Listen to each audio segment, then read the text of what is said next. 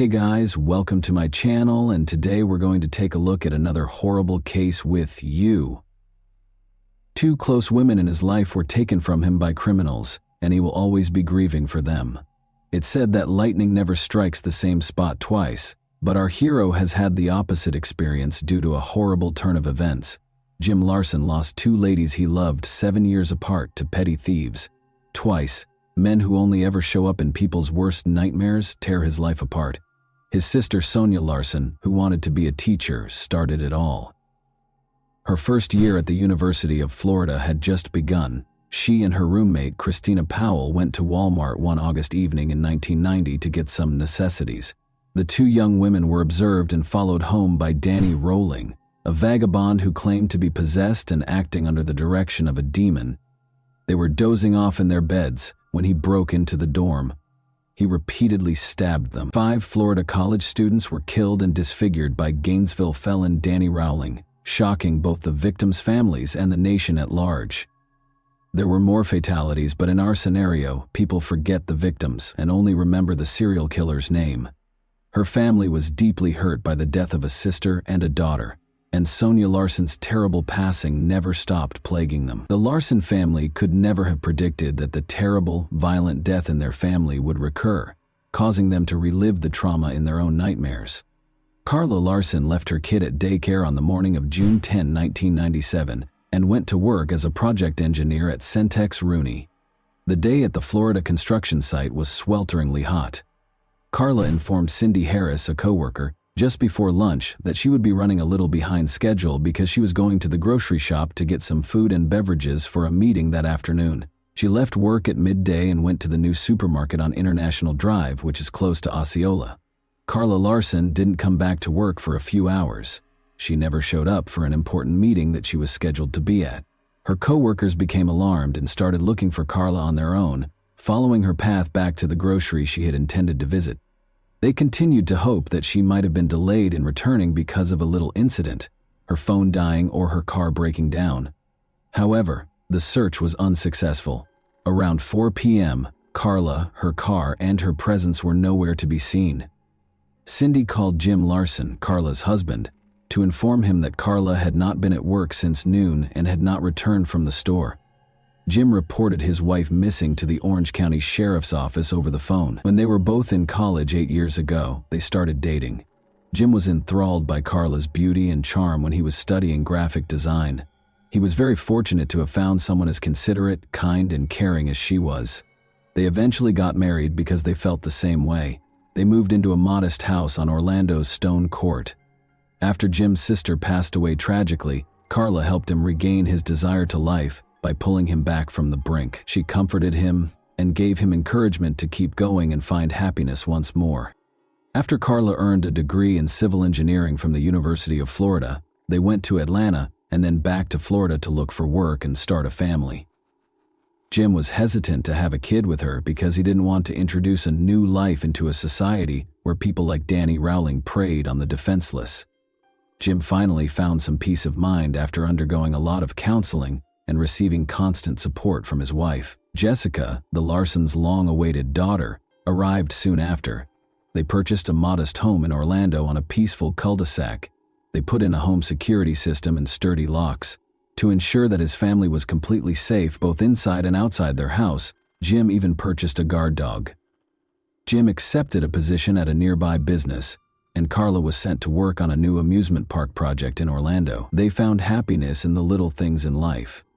Jim and Carla managed their parental duties without sacrificing their significant and taxing careers. However, on a typical summer day, Jim's idyllic life, which he had fought so hard to build, took a sad turn when Carla vanished. When Jim reported the disappearance of Carla Larson, Tom Woodard was on duty and got a radio call. At first, Tom, a seasoned officer, didn't take it too seriously because he thought it was just another domestic dispute. He nevertheless made the decision to investigate the matter. The sheriff sensed anything strange while speaking with Jim. Jim appeared terribly worried and unnecessarily agitated. The sheriff was certain that it was a normal missing persons case, unlike others he had met in similar circumstances. He assumed that Carla had either left Jim because of a disagreement or taken some time to collect her thoughts. But there had been no family problems, no conflicts. Everything was content and stable. Tom Woodard was unaware at the time that Jim was under a great lot of stress due to his fear of losing his wife, especially after the event in Gainesville and his ongoing struggles with the pain of losing his sister. He was afraid that a cherished woman would be lost as a result of this disappearance once more. They started looking for Carla. Given that Mrs. Larson had a 1-year-old kid and a solid marriage, family members emphasized that it was extremely unlikely that she would have left her family. Jim Larson, 37, stated under interrogation that he had been employed at Home Depot until 3 p.m. that day. Someone at his wife's place of employment called him at around 4 p.m. to inform him that she hadn't been seen since midday. However, how could a young woman, like the lead character in Sandra Bullock's film The Vanishing, disappear from a supermarket parking lot in the middle of the day? The missing woman was last seen going toward a grocery store close to the construction site, according to eyewitness accounts. She was confirmed to have arrived at the store and bought the things she intended to buy by a signed receipt. What transpired after Carla left the supermarket was still a mystery. She might have run into someone. Since the woman's white-gray Ford Explorer with the license plate TGX99V was also missing, investigators were attempting to ascertain the time and place of her disappearance. In the afternoon, witnesses also claimed to have seen a white Ford Explorer traveling carelessly on a gravel road close to a forested area. A Caucasian male with dark hair and a deep tan was the driver's description. The accused kidnapper was depicted in a composite sketch. Since the car might be a crime scene, a search team was dispatched to the area to look into it. Such incidents don't frequently occur in Orlando. The hunt for Carla attracted a large number of volunteers. The city's citizens, particularly those in College Park, were frightened when word spread that the young woman had vanished from the grocery parking lot. The volunteers posted leaflets at bus stops and grocery stores. The area around the store was searched by search teams. The search radius increased with every hour. Over the course of the 2-day search, a helicopter was brought in to survey additional ground. Even though there was less and less chance of finding Carla alive every minute, the homicide department and her co-workers persisted. After 36 hours of searching the same spot again, 2 of Carla's co-workers finally found something early on June 12. A woman's mangled body was lying in a marsh covered in a towel. One of the men described how, following the gory finding, he and his companion had exited the vehicle to explore when they smelled something odd but were unable to identify its source. From the little flash of his lighter, Jack lit a cigarette. The aroma was brought toward them by a modest breeze. After roughly 70 feet of leisurely walking, they located the woman at 3:39 p.m. She was half covered in sand, lying behind a shrub in the swampy region. It took the men a long moment to understand that what they had discovered was, indeed, Carla Larson, who had vanished 2 days before. She was naked, with a blue towel over her head and her long blonde hair flowing down her back. Her wedding band was the only piece of jewelry left. When Jim Larson and his family noticed the patrol cars, they began searching the area on their own. Jim was told about the discovery in the woods by a police chaplain. He felt nothing when the cops discovered her partially covered in sand, but nobody realized that the man was already burned up and overcome with emotional pain. In order to ascertain whether Mr. Larson was responsible for her death, the police were so perplexed by his actions that they put him through a polygraph test. Locals who had been keeping tabs on the COVID hunt, Carla even said that Larson appeared too aloof throughout the probe, but they failed to realize that he was just exhausted. Jim was shocked that he had experienced this twice. He stopped sleeping and eating. He had black circles under his eyes and had lost a lot of weight. The police brought detectives to what they thought might be the scene of a crime, roped off the area, and summoned the medical examiner. Investigators thought that there had been an attack after first examining the scene of the body, since the woman was found naked and all of her jewelry, aside from her wedding ring, was gone. So was it a robbery or an assault? In addition to stealing items, the robber also killed a woman. But first they had to be sure the body was indeed that of Carla Larson. Florida's extreme heat and humidity had taken their toll. The rain, animal activity, and insects had made it very difficult to identify the remains.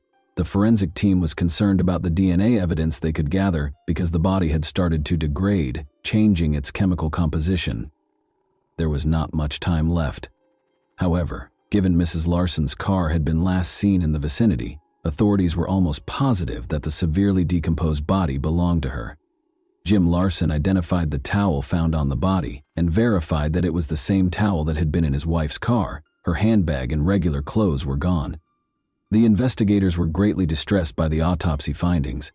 All traces and evidence that could have identified the offender had been obliterated by decomposition. The purported assault was not verified, and the investigation determined that strangulation was the cause of death.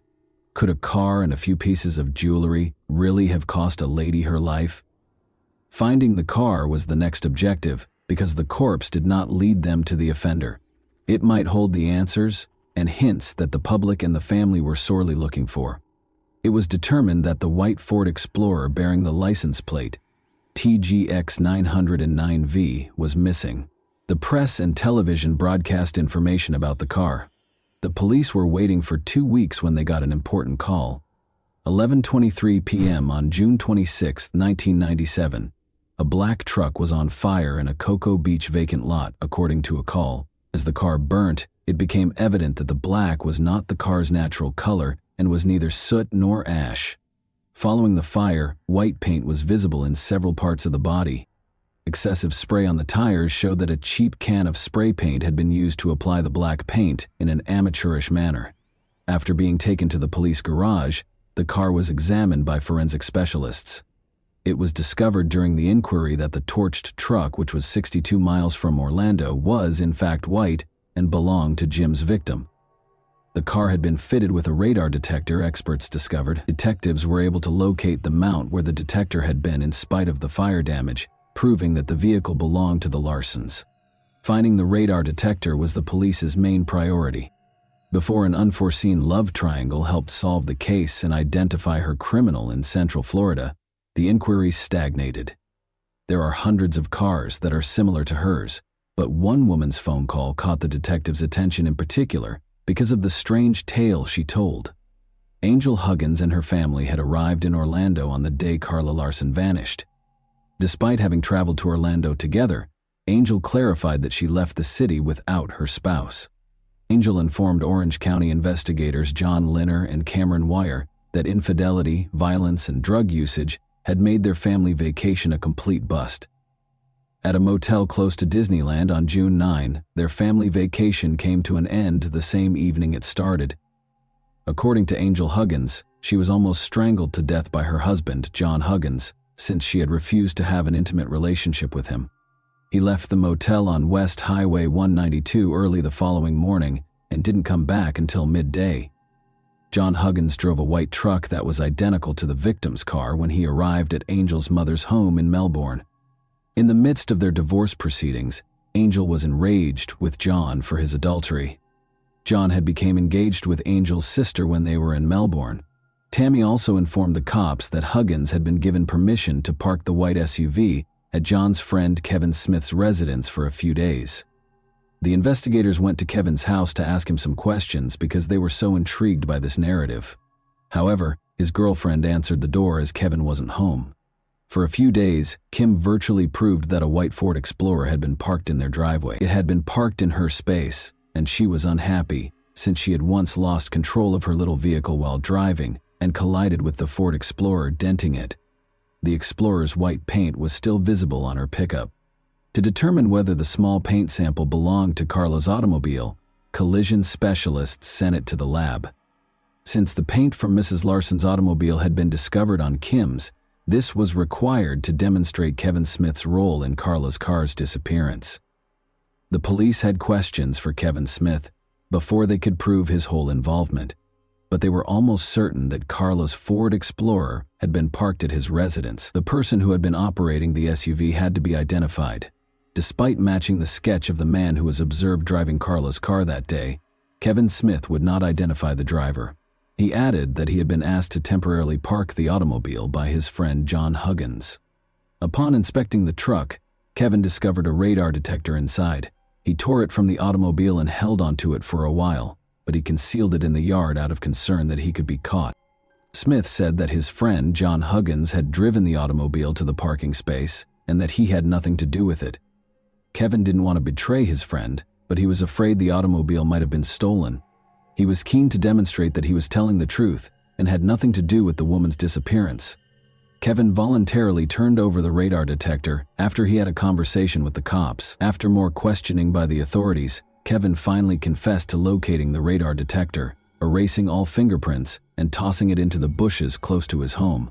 By tracking down the serial number, the authorities were able to collect the detector and verify that it belonged to the victim.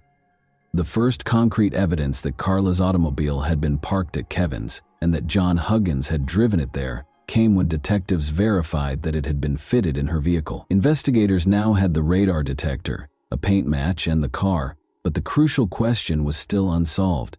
John Huggins was the top suspect right away. John Huggins has a lengthy criminal background, according to a thorough investigation of his past. He was a noted bank thief with a history of armed robberies. As it turned out, John was known to carry guns and had outstanding arrest warrants for robberies in Florida. Because John Huggins had a lengthy criminal history, victims of his past offenses recognized him when his face aired on television. Although he had conducted armed attacks, robbed banks, and looted convenience stores, the police wanted to be sure they had enough evidence against him before making an arrest, particularly because Carla's jewelry was still missing. To summarize, the victim had been found in possession of a pendant, a chain, a garnet ring, and diamond earrings. But the hunt for the jewelry was about to linger on until detectives got another lucky break in a phone call. According to Angel Huggins, she had uncovered a startling finding that might terminate the inquiry and result in Carla's criminal being imprisoned. She clarified that she had located one of Carla's missing pieces of jewelry after she and her mother had investigated the house. The police searched Angel's mother's home and the shed on the property twice after Angel called, but they were unable to locate any evidence that would implicate Angel. But the woman saw a screwdriver on top of a box in the shed when she was searching for insect repellent. She impulsively opened a shed electrical box and discovered the victim's jewels concealed within. The jewelry, the electrical box, and its cover did not have any fingerprints on them. Looking at the last piece of the puzzle, we see John driving a stolen vehicle. The attempt to strangle his wife at the hotel was picked up by the radar detector. The dates of their stay coincided with the day Carla vanished, on May 28, 1998, and the hotel room they occupied was right across from the supermarket. John Huggins was accused of robbery, kidnapping, and auto theft in addition to the murder of Carla Larson.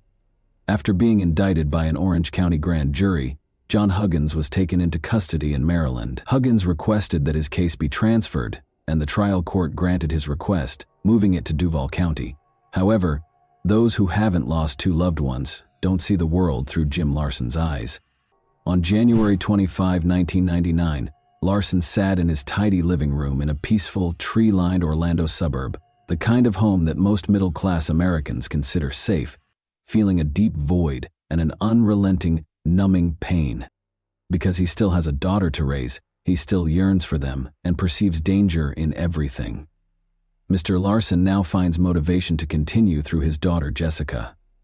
Since lightning has already hit him twice and won't do so again, he fervently hopes and believes that the young girl didn't fully comprehend the atrocities that took her mother and aunt. He also prays that she won't ever feel terror or dread again. And that wraps up today's chilling story. If you enjoyed this video, don't forget to like and subscribe so you never miss a new upload. Also, let me know in the comments, what part of this story shocked you the most? Thank you for watching, and I'll see you in the next video.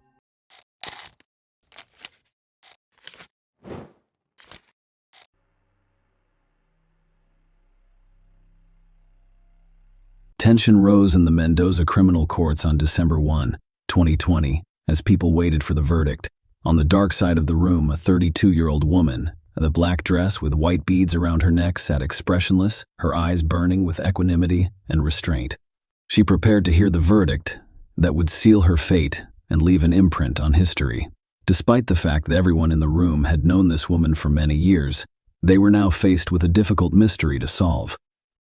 Outside the courtroom doors, the judge's approaching footsteps could be heard echoing in the silence and felt in every corner of the room like a heartbeat. It was clear that what was at stake today was not only the woman in the dark's fate, but also the long-hidden truth. A whole story lay behind this woman. With events as enigmatic as she was, the details of this true crime remained hidden, and the trial proved to be a significant challenge for all parties involved. The motto, a small town nestled in the mountains and valleys of Argentina's Mendoza province, was a place where nature revealed its most beautiful colors. In the autumn, the streets were lined with golden leaves, and the mountain peaks were painted orange and red. Mamata residents knew each other well, sharing their joys and sorrows, offering support in difficult times, and celebrating significant occasions together. Rolando Angel Aquino and Karen Leyland Oviedo began a romance in this remote location surrounded by mountains and valleys, which would shape Manado and Argentina as a whole. As the streets of the city were surrounded by the colors of autumn gold, they became frozen in anticipation of something long awaited. The fates of the two young people in this story intersected. Rolando Angel Aquino, a man with a magnetic personality who can captivate others, couldn't help but notice Karen Leyland Oviedo's exciting days. She was a woman with fire in her eyes, a love of life, and an energy that immediately captivated one's heart. The young couple had similar interests and dreams, and their determination and entrepreneurial spirit motivated them both. This meeting was an accident that provided them with the opportunity for true happiness. In 2016, they began living together and opened their own business, a warehouse in their home. Karen had a keen eye for detail, and she lovingly crafted a sign for customer service on one of the windows, as well as lists of items for sale. This little corner became something they could be proud of, and the people of Manado looked on with interest and respect. Everyone wanted to know who these young people were and how they had accomplished so much. Many people knew Karen since childhood, but Rolando remained a mystery. No one knew anything about his background except that he was from Bolivia. Rolando not only ran the business with Karen, but he also worked at the Greenland Fair where wholesale fruit sales were conducted. Looking at this couple, it appeared that they had found their own personal paradise on Earth. However, even the strongest and most sincere relationships can be tested, and Rolando was taken aback when he discovered Karen in the car with another man. His reaction was a flash of rage. At that point, he nearly destroyed the car's interior. The picture of happiness fell apart in a matter of minutes. However, Rolando agreed to give them another chance, choosing to forgive and move forward with his beloved. Others saw them as an ideal couple, capable of overcoming any difficulties together. Rolando Angel Aquino is an enigmatic figure from Bolivia, born in 1987. His exact arrival date in Argentina, as with many other aspects of his life, is unknown. As the eldest of 7 children, Rolando learned at a young age the importance of family bonds and hard work in creating an ideal family filled with joy and laughter. In his youth, he met Carolina Chavez, with whom he had a son. Despite the difficulties, the couple maintained good relations. Later in life, he met a soldier named Soledad, who gave him another son, Elias, but their relationship did not work out. Nonetheless, Rolando remained a devoted father who cared for his children and maintained positive relationships with their mothers. Rolando was physically fit from a young age, maintaining his health through sports and participation on the local soccer team. Colleagues and loved ones described him as a kind and hard-working individual. Rolando got along well with his neighbors, but when it came to socializing, he was always shy. Karen was born on March 30, 1990, and grew up in Manado. She grew up in the same house where she and Rolando eventually established their warehouse. She was well known in the community as an outgoing and open-minded woman. Karen, like Rolando, envisioned a happy and successful family with a caring and loving man. It took her some time to find the right partner. Karen had already attempted to create a happy relationship before meeting Rolando, which resulted in the birth of 2 beautiful daughters. Karen married one of her former partners, Raul or Jada, in 2013 after one of them became a father. However, as time passed, that marriage was on the verge of dissolution, with financial difficulties contributing to the conflict. Raul decided to abandon his family in search of new opportunities, fleeing the city and traveling abroad to avoid any attempts to find him. In the summer of 2019, 9-year-old Elias arrived at Rolando and Karen's house with a lot of ideas for the near future. However, on the morning of July 12, 2019, when Rolando arrived to greet his son before leaving for work, he noticed that the boy was not feeling well. Elias's condition quickly deteriorated, and despite medical staff's best efforts, he died shortly after being admitted to the hospital. His death was attributed to severe poisoning, leaving his parents completely baffled. Karen was devastated by the death of her stepson, Elias, and she cared for Rolando during his mourning. Rolando's pain gradually subsided thanks to Karen's warmth and support. Rolando decided to take a big step forward and proposed to Karen 16 months after Elias died. They married, and Rolando was confident that she would always be by his side. However, their happiness was fleeting. Karen returned home on February 6, 2022, from a beauty salon visit and a gym workout, only to discover Rolando was suffering from serious health issues.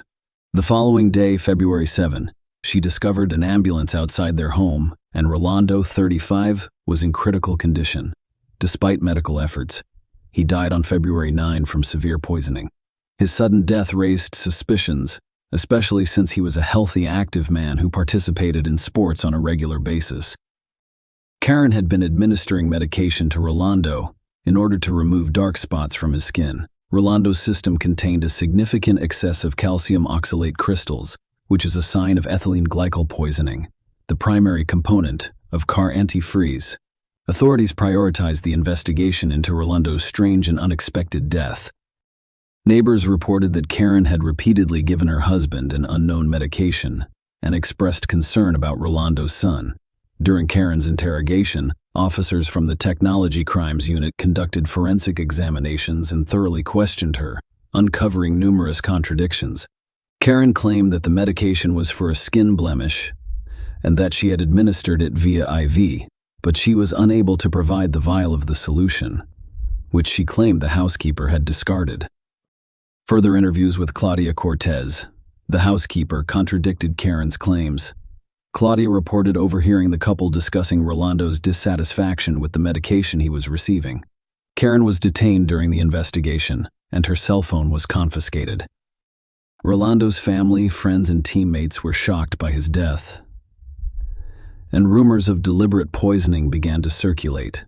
Karen's phone's search history contained information about deadly poisons and how to clear search history, as well as records of her ordering ethylene glycol online. This heightened suspicion, and the prosecutor's office charged Karen with intentionally poisoning Rolando with a poisonous substance diluted with orange juice. Rolando's health deteriorated significantly after consuming this beverage, and he died as a result. A series of strange and tragic events in the Aquino family prompted the authorities to take drastic measures. Karen was charged with aggravated murder in mid-February, after sufficient evidence was presented. Meanwhile, suspicions arose about the cause of 9-year-old Elias's death, prompting a new investigation. The prosecutor's office decided to conduct a thorough investigation of the boy's medical history. The mother claimed that Elias was perfectly healthy and active before falling into a coma at his father's house and never waking up. The boy's death certificate stated that the cause was a malfunction of his internal system and cerebral thrombosis. However, investigators remained skeptical that Elias, at the age of 9, could have died from such causes, particularly given his overall health. The prosecutor's office requested information on possible ethylene glycol purchases and received confirmation that Karen bought the poison on July 2, 2019. Shortly before the boy arrived at the Aquino home, Elias's relatives confirmed that Karen insisted on cremating his body. However, the birth mother rejected the idea and chose to bury her son. On March 4, prosecutor Claudia Rios filed new aggravated murder charges against Karen for the poisoning of Elias based on the evidence gathered. On March 14, a judge ordered pretrial detention for the woman who attempted to appeal, but the judge denied it, ruling that she should remain in custody until the trial began. That trial began 10 months later and was a critical step toward resolving this complex and dark story. The long-awaited trial began in Mendoza's criminal court, capturing public and media attention. Karen Leyland Oviedo's nationwide trial began on November 28, 2022. 2 indictments were pending. The first, led by prosecutor Fernando Gusto, concerned the murder of Elias, and the second, involving Claudia Rio, dealt with the murder of Rwanda. When the trial began, Rolando, the eldest son, Javier Aquino, who was only 15 years old, appeared as a plaintiff, accompanied by counsel. Prosecutor Gusto claimed that Karen killed Elias and then his father by administering ethylene glycol, mixed with orange juice. This resulted in severe poisoning and the deaths of both son and father.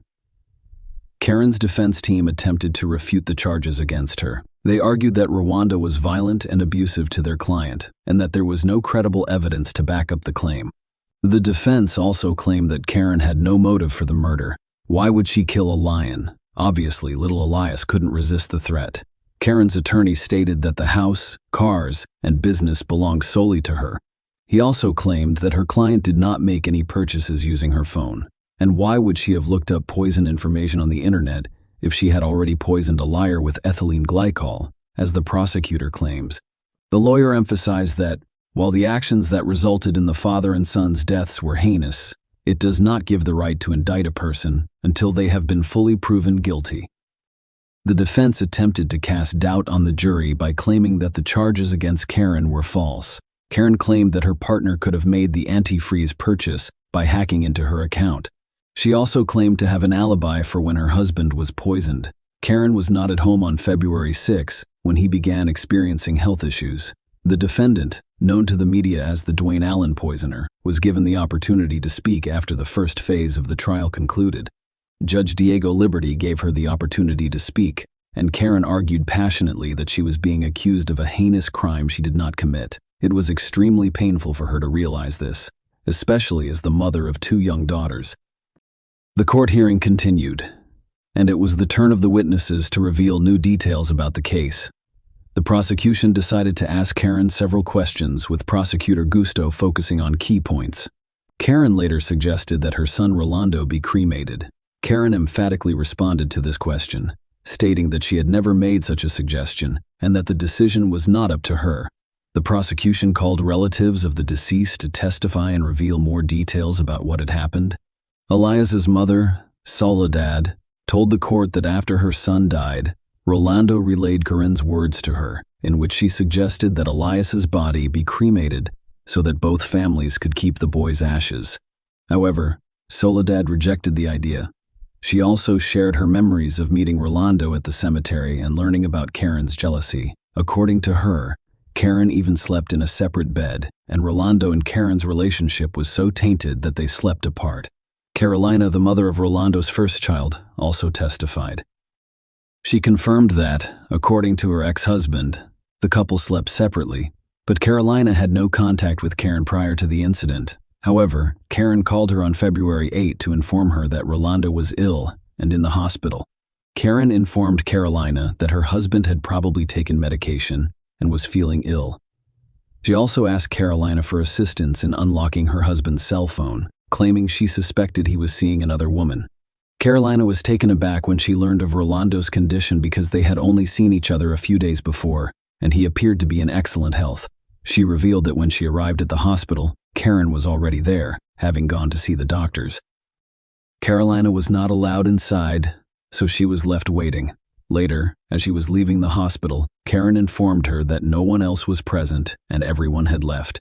Carolina became suspicious and demanded an explanation from the doctors, who informed her that the patient had lost consciousness and was not responding to treatment. Carolina then approached the hospital secretary and complained. After speaking with Karen, Carolina discovered that Rolando had taken medication for skin blemishes, which caused an allergic reaction. He claimed that the medication bottle was no longer there because the housekeeper threw it away. All of these details contributed to the mystery surrounding this complex case.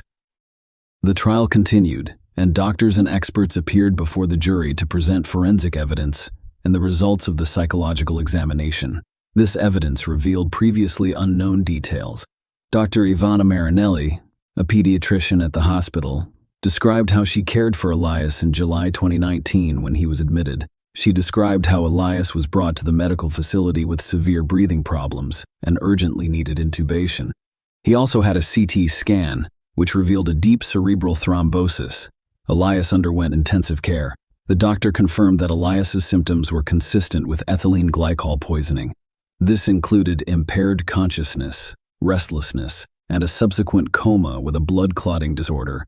Despite the best efforts of medical personnel, the boy's condition deteriorated, and after 5 p.m. on July 12, cardiac and respiratory arrest occurred. Doctors attempted to resuscitate Elias for 50 minutes with the participation. His father's efforts were futile. He was pronounced dead at 60 meters. The jury was also given the results of Karen's psychological examination. which had been requested by the prosecution. The experts' findings emphasized Karen's lies and concealment of the truth. She was portrayed as someone trying to project a decent image, but in reality, her conclusions were cold and cruel. The experts also stated that a psychological examination was performed immediately following her husband's death, but revealed no emotional effects from her spouse's death. This cast doubt on Karen's sincerity and portrayed her as a cold-blooded, self-centered woman. The examiners discovered latent hostility and impulsive behavioral reactions. Karen was finally prosecuted, and Gusto expressed doubt that she was a victim of gender-based violence, as she claimed in her testimony. This information described the defendant's true psychological profile. The long weeks of tense waiting and continuous court hearings came to an end. The trial drew a large crowd into the courtroom, their gazes fixed tensely on the jury and the judge, waiting for the decision that would bring justice to this complex and tragic story. In moving for a judgment of conviction against Karen, the prosecutor assured the jury that all of the evidence gathered strongly indicated that she was the one who planned and carried out both murders. She purchased ethylene glycol and discarded the packaging, claiming it was regular juice. Karen watched her loved ones die without offering assistance in their time of need. Cloudy Maria, the prosecutor handling Karen's case for Lundo's murder, presented the court with an ethylene glycol purchase receipt paid from Karen's bank account. The prosecution and plaintiff insisted on a unanimous verdict because it was the only way to ensure justice in the case. They insisted that Karen Leyland Oviedo be convicted of murder with evidence of extreme cruelty. The defense, on the other hand, claimed that there was insufficient evidence to establish her client's guilt. The defense attorney argued that a person can be good or bad, but it is not always related to committing a crime, and that the deaths of Rolando and his son were a tragic and sad event for their clients. Despite the defense's arguments, Karen Leyland Oviedo has added herself to the list of Argentine criminals who poisoned their victims. After a long and tense wait for the verdict, the jury made their decision. They issued a unanimous decision. Karen Leyland Oviedo was convicted of killing a liar and committing the crime with extreme cruelty. She was also convicted of Orlando's aggravated death through an insidious procedure. Karen, dressed in black and wearing white beads around her neck, listened to the verdict calmly. The jury returned a guilty verdict, and she was sentenced to life in prison. Karen Leyland Oviedo, the woman in the dark, attempted to avoid punishment for the heinous murders that shocked society and left many unanswered questions. The plans to cremate the victims' bodies may have been her final attempt to avoid the punishment she deserved. Despite her efforts, the court and jury did not give in and returned the justice verdict. So why did Karen Leyland Oviedo kill her loved ones? That remains a mystery. She had all she needed to be happy. Perhaps the motivation lies deep within her own soul. Karen refused to admit her guilt out of jealousy, self-interest, and pride, so the motives for this heinous crime are unknown. Karen Leyland Oviedo will now spend years behind bars, wondering what dark forces ruined her and those around her. This story reminds us that even the most intimate relationships can conceal terrible secrets and mysteries, and that true love and loyalty must always come first.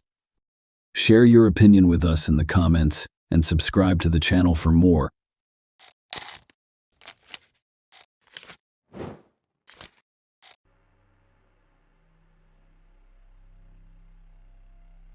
Hey guys, welcome to my channel, and today we're going to take a look at another horrible case with you. Today we'll look at a case involving a very unusual plot that occurred in London in 2011. Alice Adams and Tibor Vass's bodies were discovered in a house near Heathrow Airport. They were both 20 years old. The investigators working on this case will describe it as one of the most unusual for someone who works full-time in law enforcement. Alice Adams and Tibor Vass worked for the Radisson Blu Edwardian Heathrow Hotel. Alice was a local, and her family home was approximately 6 miles from the hotel where she worked. She had started the job 3 weeks earlier and had made friends with other hotel employees, particularly her peer Tibor Vass. Tibor was born and raised in Budapest, Hungary. He was his parents' second child, and he had a younger sister, Tibor, who enjoyed being around other people. He could play almost any musical instrument, with the piano being his favorite. He taught his sister Isabella how to play the piano, and they sang and played together while their parents listened. His mother Rosalia struggled to move on after his father died unexpectedly in 2007. Tibor spent the majority of his free time with his sister. He was both her brother and father. He wanted to share his mother's burden, so he started working full-time when he was 15 years old. In 2008, he applied to the University of Budapest, hoping that a college degree would help him get a good job and better support his mother. Despite his exceptional abilities, he was denied admission to the university. Tibor discussed with his mother the possibility of moving to Great Britain and finding work there. Tibor's mother must have supported the idea, as he moved to the United Kingdom in July 2010. At the age of 19, he relocated to London. He began working at the Radisson Blu Edwardian Heathrow Hotel. He enjoyed his job, his responsibilities, the people he worked with, and the new clients he met each day. Alice was an accomplished musician who quickly bonded with Tibor. They never ran out of topics to discuss. Tibor Vass and Alice Adams were the hotel's receptionists. Another receptionist was Attila Ban, who was 31 years old. Attila had been with the hotel the longest of the three, and he was named the best employee in 2010. Both Attila and Tibor were from Hungary, which brought them closer together. The hotel provided company apartments to its new employees. Attila and Tibor lived in a house behind the hotel. It was extremely convenient. On the one hand, it was more cost-effective. On the other hand, you did not have to spend much time getting to work. Despite Tibor's happiness to be in England, he did not abandon his plans to pursue higher education. He applied again to Budapest University, and this time he was accepted. He was very happy, but he had to return to Hungary in August 2011. Tibor's departure was marked by a small farewell party, which was held on August 9, 2011. Other hotel employees attended the party alongside Tibor, Attila, and Alice. The next day, this trio was supposed to work, but none of them showed up. Colleagues raised the alarm when they failed to arrive for work at 7 a.m. The police were notified at 7 a.m. The police were notified at 7:53 a.m. The police arrived at the house and knocked on the door. No one opened the door, and everything was quiet inside. The door was unlocked. When one of the officers opened it, he discovered a terrifying sight. Alice lay on the living room floor, her face hidden by a pillow. Later, the medical examiner who performed the autopsy found 22 stab wounds on her body. The naked body of the man who had died from stab wounds to the heart lay on the bed in his bedroom. The killer was nowhere to be found. The police cordoned off the house, and investigators and forensic experts quickly began their work.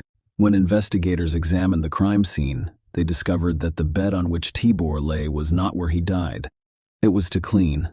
The perpetrator had wounded him elsewhere before removing his clothes, cleaning him up and placing him on the bed. Alcohol bottles and illegal substances, which appeared to have been consumed at the party, were discovered in the apartment.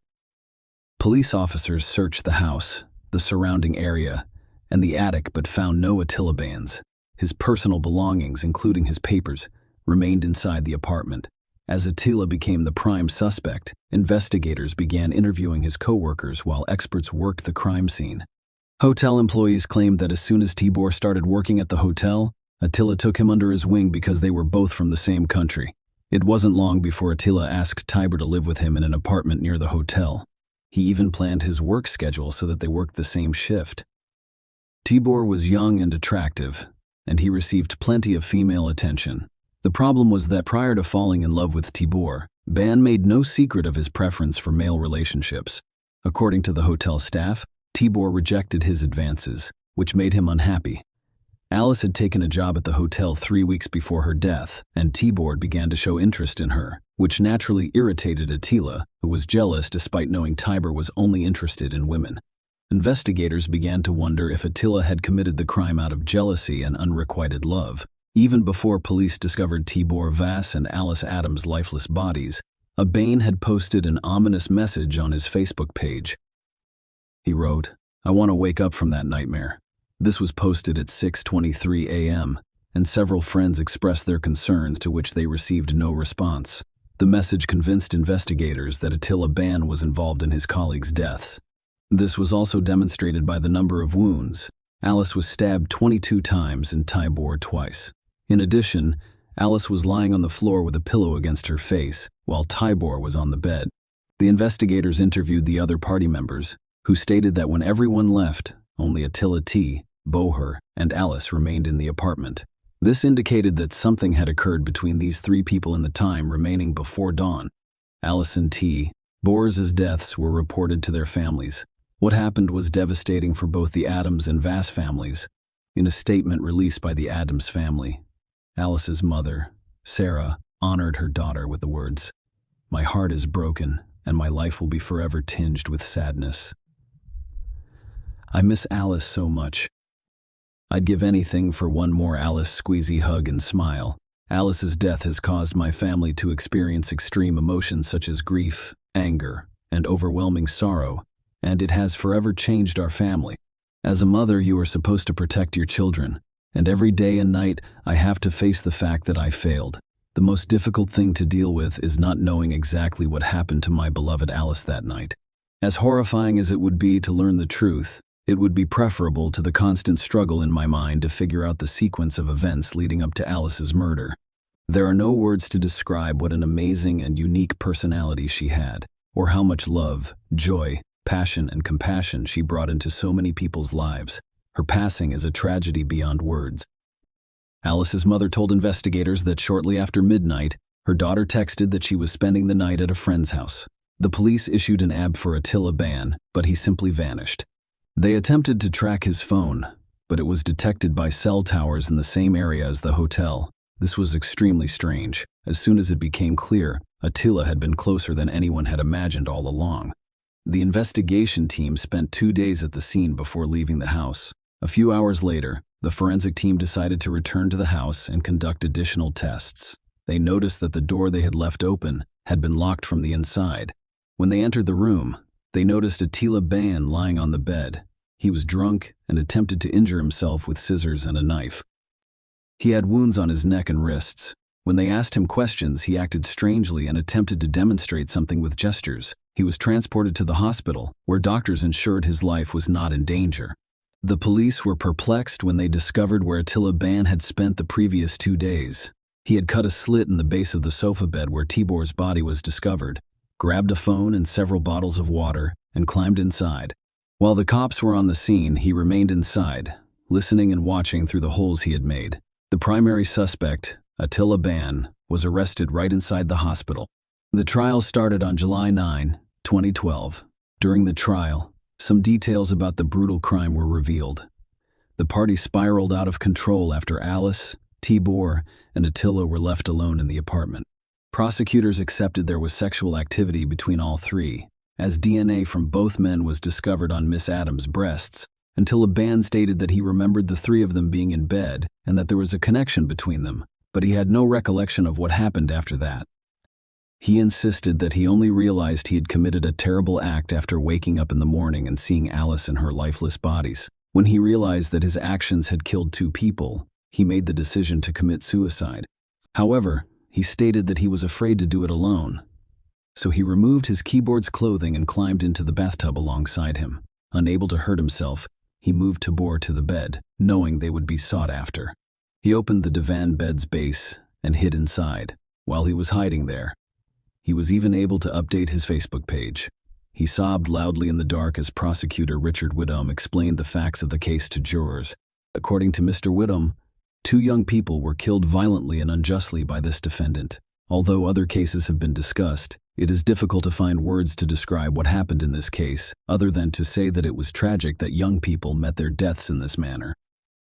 According to Mr. Whittom, Tibor Vass had relationships with hotel employees, and there is no evidence that he ever had a sexual relationship with an Attila Ban. However, Attila Ban appeared to have feelings for Tibor Vass and acted slightly possessively towards him.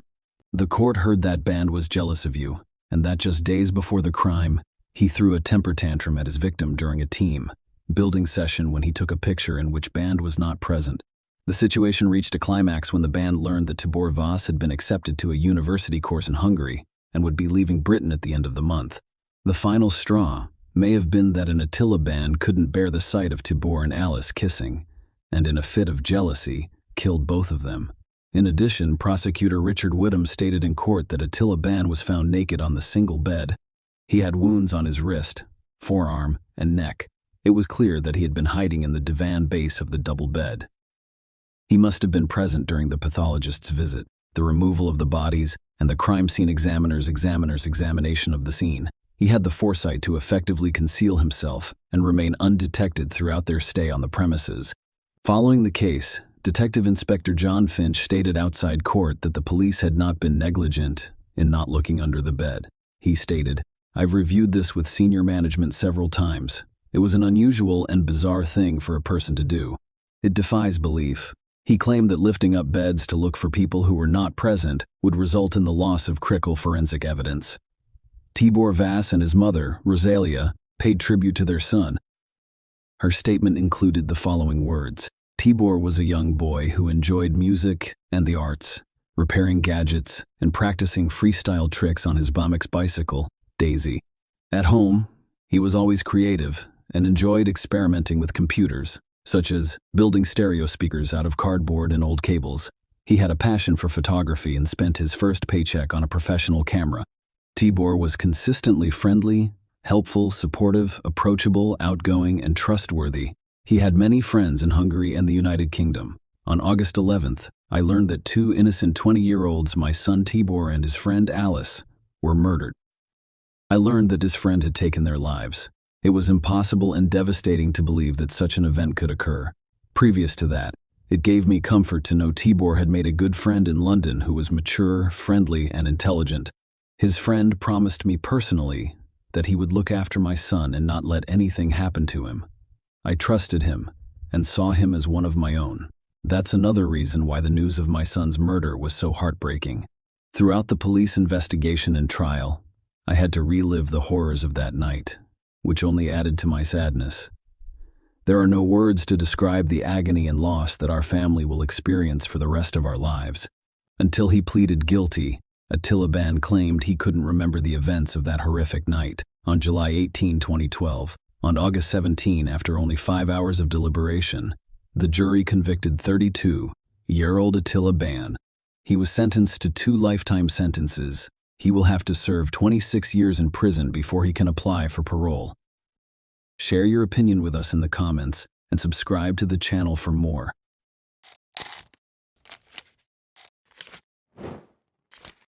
Hey guys, welcome to my channel, and today we're going to take a look at another horrible case with you. A person's life can be completely transformed by the emotion of love. It can be tender and loving, or it can be hurtful and disappointing. Almost everyone has times in their lives when they meet someone who becomes special to them, but occasionally these relationships don't work out as planned. In this tale, a man and a woman fell in love, but their relationship ended because of a well-publicized investigation. What transpired between them? For what reason were their parents against their relationship? This video will teach you the answers to these questions. I want to start by saying that this is one of the most unbelievable stories I have ever posted on my channel. Why do those who are meant to protect and serve act indifferently? And everyone will be shocked by this story's conclusion. We will therefore talk about what happened in Kemerovo, Russia in 2020. The administrative hub of the Kemerovo Oblast is the sizable Russian city of Kemerovo. It is located in western Siberia's southern region. It is one of the biggest cities in Siberia, with a population of over 500,000. On September 24, 1997, Vera Pekdeleva was born in Kishtym, Kemerovo Oblast. She developed into a happy, imaginative adult. She won first place in several competitions because she loved singing while studying in school. Despite their divorce while she was in school, Vera's parents, Oksana and Yevgeny, remained friendly. Vera got along well with her mother's new husband and her father's new wife. She was characterized as a non-confrontational, upbeat, and kind individual. Vera's mother, Oksana, lived in Kiselyousk, about 110 miles from Kemerovo, and Vera visited her mother whenever she had free time. As I mentioned earlier, Vera was a creative person, so her family was taken aback when she moved to Kemerovo after high school and enrolled in the State Technical University rather than pursuing a creative career. Vera met a man her own age, Vladislav Kanyas, during one of these trips in 2016. Vera was nothing like Vlad, as everyone called him. He was reclusive, irritable, and lacked life goals. Vlad was raised in a dysfunctional household and left school after the 9th grade. He lived with his father after his mother abandoned her family. But the challenges in his life did not stop there. In the end, his father committed suicide as a result of his legal troubles. Vlad was profoundly affected by everything that transpired in front of his eyes. Vera fell in love with Vlad despite the fact that they had little in common. Vera's parents opposed this relationship because they were aware of Vlad's identity. Although we sympathized with the man and understood that his life wasn't easy, we wanted Vera to have an entirely different life. We didn't agree with her decision. According to her mother, Oksana, we waited for her to break up with him. Vera's father requested that they break up after learning about Vlad. But Vlad and his daughter remained together. She simply ceased discussing him with her parents. Vlad never showed up for our family get-togethers. The pictures on Vera's social media accounts did not feature him. She seemed to be concealing him, Vera's mother recalled.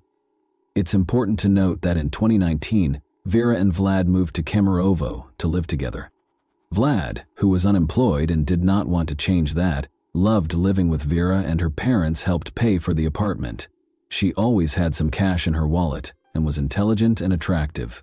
She gave him financial support. The couple's relationship was strained. It was obvious that Vlad would not stop abusing alcohol. In November 2019, Vlad allegedly beat her, according to her parents. When Vera finally made the decision to end this toxic relationship, her boyfriend was adamantly against it. As previously stated, Vera's parents assisted her in paying for the apartment where she and Vlad resided. Since Vera ended their relationship in November 2019, it stands to reason that Vlad ought to have moved out, but he refused to do so. He enjoyed living at the expense of others. This is a passage from Vlad's testimony. It will help you understand what transpired after Vera made the decision to break up with him. However, keep in mind that this is Vlad's testimony. Whether or not you believe what he says in his testimony is up to you. I got into a fight with Vera on December 15, 2019, he said. I wanted to go to a nightclub, but she said no, so we got into a fight. Vera started traveling frequently to Kislyovsk during our time together. Slowly, she started to distance herself from me. She informed me that she was speaking to someone else. Remember that. Vera had told Vlad she was ending their relationship a month prior, he went on. Our mutual friend also told me that she was seeing someone else. According to her, Vera was seeing Alexander, a man from Kislyovsk. I was not personally acquainted with him. I wanted to speak with Vera after finding out that she was seeing Alexander. During this period, we remained in the same apartment. Following our argument on December 15, 2019, she departed and took a few items with her. At the same time, I kept calling her to stay in contact. I offered to assist Vera in moving her remaining possessions to a different apartment when I called her on January 12, 2020. I offered to meet and move things, and Vera accepted. I would assist her with the move, we decided. We decided to meet in the afternoon on January 13. I was supposed to get her belongings. Vera approached me on January 13, 2020, at approximately 4 or 6 o'clock. I wanted to leave this apartment as well, so when she arrived, we packed our belongings. Without Vera, I didn't want to live there. We consumed beer, liqueur, and vodka while packing. Then I was intoxicated and Vera was intoxicated too. On January 14, 2020, we drank alcohol until 5 in the morning. We had no arguments while we were drinking, but when I brought up our relationship and suggested that we get back together, I revealed that I knew she was seeing another man, which caused a rift between us.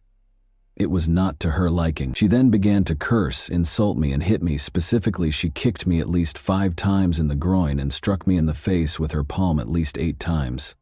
When she slapped me, I felt no pain. Vera began hitting me first, but I felt physical pain when she kicked me between the legs.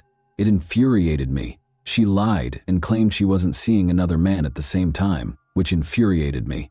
Vera kept insulting me, saying that I was intruding on her personal life because I was aware of every detail about her at the time. Vlad told the police that version of events. We'll talk about the opposing viewpoint next, which provides compelling evidence that Vlad was dishonest in his testimony. Take note of this phrase. On January 14, 2020, we drank alcohol until 5 in the morning. We did not argue while doing so. Vera had no intention of sharing the apartment with Vlad, much less partaking in alcohol. She requested a friend's assistance with the move. Vera left a voicemail for her friend at 5:08 p.m., stating that she was already in the apartment packing up her belongings. At around 6 o'clock in the afternoon, she promised to be at her new apartment. Vera requested assistance from a friend to move her belongings from the taxi to the apartment. Vera left another voicemail 3 minutes later. She asked her friend to assist her with the move by coming to the apartment where she and Vlad shared. But before Vera could finish, Vlad interrupted, saying, "No one's coming in here," and he objected to Vera's friend entering the apartment. 4 minutes later, at 5:15 p.m., Vera asked her friend to come in a low voice, suggesting that things had gotten out of hand.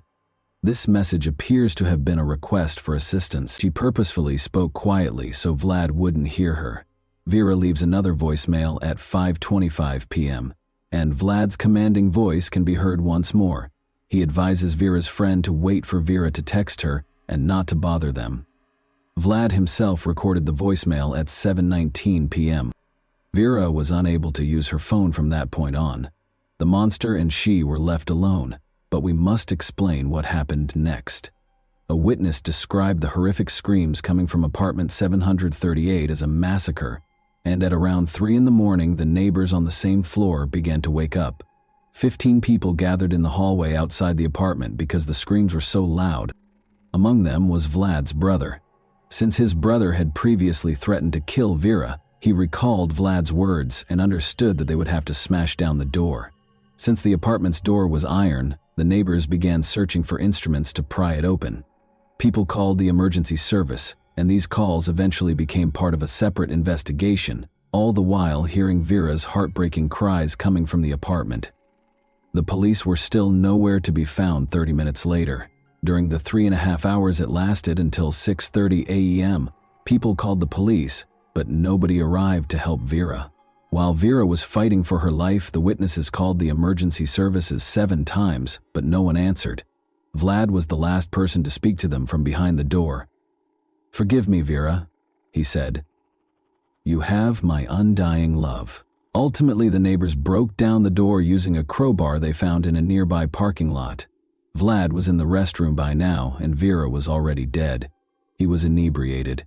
While Vera was suffering a terrible death at the hands of her ex-boyfriend, and the neighbors were futilely attempting to contact the police for assistance. Operators were drinking tea, laughing, and discussing life in 112, and they were quite upset about being bothered. It was only after Vera's death that the police showed up.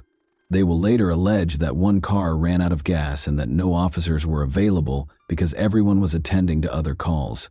Consequently, the police officers who were on duty that evening and the 112 operators were also put on trial. The police station video was released while the investigation was underway, but translating it into English is pointless.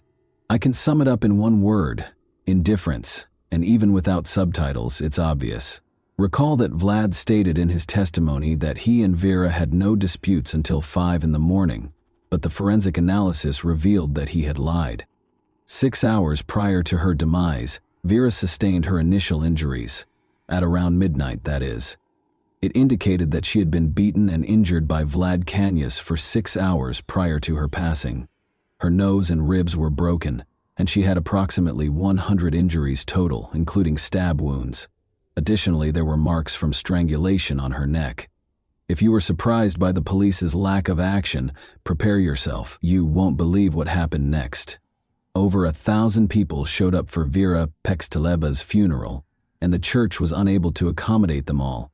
According to Oksana, Vera's mother, the funeral home tried to restore her daughter's face with makeup for 4 hours, but she was still unable to identify her. Her injuries were that severe. Vlad Kanyus was telling the investigators in the meantime his account of events. Naturally, he made an effort to minimize his involvement in this crime. He said as much about that evening. "I told her I knew she was seeing another guy and suggested we get back together when I first started talking to her about our relationship. We began to argue. It was not to her liking. She then began hitting me, insulting me, and using profanity. In particular, she struck me in the face with her palm at least 8 times and kicked me at least 5 times in the groin.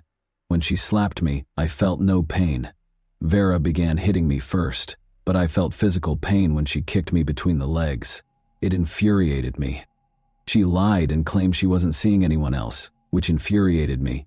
Vera also claimed that since I was well versed in her personal life, I was intruding on her privacy. She persisted in insulting me during this time. So I became enraged and struck her multiple times with my palms, roughly 4 times on the head, though the blows were not very strong. Vera fell to the ground and struck the closet when I struck her. On her stomach she lay. She struck me back too. Specifically, she used her fists and palms to beat my head. It hurt. She didn't stop even after I told her to. She scratched my back, I recall. I then made the decision to grab her by the neck. On the floor I noticed an iron. After grabbing this iron, I wrapped Vera's neck with the iron cord. Then I pulled the cord a little tighter around her neck. For a minute and a half or 2, I squeezed her neck. I didn't want to kill Vera at the time, and I was unaware that my actions could do so. I wanted to frighten Vera, so I was pulling the cord tighter around her neck. My goal was for her to faint. I hoped she would go to sleep. After I took the cord off her neck, she began coughing and wheezing for 15 minutes. When I took Vera's neck cord off, I placed her on her back. After she had been in the prone position, she was unconscious at the time. She wheezed and made noises at the same time. She seemed fine to me. I eventually began rousing Vera, but she was not responding. I then began to hear if her heart was pounding. I listened to her mouth and then her heart. Her heart wasn't beating. She was not breathing. I can't recall what came next. I recall that I eventually found myself in the restroom. I was holding a knife at the same time. I wanted to injure myself, so I brought a knife. I knew Vera was dead, and I didn't want to kill her, so I didn't want to live. After a while, my brother and a policeman entered the apartment through the open door. I was then instructed to put on my clothes. The police station is where I was taken. I apologize for my actions. I don't deny that Vera died as a result of what I did. I had no desire to murder her. I would like to express my regret to Vera's family. Vlad has a selective memory, as you have observed. He recalled strangling Vera, but he couldn't recall how he hurt her roughly 100 times. Vera was lying on her stomach on the floor during the interrogation, and it was unclear how she could have scratched his back and punched him in the face. It also became evident how Vlad's brother got to the crime scene. He lived in a different city, after all. This is what Vlad said to the police. I called my brother and informed him of the situation. My brother advised me to call an ambulance and perform cardiopulmonary resuscitation on Vera. After I informed him that she was not breathing, I attempted to administer first aid to her. I attempted to massage her heart and perform CPR. He called his brother around midnight and threatened to kill Vera, according to information uncovered during the investigation. When questioned again about Vera's injuries during the second interrogation, he said, "It was probably me who caused those injuries to Vera. Although I didn't keep track of how many blows I delivered, the expert discovered some injuries on Vera's body that might have been my fault. I can't recall how many times I struck her, but I believe it was the same amount as the expert suggested. I acknowledge that I caused her every injury listed in the report. I desired quiet. I didn't consider how she was suffering. During our argument, she yelled at me and insulted me. When I struck her, I didn't like it. I didn't enjoy her yelling. I wished she would stop talking. At the time, I didn't consider her suffering. Additionally, Vlad Kanyus claimed that he and Vera were intimate by consent. Since it was impossible to prove the opposite, the charges pertaining to this were ultimately dropped that evening. Emergency service operators and police officers were charged with negligence. It's difficult to accept, but throughout the investigation, they continued to give ludicrous justifications for their actions, and no one suspended them from their jobs. For each of the 5 defendants, the prosecutors sought actual prison sentences, but the judge made a different decision. They were given suspended sentences ranging from 1.5 to 2 years. Additionally, the court mandated that each give the victims roughly $350. The police department also had to pay about $11,000 at the same time. Although the ruble is the currency of Russia, I have converted all amounts to US dollars. The indictment claims that the police officers had gasoline, and even if they didn't, they should have taken the proper action to address the situation. However, they did not view going to the scene as an urgent task, so everyone can understand these numbers. According to them, neither police officer admitted guilt and refused to assist with the investigation. The investigation team was at another address where the man's body had been discovered earlier, when witnesses called to report the woman's screams and cries for assistance. Vera had no intention of staying in the apartment that night. so we'll probably never find out what actually transpired. She even asked a friend to assist her in moving. Thus, there is every reason to believe that Vlad poured alcohol into Vera's mouth while she was unconscious, or forced her to drink it. He had time to devise a story that would demonstrate that everything that occurred was accidental. Vlad Kanus was given a 17-year prison sentence by the court in the summer of 2022. He partially acknowledged his guilt. Additionally, he was mandated to make a compensation payment of roughly $45,000. Vera's parents were shocked by what transpired next, since they felt that 17 years was a very light sentence for what Kanus had done to their daughter. They intended to appeal the decision. But Vlad was not even imprisoned for a year. Pictures of Kanus in uniform were broadcast on the network in November 2023, and it was revealed in April 2023 that he had been pardoned by the president following 6 months of involvement in the war. He was also released from the duty to compensate Vera's parents in any way, and you are all aware of the type of conflict Russia is currently embroiled in. In Russia, the case of Vera Pekteleva has generated a lot of interest. Not less poignant was the news of Vlad Kanus's pardon. This is what the Russian president's press secretary had to say about it. Pardoning follows a specific process, which we have discussed on numerous occasions.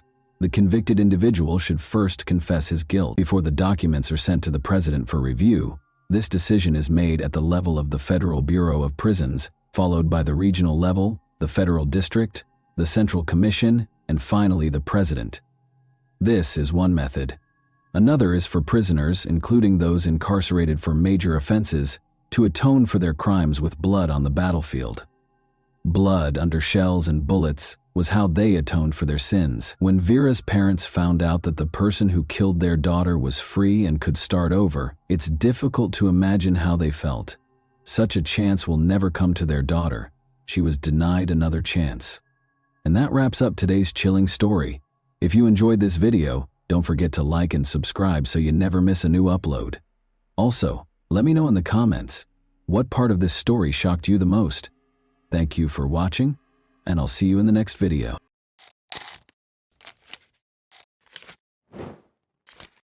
Hey guys, welcome to my channel, and today we're going to take a look at another horrible case with you. The community was rocked in 2010 when several women's bodies were found along Gilgo Beach. While some victims were found that year, others were found in 2011, all of whom had evidence of ruthless murder. Despite conducting a thorough investigation, police were unable to find any leads or suspects, and the bodies were left in appalling conditions. The identity of the murderer and the full scope of the crimes were left a mystery for years. When a sample from a pizza crust that the suspect had thrown away was discovered to match hair on one of the victims, it was a breakthrough. Who was responsible for these horrifying killings, and how many victims remain unaccounted for? Let's investigate this matter. The hunt for Shannon Gilbert was the first step in the investigation into the terrible deaths of multiple women close to Gilgo Beach, Long Island. She was a 24-year-old woman who escaped from a client's house and disappeared in May 2010. Following the discovery of human remains along Oak Beach's Ocean Parkway on December 11, 2010, her disappearance became a crucial component of a more extensive and ongoing mystery. In a heartbreaking 23-minute 911 call, Gilbert said, "They are trying to kill me." After she vanished, Suffolk County Police Officer John Malia searched the gated community where Gilbert was last seen with his cadaver dog, Blue. But even after a rigorous search during the summer of 2010, they were unable to locate any leads. Malia carried out a fresh search on December 11 with an emphasis on the area around Ocean Parkway. They forced their way through a thin layer of snow and dense vegetation. The team discovered Melissa Barthelomy's remains, wrapped in rotting burlap, after the dog detected a scent. 3 more bodies were discovered by the police as they searched further. These victims were later identified as Amber Costello, Megan Waterman, and Maureen Brainerd Barnes. All of them were discovered within 500 feet of one another. Suffolk County Police stayed committed to cracking the case and increased their search and resources as the bodies were found along Ocean Parkway. Patrols along Ocean Parkway were stepped up after the discovery of the first set of remains in December 2010. To comb through the dense brush and marshy areas, police deployed cadaver dogs, forensic teams, and cutting-edge equipment. Police stepped up their search along the same highway in March 2011 after finding additional remains, including those of Valerie Mack and Jessica Taylor. They broadened their scope to include Nassau County and even inspected neighboring beaches.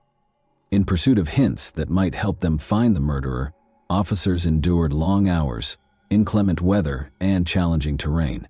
State police, the FBI, and local authorities were among the law enforcement agencies that collaborated on the investigation. They investigated all of the information that could be used to identify the murderer, investigated forensic evidence, and followed up on tips. Police provided the public with updates as the case became more complicated and even offered a $25,000 reward for information that might result in an arrest. Despite these tenacious efforts, the case continued to garner attention for reasons other than the discovery of new bodies. Unexpected developments in the investigation included the December 2011 discovery of Shannon Gilbert's remains, which sparked further inquiries about whether her passing was connected to the others. Some thought Gilbert's death was an accident, while others suspected foul play. Every lead was taken seriously by the police, who kept looking for answers. Gilbert's disappearance went unsolved for more than a year. However, a breakthrough happened on December 13, 2011. About half a mile from her last known location, her remains were discovered in a marsh. Her clothes and other possessions were also found close by. Gilbert's death was initially feared to be connected to the Long Island serial killer.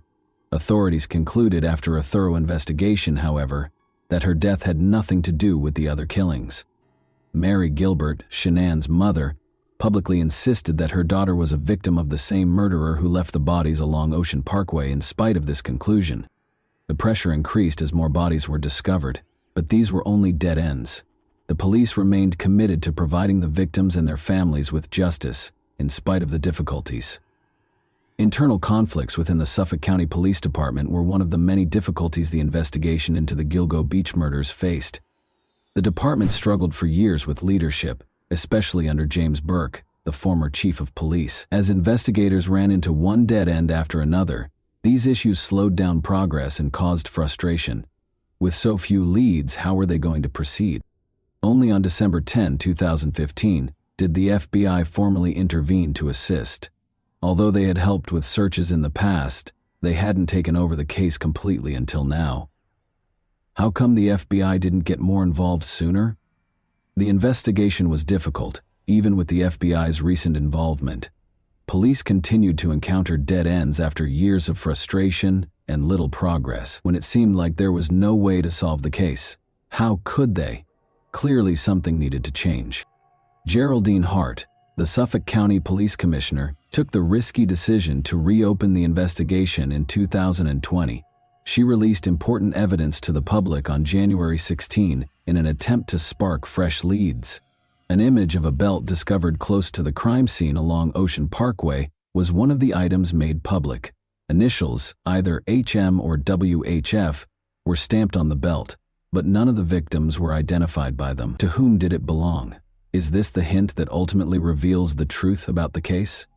In addition to releasing the evidence, the police department declared that they were analyzing current leads using new scientific techniques. They started the website gilgonews.com to keep the public informed, allowing anyone with information to come forward. Would the same mysteries that had plagued the investigation for years continue to stall it? Or could this fresh push finally result in an arrest? The need to find answers appeared to be greater than before. Researchers used genetic genealogy, a novel tool, in June 2019. Everyone was curious as to whether this novel approach would ultimately solve the case. The investigation had been at a standstill for years, with few leads and innumerable unsolved questions. However, genetic genealogy provided a novel strategy that proved effective. Authorities recognized Jane Doe number 6 as Valerie Mack in May 2020. Her remains had been found in fragments for years, but using this new technique, they were able to match her DNA to her family and finally give her a name. The identification of Jane Doe number 7 as Karen Vergata in August 2023 marked yet another breakthrough. Her identity had been a mystery for almost 30 years, but the case advanced further because of genetic genealogy. These developments provided fresh impetus for the inquiry. The puzzle was gradually beginning to fit together, but there was still a long way to go.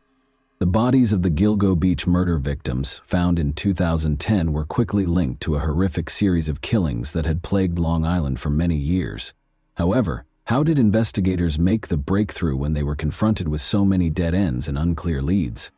Melissa Bartholomew was the first casualty. In July 2009, Melissa, a 24-year-old Bronx resident, disappeared. Before going missing for weeks, she had tried to call an ex-boyfriend and made a deposit into her bank account. Someone using Melissa's phone made threatening calls to Amanda, her 15-year-old sister. The caller made fun of Amanda and even disclosed Melissa's death. Police were unable to identify the caller even after tracking the calls to multiple locations, such as Madison Square Garden and Massapequa. In December 2010, Melissa's body, the first of the Gilgo Four to be found, was discovered close to Marines. It was Maureen Brainerd Barnes who was the second victim. After telling a friend she was heading to New York City, 25-year-old Maureen from Connecticut was last seen on July 9, 2007. She became a mother of two and used sex work to help support her family, but she later went back to it after experiencing financial difficulties. Maureen never came back after setting up a meeting with a client. In December 2010, more than 3 years later, her remains were discovered. One of the leather belts used to bind her body was found to contain DNA that would later be connected to the murderer's wife. Megan Waterman was the third casualty. Megan, a 22-year-old Maine woman, posted escort ads on Craigslist and vanished in 2010. She was under her boyfriend's control and had fallen victim to sex trafficking. When Megan neglected to check in with her daughter, who was 3 years old, her family filed a missing persons report. In December 2010, her body was discovered close to the other victims. Investigators were unable to establish a direct connection between her death and her boyfriend, even though he was arrested on trafficking charges. Amber Lynn Costello was the fourth casualty. After meeting a client who offered her $1,500 in exchange for her services, Amber, 27, of West Babylon, New York, vanished on September 2, 2010. Through the Chevrolet Avalanche he drove, the client, a man who had called her multiple times, would subsequently be connected to the murderer. At first, Amber's family didn't know she was involved in sex work and thought she had entered treatment. Her heartbreaking tale brought to light the precariousness of those caught in the sex trade and addiction. 2011 saw the discovery of additional remains as the search for victims went on. The bodies of Jessica Taylor, Valerie Mack, and an unnamed toddler named Baby Doe were among 4 additional sets of remains found close to Oak Beach and Gilgo Beach. The mystery was only made more complex by the discovery of these extra victims. What other numbers were there? More unsettling remains were discovered when investigators extended their search into Nassau County to the east. Remains of Peaches and her child, Baby Doe, were among the most eerie finds. In 1997, the dismembered torso of an African-American woman named Peaches was discovered. She was later identified by investigators as the mother of Baby Doe after DNA testing linked her to the remains discovered in 2011. Both victims' identities are still unknown, and there are still unanswered questions regarding how they died. Then, in 2010, the remains of a young Asian person named Asian Doe were discovered close to the first 4 bodies. Although the victim's identity is still unknown, it was thought to be a transgender woman. Even with all of the technological advances, it was not easy to identify these victims. The case appeared unsolvable due to the lack of leads and persistent dead ends. How could detectives, who were already having a hard time identifying so many victims, ever hope to catch the murderer? The Gilgo Beach murder investigation took a dark and complicated turn with the discovery of new remains, leaving the public and police with more questions than answers. With no leads and numerous dead ends, the Gilgo Beach murder investigation seemed to be going in circles for years. Would the murderer ever be apprehended?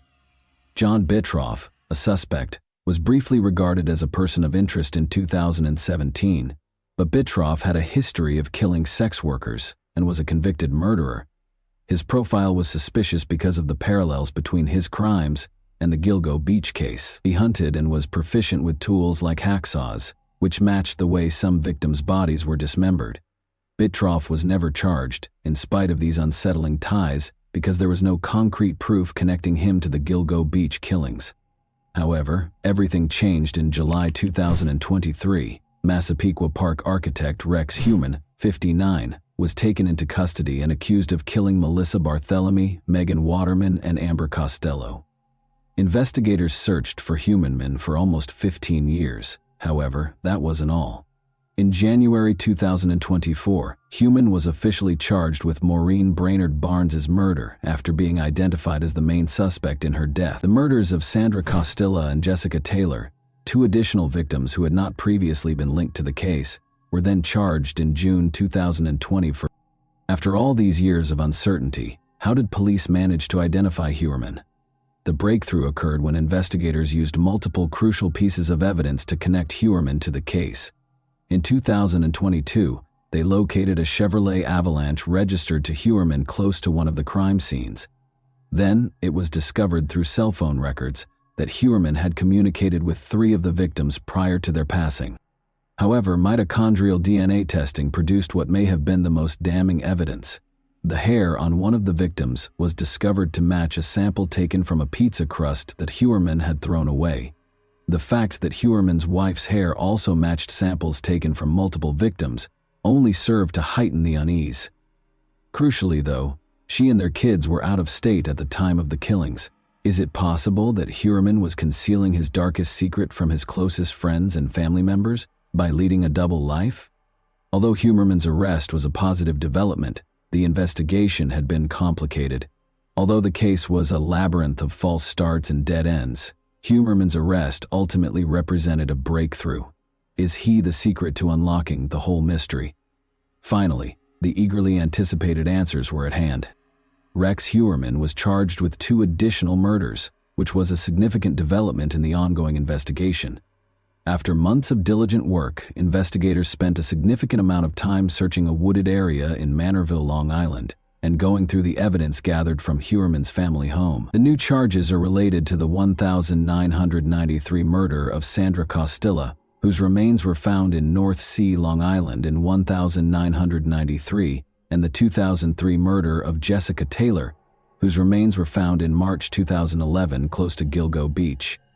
According to court records, Heumann is currently facing charges for both offenses. Prosecutors claim that DNA evidence, including a hair discovered beneath Jessica Taylor's body, connected Heumann to the killings.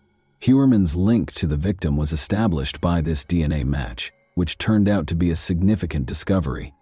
At first, it was thought that John Bittroff, a different suspect who had been connected to other killings in the neighborhood, was responsible for Sandra Costello's death. Recent developments in DNA technology, however, have shed new light on the case and identified Heumann as the real murderer. DNA evidence discovered at the crime scene has now been verified by prosecutors as linking Heumann to Costello's murder.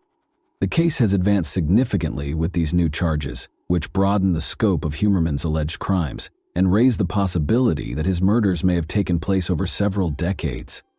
The number of additional victims Heumann may have been linked to is still unknown in light of this new information. Even more unsettling information is being revealed by the ongoing investigation.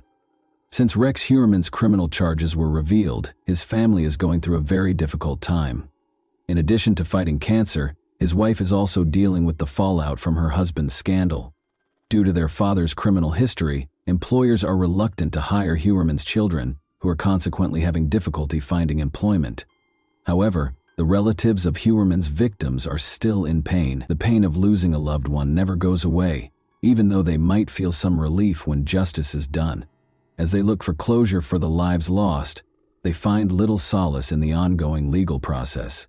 The ramifications of this case are extensive and continue to cause great emotional suffering for the families of Heuermann and the victims. And that wraps up today's chilling story. If you enjoyed this video, don't forget to like and subscribe so you never miss a new upload. Also, let me know in the comments what part of this story shocked you the most. Thank you for watching, and I'll see you in the next video.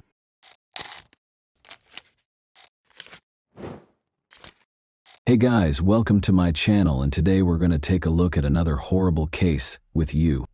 When 17-year-old Laurel Jean Mitchell left work one warm summer evening in 1975 in the quiet town of North Webster, Indiana, she disappeared without a trace. Her dead body was discovered floating in a nearby river the following day. Who could have done something so heinous?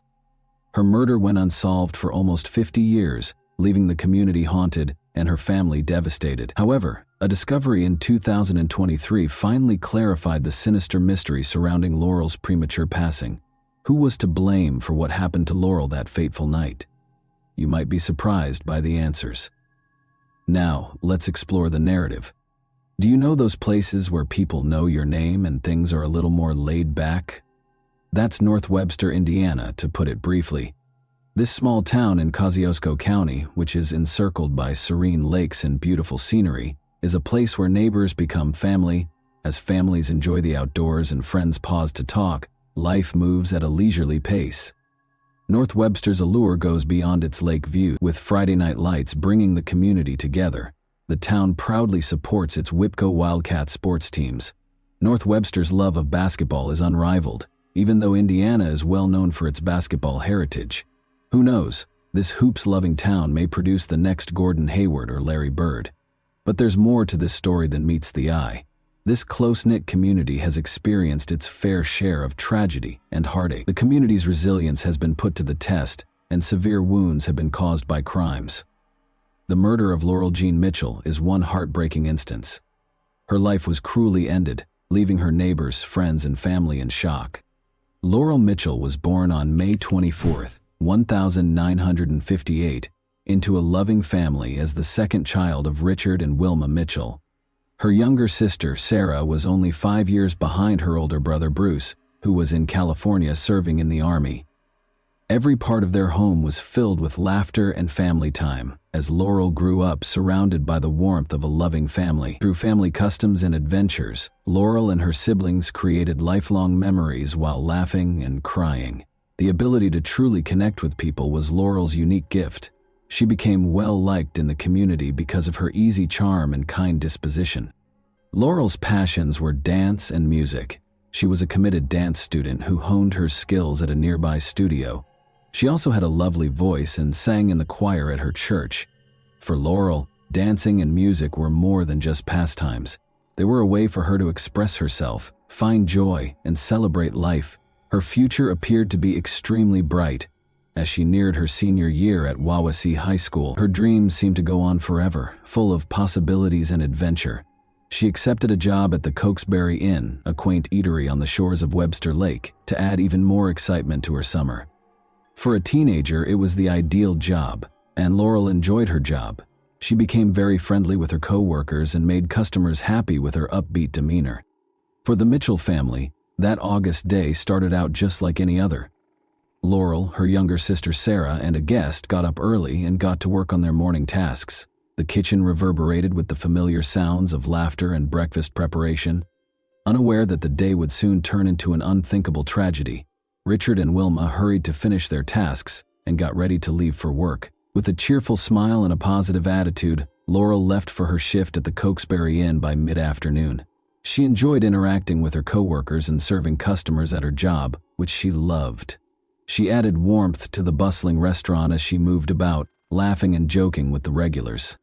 Unaware of the horror that would soon be revealed, Laurel settled into the steady pace of the evening shift.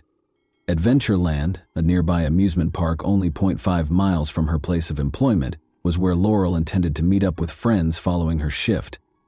With her sights set on the exciting evening, she graciously declined a coworker's offer to drive her home after the restaurant closed. Laurel left the office at 10:15 p.m., bid farewell to her coworkers, and ventured out into the balmy summer evening.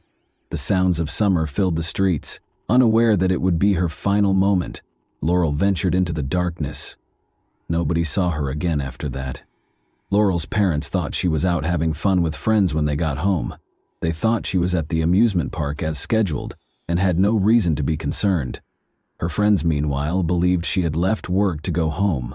For a responsible girl like Laurel, it was a fair assumption. Unbeknownst to everyone, though, the group had decided against going to the amusement park and instead would be attending the county fair in Warsaw. They would think about this misunderstanding a lot in the days ahead. Fear took hold as the night grew darker.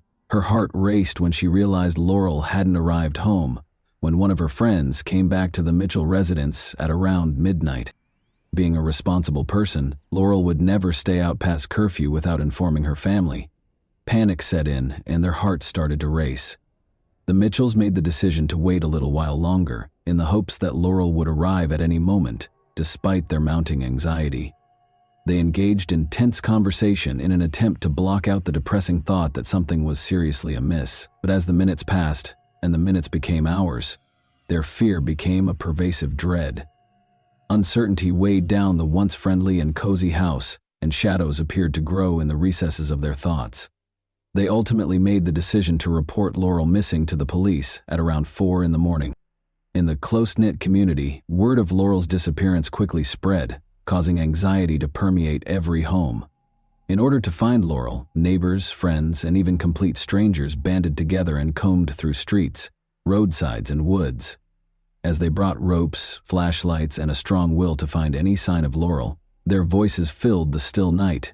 Officers were sent to conduct a canvass of the area after the police took the report seriously. But as the hours passed, Laurel was nowhere to be seen. A growing sense of dread took the place of hope. When Sarah awoke at home, she saw her parents upset, their faces marked with anxiety. Unspoken fear pervaded the air, and the morning routine had been upended. Sarah felt that something was seriously amiss, even though she was meant to be at a softball practice that morning. In an attempt to protect her from the growing panic that had swept the house, her parents encouraged her to leave anyhow. With a forced smile that did little to conceal her own nervousness, her mother said, "Just try to focus on your game." Sarah departed for practice with a heavy heart, but she couldn't get rid of the thought that her sister wouldn't be returning home.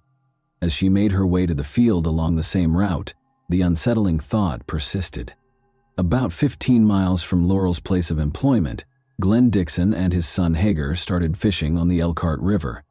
Instead of a calm morning as they had hoped, they discovered something terrible. A fully clothed body was spotted floating in the river. They were stopped in their tracks by the sight, and they quickly realized that they were not witnessing an accident. It was obvious that this was no accident, because the body had been in the water for a while. They phoned the police right away. Glenn and Hager made a desperate call, and officers swiftly arrived. Officers quickly filled the once serene riverbank, their radios blaring with urgent calls. Knowing they were going to break the heartbreaking news to a family, they retrieved the body with a combination of professionalism and solemn respect. There was a noticeable tension in the air as they attempted to identify the victim. Laurel Mitchell was the one. The news was like receiving a kick to the stomach. Her life ended suddenly, and the intelligent, vivacious girl who loved dancing and music was gone. The news was devastating to the Mitchell family. Richard sobbed when the officers came to deliver the heartbreaking news because he couldn't believe his beloved daughter was no longer with him. Wilma was distraught, her sorrow so deep that it seemed to consume her whole being. Known for their close ties and mutual laughter, the family felt disoriented and broken all of a sudden. Sarah felt a wave of dread when she saw the police cars parked outside their house after practice. She had a gut feeling that something was seriously amiss. Her heart was pounding as she entered, each beat echoing the fear that was building inside of her. The truth of their loss started to set in, and their world had been irrevocably destroyed. When the autopsy report was delivered a few days after Laurel's body was discovered, it brought a terrifying sense of closure. Although Laurel had drowned, the report also mentioned that she had fought back against her assailant, as evidenced by the bruises on her hands and shoulders. The confirmation of sexual assault was the most shocking discovery. Questions about how this could occur in their small town caused conversations to become heated and urgent. Who would do such a horrible thing to Laurel, who was so innocent and kind? The community's hearts were troubled for years by the case's unresolved status. The community was left feeling frustrated and hopeless as the investigation stalled despite the police's best efforts. People wanted justice for Laurel and answers. However, everything changed almost 48 years later in 2023. The community was rocked by the arrest of two elderly men who had lived in the same neighborhood and were teenagers at the time of the incident. With a mixture of grief and relief, this moment rekindled hope and was a pivotal moment in the healing process. How did this occur? It's difficult to think that after all these years, a breakthrough would eventually occur. Usually used to calm and serene days, the little town of North Webster was thrown into a state of chaos. Frank Overmeyer, one witness, remembered hearing a car's trunk slam close to when Laurel vanished. He believed the vehicle to be an Oldsmobile at the time. He didn't think it would be important later, and it didn't seem like a crucial piece of information. Investigators diligently gathered all of Laurel's possessions, including her favorite sweatshirt, shoes, a silver necklace, one earring, and clothing.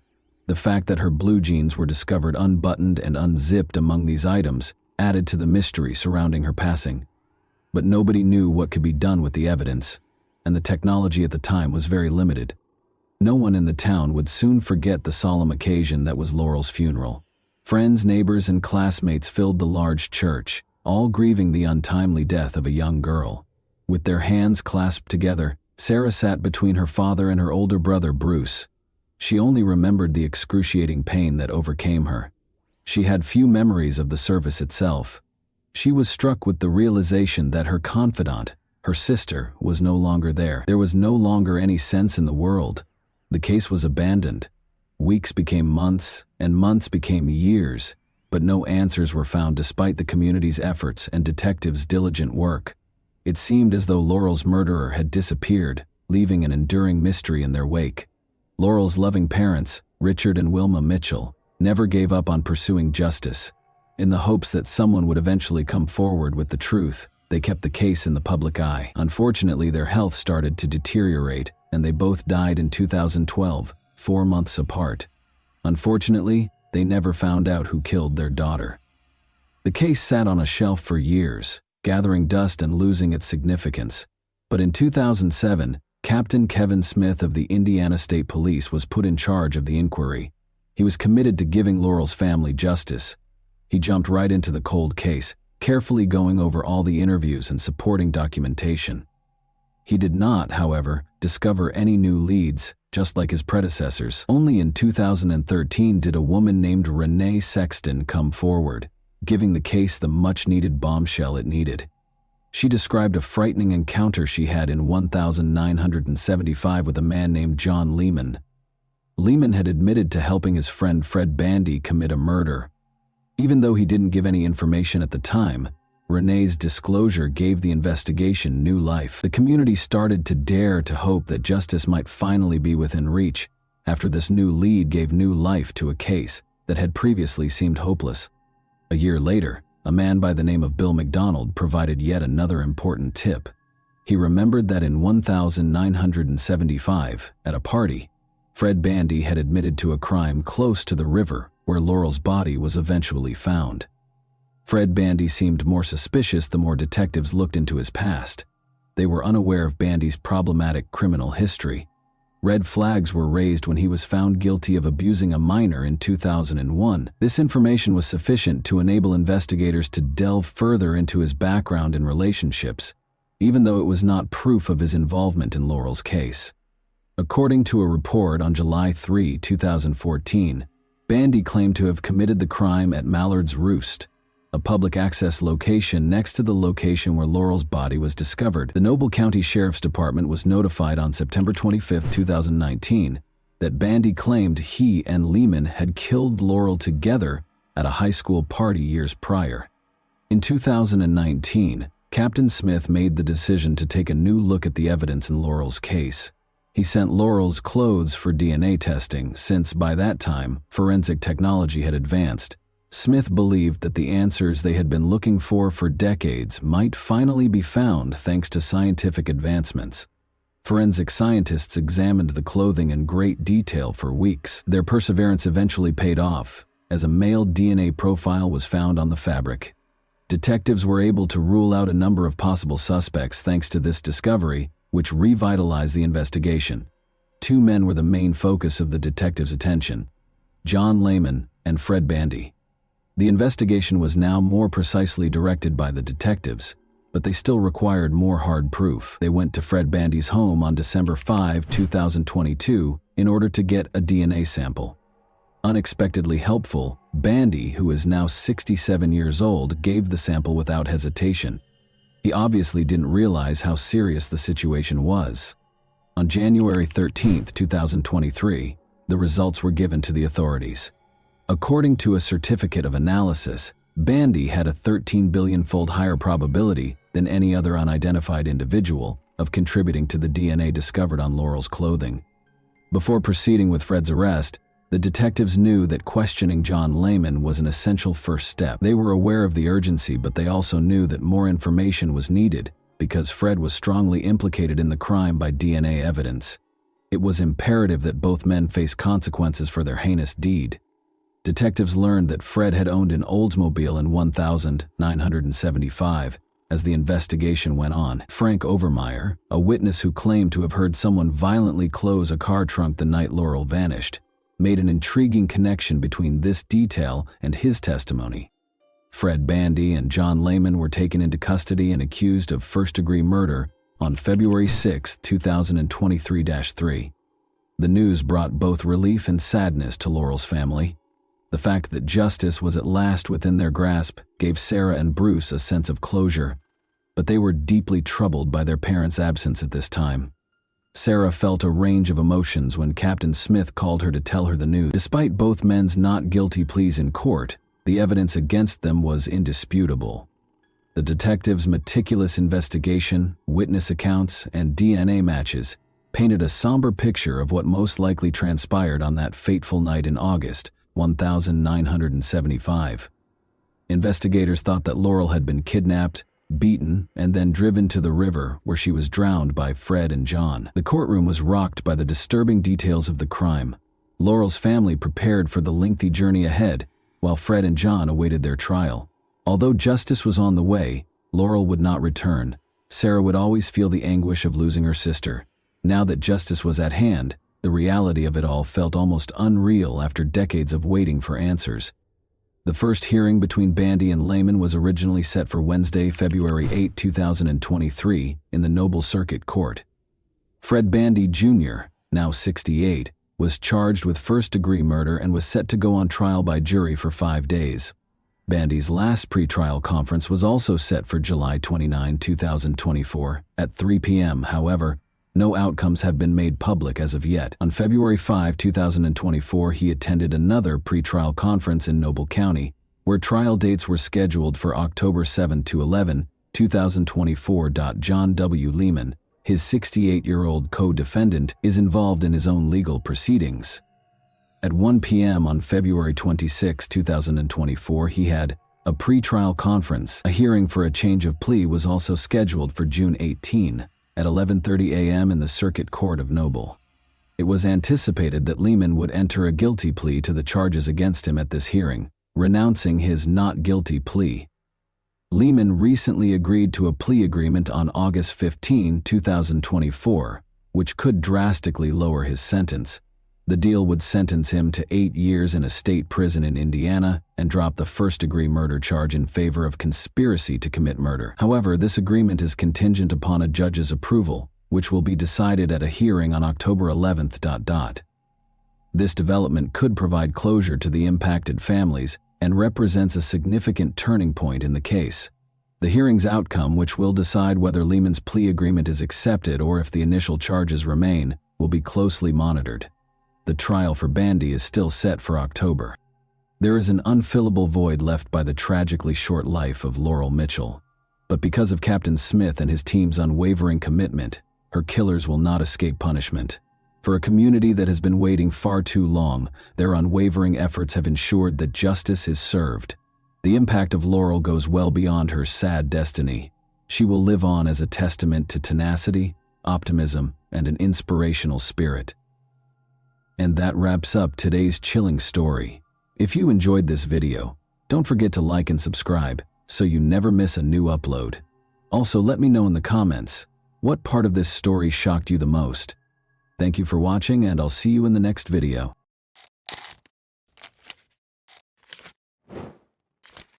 Hey guys, welcome to my channel, and today we're going to take a look at another horrible case with you.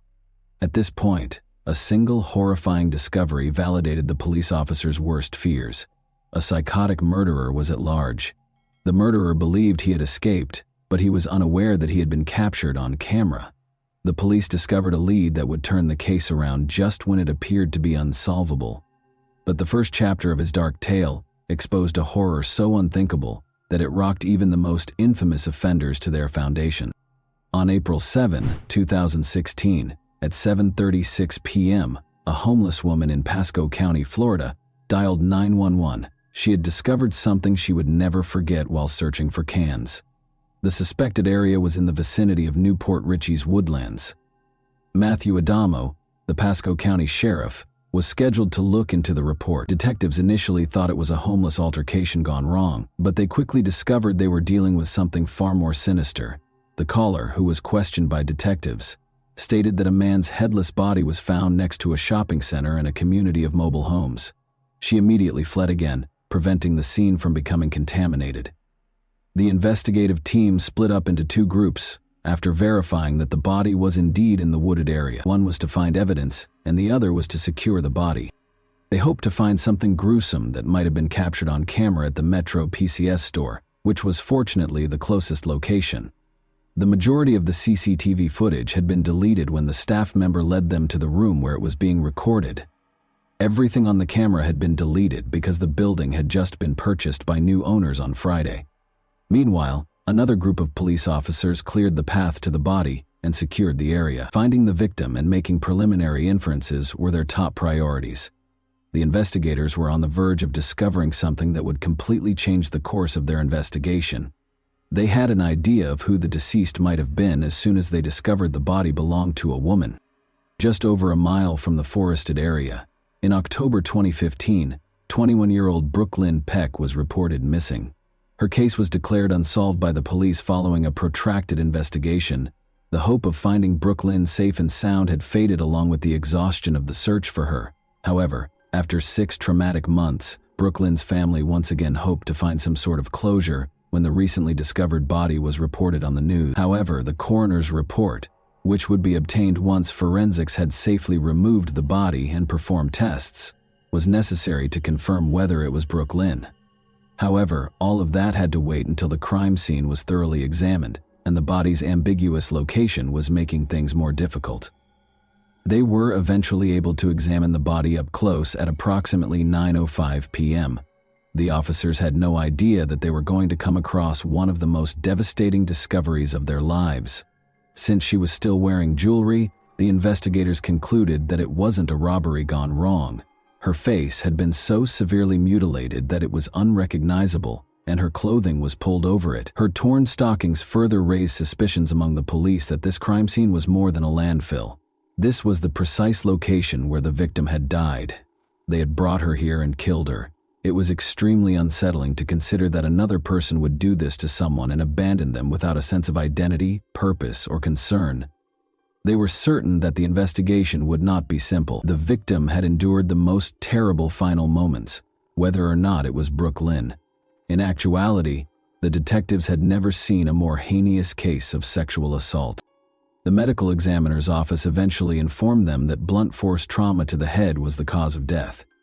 The investigators were aware that they had seen the aftermath of a deranged, unsettling fantasy. The real, unsettling tale would begin to take shape here. Their best guess for the Jane Doe's identity was Brooklyn Peck. The detectives immersed themselves in Brooklyn's case file while the body was prepared for forensic examination. They discovered something grim there. They found a physical characteristic that made it impossible for the body to be Brooklyn, even before the forensic report disproved the link between the body and Brooklyn. This was just one of the many twists that made this case feel like a movie. The tip of the recovered body's left pointer finger was still present, but Brooklyn's was missing. They now understood that Brooklyn Peck was not the deceased. They felt a wide range of emotions upon learning that this was not Brooklyn.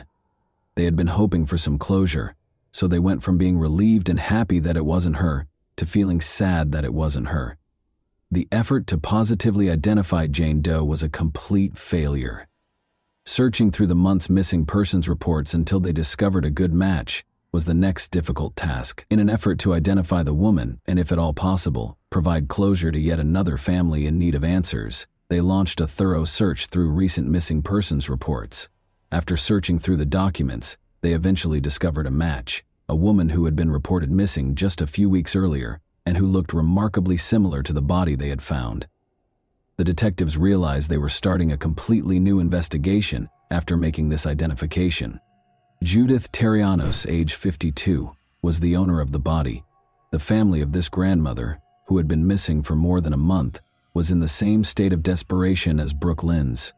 They were aware that it would take a careful balancing act between forensic accuracy and unwavering resolve, and maybe a little bit of luck, to find out what had happened to this woman. Their attention now turned to discovering the truth about Judith's terrible fate, even though Brooke Lynn's case was still pending. Newport Richey was not Judith's home. She was only a guest. She had gone there to visit a friend who was fighting cancer with another friend. Unfortunately, she never came home. Born in September 1963, Judith Terrianos was originally from Maine. When she was younger, she frequently took family vacations to Greece because she loved to travel. The 52-year-old who had volunteered at a bookstore and worked at a nursing home in the past was said to be a kind and compassionate individual. In February 2016, the mother of 3 had gone to Florida to take care of a sick friend. By obtaining a fingerprint from the deceased, the medical examiner's office was able to identify the person as Judith Terrianos. The CCTV footage collected from the area gave detectives a vital lead when they eventually identified Judith, which gave the case new life. The detectives divided into groups. A couple of detectives went to a convenience store to get video, and a few others went to find her last known location. They focused on a convenience store and a number of nearby companies. She was seen buying alcohol at a nearby convenience store which she was known to frequent in the first surveillance footage they found. In the surveillance footage, they saw Judith and another individual buying her items at the time. She was seen in the video purchasing alcohol at a nearby convenience store with an unnamed man. That left the police with a suspect to pursue, one who might have the answers to this puzzling riddle. They were unsure whether the man was the cause of Judith's death or if he was just another acquaintance when they found the surveillance footage of her in the convenience store with him. He might be able to help them with the investigation. Since he was the last person seen with Judith, identifying him became the top priority. He wasn't registered, regrettably, because the DNA evidence taken from the crime scene didn't match anything in the database.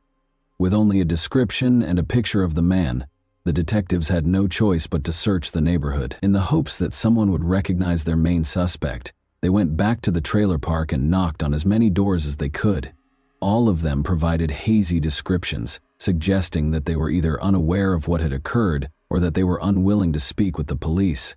They came closest to a man named Grizzly, who possessed both evidence and information. He provided them with concrete proof and information that went beyond mere rumors. He told the police that although he didn't know the man well, he had provided him with a place to stay for a few days. Additionally, he told the detectives that the man had forgotten his bag. Because it directly connected the suspect's clothing to the scene, Grizzly's disclosure was a significant turning point in the case. But that was where Grizzly's knowledge abruptly stopped. He said that aside from the fact that the suspect appeared nervous, bordering on paranoid, and eager to get out of town, he didn't know much about him. Grizzly claims that although the man had discussed purchasing a one-way ticket to Chicago, he had not provided any personal information, not even his name. An unexpected lead was about to be given to detectives, and it developed in a way that added to the mystery's unnerving aspects. The police suspected that there might be a lead so significant that it would completely blow the case apart. They promptly gave him the assurance that anything he revealed would be treated with the highest confidentiality and protection, because they were at a pivotal point in their investigation. Stefan was the first to speak. Stefan knew the mystery man as well as Judith. His name, Stefan said, was Timothy. Timothy had mentioned his interest in Judy while they were together at a convenience store. The investigators had never been closer to the truth, thanks to Grizzly's evidence linking the mystery man to the scene, and Stefan's now implied willingness to divulge something significant. Something Stefan was about to reveal would finally solve the mystery once and for all. Even though the mystery man had finally been identified, Stefan had more in store for us. Police had found a bottle of rubbing alcohol at the scene. They were unaware of its significance at the time. They now knew that in an effort to hide his identity by destroying the DNA, he had poured rubbing alcohol on her body. The man was recognized by Stefan as Timothy Johnson. After expressing interest in Judith, Timothy's feelings would take a deadly turn in a matter of hours. The detectives were on the verge of making a discovery that would completely change the course of events. For them, it marked a significant turning point. After investigating Timothy Johnson's background, detectives discovered that he had been arrested 4 times in Florida for domestic abuse, aggravated battery, and twice for not showing up for court. Curiously, 3 weeks prior to the discovery of Judith's body, one of those arrests for aggravated assault occurred. He broke into a woman's house late at night after drinking too much. More significantly, though, this indicated that he was already under police arrest. Timothy Johnson lacked any genuine regret for his crimes and was incredibly heartless. With CCTV footage, witness statements, and evidence that placed him close to the crime scene, the detectives were now prepared to address the most pressing issue. Just the video evidence was important. Witnesses also recalled Timothy's unpredictable behavior and interactions with Judith in the days preceding her death, and had caught him close to the crime scene around the time of Judith's murder. As the pieces came together, the detectives were ready to construct a strong case because they knew that Timothy's violent past gave the current charges context and substance. When the detectives went to the prison to question the cold-blooded killer, the police thought they had finally located him, but they had no idea that this was only the beginning. Detectives discovered as they dug deeper that they were looking into a pattern of increasing violence rather than just one murder. Johnson's history of arrests suggested that he was used to getting away with grave consequences for his behavior. In June 2015, Timothy entered a no-contest plea for misdemeanor battery, adding to his criminal history. In December 2015, he was also accused of resisting a police officer and violating his probation. Timothy was arrested in January 2016 for using a knife to break into the home of his former roommate. The ex-roommate reportedly claimed that he had previously threatened to break up with her. Timothy, however, was set free in February 2016. Since he had been incarcerated since March 23, 2016, for a probation violation, the authorities didn't have to search far for him once Judith was located. He reportedly acknowledged having consensual sex with Judith, but withheld further details. However, other prisoners came forward with information stating that Timothy had described what had happened and confessed to killing Judith. They anticipated a confession, but they were taken by surprise. He didn't confess to his crimes until he was officially booked, charged with first-degree murder, and put inside the prison walls. But not to the investigators. He conversed with another prisoner instead. He smashed her face in and suffocated her to death, then went to a place that would make anyone's skin crawl. Timothy was merely idly sitting there. He was not in a panic. He wasn't going crazy. He appeared to have experienced nothing at all. Timothy used his victim's pilfered credit card to eat some waffles. Those who dared to imagine what he would do next would never be able to forget it. Timothy Johnson received a life sentence. By commemorating Judith Therianos, we pay tribute to her life and promote a society in which each person is treated with respect and dignity, preventing further victims of needless violence. Nothing really surprises the police, who always see the worst in people. The police were affected by this, even though it was sickening and unsettling. Some people experienced nightmares, not so much because of him, as because of how awful her final moments were. Investigators and the general public were left wondering, was he struggling with guilt, or was there a darker side to his selective silence? This confession's timing and nature sparked numerous debates. Timothy was ultimately convicted of first-degree murder and given a life sentence in October 2017. For the January 2016 incident, he was also found guilty on 2 counts of aggravated assault and sentenced to 5 years in prison each. According to prison records, Timothy is still a prisoner at the Union Correctional Institution in Rayford, Florida. And that wraps up today's chilling story. If you enjoyed this video, don't forget to like and subscribe so you never miss a new upload. Also, let me know in the comments, what part of this story shocked you the most? Thank you for watching, and I'll see you in the next video.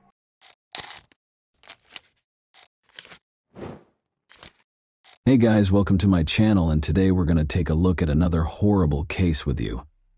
At midnight on August 15, 2020 in Perth, Western Australia, the suburb was completely dark, with the only light coming from the streetlights flickering here and there along the deserted road.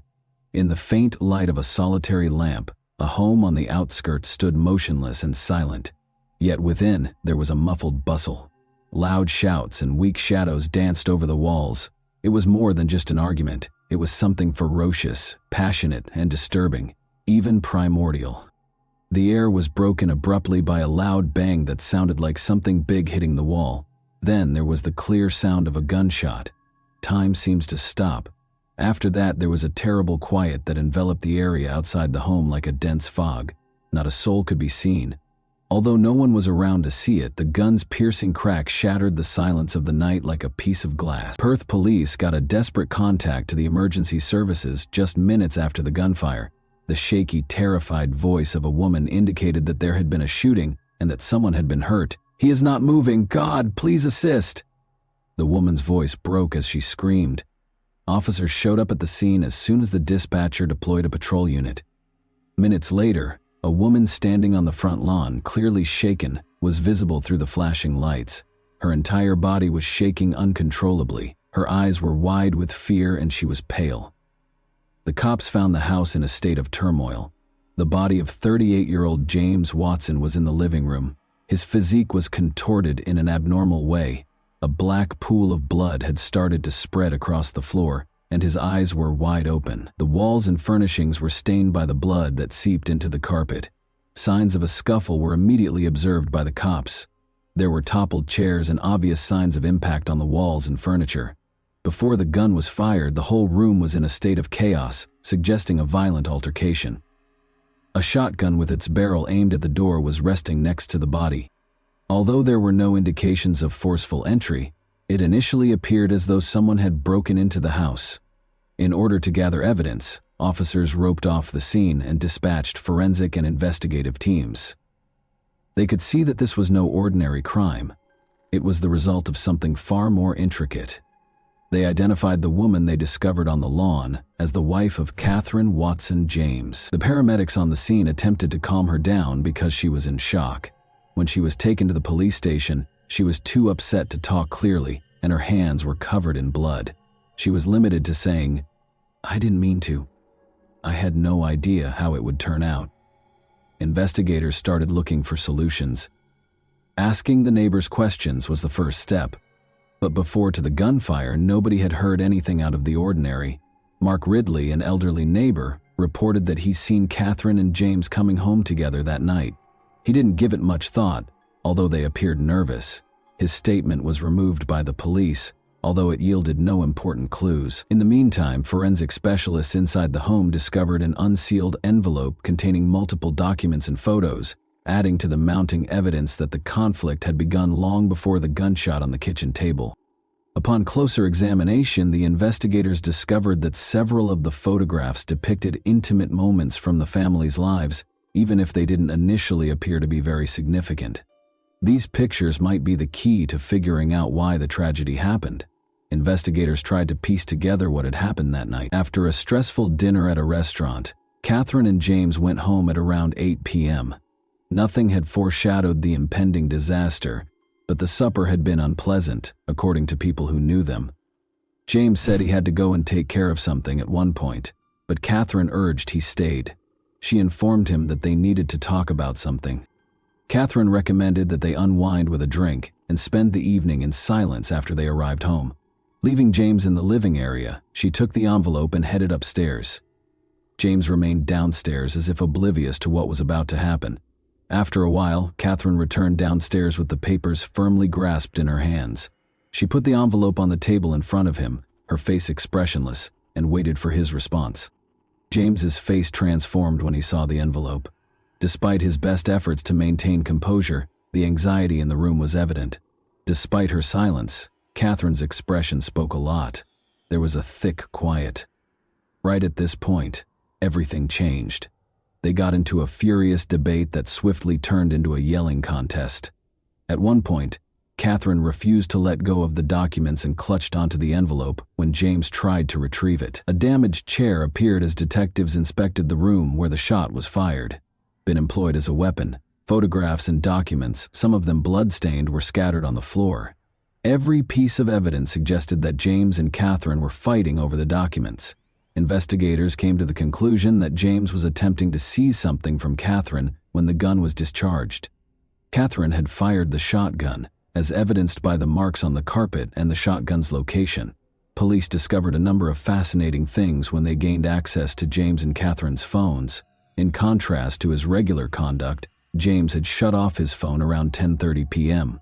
James had gone at that time, according to surveillance footage from a camera outside their home, but he returned 10 minutes later. It was still unclear what he accomplished in those brief minutes.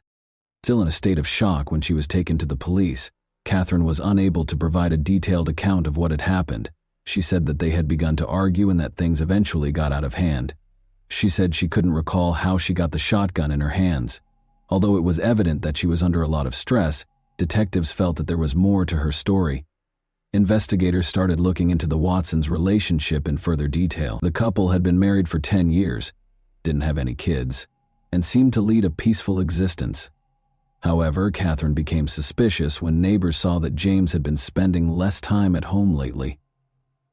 Even close friends and neighbors had seen the strain in their conversations, while no one knew exactly what was going on between them. The inquiry also found that Catherine had gotten in touch with a private investigator only a week prior to the incident. It was unclear why this was the case. It was unclear exactly what she was looking into, but it was possible that she was obtaining evidence against her spouse. The results of the forensic examination of the weapon discovered at the scene were given to the police later that night. When James's fingerprints were found on the shotgun, they appeared strange, as if he had handled it just once. This made investigators question whether the firearm may have been utilized by someone else at the crucial moment. Perth police visited Catherine and James Watson's house again the morning following the incident. As investigators attempted to piece together a more coherent picture of what had happened, forensic teams continued to collect evidence at the crime scene, which remained sealed off. The specifics cast doubt on the simplicity of this narrative, which at first glance seemed to be a spontaneous flash of hostility during an argument. The investigation's main detective, Richard Hale, made the decision to go over the surveillance film once more to make sure nothing had been missed. There was a little discrepancy between the frames of the video, which showed James leaving the house at 10:30 p.m. and coming back 10 minutes later. He was seen talking to someone in a car parked by the curb in the video. The face of the person James was speaking to was indistinguishable from the shadowy figure that the camera captured. Hale started looking into who might have been outside the house at that time, after realizing that this might be a significant lead. Detectives kept questioning Catherine in the meantime, but her mental condition remained unpredictable. She asserted that everything happened too fast and that she couldn't remember how things got out of hand. She spoke incoherently, and her eyes were empty. When he questioned her about the car that was captured on the surveillance camera, Detective Hale saw a momentary shift in her demeanor, as though she was trying to conceal something. The contents of the envelope discovered at the side were being carefully examined by detectives at the same time. Indeed, a professional investigator had taken a number of the photos inside. James was pictured with a young woman, but her face was never fully visible. The investigators' report listed a number of locations where they had met, including a motel on the outskirts of the city, a shopping mall parking lot, and a cafe in downtown Perth. The report, however, omitted the woman's identity, although it was still unclear how these photos related to the crime. Hale came to the conclusion that Catherine had hired the private investigator to track her husband. Investigators chose to go to the private investigator's office, who was listed in the report. They discovered Thomas Morgan, a man who appeared a little uncomfortable when he saw the detectives. According to Morgan, Catherine had called him approximately 2 weeks earlier, claiming that her husband had been acting strangely. She had a suspicion that he was cheating, but she didn't elaborate. Copies of the images captured over the course of a week of monitoring were presented to the police by Morgan. Although the woman's face was always obscured, it was evident from the photos that James and the woman were meeting. She was either turning away or wearing a hood. Morgan stated that just one day before to the terrible incident, he had given Catherine all of the collected material. After returning to Catherine, Detective Hale showed her the pictures that the private investigator had taken. She acknowledged that she had suspected James of being unfaithful, but her response was cold. She stated that in order to learn the truth and determine the course of their marriage, she planned to present him with the proof during a family meeting. She insisted, nevertheless, that she never intended to hurt him. After James saw the pictures and accused her of spying on him, things became out of hand for her. Although she couldn't recall the specifics, she said the debate escalated into a physical altercation and ultimately the fatal shooting. The forensic results of the fingerprints found on the shotgun were given to detectives as they attempted to ascertain whether Catherine's story was accurate. Forensic specialists concluded that although James's prints were on the gun, they had been there long before the shot was fired. Catherine had maintained that she had never touched the rifle and that it was kept in the house for safety. Since this claim ran counter to the forensic results, detectives started to believe that the weapon had been tampered with in an effort to deceive the authorities. One of the most important pieces of evidence was the security film showing James conversing with someone in a car. In an attempt to identify the license plate of the car and determine who might have been outside the Watsons' house that night, Detective Hale forwarded a copy of the video for additional examination. Detectives looked through Catherine and James's phone logs in anticipation of the results, hoping to find further hints. They learned that Catherine had texted her sister Lisa multiple times the night of the event. Suspicions were raised by the message's content. They appeared to be attempts at justification or explanation. "I didn't intend for things to go this way," one message read. Another included a meeting request. Hale was concerned since Lisa had not responded to these texts. In order to learn whether she was aware of what had happened that evening, he made the decision to summon her in for interrogation. Lisa looked uncomfortable when she got to the station. She acknowledged that although she hadn't spoken to Catherine the night of the event, she had done so the day before. They had talked about an impending family get-together, Lisa said. She claimed to have been at home all evening and to have no knowledge of what had transpired. Her apprehensive manner and tentative responses, however, gave the detectives cause for concern. Hale made the decision to confirm her alibi by looking through her location information and phone records. The results of the surveillance video analysis were given to investigators while the interrogation went on. Lisa was the owner of the license plate on the vehicle, parked outside the Watsons' residence. Their suspicions were aroused by this information, so Hale altered his questioning strategy throughout the interrogation and asked Lisa pointed questions regarding her whereabouts that evening. She initially attempted to justify her actions, but under duress she eventually acknowledged that she had been outside the house when James left. However, her reasoning was unclear. She never got out of the car, saying she had come to speak to her sister but left when she saw James. Hale was aware that something wasn't right. He went back to looking through Lisa's phone logs and found that the night of the event, she had gotten a message from James to come over right away.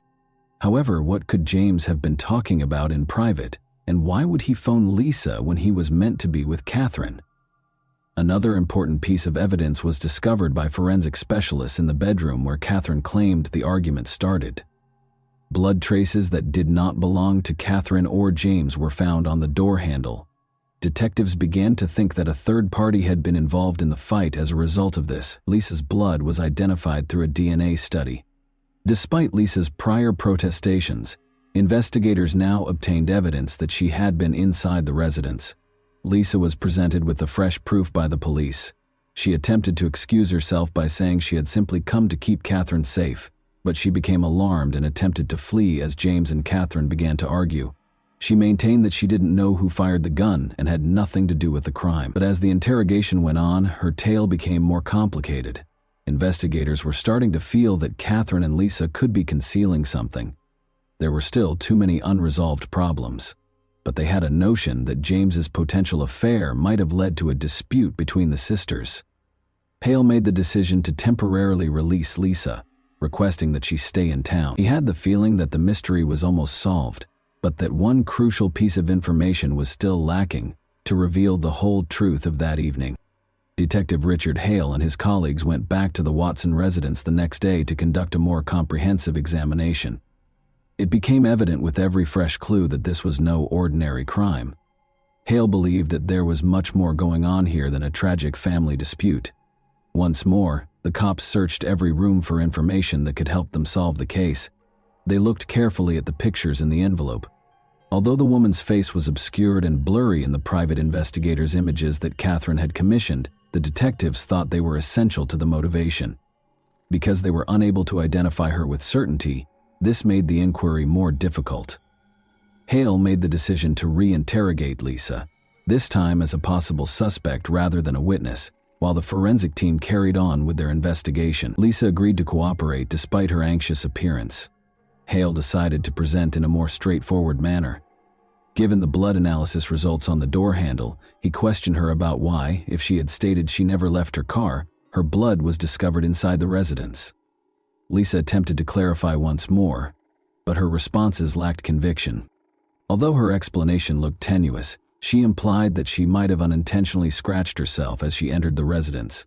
Though he was positive there was more to her story than she was revealing, Hale opted to give her some time after realizing that pressing any farther would not be fruitful. Investigators examined Lisa and James's phone logs in the interim. James had sent Lisa a number of texts shortly before he passed away, which they discovered. One text said, "Come over immediately," while another gave the meeting place. Hale thought James had a feeling something catastrophic was going to happen because of the frantic, almost desperate tone of the communications. He gave his staff instructions to look more closely at their previous exchanges to determine whether any encounters or messages were comparable. Investigators also started looking through James's social media and email accounts, discovering a series of exchanges between James and Lisa that went back several weeks. During these conversations, James and Lisa talked about some important actions that needed to be done immediately. The messages alluded to a strategy, but they were ambiguous. Hale began to piece together that James and Lisa's relationship went beyond a simple familial tie. Catherine continued to feel stressed as the investigation progressed. In an effort to shed further light on what had happened that evening, detectives made the decision to question her again. Catherine was hesitant to talk about her sister when Hale started inquiring about her connection with Lisa. Although they had been close, she said that in recent months their relationship had soured. Although Catherine didn't elaborate, she did imply that there had been disagreements in their family, not all of which had to do with James seeing an opening. Hal put more pressure on Catherine, asking if she was aware that James had been seeing Lisa. She didn't respond when he showed her the messages on James's phone. She stated that she was unaware of these meetings, and that the only reason she had a suspicion was that James might be disloyal to Lisa, but not to another woman. Hale recognized then that either Catherine was purposefully concealing the truth, or she really didn't know anything. The detectives changed their emphasis and chose to look into Lisa's house. After obtaining a search warrant, they went to her home to collect additional evidence. They discovered a notebook including notes from phone conversations and meetings with James throughout the search. Names, dates, and places were listed, including the residence of Catherine and James. This demonstrated that Lisa might have been organizing her visits in addition to being aware of James's every move. Hale started to believe Lisa was a major contributor to what had occurred. After more investigation, a picture of Lisa and James together at the beach was found in Lisa's home. They looked really close, and the photo seemed to be fresh. This turned into a crucial lead. Hale now understood that James and Lisa were in a romantic connection, one that Catherine had purposefully disregarded or had not detected. In the meantime, forensic specialists finished examining the shotgun. Lisa's fingerprints were found on the weapon, according to the results, but they were left behind after James's. Because of this, investigators concluded that Lisa handled the shotgun after James had already suffered injuries. Hale started to worry that Lisa might have altered the scene of the crime in order to deceive the investigators. Investigators also discovered video from a hotel where James and Lisa had first met. Before Lisa departed and James remained, the footage shows them conversing and debating things. Their close-knit conduct was another evidence of a relationship that Catherine was not aware of. The idea that Lisa and James were part of something more complex and that their covert relationship had been a significant factor in the events leading up to that terrible night was reinforced by this. Hale made a snap decision. Calling Lisa back to the station, he showed her the additional evidence: photos, videos, and fingerprints. This time, Lisa made an effort to maintain her composure, but she broke under strain. Indeed, she had been seeing James behind Catherine's back, she acknowledged. She clarified that she never meant to ruin her sister's marriage, but that their affair had begun more than a year prior. Everything was kept under wraps until Catherine hired a private investigator after she started to suspect James of adultery. Hale persisted, inquiring as to what Lisa and James had talked about that evening. According to Lisa, James had requested a meeting to discuss the best way to tell Catherine the truth. However, things rapidly spiraled out of control. She acknowledged that she hadn't meant to meddle when she had entered the residence, but when she went inside after hearing the yelling, she discovered Catherine and James struggling. She claims that she attempted to stop them but was unable to do so in time. Investigators started confirming her account, but every piece of evidence suggested Lisa was inside the house when the crime was committed. Her presence was verified by fingerprints, blood analysis, and surveillance footage. Comments. It was still unclear if she was a direct participant in the altercation or just a bystander. Hale, however, was positive that she was concealing more than she was admitting. Investigators looked into James and Lisa's financial records in the interim. They learned that James had made a sizable transfer to Lisa's account just prior to the incident. The cause for it was still unknown, although it appeared to be payment for something. Hale started to believe Lisa was part of a bigger scheme, possibly even planning the crime. The forensic squad gave cops a breakthrough later that night.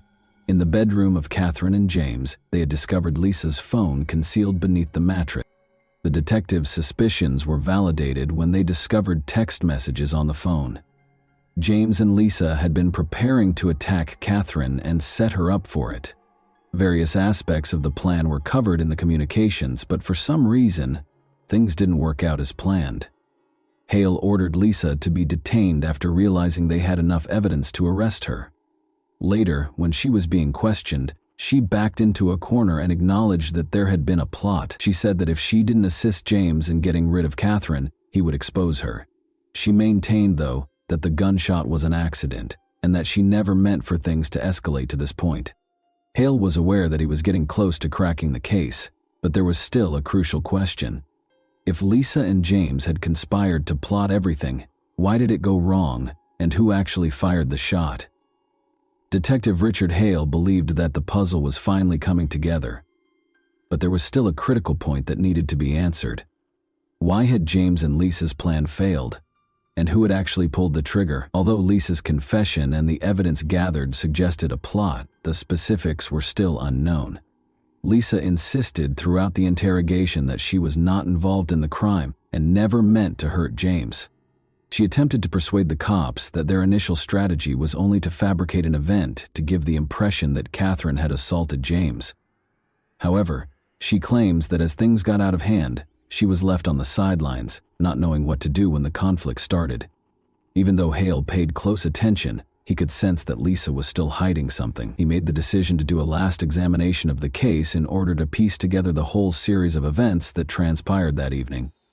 To make sure they hadn't missed anything, the detectives went back to the Watson residence and meticulously went over the surveillance tape and the crime scene.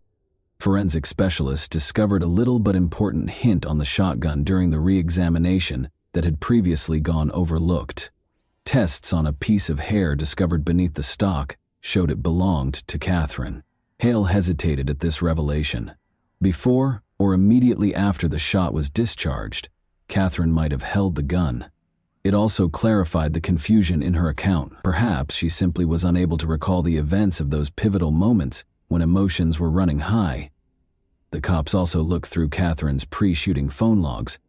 They learned that she had booked a private investigator and set up a meeting for the following day. This demonstrated her sincere desire to address the matter and perhaps make James responsible for his adultery. But why had things turned tragic if she had such intentions? Hale made the decision to go over Catherine's remarks again. He wanted to know if she had been part of the conflict or if she had been deceived. He started asking her more pointed questions right away, but Catherine insisted she couldn't remember the specifics. She explained that she and James got into a fight and that he attempted to steal the envelope containing the pictures from her.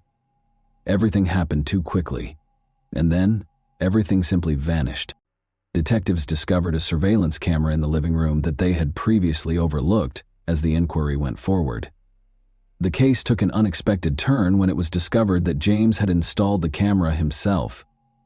James and Catherine were seen fighting on the video. Lisa's voice could be heard even though she wasn't on camera. She was telling James to stop and that they needed to find a peaceful solution. There was a violent altercation when Catherine pushed James aside when he attempted to take the envelope from her. Catherine lost control of the situation, as seen on the video. Lisa rushed into the room to try to break up the fight as James seized her wrists. Despite placing herself between them, she managed to hold the shotgun. She seemed to want to defuse the situation, but it didn't work out that way.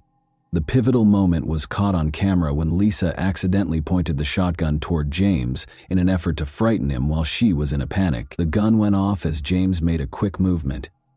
Lisa stood motionless, but Catherine fell to the ground. She gazed at James, who was lying on the ground, still holding the shotgun, for a few seconds. Her expression twisted in sheer horror. She dropped the weapon slowly and sprinted out of sight. Shocked and shaking, Catherine slowly stood up and urgently called emergency services. She spoke in a scared, tremulous voice. Detective Hale instantly realized what had happened. Lisa had fired the gun in a moment of utter terror, perhaps without even recognizing what she was doing, as she was stuck in the heart of the growing fight. When the situation reached a breaking point, James and Lisa's plan to conduct an attack and hold Catherine accountable had failed. The disaster was unavoidable since Lisa lost control due to her overwhelming anxiety. Hale made the decision to charge Lisa with involuntary manslaughter in order to wrap up the case. She sobbed and insisted that she never meant to hurt anyone, but there was no denying the proof. Although her actions were motivated by panic, the investigators acknowledged that she had known she was carrying a gun and had the option to not use it. Catherine was still in disbelief after discovering the whole truth. She understood that her sister was the one who had eventually caused James's death, not just a co-conspirator. Catherine agreed to cooperate with the inquiry, despite her grief, giving the authorities all the evidence they needed to close the case. Lisa ultimately entered a guilty plea in court and received a 6-year prison sentence for conspiracy to stage a crime and involuntary manslaughter. Determined to move on from the awful events that had permanently changed her family's lives, Catherine left Perth to begin a new life. None of the players had anticipated how the narrative would conclude. Deception, manipulation, and covert activities culminated in a disaster brought on by bad choices and a loss of control. And that wraps up today's chilling story. If you enjoyed this video, don't forget to like and subscribe so you never miss a new upload. Also, let me know in the comments what part of this story shocked you the most. Thank you for watching, and I'll see you in the next video.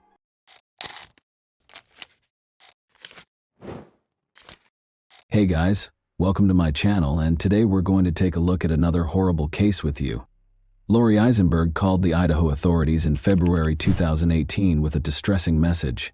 She said she was sailing on Lake Coeur d'Alene with her husband, Larry Eisenberg, when he suddenly fell into the water. But after the body was recovered, a medical examination revealed a different picture, which made authorities believe that a more intricate and nuanced story was involved. Born in 1950, Larry Eisenberg earned a degree in forestry from the College of Idaho. He worked in forest cultivation, maintenance, and harvesting. He started working in the woodworking industry after completing his college education. He spent his entire life striving for success because he enjoyed working hard. In 1974, Larry married his first wife, with whom he had 2 children. But after the kids grew up, the couple got divorced. He soon met Lori Barnes, who was born in 1953. Lori's life used to be extremely impoverished. On occasion, her family even had to stay the night on farms that were deserted. She got married in 1973 at the age of 19, and the couple divorced in 1996, but they had 6 daughters together. She moved out after the divorce and became a single mother to her daughters. Many were drawn to Lori because of her amazing laugh and smile, and she was very good with people. Larry has consistently stated that he loves his wife more than anything else since they were married in 2004. Their neighbors and friends said their 17-year marriage was perfect. In northern Idaho, they led a contented life. Lori was the executive director of the North Idaho Housing Coalition at the time, which remodeled homes for impoverished families to buy or rent. Larry was retired but still involved in a number of community activities, and she was a well-respected member of the community. Lori and Larry decided to take their boat to Lake Coeur d'Alene on February 13, 2018, so they could watch the sunrise from Sunup Bay, a beautiful location. Given that Lake Coeur d'Alene is generally regarded as having serene waters, what happened that day was nearly unthinkable. But soon after they set sail, Lori looked very upset and used Larry's phone to dial 911. She reported her husband's drowning to the authorities. Lori described her desperate search for Larry in the water and her need for immediate help. At 11 a.m., officers reached the closest shoreline and sent a rescue boat to retrieve Lori so that she could receive medical care. Sheriff deputies asked the woman for any information regarding Larry's last known location when they arrived at the scene. Lori claimed she couldn't find her cell phone and didn't call emergency services until 2 hours after Larry went overboard. Additionally, Lori stated that she had to manually start the engine again because the ignition key had broken shortly before the incident. She then disclosed that, after searching the neighborhood for Larry, she chose not to drive the boat back to shore out of concern that she would lose the trail. She eventually located Larry's cell phone and dialed 911 after taking out a blanket to stay warm. But after she finished speaking, the cell phone fell out of her grasp and into the lake. The officer observed that the woman's emotion appeared to be very real during this exchange. They all believed it to be an accident. Lori was assisted by medical staff in waiting for an ambulance so she could be monitored further. Officers towed the Eisenbergs' boat to a speedboat nearby so they could inspect it. Detectives noticed blood spatter in multiple locations as soon as they got on the boat, most likely from Lori's nosebleed. Officers discovered a switch and cord on the floor, despite Lori's assertion that the ignition key broke prior to Larry falling into the water. Because the switch and cord would have needed to be connected to the ignition switch in order for the engine to start later, investigators thought this was strange. Furthermore, the ignition key was obviously bent, indicating that there may have been a struggle of some kind. Along with Lori's purse, which included an empty juice bottle, officers also discovered a number of additional keys. These things were all taken as proof. Lori's cell phone was discovered by a deputy sheriff during an examination of the vehicle the Eisenbergs used to tow the boat. Additionally, a vial of allergy medication containing the active ingredient dimenhydrinate and an unidentified liquid spilled in the cup holder. Despite being an over-the-counter antihistamine medication that is frequently used to treat fevers and allergies, it still makes you feel extremely sleepy. Unfortunately, a thorough search was necessary because Lori did not provide precise information regarding their most recent location.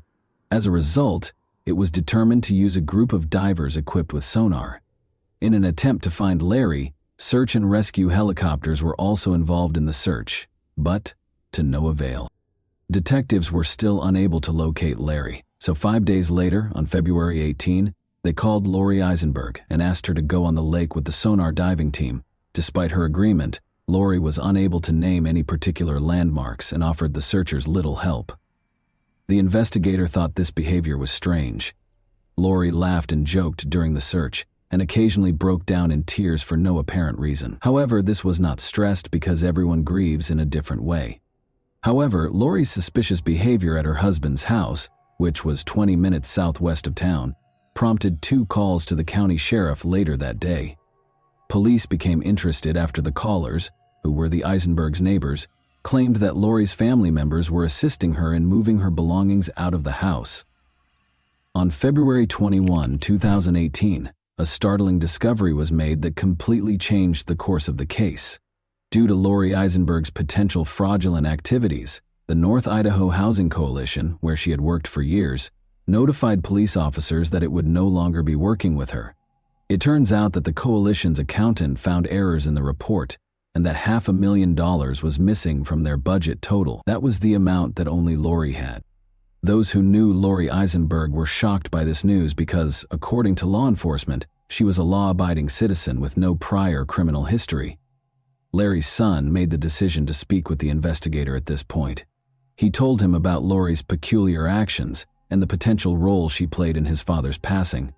However, the detective was certain that the woman had nothing to do with Larry's death and saw it as merely his personal grievance. However, in response to Lori's fraud charge, a search warrant was issued for the Eisenbergs' residence the following day. Several pieces of evidence were found during the search, including red stains on the floor outside the house, paper towels that appeared to have dried blood on them, black latex gloves, and a Ziploc bag that contained an unidentified white powder. Lori was immediately briefed on the evidence by the investigating detective. She countered that she was unaware of the brown stains in the backyard and that the blood they discovered on the gloves and towels was her own. The red marks on the concrete were later identified by forensic analysis as paint drips that had stained the boards. Lori was arrested on 40 counts of forgery on February 27th. Since the coalition was partially financed by taxpayers, the nearly $500,000 she was accused of stealing would escalate into a far more serious offense. On the following day, one of Lori's daughters posted her $75,000 bail. About 3 miles from the location where Lori claimed Larry fell overboard, Larry's body was discovered floating face down, close to the shore on March 1, 16 days after the tragic event. An autopsy the following day verified that the body belonged to Larry Eisenberg. That's not all, though. Toxicology tests conducted by the coroner's office showed that Larry's blood contained deadly amounts of the antihistamine dimenhydrinate. Experts concur that despite the extremely low frequency of overdoses, the drug is fast-acting and can be lethal if taken in excess in a short amount of time. Although the autopsy results were not made public by the authorities, Lori had previously claimed that her husband took several pills daily and frequently neglected to take the recommended dosage. Larry also had flu-like symptoms, according to Lori.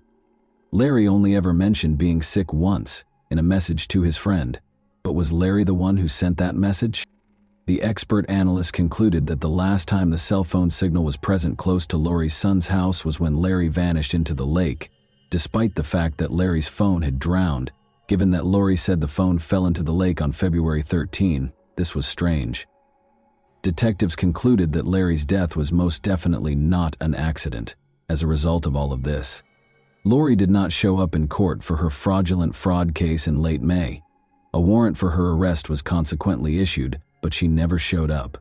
Investigators kept questioning the Eisenberg family's close associates, and soon the idyllic relationship started to show signs of weakness.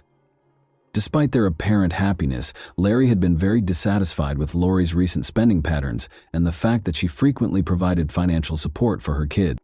Investigators also discovered that Larry was one of 3 men Lori had cheated on her first husband with. Furthermore, it was found that Lori herself had handwritten modifications to Larry's will a month prior to his death. According to the will, Larry's children would receive 80% of the estate, while his own would only receive 20%. Authorities chose to make the autopsy results public and declare the case a premeditated murder since Lori was still at large. It was discovered that he overdosed on the antihistamine Benadryl and died from diphenhydramine toxicity. Diphenhydramine, an antihistamine used to treat allergies, is marketed under the name Benadryl. It is also used as a sleep aid because it makes you drowsy, even at standard dosage levels of 1,0,100 nanograms per milliliter. Diphenhydramine induces drowsiness. Larry's body contained a deadly 7,100 nanograms of diphenhydramine at the time of his death. Larry's doctor was questioned by police to see if they saw any indications of a stroke or other medical irregularities, but the doctors said Larry was in perfect health. Investigators concluded that Lori texted Larry's daughter that morning before poisoning her husband, based on all the evidence they had collected. Subsequently, she added the pills to the man's juice. Larry became ill and went overboard near the coast. They also conjectured that before dialing 911, Lori purposefully steered the boat further away from the location. The entire Eisenberg family was uninsured. What was the motive? That was the only question left. It was probably coming to pass that Lori would inherit their shared house in the event of Larry's death, which she could then sell to raise the money she needed to pay for the money she had stolen. Additionally, according to friends, Larry had no idea what Lori was doing at the Idaho Housing Coalition. 2 months after going missing, Lori finally made an appearance at the sheriff's office by herself in July. Until the fraud case was tried in court, investigators were eager to discuss her alleged murder of her husband. Eisenberg consented to enter a guilty plea to 3 counts of wire fraud and 1 count of federal program theft in November 2018. She also consented to make restitution of about $580,000. Eisenberg was found guilty of embezzling over $500,000 and given a 5-year prison sentence. In addition, Lori's daughters entered guilty pleas to individual conspiracy charges. Each of them received a $50,000 fine and a house arrest sentence. Even though that case was resolved, another one was still pending. Lori was questioned about Larry's death once more right after the sentencing. Detectives questioned her directly about whether or not she had killed her husband during that interrogation. Lori behaved apprehensively throughout this interrogation. Her foot started tapping, which is a sign of tension and anxiety, After that, she was informed of the autopsy's findings.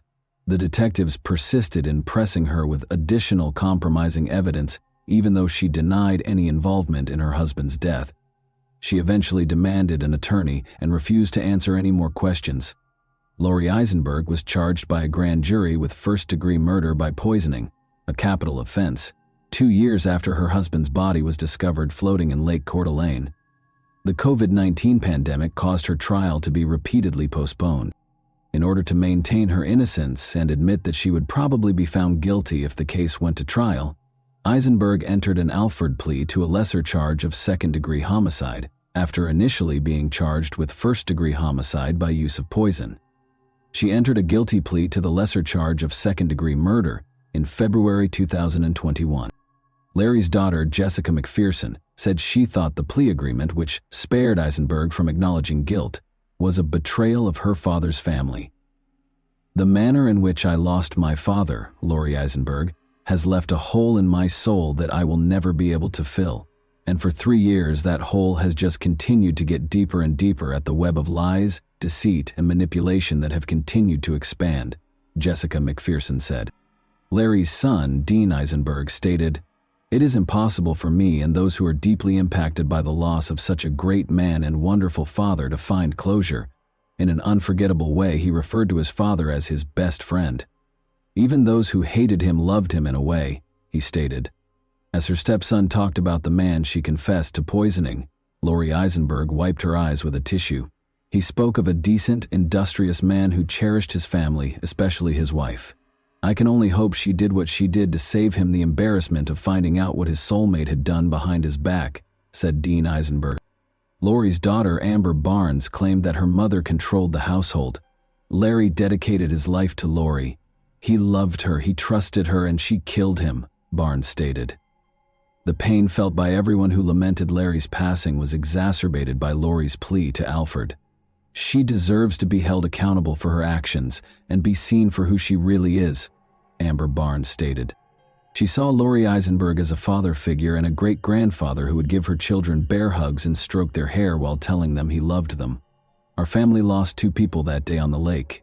We lost Larry, the grandpa we loved, and we lost Lori, the mother and grandma that we loved, trusted, and thought that we knew. Lori shattered our lives when she took Larry's life. But it didn't stop there," Amber Barnes stated. Before the judge sentenced Lori Eisenberg, she spoke to the court for over 45 minutes.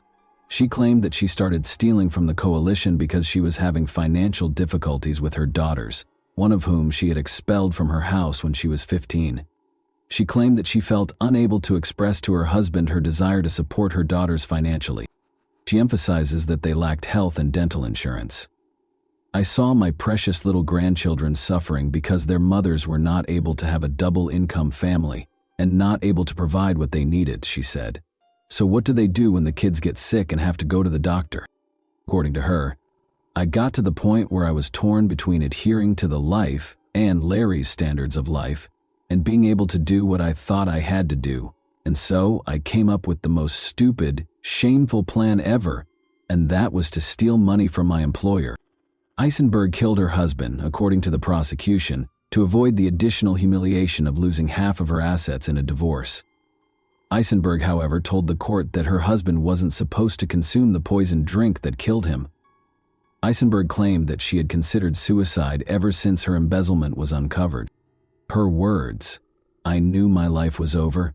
She claimed that after drinking the drink she had tainted with Benadryl, she intended to drown in Lake Coeur d'Alene, but her husband discovered it while she was asleep on the boat. "I had 2 options, death or life in prison.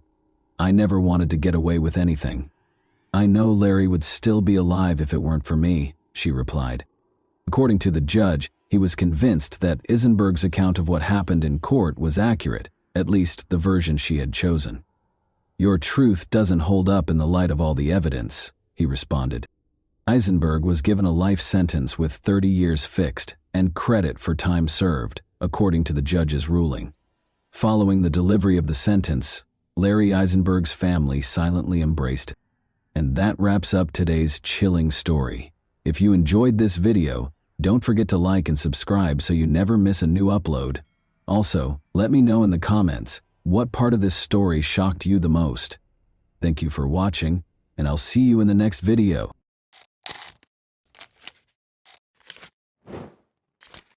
Hey guys, welcome to my channel, and today we're going to take a look at another horrible case with you.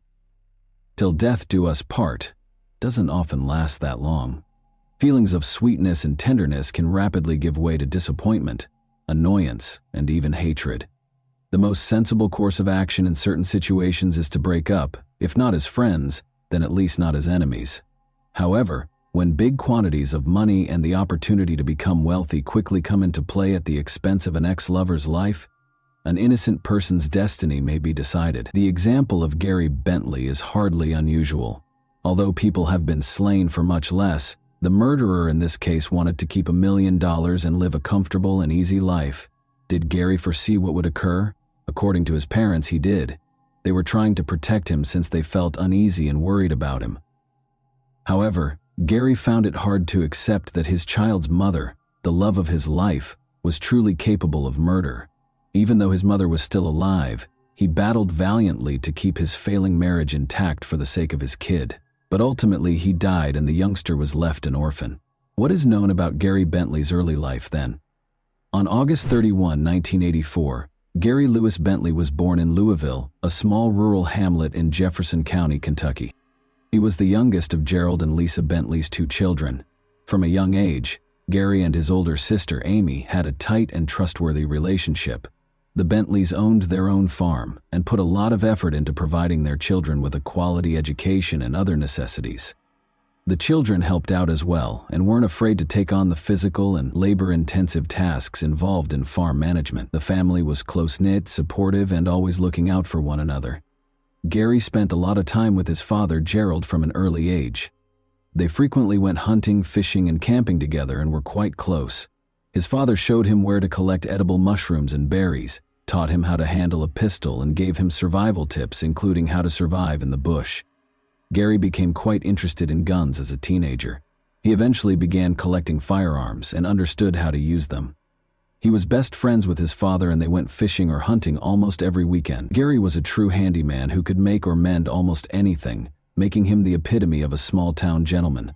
He was described by many around him as gentle, laid-back, and always ready to provide a helping hand to those in need. Gary had no bad habits, avoided negative influences, excelled in school, and never ran afoul of the law. He was a calm, introspective child who prioritized his family. Gary majored in engineering in Frankfurt, the state capital, where he attended college after high school. He returned to his hometown of Louisville after graduation, where he began his career as a basic electrician before swiftly rising to the position of his one and only love. Gary fell in love with Tasha, a girl he met while attending college. They didn't mind the slight age difference between them, even though she was about 1.5 years older than he was. They moved in together in 2006, not far from Gary's parents' house, after dating for a while.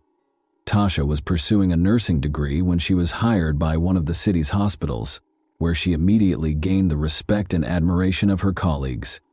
But she didn't stop there. In order to further her profession, she continued to work and pursue further studies. Gary and Tasha ultimately made it official in 2012 by inviting all of their family and friends to their lavish wedding. The couple was ecstatic when Tasha became pregnant shortly after. They welcomed a child, whom they named Connor, in the spring of 2013. Both Gary and Tasha had successful jobs by the time their first kid was born. They were able to travel, purchase 2 automobiles, move into a larger, more comfortable house, and essentially live worry-free because they were earning a solid living. A few years later, Gary's plans to have a large family and at least 2 more children with Tasha began to fall apart. What did Tasha conceal? Their marriage was ideal for the first 4 years. They were viewed as a model pair.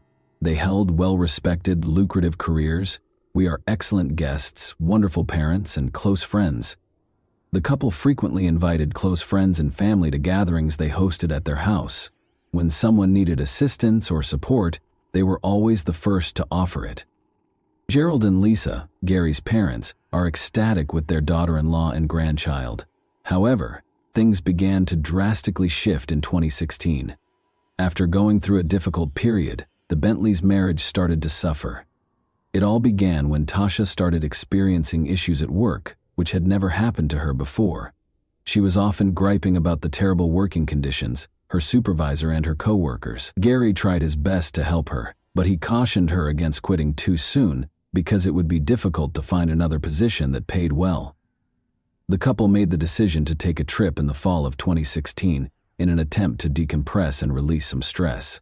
They flew to a vacation, leaving their son with Gary's parents, along with their long-standing friends Annie and Kevin Day, with whom they had been close for years. They traveled to Jamaica. The initial days of the journey were ideal. They all enjoyed one another's company, explored the island, and unwinded on the beach, but Tasha appeared preoccupied, as if her thoughts were elsewhere. She was often texting someone, and if someone asked her who she was speaking to, she became quite protective. Gary and Tasha began to quarrel more and more the longer they were on the island.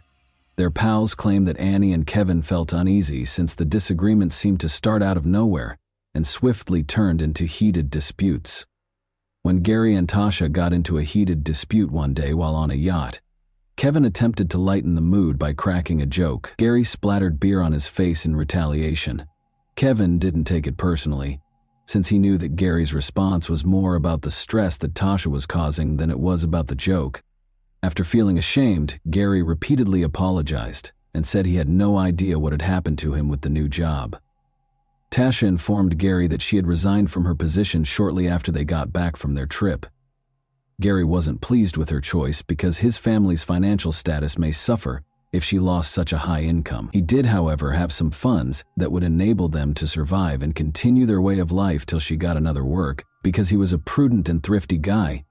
However, Tasha was employed as a consultant at a large pharmaceutical company the day after she quit. She hadn't mentioned getting a job before quitting, so this was strange. Although it appeared that someone might have assisted her in getting the job, Tasha dismissed it as pure serendipity, claiming that she happened to stumble into the interview. Even though Tasha appeared content with her new career, circumstances at home didn't improve. She stopped cooking, was rarely there, neglected the house, and showed no concern in Gary's situation. She even neglected their son, letting his grandparents handle the most of the child rearing. Mrs. Bentley began to leave town on the weekends, claiming to be on work travels. She was always talking on the phone, always finding a quiet place where no one could listen in. She claimed that it was work and that she needed to talk to her supervisors or coworkers about it when questioned. In order to prevent anyone from checking her phone, she also set a password, something she had never done before. She'd become aloof and secretive. Gary, however, was the one who was caring for his son and giving him all of his love and attention, spending all of his free time with the youngster and doing everything he could to ensure he didn't feel abandoned. He nearly lived for him. Gary still loved his wife and wanted to keep their marriage intact, if only for the sake of their child, despite their frequent arguments and her lack of interest. Mexico excursion with the family.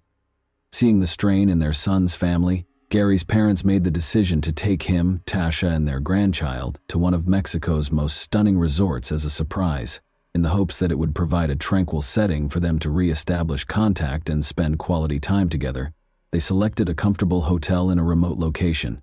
The internet was spotty and frequently interrupted, and cell coverage was scarce. This made it possible for the family to spend time together and enjoy one another's company. At the beach and go for lengthy strolls. Tasha, though, was clearly annoyed by the lack of connectivity. She was always looking for a signal to send texts or make phone calls. She became enraged and screamed at Gary's parents and their young boy. Gerald, Gary's father, thought her actions were odd and made the decision to speak openly with his son. He expressed his concern that Tasha might be cheating. Gary attempted to laugh it off, but Gerald could tell by the expression in his eyes that his son was thinking the same thing but was feigning indifference. Because of their daily arguments, Tasha insisted that they end their vacation early and go back home. Citing pressing work issues, she finally prepared her belongings and declared that she would return by plane by herself. Even though they were paid for an additional week at the hotel and received no reimbursements, this compelled the other members of the family to depart early with her. An odd series of fires in the spring of 2017. Tasha called Gerald, her father-in-law, and sounded upset, asking him to come and get her. She clarified that her automobile was totally wrecked after catching fire at a fueling station. She had to visit her insurance provider before returning home. Gerald naturally hurried to her aid, but he couldn't get rid of the uneasy feeling. In the years she had known Gary, one of her automobiles had inexplicably burned up 3 times. The car was reduced to scrap metal each time it occurred at a gas station, making it hard to identify the true origin of the fire. Tasha consistently earned substantial insurance settlements, and the events were consistently attributed to malfunctioning gas station equipment. Tasha would insure the cars for the maximum amount shortly prior to the fires, always using different insurance firms, and these fires occurred around every 3 years. She said she didn't know how it happened, and some family members and acquaintances even speculated that she might have enemies who were deliberately damaging her vehicles. Nevertheless, Tasha purchased a newer, more costly vehicle following each collision. Even if the fires had a suspicious pattern that made intentional property destruction all but impossible, the insurance companies had no reason to reject her claims. By summer 2017, the not-so-secret affair had. Almost every weekend, Tasha would vanish, claiming to be on work excursions. She seemed to live a life apart from Gary and their son, growing increasingly aloof. The Bentleys' neighbors, friends, and relatives started to think that Tasha was having an affair. Gary took these rumors quite personally. He gave up making jokes about it, and would either be silent or abruptly shift the topic. Gary's parents made multiple attempts to speak with him, telling him that things couldn't continue this way because, in essence, the marriage had already ended. But Gary consistently gave the same response. For Connor's sake, he was committed to keeping the family together and still loved his wife. He hoped that things would return to normal, that Tasha would wake up, and that she would reevaluate her priorities. Gary, Tasha, and their kids celebrated Thanksgiving at his parents' place in November 2017.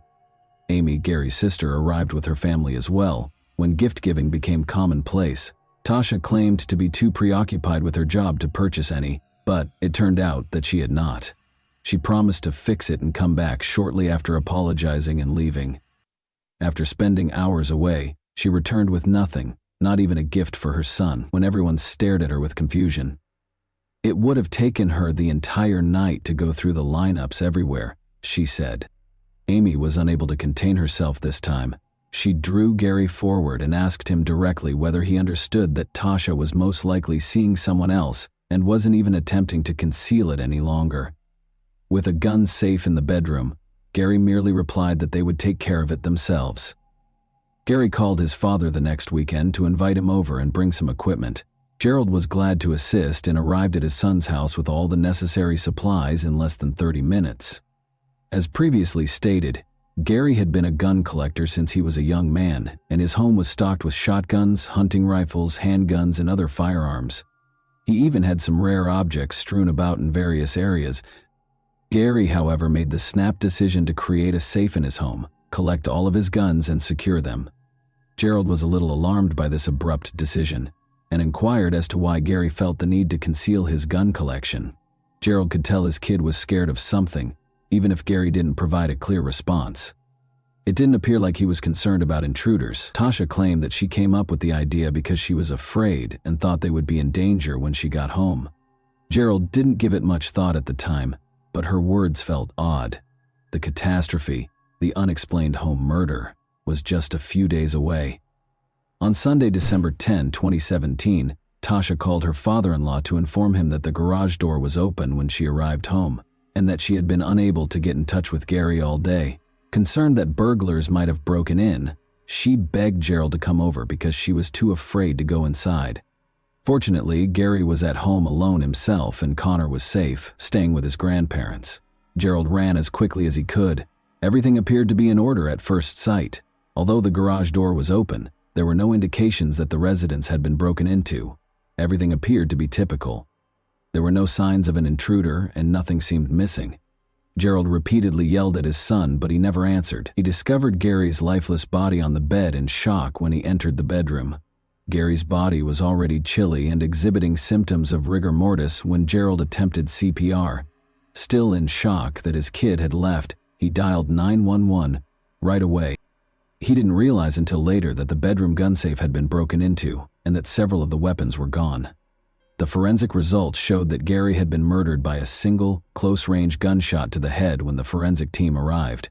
It was possible that he was asleep and didn't even hear the killer approach because he was in a sleeping position on his side in bed and had no other injuries or indications of a struggle. Valuables, a jewelry box, and even cash left in plain sight remained unharmed, making the incident appear to be more than a normal heist. This suggested that the gun safe was the primary goal.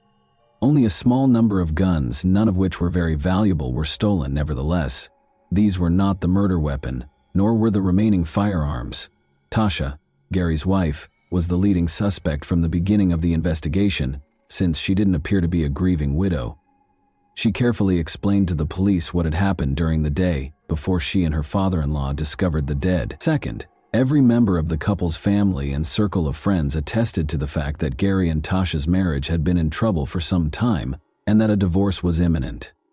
Third, 2 big dogs owned by the Bentleys growled at everyone but their owners. However, the neighbors had not heard any barking, and if they had, Gary probably would have awakened up. Tasha stated that she had left the house to run some errands because Gary had intended to go hunting that day. She claimed that after lunch she had attempted to phone him but had been unsuccessful. She attributed the situation to poor reception and was not really concerned. When asked, her pals confirmed that she had visited a friend's house on her way home.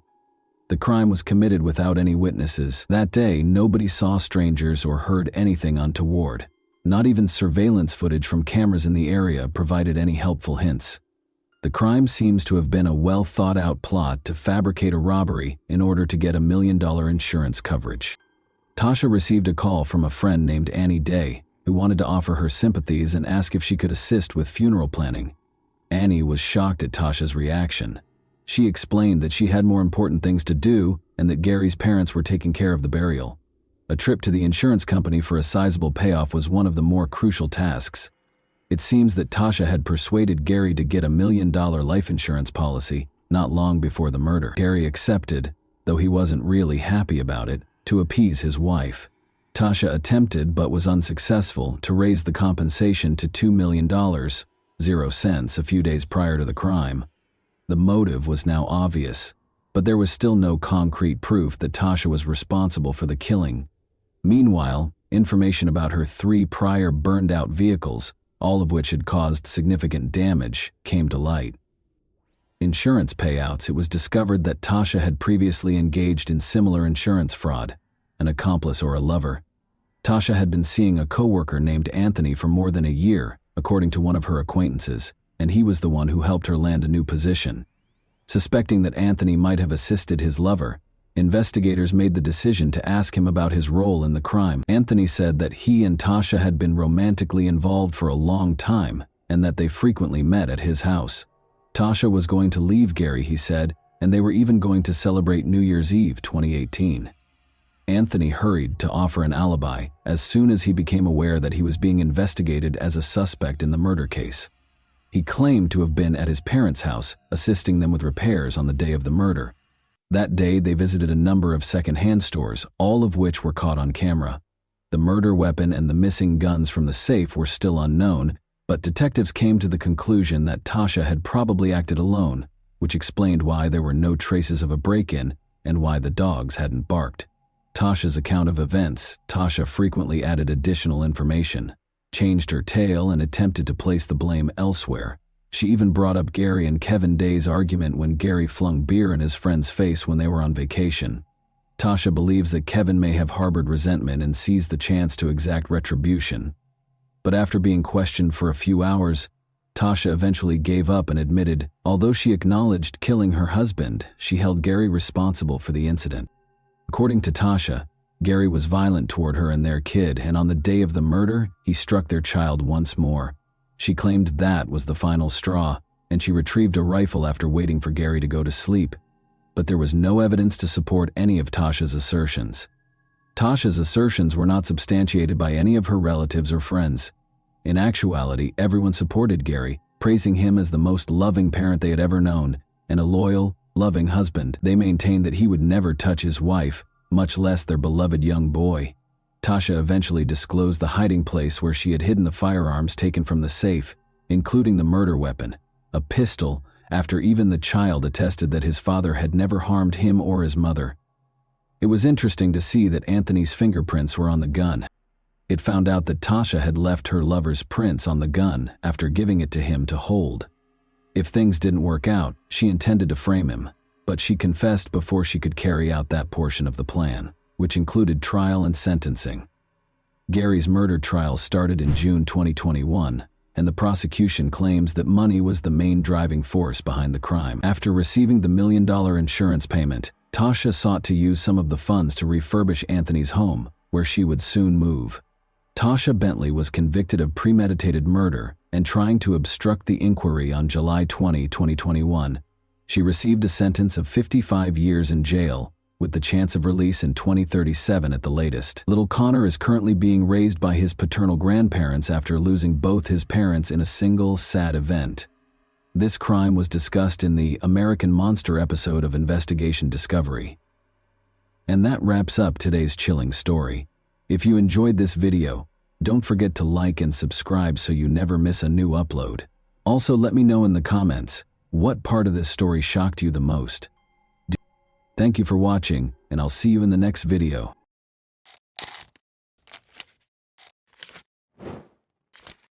Hey guys, today we're diving into another truly horrifying case. If you want to support my channel, make sure to subscribe and stay active. It really helps me out. I'd be super grateful for that.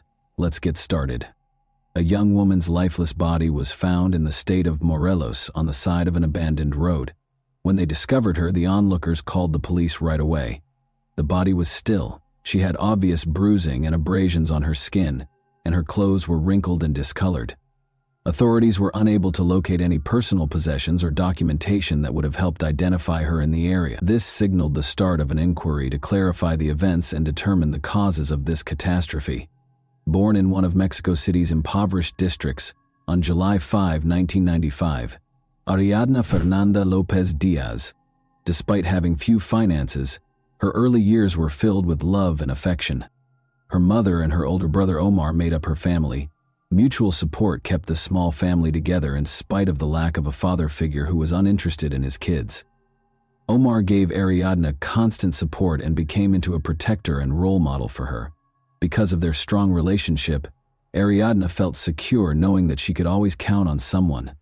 Ariadna was well liked by her peers because of her friendly and affable demeanor. She stood out for her genuineness and willingness to assist people, and she had a natural aptitude to make friends. She spent a lot of her school years with close companions, with whom she frequently discussed her future aspirations. But in 2018, when Ariadna was only 23, her mother was afflicted with cancer, leaving her youth tainted by a devastating loss. The family eventually had to confront the inevitable as the sickness advanced quickly. For both Ariadna and Omar, losing her mother was a heartbreaking blow. In addition to deepening their relationship, this catastrophe made Ariadna grow up fast and accept responsibility for her own life. She made sure her mother's presence was always with her by getting her name permanently inked as an homage to her mother. Ariadne had met a young man and quickly started seeing him before to the death of her mother. Ariadne soon found out she was expecting a kid, as their romance progressed swiftly. The young couple quickly recognized their paths were separating though, since the arrival of her kid did not provide the stability she had hoped for. Following their separation, they continued to have a cordial relationship while sharing custody of their son. Having a child presented new difficulties. In order to support herself and her son, Ariadna had to juggle the responsibilities of parenthood with her job search. Getting a job at a well-known bar in Mexico City was the first step on this adventure. This place, which was frequented by wealthy customers, had high standards for its employees.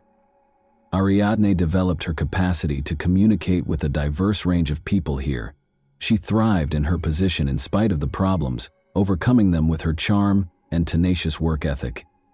Her life was drastically altered by the pandemic. Despite losing her job because the company where she worked closed, Ariadne resisted giving up. Instead, she opened her own beauty salon during this time to fulfill a lifelong dream. This endeavor came to represent her will and ambition to create a life free from other influences. Using her vast network and skills, she was able to start a business that gave her a reliable source of income. A new connection came into her life at this period. She clicked with a man she met right away. She found security and happiness in her relationship. Between her spouse, her job, and her son, Ariadna managed her time well. Despite having a busy schedule, she managed to find joy in every new chance.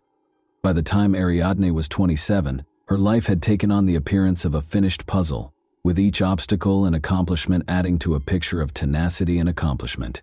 She had experienced loss, started over, taken care of her son's future, and become independent. But what appeared to be the beginning of a happy chapter was actually the beginning of a tragedy. Vanessa was introduced to Ariadne by mutual connections. Ariadne and her pals went to an event where they first interacted. Ariadne was immediately drawn to Vanessa because she was youthful, lively, and captivating. Vanessa was able to establish a connection with people quite fast. Those who knew her well, however, felt conflicted about her. Her acts frequently shocked people with their unpredictable nature, and beneath her seeming openness were jagged edges. A common figure in Vanessa's social circle was the middle-aged businessman Rautel. Rumors surrounded his reputation. Prominent for his wealth, power, and extravagant way of living, he was frequently spotted with young women who wanted to be a part of his world. Rumors of his ties to influential people and even criminal organizations helped to elevate his stature, but no one in his inner circle could verify these claims.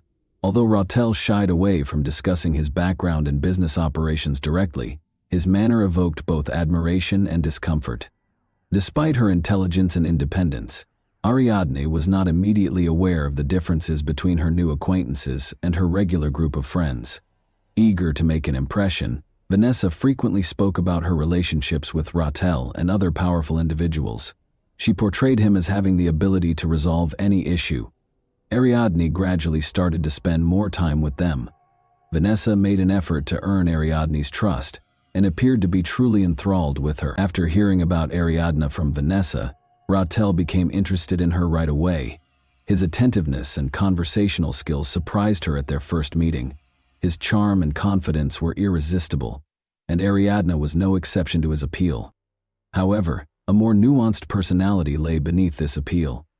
Rautel's manipulative tendencies were observed by anyone who interacted with him. However, Ariadne thought he was a decent and kind man.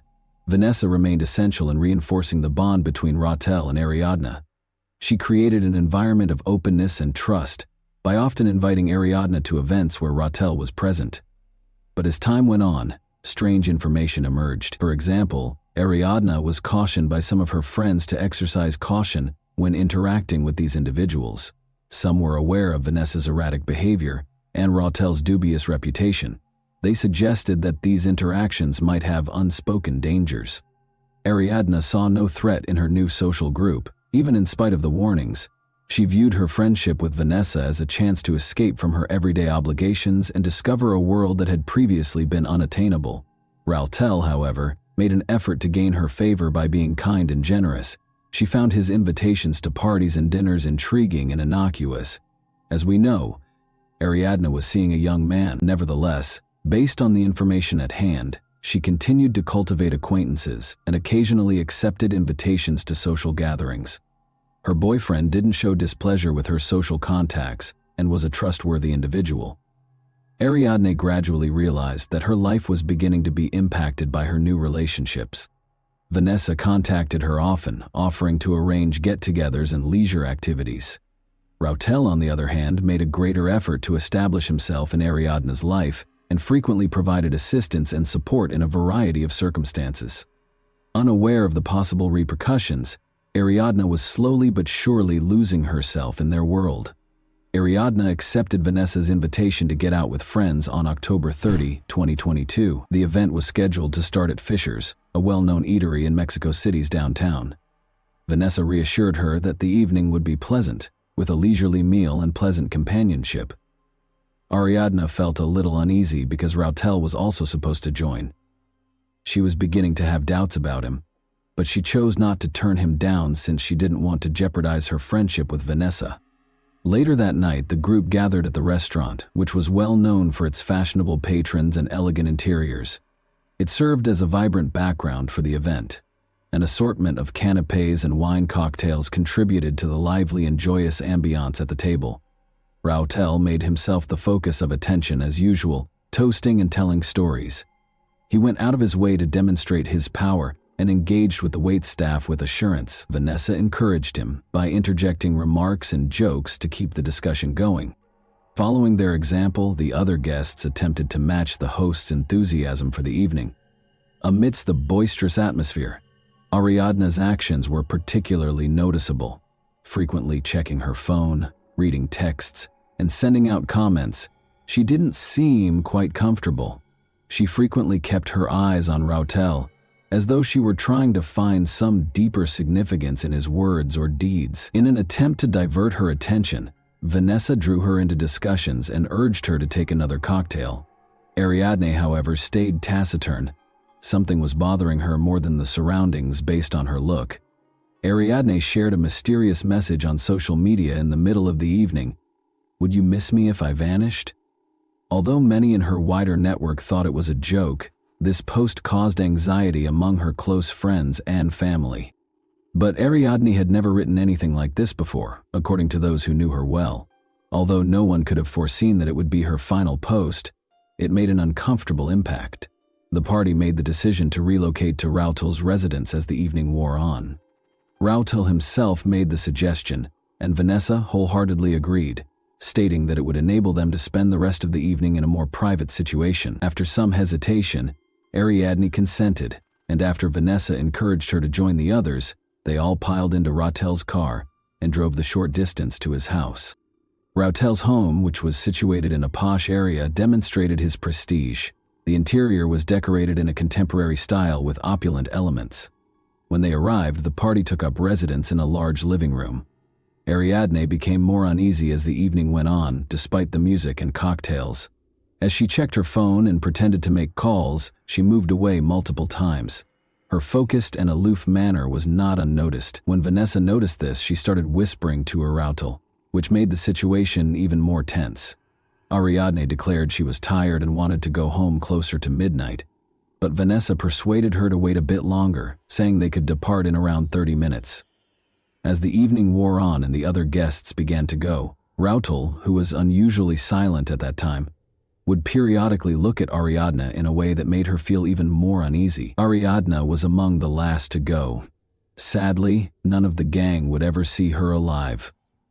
An incident rocked Morelos the next morning, October 31, 2022, when two bikers discovered a woman's death on the side of a distant road while out on an early morning ride. Locals hardly ever visited the area, which was remote from any major roadways. The bleak landscape, scant vegetation, and eerie quiet of the surrounding area all served to highlight the tragedy. Although the woman was dressed, her clothes were filthy and seemed to be broken. Numerous bruises and what seemed to be contusions were seen on her body. Law enforcement was notified of the occurrence by witnesses right away, and they arrived a few hours later to record the incident and possibly help identify the body. The cyclists snapped pictures of the area in the interim. As soon as the police showed up, they roped off the area and started gathering evidence. Mark suggested that the body had been moved, and tire traces were discovered in the ground. Although there were obvious indications of a struggle, forensic experts were unable to determine the cause of death. Since there were no obvious injuries from a weapon, it was challenging to pinpoint the precise circumstances of the tragedy. Since no personal belongings or paperwork were discovered with the woman, her identity was unknown at the time. Pictures of the body started making the rounds on social media a few hours later, and people who saw them started talking about them. They were Ariadne's friends and relatives, who had been missing since going to a party at Rautel's house. They were able to identify the victim's distinguishing characteristics, such as tattoos. Omar, her brother, feared the worst and reported the woman missing to the police, speculating that she might be his sister. Meanwhile, the investigation was started by the Morelos state authorities. However, there was a lot of criticism directed at the police's early response. Critical traces at the site were not adequately documented, and there were reports of violations of evidence-gathering rules. This cast suspicion on the professionalism and moral character of the local police force. Their suspicions were validated when Ariadne's family members showed up to formally identify the body. His sister had a tattoo honoring their late mother on her shoulder, which Omar recognized.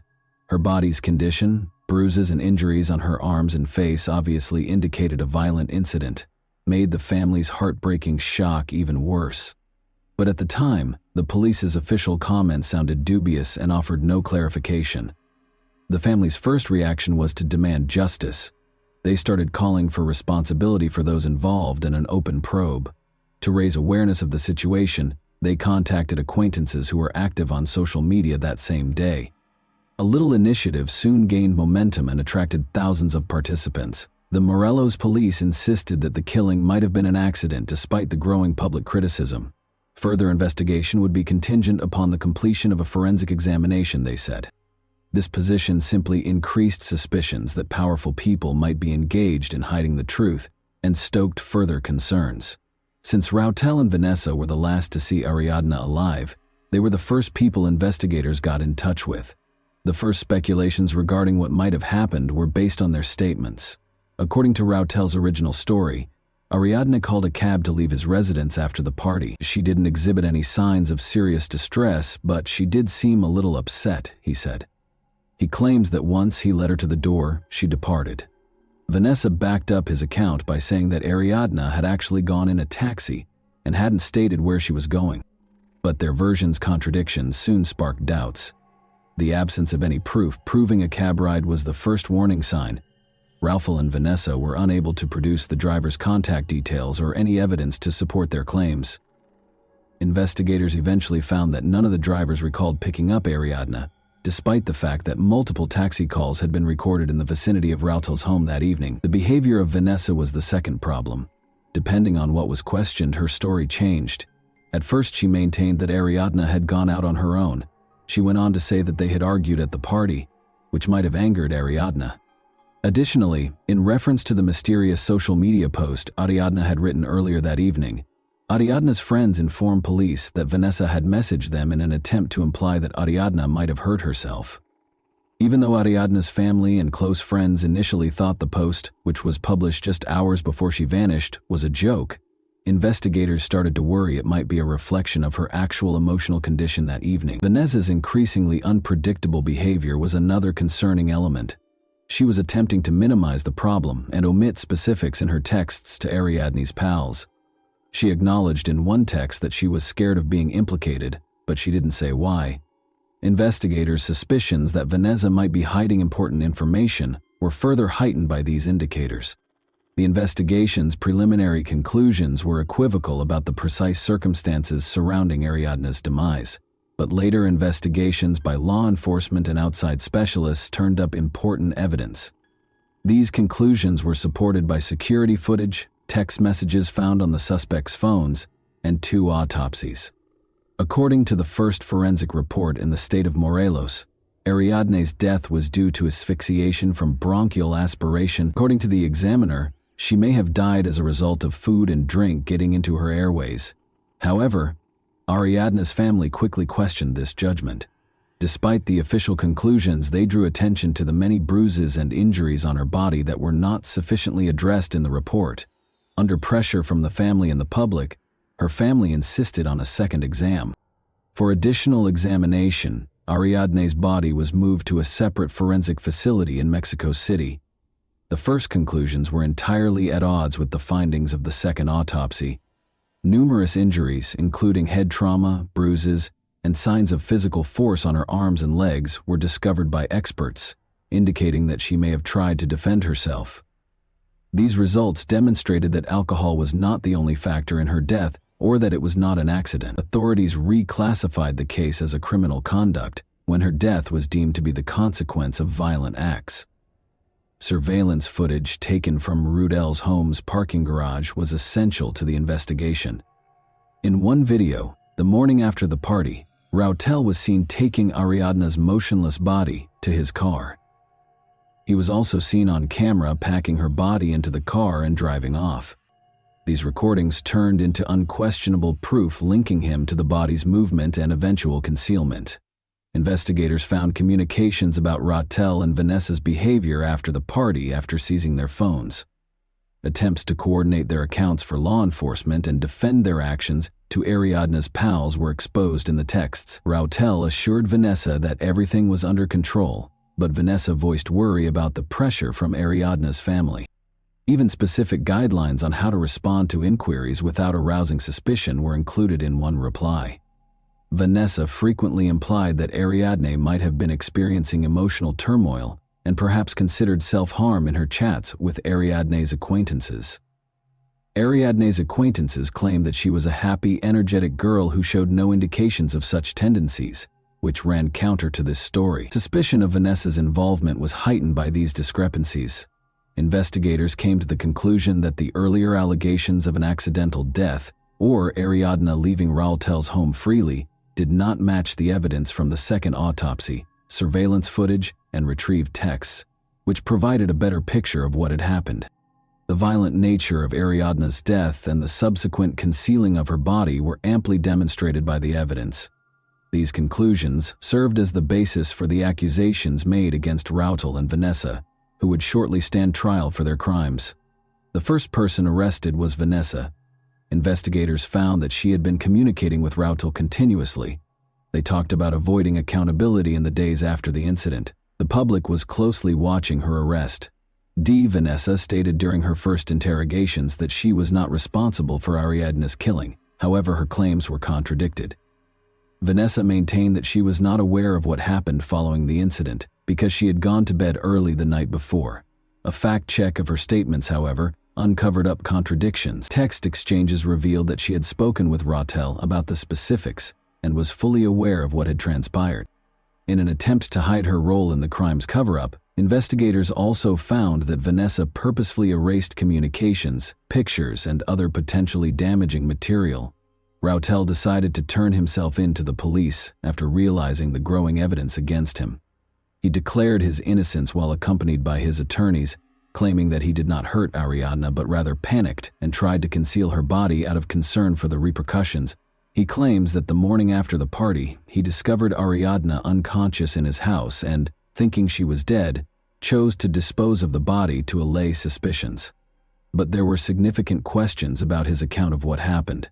First, the second autopsy's findings refuted his allegations by confirming a violent cause of death.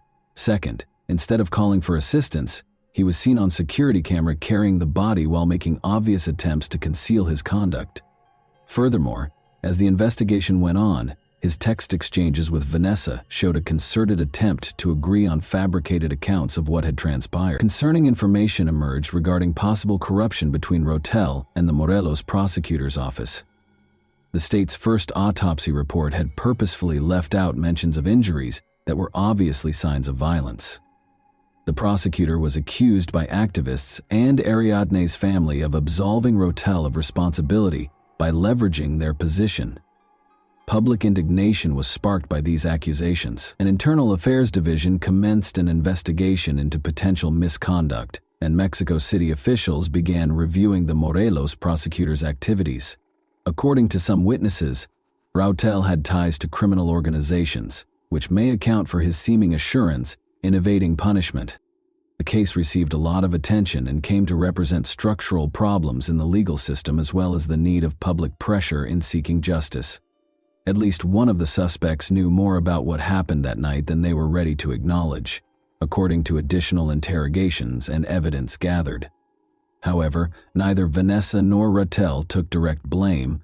Instead, they centered their explanations on attempts to defend one another's acts. This only served to increase suspicions and was a major contributing cause to their brief detention.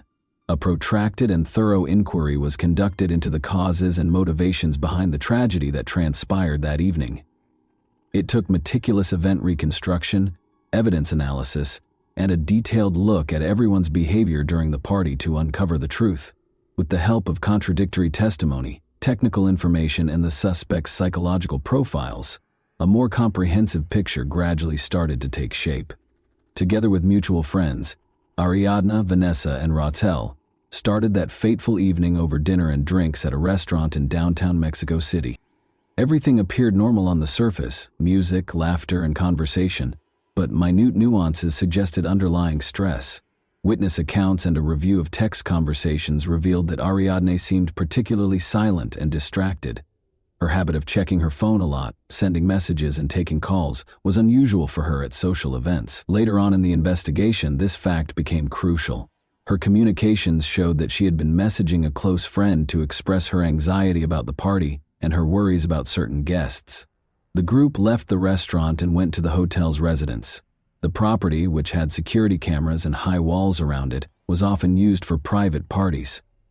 The hosts, Vanessa and Rautel, appeared to have strained chemistry. According to witnesses, Vanessa made a number of scathing comments about Ariadne, who handled them calmly in an effort to avoid conflict. Alcohol started to affect the group's conduct as the evening went on. Already emotionally agitated, Vanessa allegedly yelled at Ariadne many times, calling her rude and unwelcoming. These charges increased the already rising tension but didn't strike a chord with the other members of the group. Rautel, on the other hand, was obviously unhappy with Vanessa's actions, but seemed to maintain his neutrality. Witnesses' reports of Ariadne trying to leave the party early the following morning marked a turning point. She reappeared shortly after being spotted outside the residence.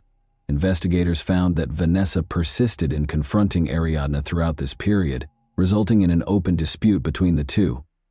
The specifics of the altercation are still unknown. Investigators believe Vanessa accused Ariadne of attracting Rautel's undue attention. After the majority of the attendees had departed the party, only Vanessa, Rautel, and Ariadne were remaining in the house. Messages recovered from the phones verified that Vanessa and Rautel had talked about difficult events from that evening. Investigators said that Vanessa, who was allegedly very drunk, started acting aggressively. An incident that is thought to have occurred during this time is what caused Ariadne's fatal injuries. What was the reason behind Ariadne's peculiar social media post that evening? After being written off as a joke at first, the message gained significance as the inquiry progressed. Friends subsequently acknowledged that Vanessa's actions and the general ambiance of the event might have made Ariadne uncomfortable. The tweet could have been an attempt to draw attention to herself, communicate her uneasiness, or perhaps act as a subliminal warning. According to the reconstruction of events, a major contributing factor to the catastrophe was Vanessa's envy, which was made worse by drink and mental instability. Rautel's actions, which were probably an attempt to hide what had transpired, simply made matters worse. If the atmosphere at the party had not been so tight and unstable, this confluence of circumstances could have prevented the disastrous result. Omar, Ariadne's older brother, was left to be the only father figure in the life of her 6-year-old son. Omar stepped in to offer both emotional and financial help. As he assumed responsibility for his nephew's upbringing, he worked to preserve Ariadne's memories and show him the love she had always shown him throughout her life. Since other family members and friends helped the youngster deal with his loss and provide him with a loving atmosphere, this choice strengthened the bonds within the family. The family of Ariadne continued to be involved in the effort to learn the whole facts regarding her passing. They attracted public attention, started social media campaigns, and planned protests. One noteworthy accomplishment was attracting the attention of foreign media, which contributed to a rise in pressure on the Mexican legal system. The initial judicial proceedings concerning Ariadne's demise turned out to be a crucial point in the fight for justice. The family and their legal team made sure that the case was handled openly and honestly, taking into account all pertinent facts, even in the face of opposition from some authorities.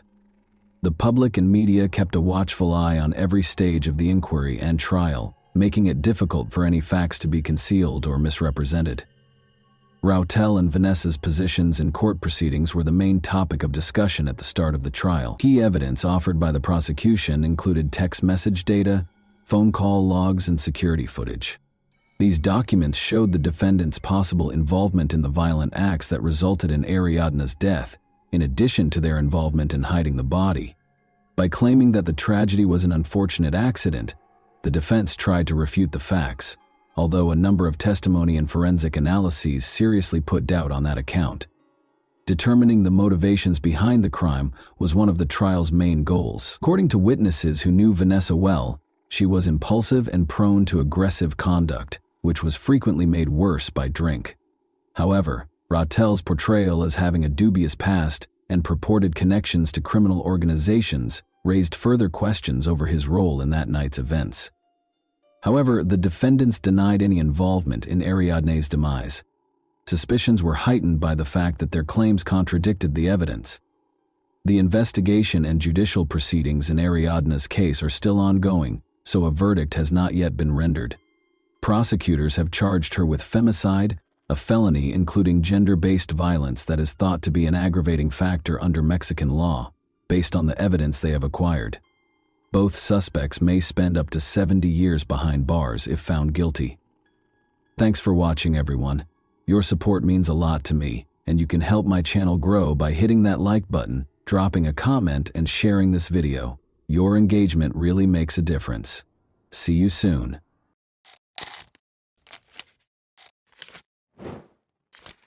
Hey guys, welcome to my channel, and today we're going to take a look at another horrible case with you. Victor Auxiliers, a seasoned skydiver, made another jump on a typical sunny day in Wiltshire County. The sensation of wind on her face, the rush of adrenaline, and the view of the infinite sky were all familiar to her. However, she became aware that something had gone horribly wrong shortly after she had deployed her parachute. The reserve parachute did not deploy correctly, and the lines were tangled. Victoria fell with a terrifying velocity. Her only concern during that heart-stopping moment was her kids and how they would be left without her. However, how could a seasoned teacher like this make such a mistake, and why? These questions led to the discovery of a terrifying mystery that would permanently alter Victoria's life. Victoria Cilliers, who is she? Victoria Cilliers was born in 1977 to a retired military officer in Edinburgh, Scotland's capital. She was lively, vivacious, and full of life from a young age. She devotedly pursued a number of sports during her school years, and when she made her first skydive at the age of 16, she instantly fell in love with the sky. Victoria entered the University of Glasgow's medical program after graduating from high school. She obtained her degree in physical therapy while still participating in sports. She joined the British Army as a physical therapist because she wanted to be like her father. Victoria developed into a highly accomplished skydiver in addition to her medical career. She completed more than 1,500 jumps and obtained her instructor's certification. As a mentor with the Army National Parachuting Association and a free-fall coach, she was a true professional. Through perseverance and hard work, Victoria rose to the position of captain by the time she turned 30, marking a significant career accomplishment. She made a good living while juggling her duties as a skydiving instructor and a physical therapist at a military hospital. Her private life, however, was less fortunate. She wed a medical colleague in 2008, but the union disintegrated after just 1 year. A tall, gregarious officer named Emile Cilliers entered the hospital where Victoria worked in the middle of 2009. He ended up attending one of Victoria's therapy sessions while he was recuperating from a skiing accident. He quickly became the love of her life and her second husband, a love that nearly cost her everything. Emile Cilliers, an unfaithful partner and perilous charmer. Let's now examine the primary antagonist of the narrative. Born in South Africa in 1980, Emile Cilliers came from a wealthy British expat family that ran a construction business. His parents catered to all of his needs and desires, allowing him to grow up pampered and conceited. Emile began dating Nicolene Shepherd, a young girl, when he was 17. He was already employed at his father's business and had completed high school by then. Emile knew how to make a good impression, dressed well, and always had money to spend. Shortly before her 16th birthday, Nicolene became pregnant and gave birth to their first child, a daughter. A second child was born to the couple approximately a year and a half later. However, they never made it to the altar, even though they had 2 children together. Emile asserted that he was not prepared for the obligations of family life. He kept having affairs with other women in spite of his role as a father. Although he didn't try hard to conceal his actions, he was always able to win Nicolene back and persuade her to stay with him. Emile made the decision to relocate to the UK in the early 2000s with the intention of establishing a prosperous career, purchasing a house, and eventually bringing Nicolene and the children to live with him. On a work visa, he went to the UK, but his trip didn't go as expected. Emile took on menial side jobs to make ends meet because he was having trouble finding steady employment. He often lived with different women and made fewer calls home to save money. Emile consistently refused Nicolene's requests to bring them to the UK or return to South Africa. Citing financial difficulties, he said he was unable to provide for them. However, he frequently bought pricey things for himself and lavished gifts on his many romantic partners. Nicolene and the kids were temporarily financially supported by Emile's parents. Nicolene's prospective mother-in-law then disclosed a startling secret during one of their conversations. Emile had just gotten married. Carly Taylor, a British woman, became his new wife. Nicolene called Emile that same day and demanded an explanation. He reassured her calmly that the marriage was solely for legal purposes, to obtain permanent residency in the United Kingdom. Nicolee tried to remain composed and trusted his story, but she soon discovered he had no intention of inviting them over. She packed one suitcase, gathered her children, and took a plane to the UK, determined to force Emile to take responsibility. She desired Emile to be involved in raising their kids. By this point, Carly was expecting their second child, and Emile and Carly already had a son together. Carly was unaware of the existence of Nicoleen and her two children. The unexpected appearance of Nicoleen surprised Emile and his expectant wife. In an attempt to make his shocked wife understand him, Emile had to switch to South African Afrikaans. He told Nicoleen quite bluntly that he had no intention of continuing to be involved in their children's lives, and that their relationship was over. The always endearing Emile was forced to tell his wife who she was, but the heartbroken Nicoleen fled in tears. However, Nicoleen was portrayed as a villain rather than a victim in the highly embellished story he told Carly. For about 6.5 years, Emile and Carly were married, but their marriage was not happy. It was the same pattern as in his last relationship. Emile regularly cheated on Carly with several women he met wherever he went, even though they had 2 kids together. Interestingly, Nicoleen, Carly, and later Victoria would all talk about Emile's incessant demands for intimacy, even weeks after giving birth, with little consideration for the discomfort or health hazards his partners might face. Emile signed a contract to join the Army Physical Training Corps shortly after he married Carly, joining the British Armed Forces. He basically turned into a fitness instructor who earned a respectable salary and a military rank. Emile and Victoria's love story. Emile broke his ankle in a skiing accident in 2009 and ended up in the hospital. Victoria, a physical therapist, was there when he first met her. Immediately sparks flew between them. It made no difference that Victoria was 3 years older. Emile tried his best to comfort her in any way he could, because she was still emotionally healing from a recent divorce. Victoria was initially unaware that her new romantic interest was still married. Similarly, Carly was unaware that her husband was meeting with a divorce lawyer and getting ready to file for divorce. When the truth was revealed, Emile attempted to blame Carly for his marriage's failure, but she responded by telling Victoria that Nicoleen and Emile had 2 other children. This realization astounded Victoria. Her ostensibly ideal partner had a convoluted past, including 4 children and 2 prior relationships. Emile, however, insisted that he had never felt this way about anyone else and declared his unwavering love for her. Victoria had already fallen deeply in love with him. Even though those words might have meant nothing to someone else, she discovered that she could accept him for who he was, flaws and all, and forgive the lies. With time, Carly and Victoria were able to establish a true friendship in addition to becoming cordial. The 2 women had become so close that Carly even trusted Victoria to take care of her kids.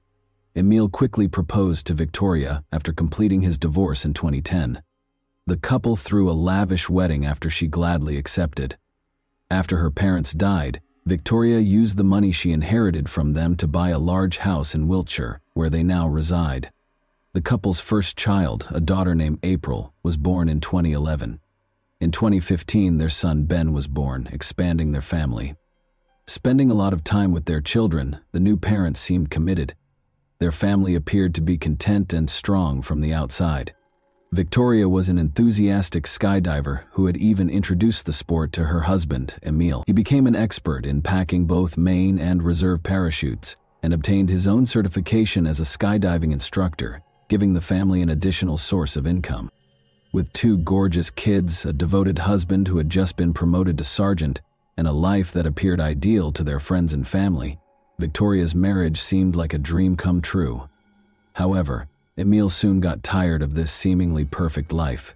He started looking for affairs, and even though he didn't do much to conceal his actions, he would constantly beg Victoria's pardon on his knees. He would vouch for the fact that these liaisons were pointless and that she was the only person he loved. In order to keep up appearances, and the appearance of a perfect family in front of friends, family, and co-workers, Victoria repeatedly forgave him.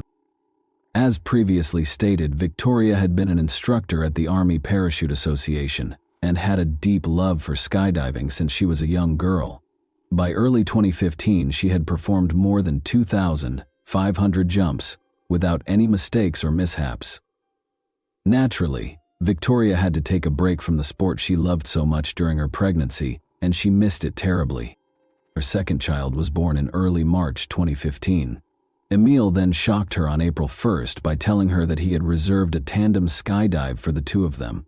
Victoria was ecstatic, perceiving this as a considerate act from her spouse, who appeared to wish to inject some excitement into their everyday routine. The couple arrived at the skydiving base with their older daughter on April 4, the day of the scheduled jump. They prepared, but the weather abruptly changed against them. Heavy clouds rolled in and the wind increased, making it impossible for the plane to take off. The jump was rescheduled for Easter Sunday the following day. Upon arriving home, Emil abruptly informed Victoria that he would not be able to accompany her the following day. In addition to insisting that it would be best to leave the kids at home because they would only grow tired and no one else would be available to watch them, he said that urgent matters had arisen. Emil wished Victoria luck as he bid her farewell on the morning of April 5 and remained behind with their 5-week-old son and 4-year-old daughter. With a positive attitude, Victoria set out, looking forward to her long-awaited jump. However, the weather wasn't great again. After waiting for several hours, the group was finally given the all-clear to take off. The plane carrying 12 skydivers took off at around 3 p.m. One by one, the skydivers started their jumps at the proper altitude. Last to jump, Victoria Cillier relished every moment of her ascent through the sky, but as soon as she pulled the cord to release her parachute, she knew something was seriously amiss. No matter how hard she tried, she was unable to untangle the tangled lines of her main parachute. Quickly, she sliced it off and proceeded to use her backup chute. The unimaginable occurred at that point. Approximately 1/3 of the reserve parachute opened. It looked like this might be the end, as Victoria started to spin wildly through the air at a terrifying speed. Victoria later acknowledged that, although she was afraid, she didn't consider dying. Her husband and their 2 young children were waiting for her at home and she was thinking about them. She tried to position her body to minimize the injuries from the inevitable impact and did everything she could to slow her fall. In her ears, the wind roared. She lost all sense of time and space as everything whirled around her. The world grew dark. Victoria was lying in a recently plowed field when she came to. She couldn't understand what had happened or why there was so much noise all around her. She was confused. Her co-workers were shocked to discover her alive after racing to the scene. They were taken aback, however, when Victoria opened her eyes and requested assistance in standing up. As it happened, she had been extremely lucky. Her fall had been cushioned by the soft, loose soil, avoiding potentially fatal injuries. Victoria had suffered a broken leg, collarbone, and multiple ribs, but she miraculously survived. However, her head, internal organs, and spine were largely intact on the side she landed on. After being airlifted to the closest hospital by emergency personnel, it is almost unheard of for both parachutes to fail, and it is rarely necessary to deploy a reserve parachute. Red flags were raised right away. After learning of the incident, the skydiving base's lead instructor made the decision to examine Victoria's parachutes in person. Although the main chute's lines were tangled, it was unclear if this was the result of a packer's error or if someone had purposefully sabotaged it. Things became even more suspicious when the reserve parachute was examined. There were 2 essential pieces of equipment missing. It appeared as though these parts had never been there and had never been torn away because there was no indication of damage. Victoria came perilously close to death as a result of the reserve chute's improper deployment. A mistake of this size was practically impossible because the parachute had been inspected at least 10 times by numerous experienced professionals. The lead instructor was extremely concerned about both parachute failures. He made the decision to report a possible murder attempt to the police on his own. It just so happened that, at about the same time, Victoria's best friend Caroline called the police with a similar worry. But Caroline didn't think twice about naming the suspect she had in mind. When Caroline learned of the suspicious accident, she became concerned. She told investigators that Emil, Victoria's husband, might be connected. Caroline claims that although the marriage appeared to be happy on the surface, Emil was actually a toxic and manipulative partner. Victoria disregarded numerous warning signs because she was so consumed by her love for him. An expanding study. The parachutes turned out to be important pieces of evidence during the police's thorough investigation into the incident. Victoria, meanwhile, recovered remarkably quickly and was in the hospital for less than a month. She credited her husband's constant care and support for her quick recovery. Emile seemed to be the ideal husband, showing her affection, taking care of the house, and assisting with their kids. Victoria was therefore taken aback when policemen arrived at their door to talk to Mr. Cilliers. Emile didn't fight back. He went to the station voluntarily to respond to their inquiries. Emile, a negligent father and an unfaithful husband, maintained his composure while being questioned, but he was aware that investigators would soon find text messages he had exchanged with his many lovers. He made the decision to discuss his affairs with others in the hopes of avoiding the disclosures. He acknowledged that he had been dissatisfied in his marriage and blamed Victoria for not providing for him. He claimed that although he had been preparing to divorce her for some time, he had put it off due to the children. Emile admitted that he had been seeing an Austrian ski instructor named Stephanie Galler for about 6 months, and even had plans to wed her shortly. Emile disclosed his financial difficulties as well. He owed a lot of money to a number of individuals and businesses that provided high-interest loans. He was a self-confessed gambling addict who regularly wagered and lost, which led to his debts skyrocketing. He said that some of his creditors had started threatening him, and he even implied that Victoria's death attempt might have been a warning to him. As it happened, Emile Cilliers did have a mountain of debt, but his account of the parachute incident sounded so implausible. The fact that Emile casually stated that he had personally examined his wife's parachutes and never left them in his sight, even bringing them with him when he used the restroom, only served to heighten investigators' suspicions. The police detained him for additional interrogation after this detail raised serious concerns.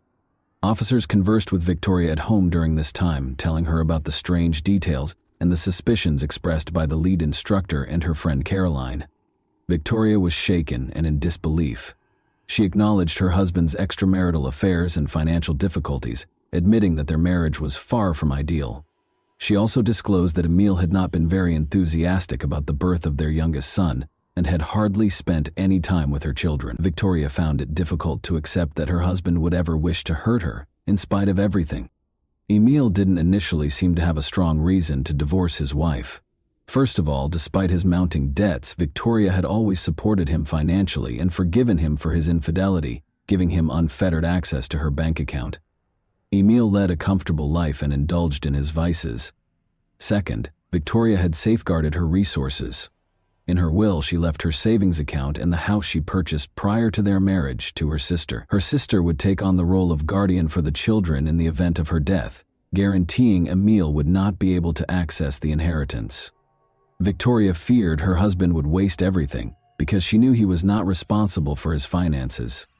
Emile was also aware of this and realized that her estate would not be advantageous to him. Investigators believed that he might have been motivated by the possibility that he would receive a life insurance payout of almost £200,000 if Victoria died. Emile was also planning to move abroad with his new girlfriend as part of their future plans. Victoria recalled an important detail when questioned about the parachute. Taking Victoria's backpack with him, Emile had taken their daughter to the bathroom when she needed to use it on the day of the jump. According to the rules, all equipment had to be returned because the jump was canceled that day due to bad weather. However, Emile persuaded Victoria to leave the equipment in a locker, claiming that doing so would avoid the lines at the equipment window the following morning and save time. Victoria insisted, however, that her husband was not allowed to tamper with the parachutes. She noted that he had only been gone for roughly 5 minutes, which was, in her opinion, not nearly enough time to make any changes to the equipment. Caroline talked about a terrifying experience that happened a week prior to the unsuccessful parachute jump during her interview. Victoria had almost died from a gas leak at home. Victoria and their 2 kids were left alone when Emile said he had to spend the night at the barracks the previous evening. Victoria smelled gas the following morning. When she called Emile to tell him, he told her that she was just dreaming and told her to start cooking without worrying. Fortunately, Victoria was not easily persuaded. When the technician from the gas company arrived after she called, they found a significant leak at the gas valve located inside a cabinet close to the stove. The valve nut's noticeable scratches indicated that someone had used a wrench to tamper with it. Emil was notoriously clumsy with tools, so it appeared that he was the one who made the marks. Additionally, there were blood traces on the valve from a cut he probably sustained while working on it quickly, and he hadn't bothered to clean up the evidence. According to investigators, he had loosened the nut just enough to start a slow leak, not enough to be noticeable unless there was an explosion. Later, Emil asserted that the valve had most likely come loose due to vibrations from a nearby building's construction. The incident was written off as a strange accident at the time, and no one suspected Emil of foul play. However, if an explosion had occurred, Victoria and their 2 small children might have perished, instantly resolving Emil's issues. Determined to depart for Austria with his new partner Stephanie, he swiftly came up with the plan with the parachutes after that plan failed. The suspected attacker is defended by the victim. Victoria persisted in defending her husband, claiming he could never want her dead, in spite of all the dubious evidence and witness statements. At that point, investigators decided it was time to expose her to the harsh reality of the man she had lived with. They told Stephanie about Emil's messages, in which he essentially asked her to marry him. He had written about his desire to start a new life, and his profound regrets about marrying Victoria. That wasn't all, though. Emil had profiles on several dating apps, was seeing a number of other women, and even went to speed dating events to meet new people for casual dates. But finding out that her husband had been having an affair with his ex-wife Carly was the greatest betrayal for Victoria. Unaware of Emil's dishonesty, Carly and Victoria were good friends who frequently worked out weekend custody arrangements for the children. Although Victoria acknowledged that the gas leak incident had raised suspicions from the beginning, she chose to ignore them because she believed her husband would never endanger their children. In addition, he had been gone nearly 3 times as long as Emil, who had only been in the bathroom for 5 minutes with her parachute. He said their daughter had spent a lot of time in the restroom when he got back. Victoria was also aware that her husband was using her credit cards to make extravagant purchases for his mistresses. Emil, however, had consistently maintained that fraudsters had somehow obtained his account details and pledged to notify the authorities of the theft, even though he never did. The case was taken to court because of Victoria's and other witnesses' strong testimony. An expert would only need roughly 10 minutes to sabotage both parachutes and repack them carefully enough to evade detection, according to a reenactment done during the investigation. The fact that Emil had allegedly attempted to harm his wife twice, putting not only her but also their children in danger, persisted even though the majority of the evidence appeared circumstantial. When the trial started in November 2017, Emil vehemently denied all of the charges. He asserted that he would never endanger his own children and that he would never harm the mother of his children. In addition, he claimed that Victoria had been on the edge of a breakdown after multiple heated arguments with him and that she may have tampered with her own parachute because she was suffering from severe postpartum depression. Victoria was experiencing an odd situation. Emil almost seemed to hypnotize her. She reiterated his allegations in court, saying he couldn't have hurt her or their kids. She even acknowledged that she had experienced depression following the birth of their son. Attendees at the trial were unable to ignore how strongly Emil continued to influence her. Emil was found guilty of all charges on June 15, 2018, and given a life sentence with the possibility of release after at least 18 years. Victoria finally admitted to herself that she had been living with a real monster for all those years, and she filed for divorce shortly after the trial. And that wraps up today's chilling story. If you enjoyed this video, don't forget to like and subscribe so you never miss a new upload. Also, let me know in the comments, what part of this story shocked you the most? Thank you for watching, and I'll see you in the next video.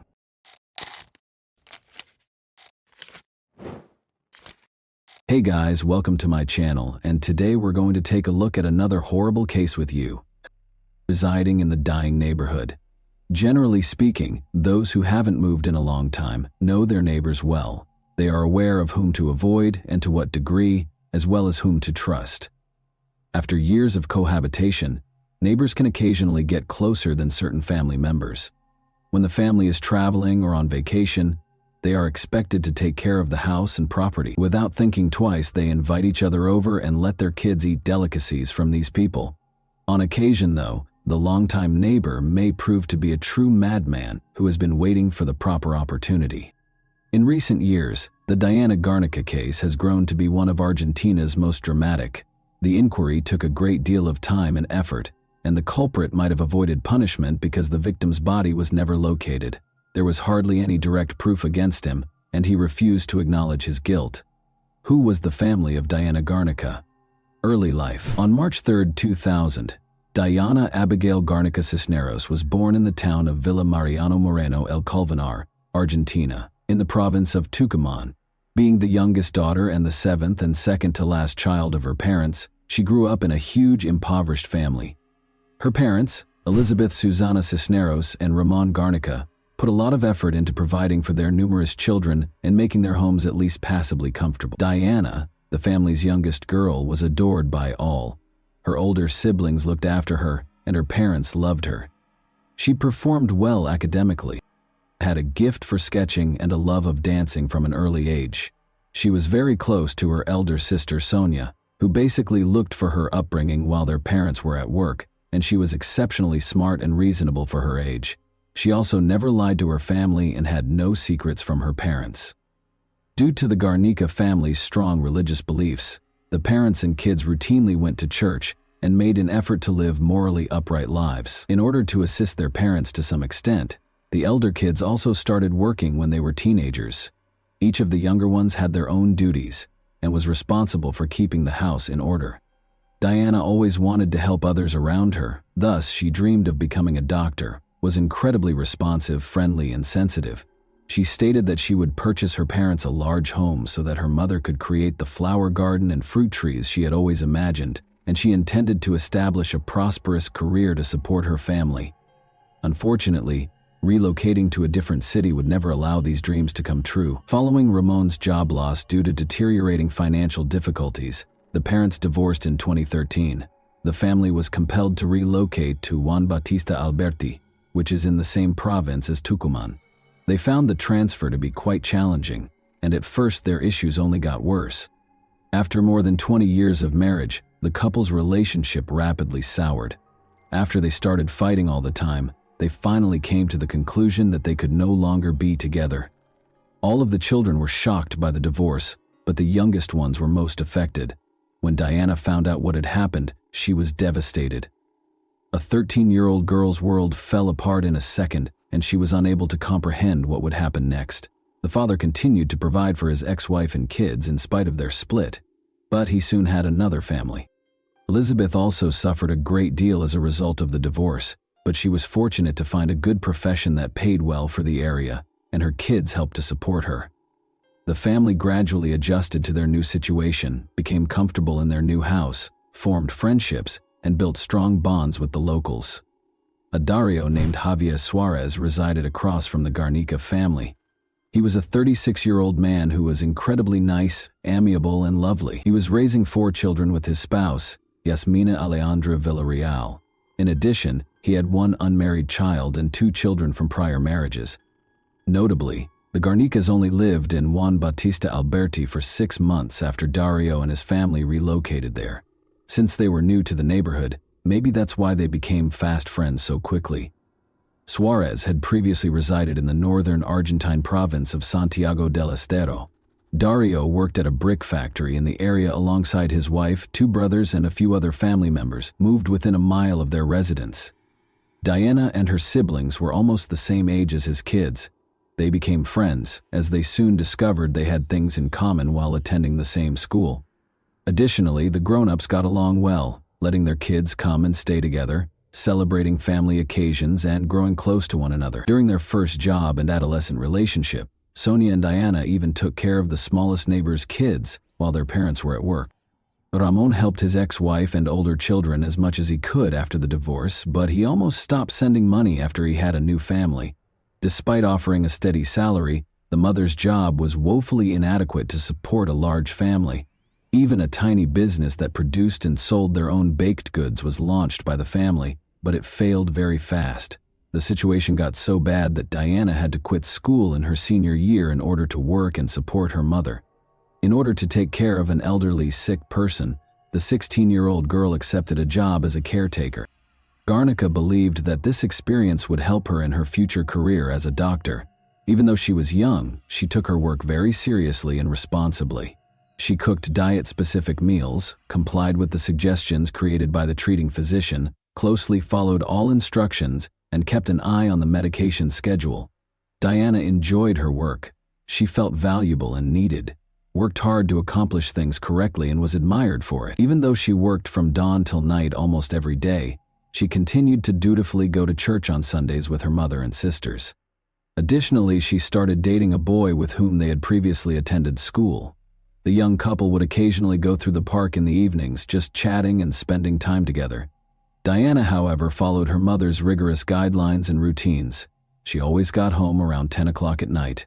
She never went somewhere without telling her family where she was going, who she was going with, and when she would be back. And she never stayed out late. She occasionally accompanied her neighbors and their kids to the city market to buy supplies, although her mother was always aware of these outings.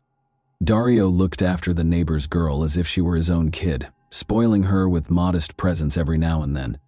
When the man found out she had a boyfriend, he gave her paternalist advice about how boys may be dishonest and cautioned her against letting him take advantage of her innocence and naivete. The girl, who still had no secrets from her mother, told her about this talk. Although Elizabeth thought the neighbor's behavior was a little odd, she concluded that it was his way of showing concern because he had teenage daughters who were Diana's age, which was an odd request. Late in the afternoon on May 6, 2017, Diana suddenly got a call from her neighbor, who, out of pure kindness, said he wanted to assist her family. Although Garnica was in dire need of money at the time, she was anticipating a bonus soon, which she intended to use to start fixing their home's roof, which had begun to leak during a recent downpour, and to get a dental prosthesis for her mother. But then Dario abruptly said he wanted to get Elizabeth a gift air conditioner, and he invited Diana to go with him so they could help pick one out. Because he wanted it to be a surprise and knowing would make it impossible, he requested that Diana not inform her mother about it. He arranged for a meeting spot and once more got her to swear not to tell anyone. She got this strange call right now. Diana had just gotten home from her job. She stated she needed to drop off groceries she had purchased on the way home and change her clothes once she got there, despite the neighbor's insistence that she accompany him immediately. Since her mother never lied to her or hid secrets from her, it was only natural for her to tell her everything. It also seemed strange to the woman. They were friendly with the neighbors, but this was the first time they had ever done this. Since their family did not require an air conditioner, Elizabeth wanted to call Dario herself to express her gratitude and decline the offer. Her daughter, however, persuaded her not to, stating that she would make the promised trip to the store but would turn down the pricey purchase. The girl told her mother that she would be back home before it was too late and that everything would be all right. In order to maintain the surprise, the neighbor texted Diana's phone to let her know he was already waiting for her and to ask her to keep their meeting a secret. After responding that she was leaving, Diana realized her phone was nearly dead. In order to charge it, she chose to leave it at home. The last time anyone saw her was when she met Dario at the prearranged location. An enigmatic disappearance. Elizabeth became concerned when her daughter didn't come home by nightfall, particularly because she was unable to contact her because the phone was left at home. The woman waited a bit longer, but she became anxious as night fell. She tried to comfort her mother that nothing terrible could have happened and that her sister would soon return home. After first calling her oldest daughter Sonia and telling her everything, the mother heard the neighbor's motorcycle pull up to the house across the street. As it grew pitch black, she sighed with satisfaction, thinking Dario and her daughter were back. But by 5:10, 20 minutes had gone by, and the girl was still not inside the house. The neighbor was by himself when the woman went outside. When she asked him about Diana, he was taken aback and claimed not to have seen her that day and to know nothing about her. Elizabeth was taken aback. She couldn't decide if the neighbor was telling the truth or whether her daughter had cheated on her for the first time in her life and gone somewhere else. The man persisted in telling her his story, though, and even gave her his phone to make sure he hadn't spoken to her daughter. He had, of course, erased all the messages and calls by then. Concerned about the girl's whereabouts, Dario even volunteered to drive around the area with her mother to find her and question the teenager's friends and neighbors if they had caught anything unusual. But instead of accepting his assistance, the woman chose to begin the hunt on her own. No one had seen the girl that day, but she and her older kids wandered the area until late at night, phoning all of the girl's friends and acquaintances and questioning everyone they encountered. When Elizabeth got home, she checked her daughter's phone and discovered that her daughter had not erased 2 missed calls and a message from the neighbor. The woman was so certain that Dario was lying that she called the police and her ex-husband to report their youngest daughter missing. After hearing the disturbing news, the man drove to his ex-wife's house, which was several hundred miles away, to assist in the hunt for his daughter. The horrifying scene at the brick factory and police indifference, when a concerned mother reported her daughter missing to the police station in the middle of the night, the officers did not take the case seriously, assuming the girl had either run off with her boyfriend or gone to a party with friends and would return home by morning. The authorities ignored Elizabeth's fears, stating that they would not begin a search until at least 24 hours had elapsed, despite her sharing her suspicions about the neighbor and even displaying the conversations and messages on her daughter's phone. When the Garnica family realized they were on their own, they launched a large search. The father had already come from a different city by then, and they proceeded to the neighbor's house to have a serious conversation. But the house was quiet, dark, and vacant, and when they knocked, nobody answered. After that, the family visited the brick factory where the neighbor and his family worked, when the missing girl's relatives found a horrifying discovery. As the senior member of his staff, Dario had access to the plant even when it was closed because he possessed the keys. The lights were on that night, and the girl's relatives came in to find a terrifying scene. Even though it was a day off and the facility was meant to be closed, the brick-making furnaces were operating. In addition, every adult member of the neighbor's family was there. They were obviously burning stuff in the furnaces and seemed restless. A horrible suspicion struck the Garnicas. Dario wasn't in the factory, and when they inquired about his whereabouts and the situation, those in attendance attempted to divert attention by claiming that they were performing maintenance and getting equipment ready for use, adding that the man had just arrived and may have gone to the bathroom. However, the suspect was able to covertly escape the search for evidence and the arrest of suspects by leaving the factory through the back door within the brief time that this conversation lasted. The family of the missing girls made the decision to get in touch with the prosecutor's office following the terrifying scene at the workplace and the peculiar actions of Dario's relatives. At that point, the adolescent had been missing for about 24 hours, and the inquiry was scheduled to start. It turned out, though, that the police station where the parents had reported the girl's disappearance had not provided any information. Got to them. Prosecutor Claudio Benari was incensed by this circumstance, took charge of the case personally, and vowed to discipline the police officers who had failed to perform their duty. He started by asking for a warrant to search the brick plant and Dario's house. Nevertheless, because it was Sunday and the legal system was not functioning, the prosecutor chose to handle everything himself in order to save valuable time. Benari asked his family for assistance in getting rid of the body and evidence because he thought the suspect may have attacked the adolescent, abused her, and then killed her. The fact that Dario's whole family was in the plant on their day off in the middle of the night and had mysteriously started the furnaces raised suspicions in his mind. As the family looked for the daughter, including on social media, the man's calls and messages to his young neighbor's phone also seemed odd. As soon as the case gained widespread attention, several conjectures and guesses were made. The young beauty might have been abducted and sold into slavery at a brothel or for organs, for example, according to a widely held notion. One woman even named a specific individual, but it was later discovered that she was merely attempting to get revenge on her ex-boyfriend by sending him to prison. The suspect's home was searched, but nothing was found. The crime had obviously taken place somewhere else, and he had not brought the girl there. At the brick plant, no signs were discovered either. Benari did not, however, rule out the possibility that the corpse and evidence were destroyed in a cremation using the furnaces, but they were merely conjectures and speculations. However, the prosecutor used the missing girl's phone data as a major justification to start Dario's arrest.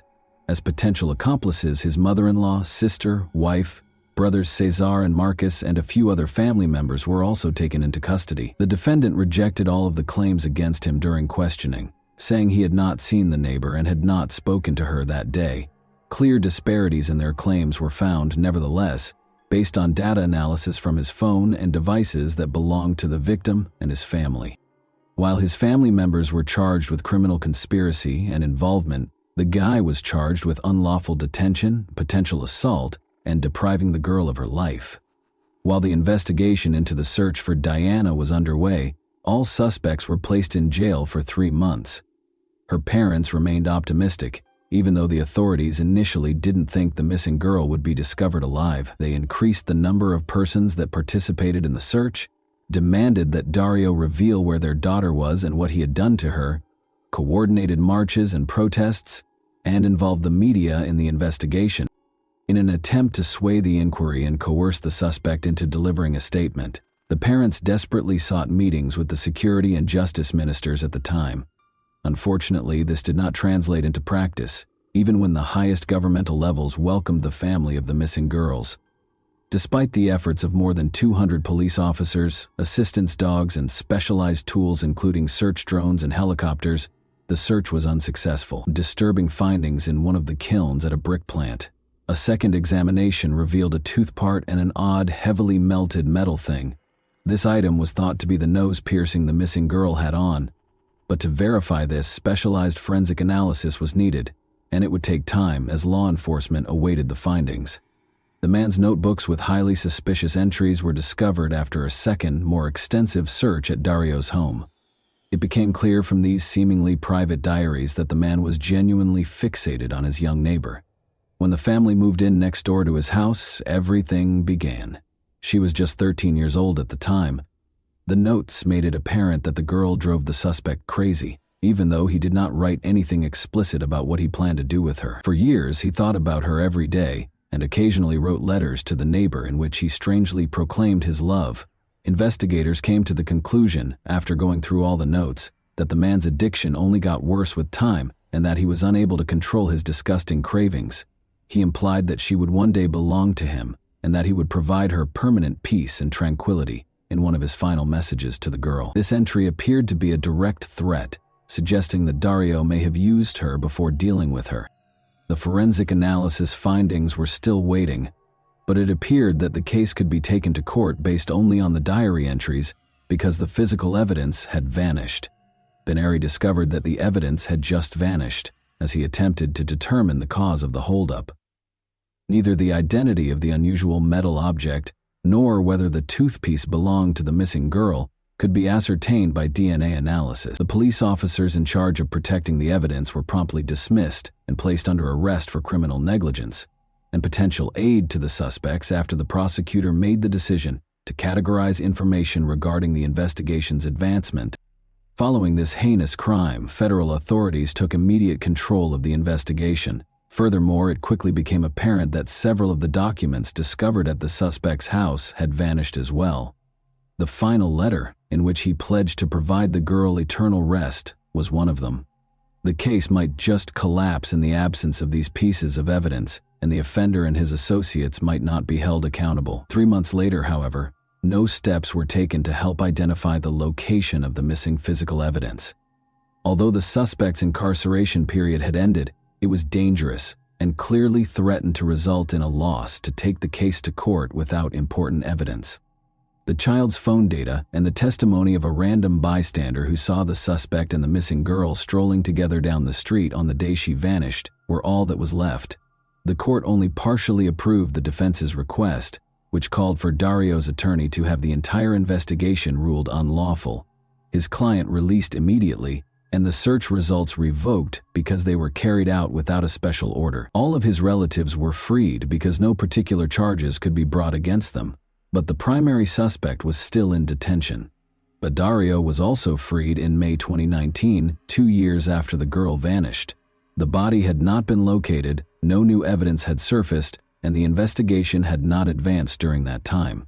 The long-awaited trial and verdict, the investigation was still ongoing, even though the primary suspect was freed. Testimonies and other information occasionally surfaced that suggested Diana might still be alive. For example, a banknote purportedly written by the girl with a request for assistance was discovered.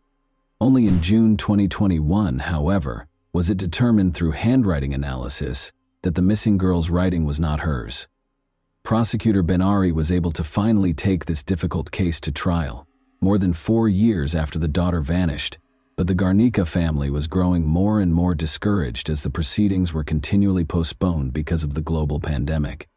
The family no longer wished for a good result or the rightful punishment of the guilty. The offender didn't show up in court until April 2023, 6 years after the crime was committed, when the trial finally started. Everyone thought Dario's diaries were lost forever, but at that time the missing entries had been located. These turned out to be the main pieces of proof that established the man's guilt. Nevertheless, more professional examination was necessary to confirm these documents' legitimacy. Furthermore, 2 additional witnesses entered the case. One was the ex-lover of Dario, who said he had wooed her when she was just a teenager. She also said that she was by no means the only young girl the suspect had abused in this manner, and that he always had a weakness for them. The second witness was a likely collaborator and neighbor of Suarez, Dario's brother. He claims that the brothers arrived together on a motorcycle with an odd big bundle in the sidecar the night the girl vanished, grabbed some equipment from a shed, and then departed together.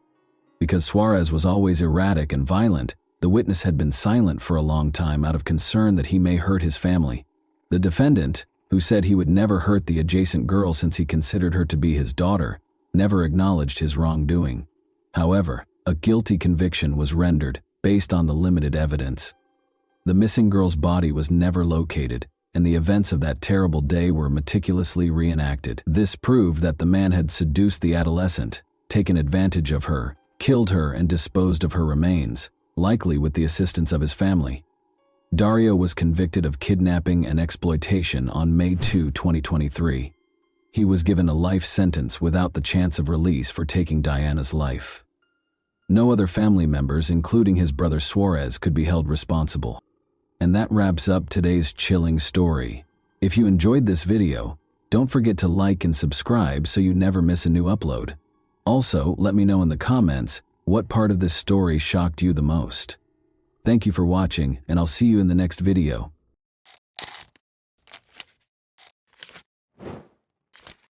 Hey guys, welcome to my channel, and today we're going to take a look at another horrible case with you. In a blueberry field in Michigan, a metal trunk containing the charred remains of an unidentified man was discovered in 2002. He was first known to investigators as Jack in the Box, a nickname that would become well known in the years that followed. Not until more than 10 years later, after countless detective efforts and revolutionary developments in forensic science, was the victim identified as Roberto Caraballo. This revelation, however, came with a terrifying twist, a web of murder, treachery, and a dark family plot. This is the tale of how the Jack in the Box case was resolved, illuminating a horrific homicide that permanently altered Michigan's past. An unusual and unsettling sight was discovered by a farmer on May 8, 2002, while working in a remote blueberry field in Ottawa County, Michigan. An old metal trunk tucked away among the bushes. The trunk had been badly burned, and it smelled awful, as if it contained something gory. The horrific reality of a body that had been mercilessly burned beyond recognition and left to decay in the trunk was what he had hoped was only an illusion. The remains of a body that had been burned beyond recognition were discovered when police arrived and forced open the charred lid. The man had been placed in the trunk, covered in gasoline, and set on fire after suffering blunt force trauma, according to detectives. Investigators couldn't make sense of the scene. Since the fire destroyed any fingerprints or distinguishing characteristics, the condition of the body made identification all but impossible. Detectives thought the murder must have occurred somewhere else before the trunk was left in the remote field, because there were no indications of a struggle at the scene. Because there were no witnesses or hints to help identify the victim, investigators had a difficult time figuring out who this man was and how he met such a terrible end, and the case ultimately went cold. Early leads in the case produced no noteworthy progress, despite the best efforts of law enforcement. In order to gather information about missing people, odd behavior, or anything that might help identify the victim, investigators canvassed the local communities. Due to the limited forensic technology available at the time, detectives were left without answers in the absence of fingerprint identification or DNA database matches. The forensic analysis, which showed that the man was probably middle-aged and had died violently, was the only information available for years. The case turned into one of the most puzzling unresolved mysteries in Michigan. After the story was reported by the media, the victim was dubbed Jack in the Box. The public and fans of true crime were enthralled, curious about the identity of this man and the reason behind his body's ruthless disposal. Detectives kept returning to the case in the hopes that new technology or a different viewpoint would reveal the truth, but the case cooled without any clear direction. The long-forgotten case received new attention in 2015, more than 13 years after the unidentified body was found in 2002. Previously, investigators had run out of leads, but they gained the momentum they required from a new tip from an unexpected source. In early 2015, Deneen Ducharme, a Texas woman, contacted law enforcement, expressing her suspicion that the unidentified man known as Jack in the Box might be her stepfather, Roberto Caraballo, who had vanished for no apparent reason years prior. Around this time, the case also gained more public attention, in part because of a documentary called Jack in the Box that was produced by a group of local students. The movie brought the unsolved murder back into the public eye, attracting more interest in the case and urging anyone with information to come forward. Together with developments in forensic technology, this spike in public involvement created new avenues for investigation. Following the Texas woman's call, investigators reopened the case and used modern DNA testing techniques to examine the victim's remains. Detectives followed the woman's lead and compared her DNA to samples from the Texas family. The woman's suspicion was validated by the findings, which showed that Jack in the Box was in fact 37-year-old Roberto Caraballo, who had resided in Charlotte, Michigan at the time of his disappearance. This discovery changed the course of the case from an unsolved mystery to a targeted investigation, enabling detectives to concentrate their efforts on identifying the people who caused Caraballo's untimely death. Authorities now had a plethora of new information thanks to this identification, including a name and a life story to piece together. Roberto's identification shed light on his family ties and past, generating new leads and providing a novel viewpoint on potential suspects and their motivations. Let's now examine Roberto Caraballo's biography. Friends and family characterize Caraballo as a gregarious and diligent person. He shared a home with his wife, Beverly McCallum, her daughter, Deneen Ducharme, and Christopher McMillan, Deneen's friend.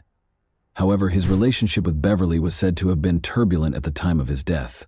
Family conflicts, tension, and financial arguments were reported by friends and family. Detectives looked into the possibility that someone close to Caraballo was responsible for his murder, after it became clear that his life had not been peaceful.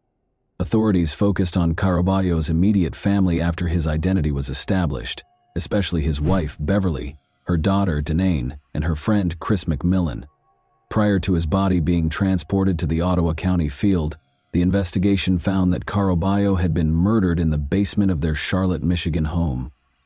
Investigators believed that Beverly McCallum, driven by family strife and financial gain, had planned the murder. Witness accounts and interview reports presented a terrifying image of premeditation. The murder was thought to have been meticulously planned by McMillan, Deneen, and Beverly. Although no life insurance policy was verified, there have been rumors that Beverly might have hoped to profit monetarily from Caraballo's passing. Rather, it seemed to be a murder motivated by animosity and personal strife, with McMillan carrying out the scheme and Beverly controlling her daughter. Investigators discovered that the three suspects had enticed Caraballo into their Charlotte home's basement on the night of the murder, where they fatally wounded him with a blunt object. According to reports, they disposed of the evidence by putting Caraballo's body inside a metal trunk after he passed away. With the intention of erasing any evidence of their crime, they drove the trunk to a blueberry field in Ottawa County, doused it with gasoline, and set it on fire. The painstaking preparation and graphic method of disposal demonstrated the brutality and resolve of those involved. In order to link Beverly, Deneen, and McMillan to the crime, forensic science was essential. Traces of gasoline and accelerant on the metal trunk were consistent with attempts to destroy the body, and any forensic traces and blood evidence discovered in the basement matched Caraballo's DNA. A clear narrative that positioned the murder in the family home prior to the body's transportation to the field was established thanks, in large part, to the efforts of forensic analysts, advancements in DNA testing, and cooperation with local law enforcement. Christopher McMillan finally consented to a plea bargain in exchange for a lighter sentence after increasing pressure. He gave a thorough explanation of what transpired before Caraballo passed away. Macmillan explained how Beverly had planned the murder and tricked him and Denane into helping to carry it out. His admission that Caraballo had been murdered in the basement gave the prosecution's case more weight and provided a strong basis for Beverly and Denane's conviction. In relation to Roberto Caraballo's murder, Denane Ducharme was charged with both murder and conspiracy to commit murder. Ducharme made an effort to portray herself as a reluctant participant during the trial by claiming that she was coerced into committing the crime by her mother, Beverly McCallum. She asserted that her mother had manipulated her, forcing her to participate in both the actual murder and the disposal of Caraballo's body. According to her defense team, Ducharme was a victim of circumstance and had fallen victim to McCallum's web of coercion. They made an effort to portray her as obedient and passive, implying that she was motivated by a stronger personality rather than intending to actively participate in the crime. Her defense was questioned by the investigators and prosecution, who contended that the evidence refuted her allegations of manipulation. They implied that Ducharme had not only been aware of the scheme but had voluntarily taken part in it, taking important steps to hide the crime. From the physical attack on Caraballo to the actions taken to destroy his body and obfuscate evidence, the evidence showed that she was not merely a passive bystander, but was actively involved. When Beverly McCallum found out that the investigation was refocusing on her, she left the country in 2015. After evading authorities by moving to different countries, she was eventually found in Rome, Italy in 2019. The case became more complicated due to the international nature of her arrest, necessitating cooperation between Italian and American authorities in order to extradite her. Ultimately, McCallum's attempts to thwart extradition were unsuccessful, and she was sent back to Michigan to stand trial for Caraballo's murder. Beverly McCallum and her daughter Denane Ducharme were charged with first-degree murder, conspiracy to commit murder, and mutilation of a dead body at the start of their legal proceedings in Michigan. According to the prosecution, the murder was premeditated, and Beverly was the one who carried out the heinous deed, driven by both malice and financial greed. Beverly allegedly carefully planned Caraballo's murder and enlisted her daughter Denane and friend Christopher McMillan to carry out her plan, according to the prosecution. McMillan, who had previously accepted a plea bargain, testified against Beverly and Denane, offering details about the crime scene, the plot, and the subsequent events. Because of this plea deal, which reduced his sentence in return for his cooperation, Beverly and Denane were left to deal with the full weight of the charges by themselves. The roles that each person played were established by the prosecution, using McMillan's testimony and additional evidence, emphasizing Beverly's leadership in planning and directing the crime. After years of waiting for the case to be settled, Caraballo's loved ones and the community finally felt some justice and closure as a result of the trial and the ensuing court rulings. The possibility that Beverly McCallum is involved in other crimes besides the murder of Roberto Caraballo is another noteworthy feature. According to Amanda, Beverly has a track record of abusing her connections with men, some of whom are from outside the U.S. In one notable instance, Beverly married a man she had known for more than 20 years while residing in Jamaica. This person vanished inexplicably, and despite attempts to get in touch with Beverly, he is still unaccounted for in Jamaica. Following his disappearance, Beverly and her kids are thought to have left the country, which heightens the suspicion that her illegal actions may be a part of a larger pattern. Given Beverly's history of violent and manipulative relationships, and this man's abrupt and unexplained disappearance, it is possible that she is connected to additional unreported crimes. The question of how many more victims might be linked to Beverly's past is raised by this unsolved mystery. The conclusion of the Jack-in-the-Box case, one of Michigan's most eerie unresolved cases, attracted national attention. Audiences found great resonance in the tale of Roberto Caraballo's murder and the treachery of those closest to him. The case's place in American crime history has been cemented by ongoing media coverage and true crime documentaries. Even when all hope seems lost, the investigation's legacy serves as a testament to the commitment of law enforcement and the value of forensic science in bringing about justice. A terrible reminder of the darker side of human nature is the murder of Roberto Caraballo, who was hidden in a metal trunk and set ablaze in a Michigan field. When justice was finally served after years of mystery, a horrifying tale of treachery and family dishonesty was exposed. No matter how much time has passed, Caraballo's memory endures, as a reminder of the extent investigators will go to in order to find the truth and provide victims with justice. And that wraps up today's chilling story. If you enjoyed this video, don't forget to like and subscribe so you never miss a new upload. Also, let me know in the comments what part of this story shocked you the most. Thank you for watching, and I'll see you in the next video.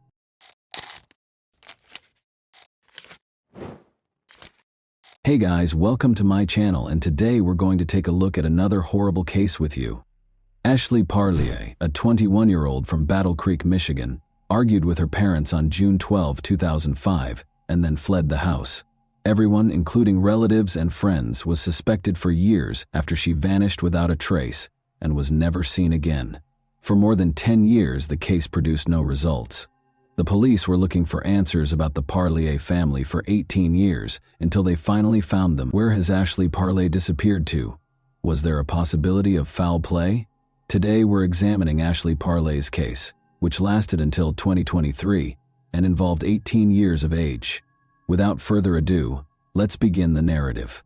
In addition to welcoming neighborhoods and amiable communities, Battle Creek, a tiny city in southwest Michigan, offers its residents amazing growth prospects and a thriving business.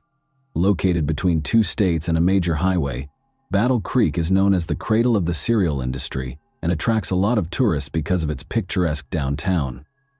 Battle Creek is a bustling neighborhood with a distinct suburban vibe. One of the greatest areas in Michigan to raise a family is Battle Creek, which is well known for its recreational possibilities and natural beauty. In 2005, a 21-year-old from the same vibrant and welcoming town sadly vanished without a trace. Russell and Sherry Parlier welcomed a baby girl, whom they named Ashley, as their second child on October 16, 1983. Ashley has been quiet and reserved since she was a young child. She was also quite naive. She didn't make many friends as she grew older. Nicole Campen, Ashley's older sister, recalls how trusting her sister was. She claimed that one of the most memorable things about her was how trusting she was and how she simply saw the best in everyone. It was excellent that she wanted people to be what she believed the world should be. Ashley had gorgeous brown hair and eyes, and her crooked-toothed smile was quite lovely. Ashley also worked at the level of an adolescent between the ages of 12 and 14 due to a little mental impairment. She was able to live life to the fullest in spite of her troubles. She obtained employment at the closest Taco Bell store, located on the 800 block of Northeast Capitol Avenue, after graduating from Battle Creek Central High School. She had been accumulating money from her earnings at Taco Bell in order to get her own vehicle. Unfortunately, disaster was just around the corner for Ashley, a young woman who wished for a happy world. She was sweet and loving, yet the world did not treat her well. Ashley Parlier, 21, was about 5 feet 9 inches tall and had a slender frame. She was only 100 pounds. Her parents were therefore quite concerned on June 12, 2005, when they discovered that she seemed to have a bulge. Ashley was too pure, after all, both mentally and naturally. If she chose to carry the baby, they wanted her to see a doctor and receive prenatal care since they were worried about her health. Ashley left the house in a rage after a heated argument with her parents about the whole thing. Without a car, driver's license, cell phone, or credit card, she left her home in the Bedford Township community of Urbandale. She did, however, have some cash on hand, roughly $700.00. Ashley never came home, despite the family's desire to give her the time she needed to calm down. The Parlier family felt something was wrong and were anxious as the minutes stretched into hours, and then into days. At first, they had assumed Ashley would stay at one of her friends' homes for a few days, cool off, and then come back to them. However, they were forced to report her missing to the police after she hadn't returned after many days, and they couldn't contact her. The police made Ashley Parlier's photo and physical description public in the hopes that it would help them find any leads, because they had little evidence to work with and no leads to pursue. They disclosed information about her build, weight, and physical characteristics, as well as the clothing she was wearing at the time of her disappearance. She was last saw wearing blue trousers, brown leather sandals, and a checkered top. Soon after, the police received a lot of tips regarding sightings, particularly in the vicinity of Houghton Lake. There was a sigh of relief from the family. In the event that she was discovered, they planned to convince Ashley to return home. However, the Parlier family soon received grim news from the police. None of the sightings could be verified and were all bogus. Ashley was therefore not yet prepared to return home, wherever she was. As the investigation progressed to the second level, Ashley's parents, Cherie and Russell, who had delayed making a complaint, were the object of the officers' first suspicion. While Ashley's mother, Cherie, refused to take the polygraph, her father consented to do so and was exonerated. It's crucial to note that Cherie had already begun exhibiting symptoms of Huntington's disease, which was correctly identified a few years later.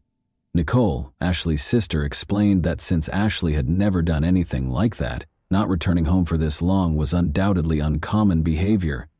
However, the family had assumed that she was likely venting at a friend's house because they had a rather heated disagreement before she left. They had thought they would be able to resolve the issue if she returned home by the weekend. The police were clearly concerned because, according to Nicole, her parents were the last two people to see her at that time.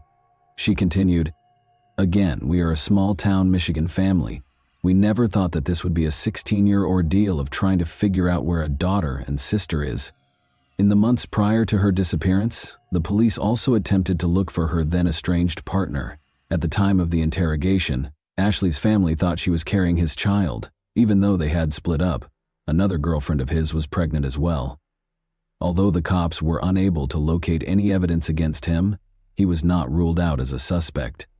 Ashley's close friends and family members were again questioned, but once more no information was discovered. But there was another angle. The officers discovered that Ashley might have had suicidal thoughts. The police had a suspicion that they would be able to locate the body if she had committed suicide. Thus, the police conducted a thorough search for her body. There was nothing substantial to find. They then speculated that Ashley might have been robbed, but her social security number remained unchanged during her absence. The police were prepared to deliver more unfavorable news to the Parlier family by this point. They told her relatives that Ashley was probably already dead and that they suspected foul play. Additionally, they promised the family that they would not give up on her. Although they conducted a thorough search for Ashley Parlier, the case ultimately came to nothing. Ashley's case was handled by a number of Battle Creek Police Department personnel throughout the course of the following 18 years. The department as a whole was baffled by her disappearance, as they kept discovering people of interest, but none of them had ever been shown to be suspects. The sheriff's department was given the case in 2020 after they had suspicions that she had been murdered outside of Battle Creek City. Only in 2021, when they least expected it, did they make progress in the case. The case has stalled after about 16 years of little progress. Then, however, something occurred that would alter everything. When police in Pennsylvania suddenly discovered a lead in Ashley Parlier's case in January 2021, they contacted officers in Calhoun County. Harold David Holman III, a 44-year-old serial murderer, was being questioned by Pennsylvania authorities in connection with the killings of Tiana Phillips and Erica Schultz. Holman did not want a trial at that time, so he asked the authorities if they could combine the three cases of Phillips, Schultz, and Parlier. Ashley Parlier had not been brought up by the police at any point during the exchange. They questioned him further about the Parlier case, since they were unsure of what he was talking about, and the results were startling. It was a complete confession, rather than merely a lead. The detectives promptly contacted the Calhoun County Police Department to update them on the latest case development. After taking over, the Calhoun County Police Department's investigation showed that Holman had resided in Battle Creek from 2002 to 2009 and had communicated with Parlier. Following Ashley's argument at home, police discovered that Holman had been in communication with Parlier. In Emmett Township, Michigan, she paid him a visit. Ashley informed him that a pregnancy test was requested by her parents. After getting into a fight with Ashley, Holman attacked her, knocked her out, and carried her to the Pennsylvania hills, where he struck her skull with a piece of wood until she was immobile. He also told police that he had disposed of his bloodied clothes after leaving Ashley someplace in Newton Township's northern section. On November 29, 1978, Harold David Holman III was born. Before becoming a young man, Holman lived in Germany with his father from his early teens until his father moved to Turkey, leaving him to live with his girlfriend. He looked like a typical young man at the time. The fact that he would become a serial killer was not anticipated. Holman killed someone for the first time when he was 20 years old. On May 3, 1999, 21-year-old Joseph Whitehurst, the son of an Air Force colonel, was residing at a military installation in southwest Germany. He was discovered outside Ramstein Air Base after going missing. A club discovered at the scene of the murder had been used to bludgeon him to death a few days later. Hallman admitted to killing Whitehurst after being apprehended by German police for an unrelated offense. Hallman claimed that he attacked Whitehurst first because he felt threatened by him when he had begun dancing around the campfire. As Hallman told the authorities, "I don't know how many times I hit him and then I was gone, but it was the biggest rush I ever felt, like your whole body to this day." He was only given a 6-year sentence at a German reform school in spite of his confession. A person under the age of 21 must be tried in a juvenile court in accordance with German legislation.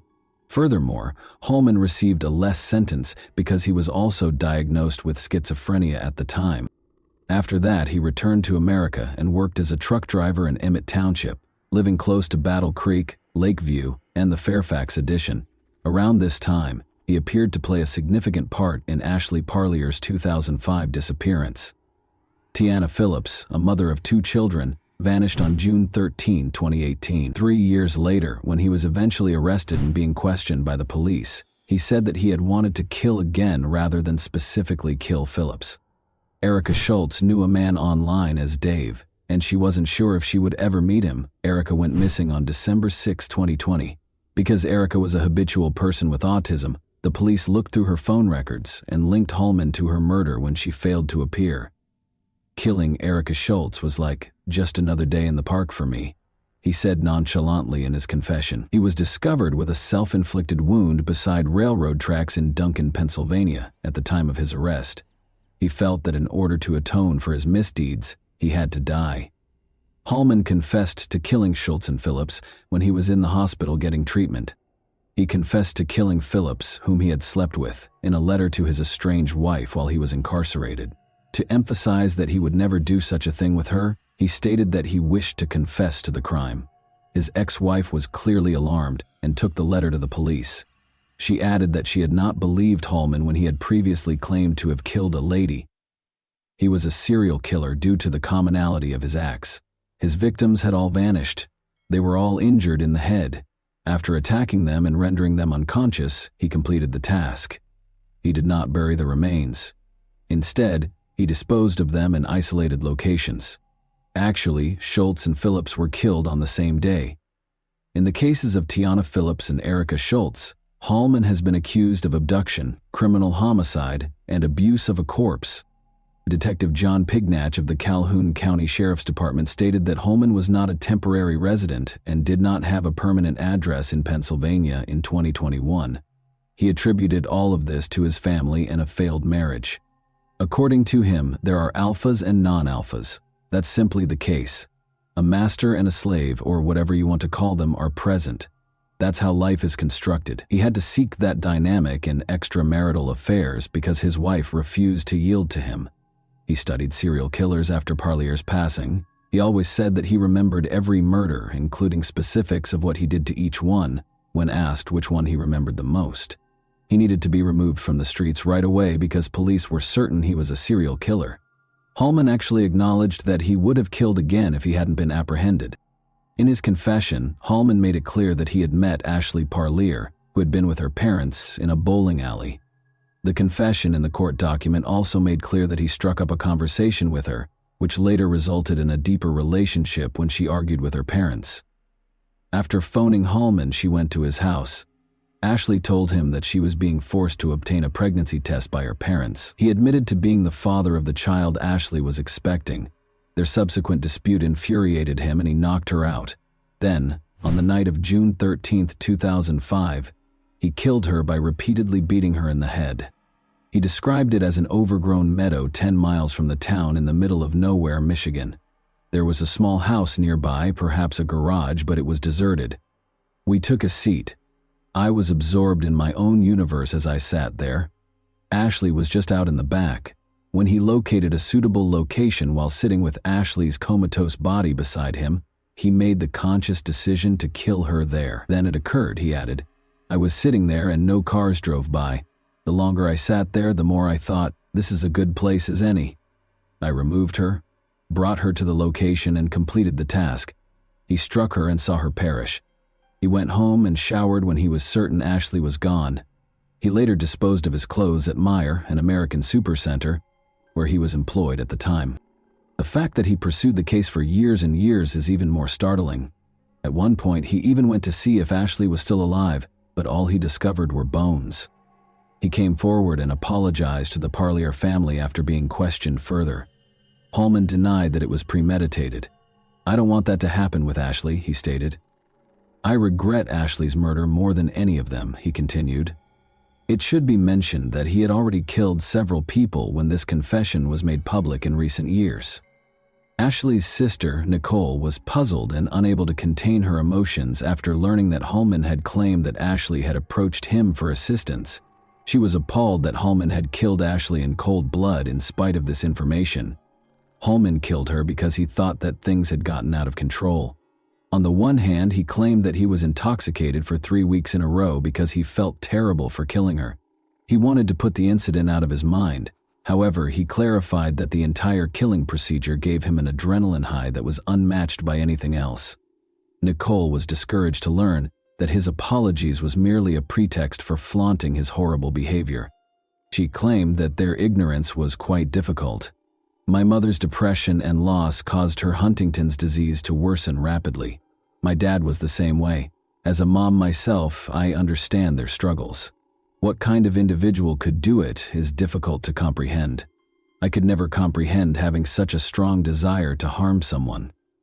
Hallman acknowledged that he was unable to console the family verbally, but he would be prepared to beat them up with a log if they so desired. The apology did not sit well with Nicole.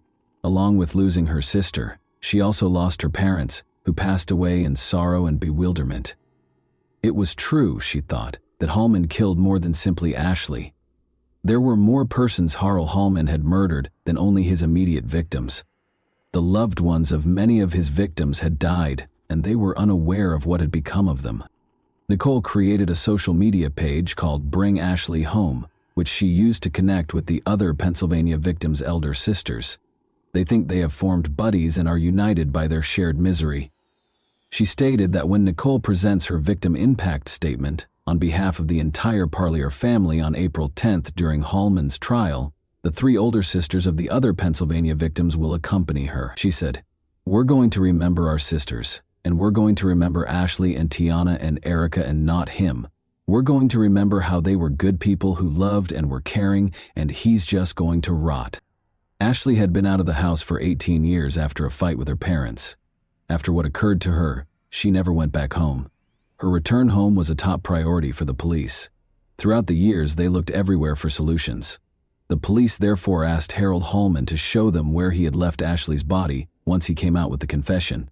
According to the officers and the prosecution, Ashley Parley's case was extremely labor-intensive and emotionally charged. Nearly 20 years had passed since the original detectives attempted to solve the mystery. The Parlier case was given to several detectives in the next years. They even flew across the nation to find possible witnesses and gather the evidence they needed to convict the criminal after failing to discover the answers in the city. In March, Sheriff Steve Hinckley told the media that the officers had visited Pennsylvania, Maryland, and California to look into Parlier's case. The investigating team included Detective John Pignato of the Calhoun County Sheriff's Department, Detective Dave Huminga, and Detective Sergeant Chris Suarez of the Michigan State Police. Hallman guided the police to a wooded region in Newton Township south of Battle Creek, at a 6.5-mile road. On March 30, 2022, almost 24 officers conducted a search for Ashley's remains, but after several hours of work they were unable to locate her body. When Ashley vanished, the region remained farmland, but within a few years it was all divided up and sold to other property owners, locals told the media. The policemen's attempts were all in vain. Hallman acknowledged that he was unable to appropriately situate Ashley where he had left him after all these years and the local developments. Ashley's remains are still being sought by the authorities. It should come as no surprise that the man who had previously murdered 3 women and possibly more was terrified of being executed. He received 2 life sentences in prison. No kind of parole was given to him. Hallman entered a guilty plea to Ashley Parlier's second-degree murder in February 2023. He consented to assist Calhoun County authorities in locating Ashley's remains in the vicinity of the purported location of his disposal. It is a component of the plea agreement with the Office of the District Attorney for Luzerne County. He is set to be sentenced in April 2023 and faces a maximum life sentence in prison in return for not being given the death penalty. In order to solve Ashley Parlier's case and locate her remains, the Calhoun County Sheriff is still searching for any information. Call 269-781-0880 to reach the Calhoun County Sheriff's Office if you have any information. When a loved one disappears, every minute is challenging. Imagine being heartbroken, grieving, and depressed for 18 years with only a glimmer of hope that they could return at some point. Consider the uncertainty about whether to continue waiting or to simply end the depressing experience. In the spring of 2020, Ashley's parents, Russell and Cherie, passed away without ever understanding what had happened to their daughter. Imagine the anguish and suffering they endured when they came to terms with the fact that they would never find out what had happened to Ashley, particularly since she had left the house in a state of rage. Imagine how their lives must have been when they were the target of active suspicion over the disappearance of their own daughter from the police, the media, and true crime fans. However, even though it took 18 years, Ashley's story was finally resolved. At least her family is aware of what happened to her, even though she hasn't returned home yet, because the police are still looking for her remains. Do you believe that Harold Holman might have had other victims? Regarding Holman's apologies, what are your thoughts? Does he kill people for fun, or does he actually have a mental illness? And that wraps up today's chilling story. If you enjoyed this video, don't forget to like and subscribe so you never miss a new upload. Also, let me know in the comments, what part of this story shocked you the most? Thank you for watching, and I'll see you in the next video.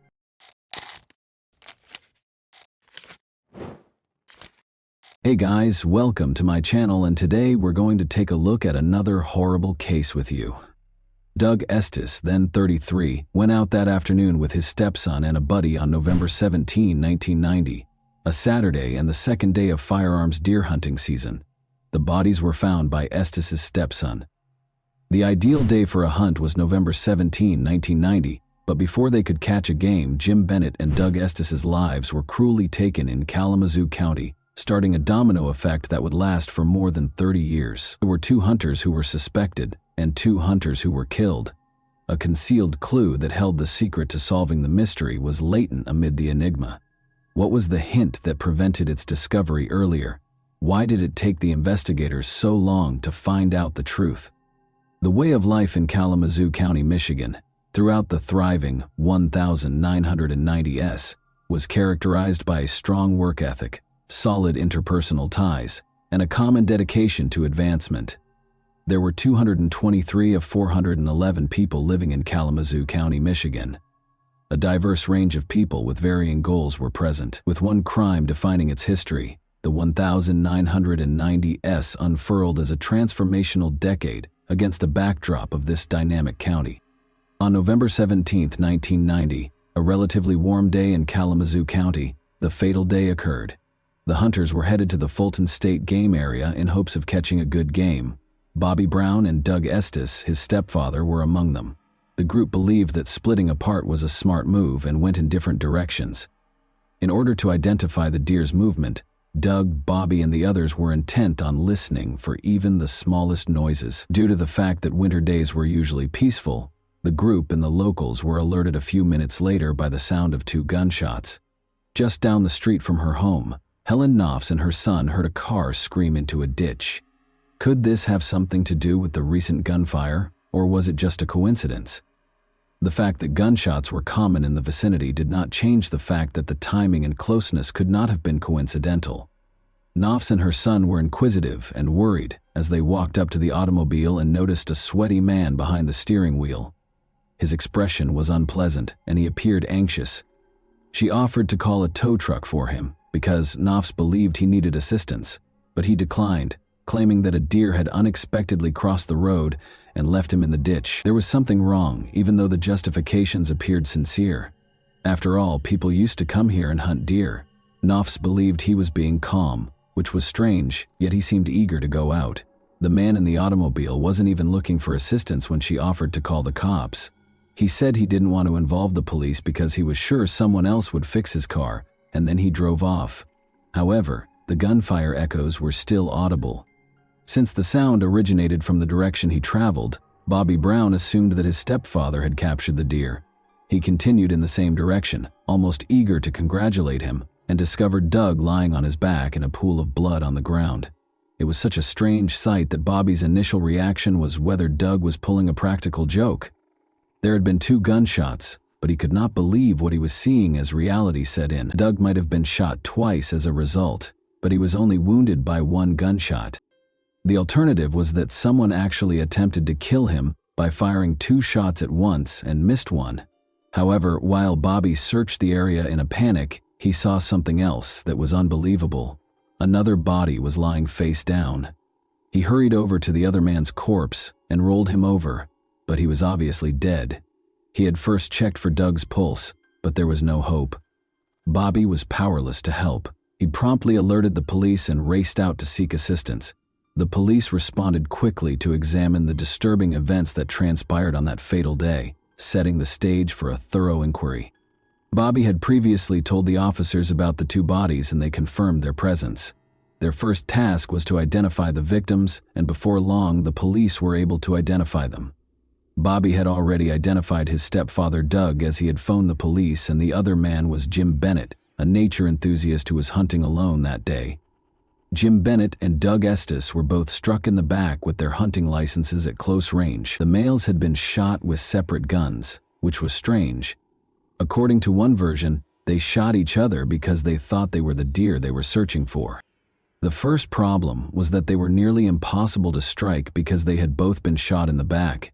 When ballistic testing revealed that Doug's gun was missing from the scene and Jim's muzzle loader was fully loaded, the second discrepancy emerged. However, that was just the beginning of the chaos. Detective Bruce Wiersma, who was now retired, and Sergeant Roy Ballett were given the case. Since the area had not seen murder cases in a long time, Wiersma was overwhelmed by it because he lacked experience in homicide cases, much less double homicide. But Wiersma made the decision to pay close attention to the specifics in order to guarantee correct protocol. As the investigation went forward, they discovered that Jim and Doug had never met before. It was just a coincidence that they were both slain at the same moment, because they had gone hunting separately. Already, the detectives had no idea what might have been the reason behind the murder. It was more difficult to comprehend the case given since there was no relationship between the victims, although, if they had been acquaintances, a mutual friend may have been found. However, there was still optimism, since they began to suspect Bobby Brown, one of the victim's stepson. At first, the detectives thought that Jim was the target, which is why the killings took place. They claimed that Bobby had intended to rob him, but the heist failed and Doug was also killed in the process. Bobby had to call the police because his plan did not succeed, the police suspected. However, Bobby's intents and motives did not align with the crime, and Estes and Bennett's families felt that their loved one was not the primary target.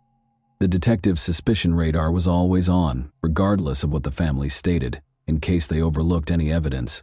In order to find out if the neighbors had heard or seen anything odd that day, the police proceeded to check the crime scene once more. The neighbors had indeed heard the gunshots, but Helen Knopf's statement added a fresh perspective to the tale.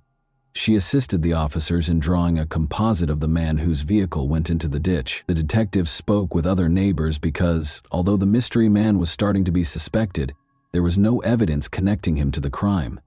Following extensive discussion and exploration of their narratives, a new name surfaced from the obscurity.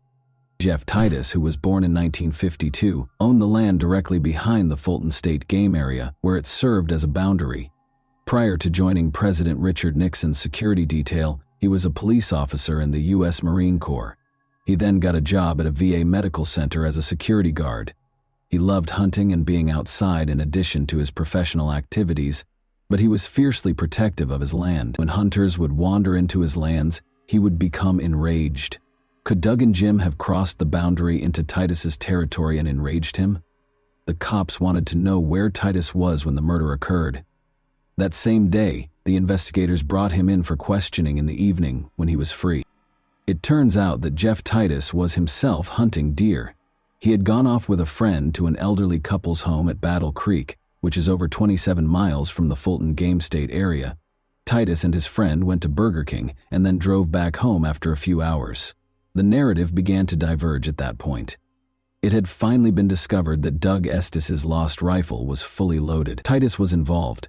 He claimed that after finding it some 30 yards from the scene of the crime, he decided to keep it clean so that no one could claim it and it could not be linked to another person. The revelation demonstrated that Doug and Jim had not killed each other and that someone else was to blame for their deaths, even though it threatened to seriously implicate Titus. Although it undoubtedly sparked concerns, Titus was cleared since there was no way to verify whether his tale was false. More importantly, he had a strong alibi. However, the investigators were aware that something was amiss. Despite their best efforts, the situation seemed to get more complicated. The investigation ultimately became cold in 2000 since there were no new leads or closures. A fresh team of detectives, led by Detective Mike Brown and now retired Sergeant Mike Workema, took over the case files and reopened the double homicide case of Doug and Jim. Re-examining the neighbors, re-examining the clues, and re-evaluating the previous suspects were the first steps in their investigation. It turned out that Bobby Brown was the object of their initial suspicion. He was cleared after much back and forth. Who had slain those men that day? Then, if the primary suspect was exonerated and there were no leads or clues. In retrospect, that would seem like a straightforward response, but the cold case investigators took their time and ultimately concluded that Jeff Titus had to be the murderer, regardless of what the original cops thought. Since the incident had occurred more than 10 years ago, people's recollections were hazy and their accounts varied. It was turning out to be harder than they thought. But the investigator quickly developed a tenable theory. It implied that Titus had left the hunting property where he had been at the time of the murders on November 17, 1990, and gone back to his own adjacent property close to the Fulton State game area. He took this move because he believed that someone might have entered his property without permission. Following that, it was thought that he killed the victims before returning to the Battle Creek farm and going home with his friend. Titus, a father and married man, was arrested in 2001 after his co-workers at the Veterans Affairs facility made reports. During the deer hunting season, they both revealed that Titus did not appreciate trespassing hunters. It was a good enough motivation, the cops said. Additionally, his colleagues claimed that he boasted and talked openly about the murders. The now retired Assistant Prosecutor Scott Brower of Kalamazoo County presided over Jeff Titus's trial in 2002. Unfortunately, Titus's alibi witnesses had become weaker with time and were no longer able to testify in his favor. The original investigators who had completely exonerated Titus of any crime were not called to testify during the trial, and his neighbor Helen Knopfs did not appear on the witness stand regarding the mysterious man in his car. Titus was found guilty and given 2 life sentences without the chance of release. Even though the prosecutors did not dispute the veracity of his alibi, he was imprisoned in Coldwater, Michigan, at the Lakeland Correctional Facility. However, this tale was far from over. Howard Swabash, a recently retired polygraph examiner from the Michigan State Police, was a noteworthy addition to the team during Titus's legal defense, which was led by attorney William Fett. It turned out that Fett had hired Swabash as a private investigator. According to court documents, Swabash's wife filed for divorce in January 2002, just 5 weeks after Titus was accused of murder. Even though the identity of the second woman involved was kept secret, the accusations of marital adultery led to the dissolution of their marriage. 3 months after Titus was found guilty by a jury, on the memorable Halloween day of October 31, 2002, his wife Julie visited him at Saginaw Prison with their daughter and private investigator Swabash. Since they had not gotten along for years, Julie told Titus that she planned to file for divorce. According to the public records, Swabash and Titus's ex-wife Julie eventually got married in Florida in April 2005, just 3 years after Titus was found guilty. This was a startling development that sparked speculation about their relationship and how it might have affected the case. The first inquiry that resulted in Titus's exoneration in 1990 was greatly aided by retired Sergeant Roy Belay of the Kalamazoo County Sheriff's Office. Shortly after Titus's conviction, Belay confronted Swabash, the investigator in the Kalamazoo County Courthouse, feeling confused and unhappy with the way things had gone. Belay was disappointed, asking why Swabash had not even bothered to get in touch with him to share his thoughts and feelings about the matter, especially if he had assumed the responsibility of conducting the investigation to prove Titus's innocence. Ballet and the other initial detective would have given important testimony on Titus's alibi, but the defense did not call them as witnesses. The altercation became heated, and Swabash's response was combative and offensive. He left quickly, leaving Ballet to think over the experience. During a phone interview from prison, Titus freely questioned if the private investigator for this defense team had been genuinely interested in his interests. Titus maintained his innocence throughout the entire incident, saying, "It's a shocker, and then I wonder, was he working for me? Was he working for an ulterior motive? I don't know." But when Bruce Wiersma and Roy Ballet, the two detectives who worked on the original inquiry, publicly said that they were willing to testify in favor of Titus's alibi, it was a turning point. The University of Michigan's Innocence Clinic became interested in this development and became involved in the case. At the same time, an independent inquiry was launched by the Michigan Attorney General's office. As both organizations examined the evidence, an important discovery was made. A key aspect that had not been revealed to Titus's defense team during the initial trial was that they discovered that there were many hunter deaths in the area and that it appeared to be the work of a serial murderer. Without a doubt, it cast suspicion on any possible link between Titus and Doug and Jim's untimely deaths in 2002. The Innocence Clinic filed a motion for relief of judgment and a new trial on Titus's behalf as a result of these findings and other strong evidence. The genuine turning point, however, occurred in 2019, when 47-year-old producer Jacinda Davis, who is well known for her work in the true crime genre, happened upon her most compelling narrative while traveling the highways to find ideas for her next series. The murderer's journey took her to the center of Michigan, where she was enticed by Jack White's renowned Third Man Records. She came over the intriguing case of Jeff Titus while browsing the internet. Susan Simpson, a 34-year-old former lawyer who is now a podcaster, shared a trip with Davis. Simpson, Rabia Chaudhry, and Colin Miller were the hosts of the popular podcast Undisclosed. After meeting, discussing, and finally deciding to work together, Davis and Simpson decided to combine their narrative skills to help solve the mysterious Titus case. On October 26, 2020, Simpson's podcast Undisclosed was set to debut its upcoming season. The audience was able to uncover some previously unknown facts and delve further into the complex issues of the contentious conviction after it was broadcast. At the same time, on November 1, 2020, fans watched the premiere of the gripping 2-hour documentary Killer in Question, which was broadcast on Investigation Discovery. During their investigation for the series and podcast, Davis and Simpson discovered that there was a problem with the story. The original detectives in this case absolutely 100% clear Jeff Titus and believe he is not guilty, and the cold case team is the opposite. They believe beyond a doubt that they have the right man. During their lengthy investigation, they discovered a significant breakthrough involving two key witnesses who had seen a car stuck in a ditch immediately after the gunshots, Davis said. "I can't think of another case where there are two sets of detectives that don't agree." Further issues were raised by the fact that Titus's neighbor, Helen Knopfs, could have readily identified him if he had been in the car. When they discovered that the driver was not him, they began to question the stranger's motivations and the reason behind his hasty departure from the scene. Was he the elusive killer they were looking for? They were shocked to see that the composite sketch created using Knopf's testimony bore a striking resemblance to Ohio serial killer Thomas Dillon.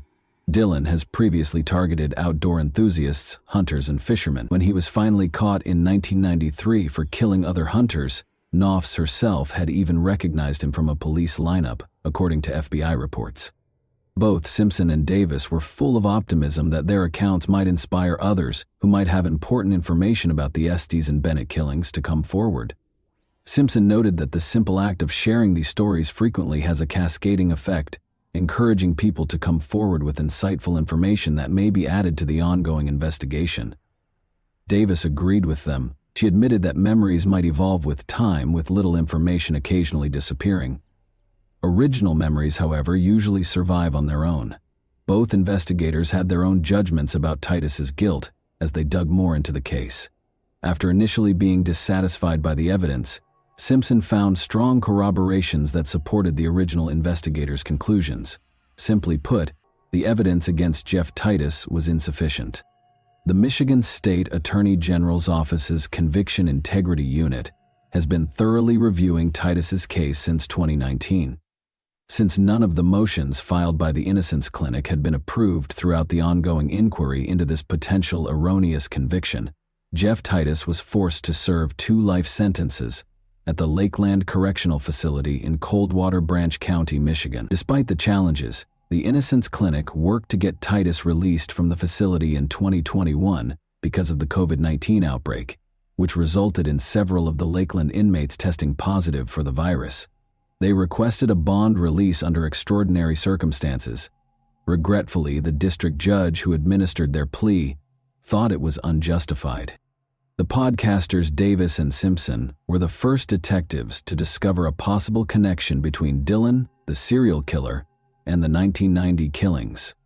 Their natural curiosity brought them to Dylan's troubled history, since he had admitted to the gruesome 1993 killings of 5 hunters and outdoor enthusiasts. And Dylan also told his cellmate that he was a main suspect in another murder in Pennsylvania, and that he was involved in the murders of 2 hunters in a county that he thought the police would never connect him to. Dylan's involvement in the investigation provided a strong lead, even though he passed away in prison on October 21, 2011. Motivated by their resolve, David Morin, director of the Michigan Innocence Clinic, set out on a mission and traveled to the Kalamazoo County Sheriff's Office. Morin spent a long 6 hours carefully going through the file room's archives. As each document was analyzed, the pieces of the puzzle started to fit together, revealing a potentially important development in the inquiry. Deep within the repository, Moran discovered a unique folder as he persisted in his quest for the truth. There were perhaps 30 interesting pages in the thin folder. It was gently penciled with the words "serial killer" on the outside. Moran grew increasingly certain as he perused the pages that these records held important details about Dylan and might hold the secret to their case's resolution. The knowledge that these crucial documents had never been given to the defense added yet another level of surprise. There was an uncomfortable void in the information provided throughout the trial, since it seemed that the prosecutor's office was still unaware of their existence. This revelation gave Moran optimism and strengthened his conviction that their fight for justice was headed towards success. Bruce Worsema, the original detective who put together the serial killer file, stated that he was convinced Dylan was the criminal responsible for the crimes and that the reports on Dylan were part of the case file. The retired cold case sergeant Mike Worsema, however, claimed he had never seen that specific file. He denied knowing about the alternate suspect, as did other detectives on the cold case squad. But according to a police report that turned up in court records, the file was known to at least one of the cold case detectives. Former Kalamazoo County Associate Prosecutor Stuart Fenton had a different viewpoint. He stated that he thought Titus was behind the killings. He was adamant that an innocent man had not been wrongly condemned and that the jury had made the right choice. Fenton believed that the new material would not likely have changed the first trial's outcome in light of the subsequent claims. Titus personally promised himself that he would not cut his beard until the day he was released from prison. On February 16, 2023, he finally received the long-awaited call telling him of his imminent release, and he was overcome with emotion. Titus recounted, "I just started bawling." He would frequently cry with happiness again when he started working on the cards, briefly covering his face with his hands. Jeff Getting, the Kalamazoo County prosecutor, stated that it is still unclear whether additional charges will be brought. He continued, "We're in the process of reviewing the case. It is a complicated factual and legal analysis that will take some time to process." After serving more than 20 years in jail for the 1990 murder case involving Doug Estes and Jim Bennett, 71-year-old Jeff Titus was released on February 24, 2023. His conviction was reversed. It should never have happened in the first place, according to Titus, who added that people had been waiting for this day for 22 years.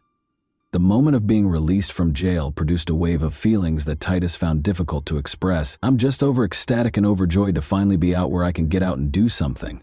I want to see my grandkids. I haven't seen them. I want to see them." A supporting group of people who had been instrumental in his battle for justice greeted him as he entered the free world. Attorney Moran supported Titus during his newfound freedom, as did the sons of the late Detective Roy Ballet, investigative podcasters Jacinda Davis and Susan Simpson, and committed students from the Michigan Innocence Clinic. Although Detective Ballet, a steadfast supporter of Titus's innocence, had died in January 2022, his influence endured. Workema, the cold case investigator, was still certain of Titus's culpability, even though he supported the judge's decision to free Titus from jail due to Dylan's ignorance. "I still believe Jeff Titus is the killer," Workema declared. "Considering his character and the actions he took, I believe he is the perpetrator. He is a dangerous individual, and I have apprehensions about him. I hope that now that he has gained his freedom, he will use it responsibly and make the right choices." Titus used his newfound freedom to do things that he had not been able to do for 20 years. Enjoying the meals he had long missed while away, he rediscovered the pleasures of life and immersed himself in the presence of loved ones. He even obtained his driver's license and liked spending time with his grandsons whom he had never met before. He remarked, "I can't express enough how grateful I am to be free and have the freedom to simply live again." Titus continued to create and sketch greeting cards, and he enjoyed feeding songbirds and deer. Jeff Titus ultimately received justice after nearly 20 years, but the cases of Doug Estes and Jim Bennett remained unsolved until the passing of serial killer Thomas Dillon. Was the serial killer responsible for the crime, in your opinion, or was Titus? Who, in your opinion, erred during the investigation? The cold case team or the original investigators? And that wraps up today's chilling story. If you enjoyed this video, don't forget to like and subscribe so you never miss a new upload. Also, let me know in the comments, what part of this story shocked you the most? Thank you for watching, and I'll see you in the next video.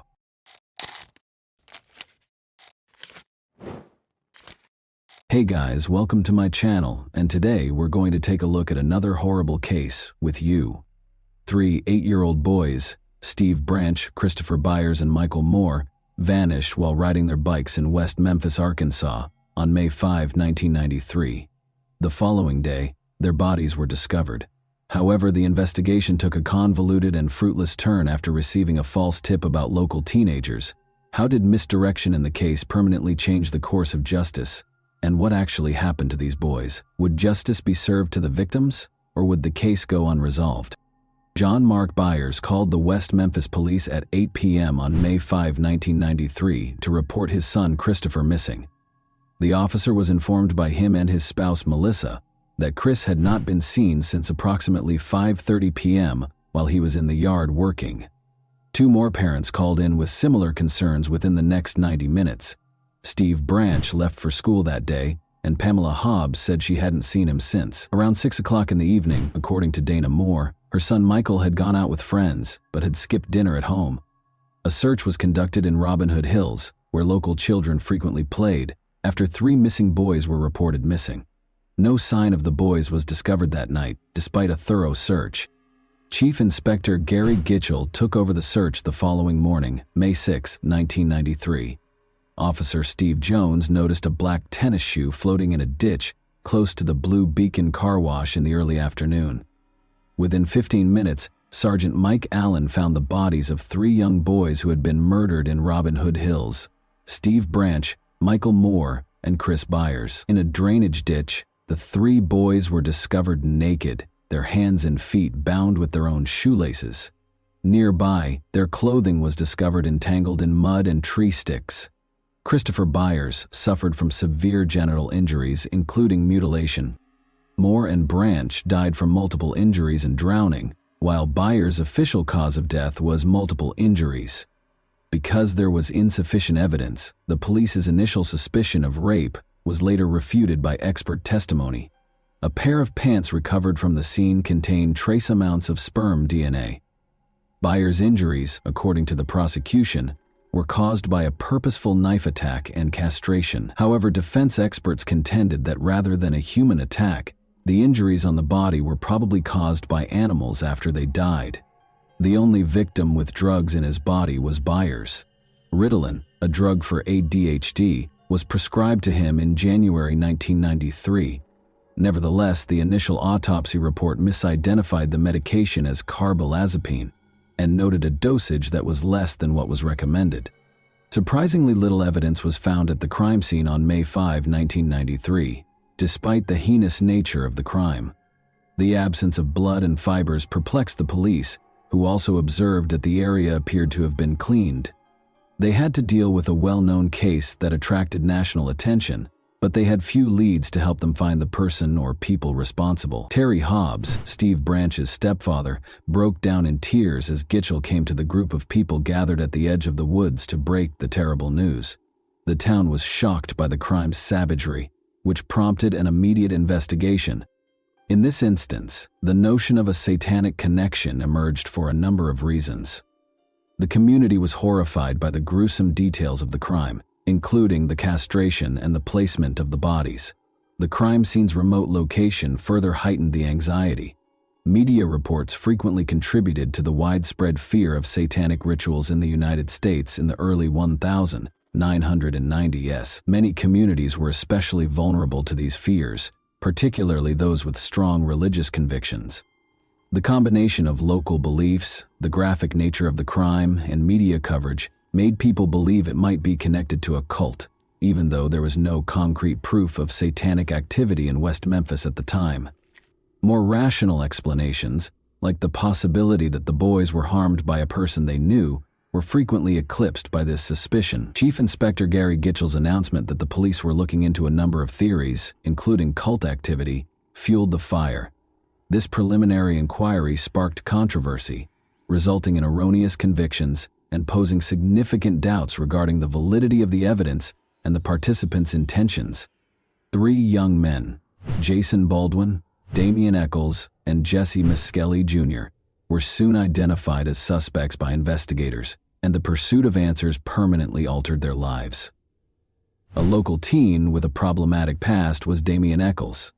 He was a 17-year-old high school dropout who was well known for his sinister hobbies and mental health issues, which included severe depression. He was a prime suspect in the case because of his unusual appearance, which included tattoos, long hair, and black clothes. Because of his interactions with Eccles, Jerry Driver, a juvenile probation officer in Crittenden County, also thought that there was a satanic cult in the area. In the past, Eccles had exhibited erratic conduct, including threatening his father, his ex-girlfriend, and her new boyfriend. Eccles had a history of mental health problems, including being put on suicide watch during his stay in a mental health facility in Oregon. He had additional difficulties in juvenile detention after returning to Arkansas, which ultimately resulted in his hospitalization in Little Rock. He kept going to therapy even after being freed, and he made disturbing claims that he wanted to follow infamous criminals like Charles Manson. Jerry Driver was extremely troubled by these remarks and grew to believe that Eccles was responsible for the killings. Eccles was close friends with another suspect, Jason Baldwin. They were both viewed as social misfits. Despite Baldwin's academic success and his lack of interest in magic, they connected because they had both felt alienated. Eccles had previously been charged with shoplifting, and Baldwin had previously been arrested for vandalism. Baldwin, on the other hand, demonstrated drawing ability, and one of his instructors urged him to study graphic design in college. Jesse Miskelly Jr., the third suspect, had little to no relationship to Baldwin or Eccles. He was notorious for getting into fistfights with other teenagers at school and for having a short fuse. Like Eccles, Miskelly had left high school, but Baldwin was still doing well in school. Damian Eccles was questioned by police several times between May 7 and May 10, both at his residence and at the police station. During these sessions, Eccles repeatedly asserted that he knew nothing about the boys and called the killer sick. Eccles maintained that on the evening of May 5 he was at home chatting on the phone with friends, but when he implied that the murderer was probably a local, it sparked questions about his personal involvement. Even though Eccles cooperated with the police, the results of his polygraph suggested that he might have been lying or deceiving, which fueled more conjecture. Investigators also focused on Jason Baldwin, who denied any misconduct, but they kept examining both teenagers. When local waitress Vicki Hutchison stated that she thought the killings were connected to a cult, the case took a different turn. She was keen to help the police and advised them that she could make friends with Eccles in order to conduct additional investigation. Miskelly got to know Eccles when he worked as a babysitter for Vicki Hutchison. After introducing him to Eccles, Hutchison started questioning Miscali about the case. Miscali reportedly joined Hutchison at an occult event, or sabbat, where she observed strange rituals and sexual activities involving young people. As a result, Miscali was taken to the police station to be questioned. When Aaron, Hutchison's son, stated that he had gone to the woods with the killed boys and said he had witnessed 5 men acting strangely, the matter became more complicated. This added complexity to a story that was already unreliable due to inconsistencies. Her answers to the police's polygraph test showed that she was telling the truth. Chief Inspector Gary Gitchell and his team made the decision to question Jesse Miscali Jr., a suspect in the killings of the 3 young West Memphis boys, on June 3, 1993. About 9 in the morning, they came up to him. The $35,000 reward for information that could result in arrests was highlighted. Jesse denied having anything to do with the killings during the polygraph examination. Detective Bill Durham thought he was lying, though. After being interrogated extensively, Jesse finally stated that he, Jason Baldwin, and Damian Eccles were responsible for the killings. The officer yelled at him and insisted he knew more than he was confessing, according to Jesse's later account. He found it difficult to claim his innocence and started repeating what the detectives had told him. Gitchell corrected him when he wrongly claimed that the boys were bound with rope, stating instead that they were bound with shoelaces. As a result, Jesse altered his account to fit the officer's specifics. Jesse was questioned for hours before her confession was captured on tape. He stated, "Damian hit Chris Byers and Jason assaulted Steve Branch," claiming to have seen what happened in Robin Hood Hills. Soon after, Deputy Prosecutor John Fogelmill requested warrants to search Jason, Damian, and Jesse's residences. All 3 were taken into custody and accused of capital murder by 10:30 p.m. At a press conference the following morning, Gitchell affirmed his strong belief in the case. Damian Eccles was 18, Jason Baldwin was 16, and Jesse Miscali Jr. was 17 when they were taken into custody. Judge David Burnett held a pretrial hearing in Marion, Arkansas, on August 4, 1993. He made the decision to try Jesse Miscali apart from Jason Baldwin and Damian Eccles. Additionally, even though the defense claimed Jesse's confession was coerced, the judge permitted it to be used as evidence. The defense brought up a number of coercive strategies that the police employed while questioning Jesse. They pointed out how officers rejected his claims and showed a diagram that implied he might either be a member of the murderer's circle or work with them. A disturbing audio recording of Aaron saying, "Nobody knows what happened but me," was also brought to light. In a landmark decision, the judge determined that all 3 defendants would face adult trials. This ruling raised the stakes in a case that was already garnering national attention and sparking debates about the treatment of young suspects in the legal system. Miscali claimed he tried to cooperate without realizing the repercussions of his remarks because he was perplexed by the police's actions. The 3 boys were still being held while the defense and prosecution got ready for trial. Blood was discovered on a knife that had belonged to Chris Byers' stepfather, John Mark Byers, during the evidence collection process. The blood on this knife matched that of Chris and Mark, and it had been given away soon after the killing. The police did not pursue this lead, though. The night the boys vanished, a local restaurant employee also claimed to have seen a confused man covered in blood and mud. Despite gathering samples, the police never pursued this lead and eventually lost the evidence after the man left blood smears in the restroom. Miscali withdrew his confession and refused to repeat his previous statements, despite the prosecutor's intention for him to testify against Eccles and Baldwin. Baldwin and Eccles' trials began on February 28, 1994. As Judge Burnett, Prosecutor Fogelman, and the defense teams determined what evidence could be presented to the jury, both trials received significant media coverage and encountered legal difficulties. A jury consisting of 5 men and 7 women heard Jesse Miscali Jr.'s trial in Corning, Arkansas on January 18, 1994. Although Prosecutor John Fogelman acknowledged that Jesse's confession contained inconsistencies, he asserted that these were caused by Jesse's attempt to minimize his involvement in the killings. He maintained that Jesse had relationships with Jason Baldwin and Damian Eccles. Dan Stidham, the defense lawyer, retorted that Jesse was unfairly singled out because of pressure to make arrests. He claimed that the investigation was skewed by what he referred to as the Damian Eccles tunnel vision. Stidham maintained that he was afraid while being questioned and that Jesse's confession was coerced. When the mothers of the 3 murdered boys testified about their final moments with their sons on May 5, 1993, the trial became emotional. Because he was concerned that it might annoy judges who felt sorry for the bereaved families, Stidham decided against asking that line of inquiry. The prosecution's version of events was unsettling. Investigators explained how the boys' bodies were painfully found during the search for them. In the courtroom, the jury noticed the boys' bicycles leaning against a wall. The mood was solemn, as Fogelman displayed more than 30 gory images of the corpses. As more unsettling pictures were displayed, pathologists talked about the autopsy results. Jesse appeared extremely at ease throughout the lengthy interrogation, according to Inspector Gary Gitchell. The jury was silent when Fogelman played a recording of Jesse's 34-minute confession to support his argument. Jesse's statements showed significant inconsistencies during cross-examination. The evidence did not support his claims that the boys were bound with brown rope and that the killings occurred at noon. Detective Gitchell claimed that Jesse's confusion was the cause of these mistakes because they were concerned that Aaron Hutchison's story might be discredited. The prosecution decided not to call him.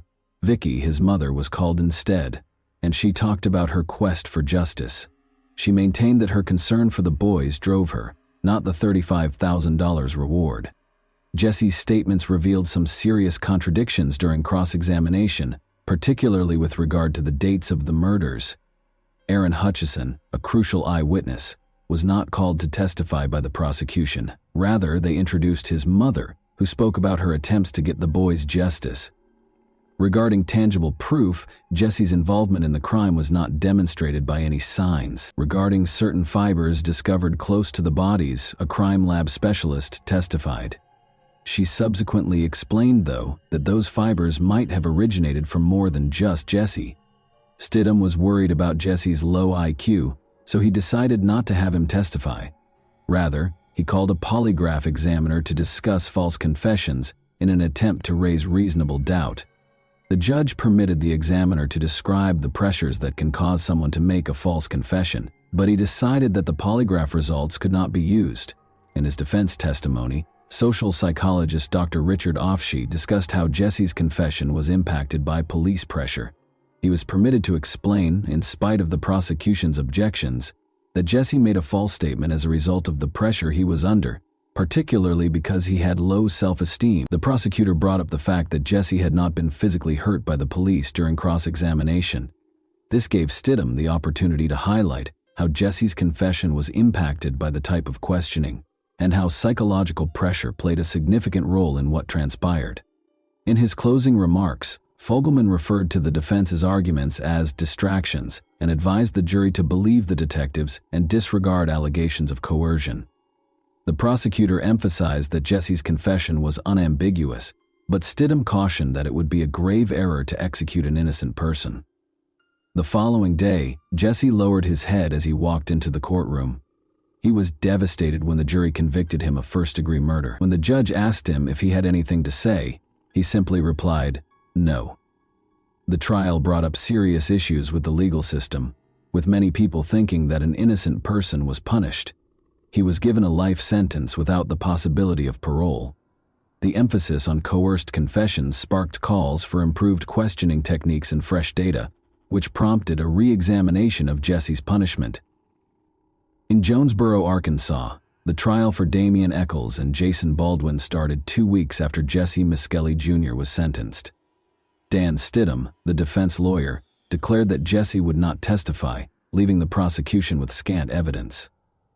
The prosecutors could claim that Eccles' apparent interest in witchcraft was connected to his involvement in the case because the judge prevented the two defendants from having separate trials. In essence, they could infer Baldwin's guilt from Eccles' background.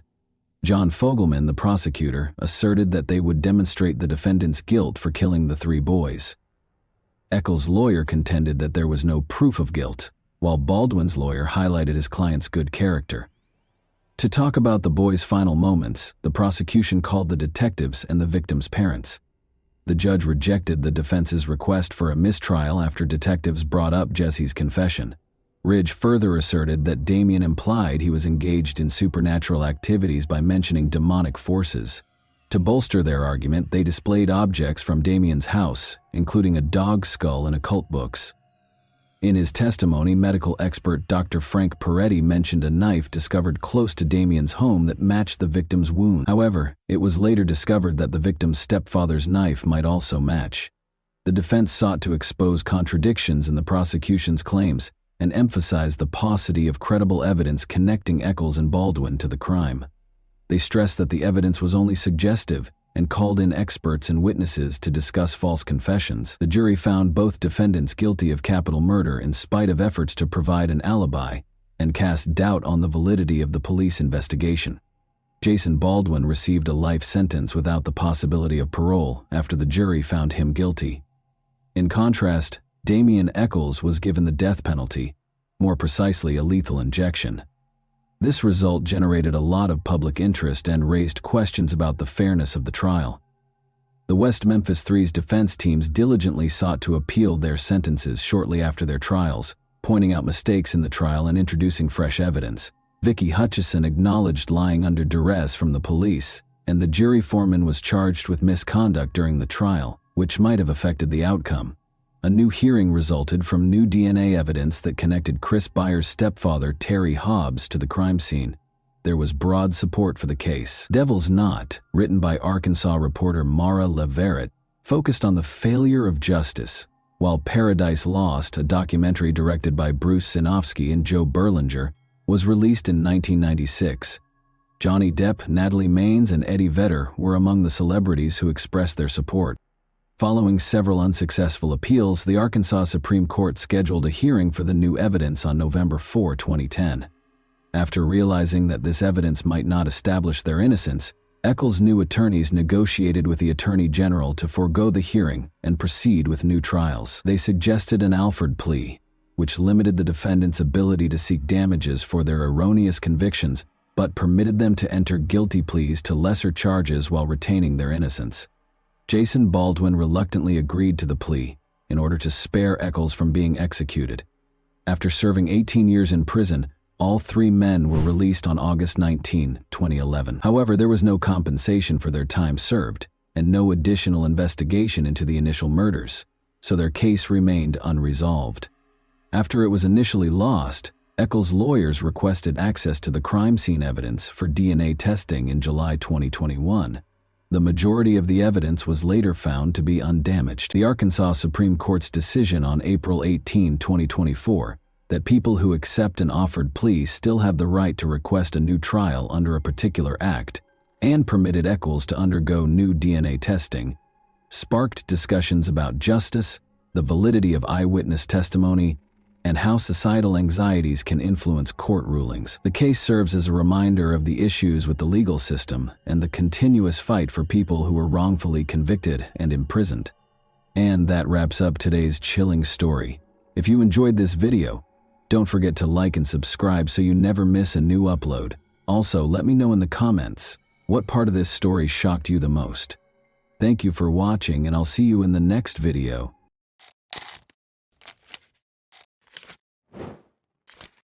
Hey guys, welcome to my channel, and today we're going to take a look at another horrible case with you. Roger Kemp died in his Livewood home on March 5, 2022 at the age of 77. He took care of his family right up until the last minute and was the ideal father and husband.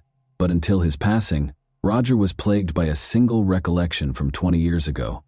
Since tragedy had radically altered his life, he had to spend 2 arduous years becoming a careful detective in order to identify the culprit behind the premature death of his only daughter. Since the police were essentially helpless, the case might not have been solved if Roger hadn't gotten involved. Roger, however, was above the police and could not let the criminal escape punishment. Let's go back in time and observe what transpired on that fateful day. Let's get started. The setting for our story was Livewood, Kansas, a tiny, secure suburb of the state. Every neighbor in this neighborhood knows you by name and greets you with a pleasant day.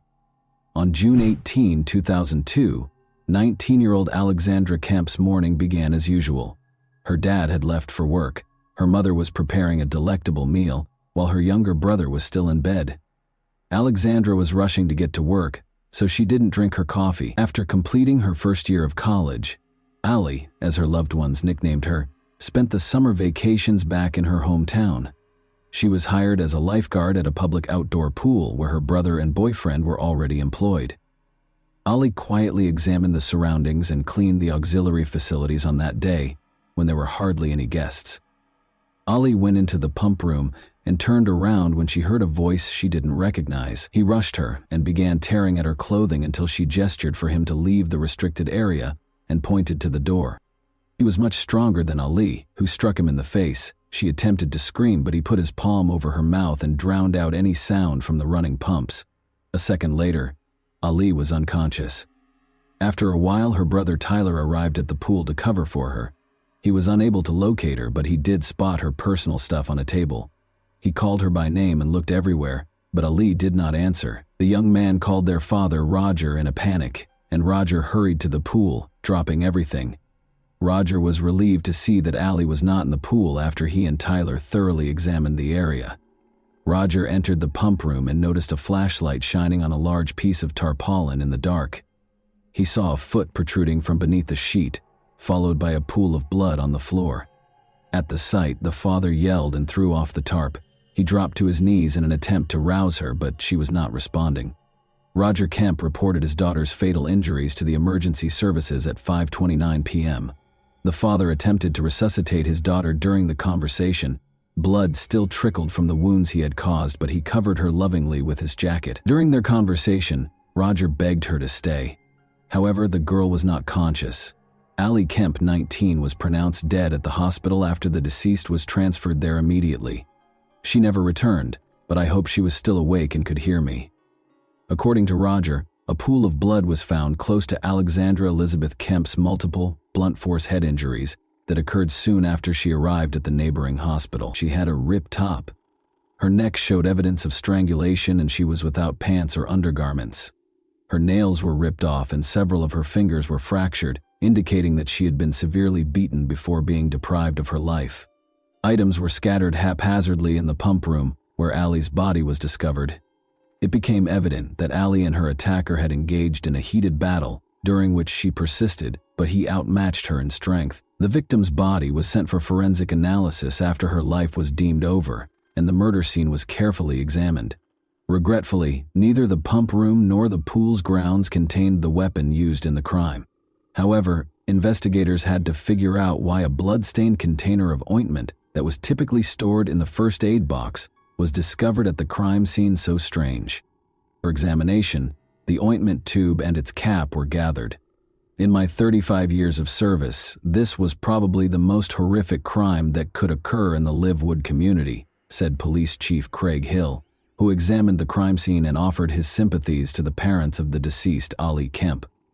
Both the public and the investigators were left with too many unanswered questions by this atrocity, which rocked the sleepy community. Since the motive for the crime against the young woman was one of the primary questions, the inquiry was perplexed.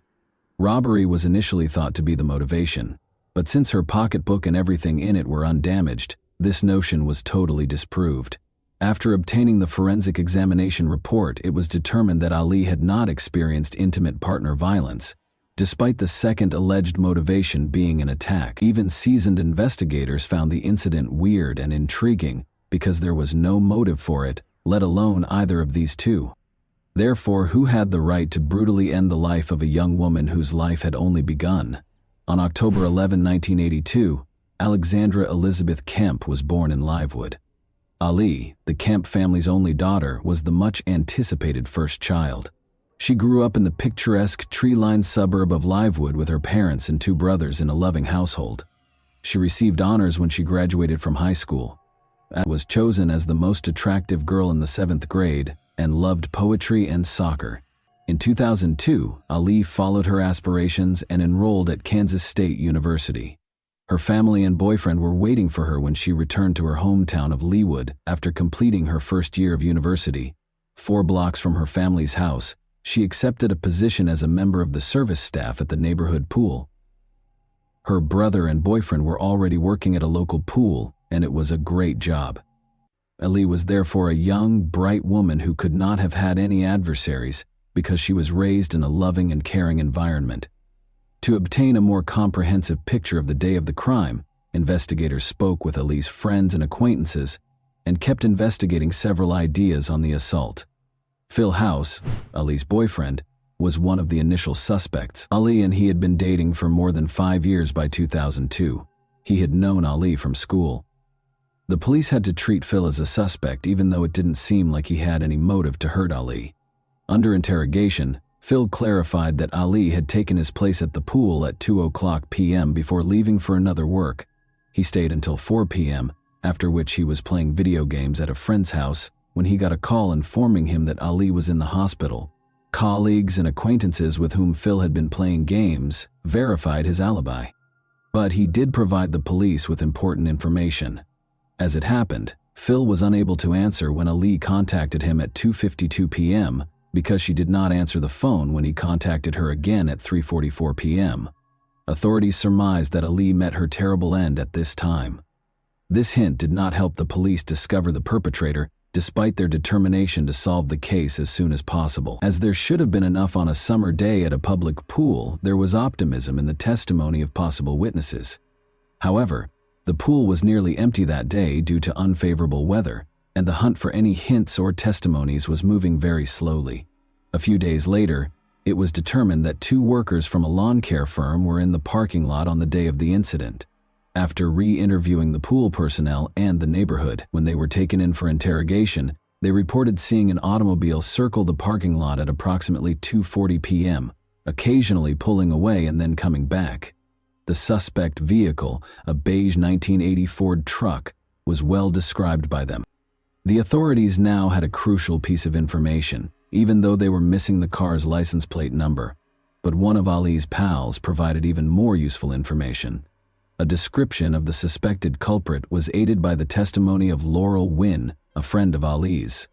As it turned out, Ali called her friend Laurel at around 3 p.m. that day to ask her to keep her company while she worked at the pool. Since it was a foggy and chilly day, there weren't many people there.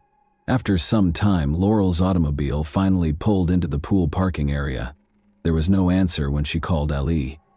Laurel thought it would be funny to blow loudly on a lifeguard whistle, since she didn't see Ali outdoors. Just then, a man came out of the pump room while feigning to be on the phone. Laurel suspected he was Ali's supervisor, so in order to keep her friend out of trouble, she hurried out of the pool. Laurel was able to recall the man's face as he turned around and waved to her as she left the pool area. Presuming she had spotted the offender, Laurel went without waiting for a call from her friend. Based on Laurel's account, the police produced and released a composite sketch in the hopes of identifying the offender.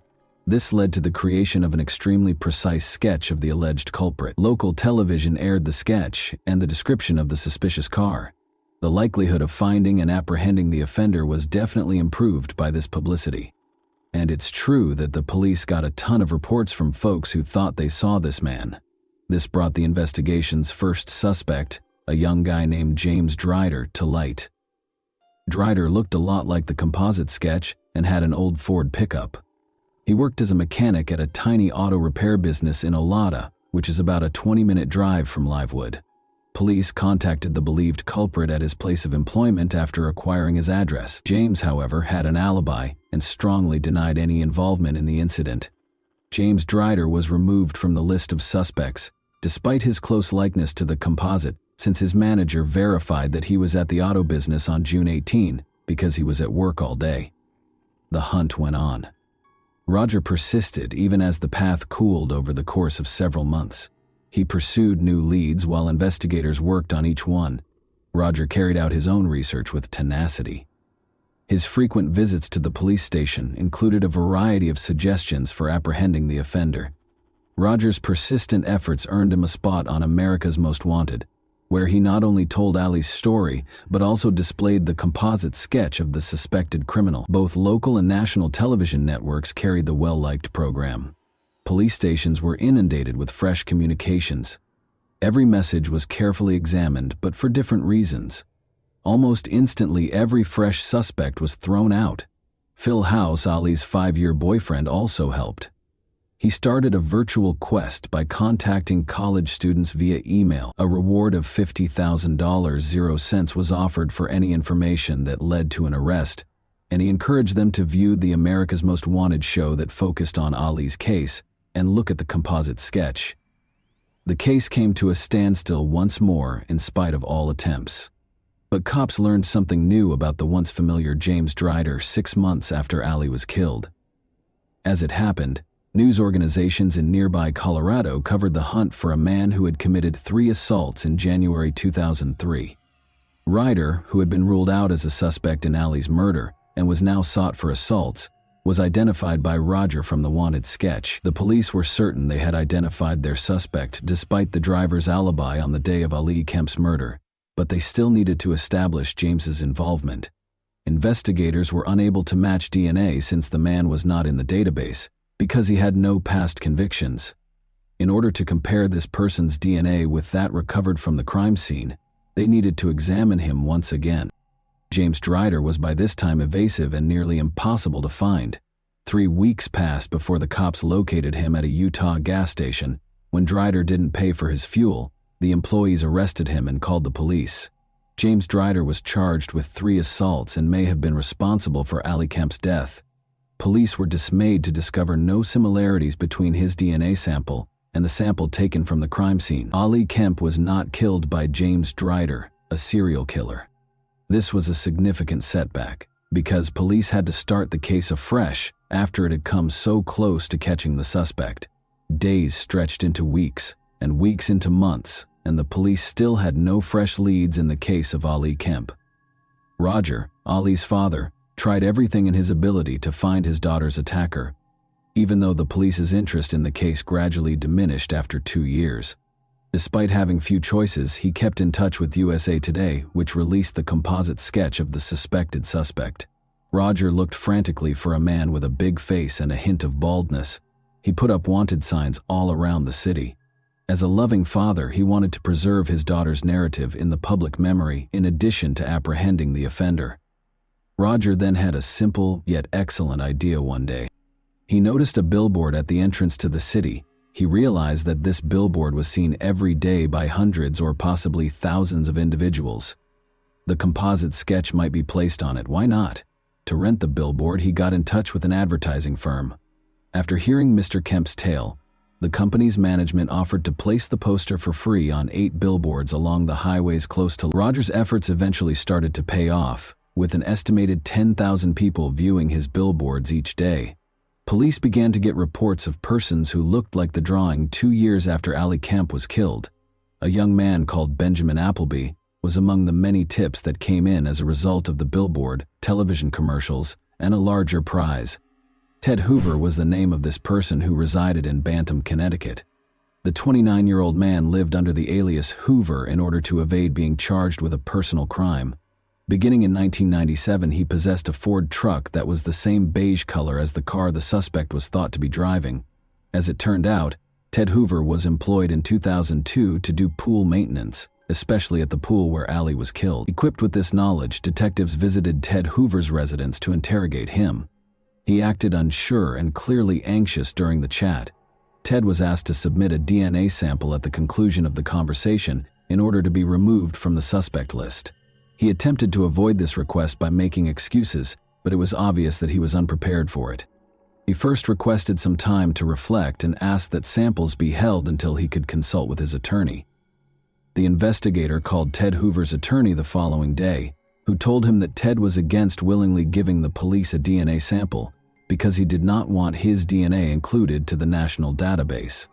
Investigators made an effort to get the attorney to sign a document guaranteeing that the DNA would not be added to any database and would just be utilized in connection with Ali Kemp's case.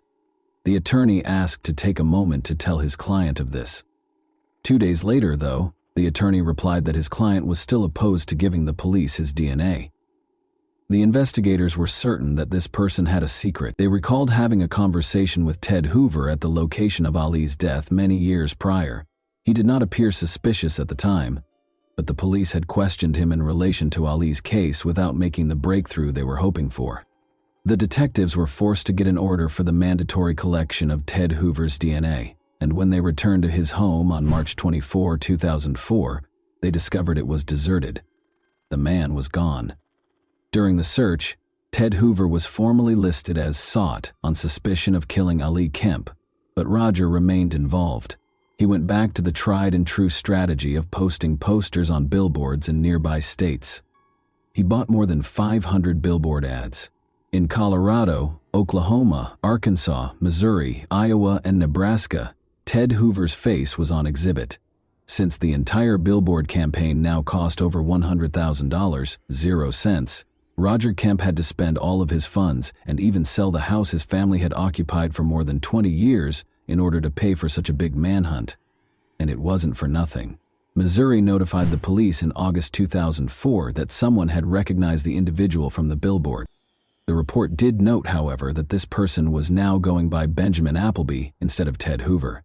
When the police arrived at the house given in the tip, they did in fact find the man they knew to be Ted Hoover. The cops lawfully took a sample of his saliva and immediately detained him on suspicion of murder. When the DNA from the crime scene and that of Benjamin Appleby, also known as Ted Hoover, matched, their suspicions were validated. Benjamin's past encounters with the law included intimate partner crimes and robberies. He was arrested by Connecticut police on a previous warrant after being accused of indecent exposure. He admitted to the police when they questioned him about Ali's murder that he had tried to flirt with the girl he liked, but she had not reciprocated. Benjamin lost control and attacked her when she pushed him away when he attempted to touch her. Benjamin was later accused of both attempted assault and murder. On both charges, he was found guilty. "I choked her. I suppose I have no idea why I did." In a recorded interview, Benjamin Appleby stated as much. Appleby claims that he touched her, but not very deeply. "Ang Lee," he said, and when she objected, he started beating and strangling the 19-year-old. The investigators then discovered the terrible explanation for the antiseptic ointment's open state. When Ali passed out and Appleby required lubricant, he attempted to attack her. Benjamin Appleby defended himself by claiming that he just lost it, went back to his car, and drove off. On the last day of the trial, Benjamin Appleby, also known as Ted Hoover, was found guilty and given a 50-year prison sentence on December 10, 2005. According to Kansas law, he was found guilty and given a 50-year prison term without the possibility of release until 2054. But after serving his term for a number of years, Benjamin Appleby has questioned whether his punishment under the Kansas Hard 50 legislation was fair. He contended that Kansas law automatically mandated that his sentence be changed because the elements that resulted to his Hard 50 were decided by a judge rather than a jury, as mandated by a prior U.S. Supreme Court decision. Prosecutors argue that the Hard 50 should be maintained and that Benjamin Appleby's case is exempt from the state statute. Roger Kemp cautioned the public that lowering Benjamin Appleby's prison sentence would endanger other young girls and women. Roger Kemp's battle and his search for the guy responsible for his daughter's death came to an end at this point. He had a somewhat unique notion as a result of his unwavering commitment to see Ali's attacker brought to justice. He intended to display the composite sketch on highway billboards for everyone to see. The creative use of billboards by Roger Kemp to expand his audience proved to be a very successful strategy. Following Benjamin Appleby's conviction, a number of jurisdictions nationwide made the decision to implement comparable policies, with varying degrees of success. Take Defense is the name of the Ali Kemp Educational Foundation, which Roger Kemp started. Girls and young women between the ages of 12 and 23 can receive self-defense instruction there. Workshops are held all throughout the country. Hundreds of testimonies from women have been sent by participants, stating that the training preserved their lives till his final days and even stopped attacks. Over 70,000 people nationwide have taken this self-defense course, and Kemp himself has given speeches at events and prior to each local session. Subsequently, he established the Ali Kemp Educational Foundation, or just TAKE, a self-defense program that trains women and girls of all ages how to defend yourself in perilous circumstances. For his efforts with the charity, Roger Kemp was also given the Presidential Citizens Medal in 2011. Kemp was one of 13 individuals out of 6,000 nominations to be granted one of the highest awards the president bestows on civilians. He wished to educate other women how to defend themselves, since he thought his daughter would still be alive if she had learned how to do so. He did not want to remember that terrible day that radically altered his life, and years after the terrible death of his only beloved daughter, he still could not bear to talk about the vicious attack on her. Because he tried to attack her, which is so difficult for me to say, he took her life. In an interview, Roger Kemp said that after killing her, he attempted to attack her once more. The close-knit family of friends and acquaintances who actively participated in the hunt for Alexandra Kemp's attacker continues to commemorate and lament her unexpected and unfair death, kind, passionate, and never-ending. Roger Kemp died when he was 77 years old. According to his friend and co-worker Jill Leaker, he was a true national treasure. Hundreds of people were able to obtain justice thanks to Roger Kemp's inventiveness. Since being inspired by Kemp's concept, numerous other law enforcement agencies nationwide have implemented comparable billboard tactics. In Kansas alone, these billboards have assisted law enforcement in apprehending over 30 fugitives. Roger Kemp once stated, "You have two choices on a well-known television program. You have two options.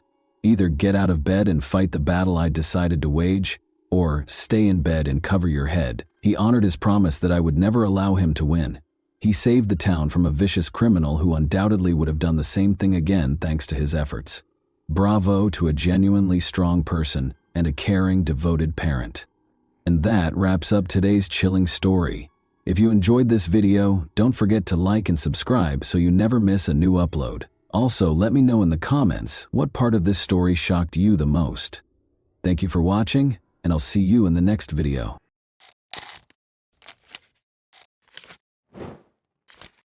Hey guys, welcome to my channel, and today we're going to take a look at another horrible case with you.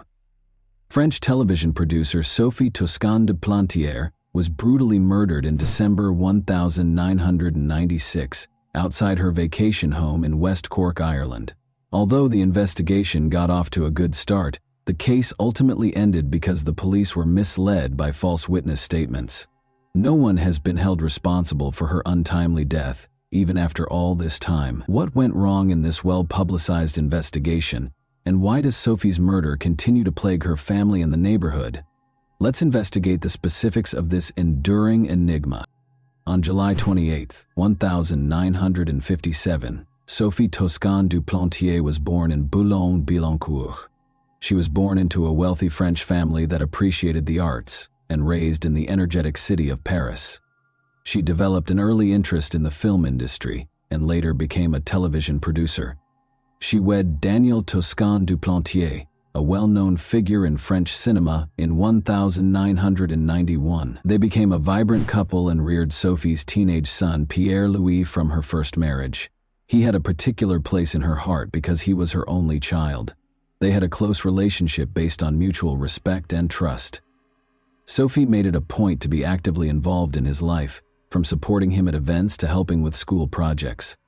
They loved spending time together, whether it was traveling around Paris or hosting comfortable movie evenings at home.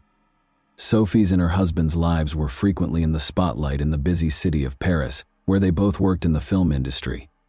Sophie's tenacity was apparent in all she did. She put a lot of effort into achieving her goals. Young and fervent, Sophie never let anyone discredit her aspirations or goals. She pursued her profession while upholding her moral principles because she firmly believed in justice. Pierre-Louis, who saw his mother as a role model, was among those who admired her bravery and strength. Every day he was inspired by her tenacity and resolve, and their relationship gave them both strength to handle the difficulties of life in the spotlight. But the bustle of the city might be too much to handle. Sophie frequently fled to Shull, a quiet village on Ireland's west coast, in search of tranquility. Even though the surroundings were serene, Sophie was unaware that this would be her final journey. Shull, which has a population of only 700, is renowned for its breathtaking landscapes and welcoming community. Attracted by the serene waters and striking cliffs, artists and writers congregate here to find inspiration. After making multiple trips to Ireland as a teenager, Sophie bought a cottage in Toormore in 1993, which she used as a vacation getaway. Her maiden name, Munoz, was well known among the locals. Sophie arrived alone in Ireland on December 20, 1996. She couldn't wait to spend Christmas in her comfortable cottage in Dunmanus, West Cork. She used this small sanctuary as a place to unwind and rejuvenate after a long day of work in Paris. Sophie fell in love with the local charm as soon as she arrived. She ran errands at the village shops and talked to her amiable neighbors. Since they had known her since she was a young girl, the locals gave her a warm welcome. She felt at home in the stunning scenery and cool winter air. But beneath the quiet, a horrible event was on the horizon. A tragedy that would permanently alter the close-knit community was set to upend the tranquil days. Nobody could have predicted Sophie's fate in this peaceful region of Ireland. Shirley Foster, a neighbor, sadly called the police on the morning of December 23. She had witnessed a horrific scene, a corpse outside her neighbor's house. The scene was startling, and it was a cold morning. The victim, who was later identified as Sophie, was seen by the Irish police or Gardaí when they arrived. It was difficult to immediately identify her because of the severe damage to her face. She was wearing a comfortable dressing gown over her pajamas, but her boots were still on, as though she had gone outside for a little while, maybe to breathe. It became evident that the blood-stained concrete block next to her might be the weapon used against her. Along the path to the back door, where the keys were still stuck in the lock, and on the gate, blood was also discovered. Everything inside the house appeared normal. 2 wine glasses were left unattended on the drying rack.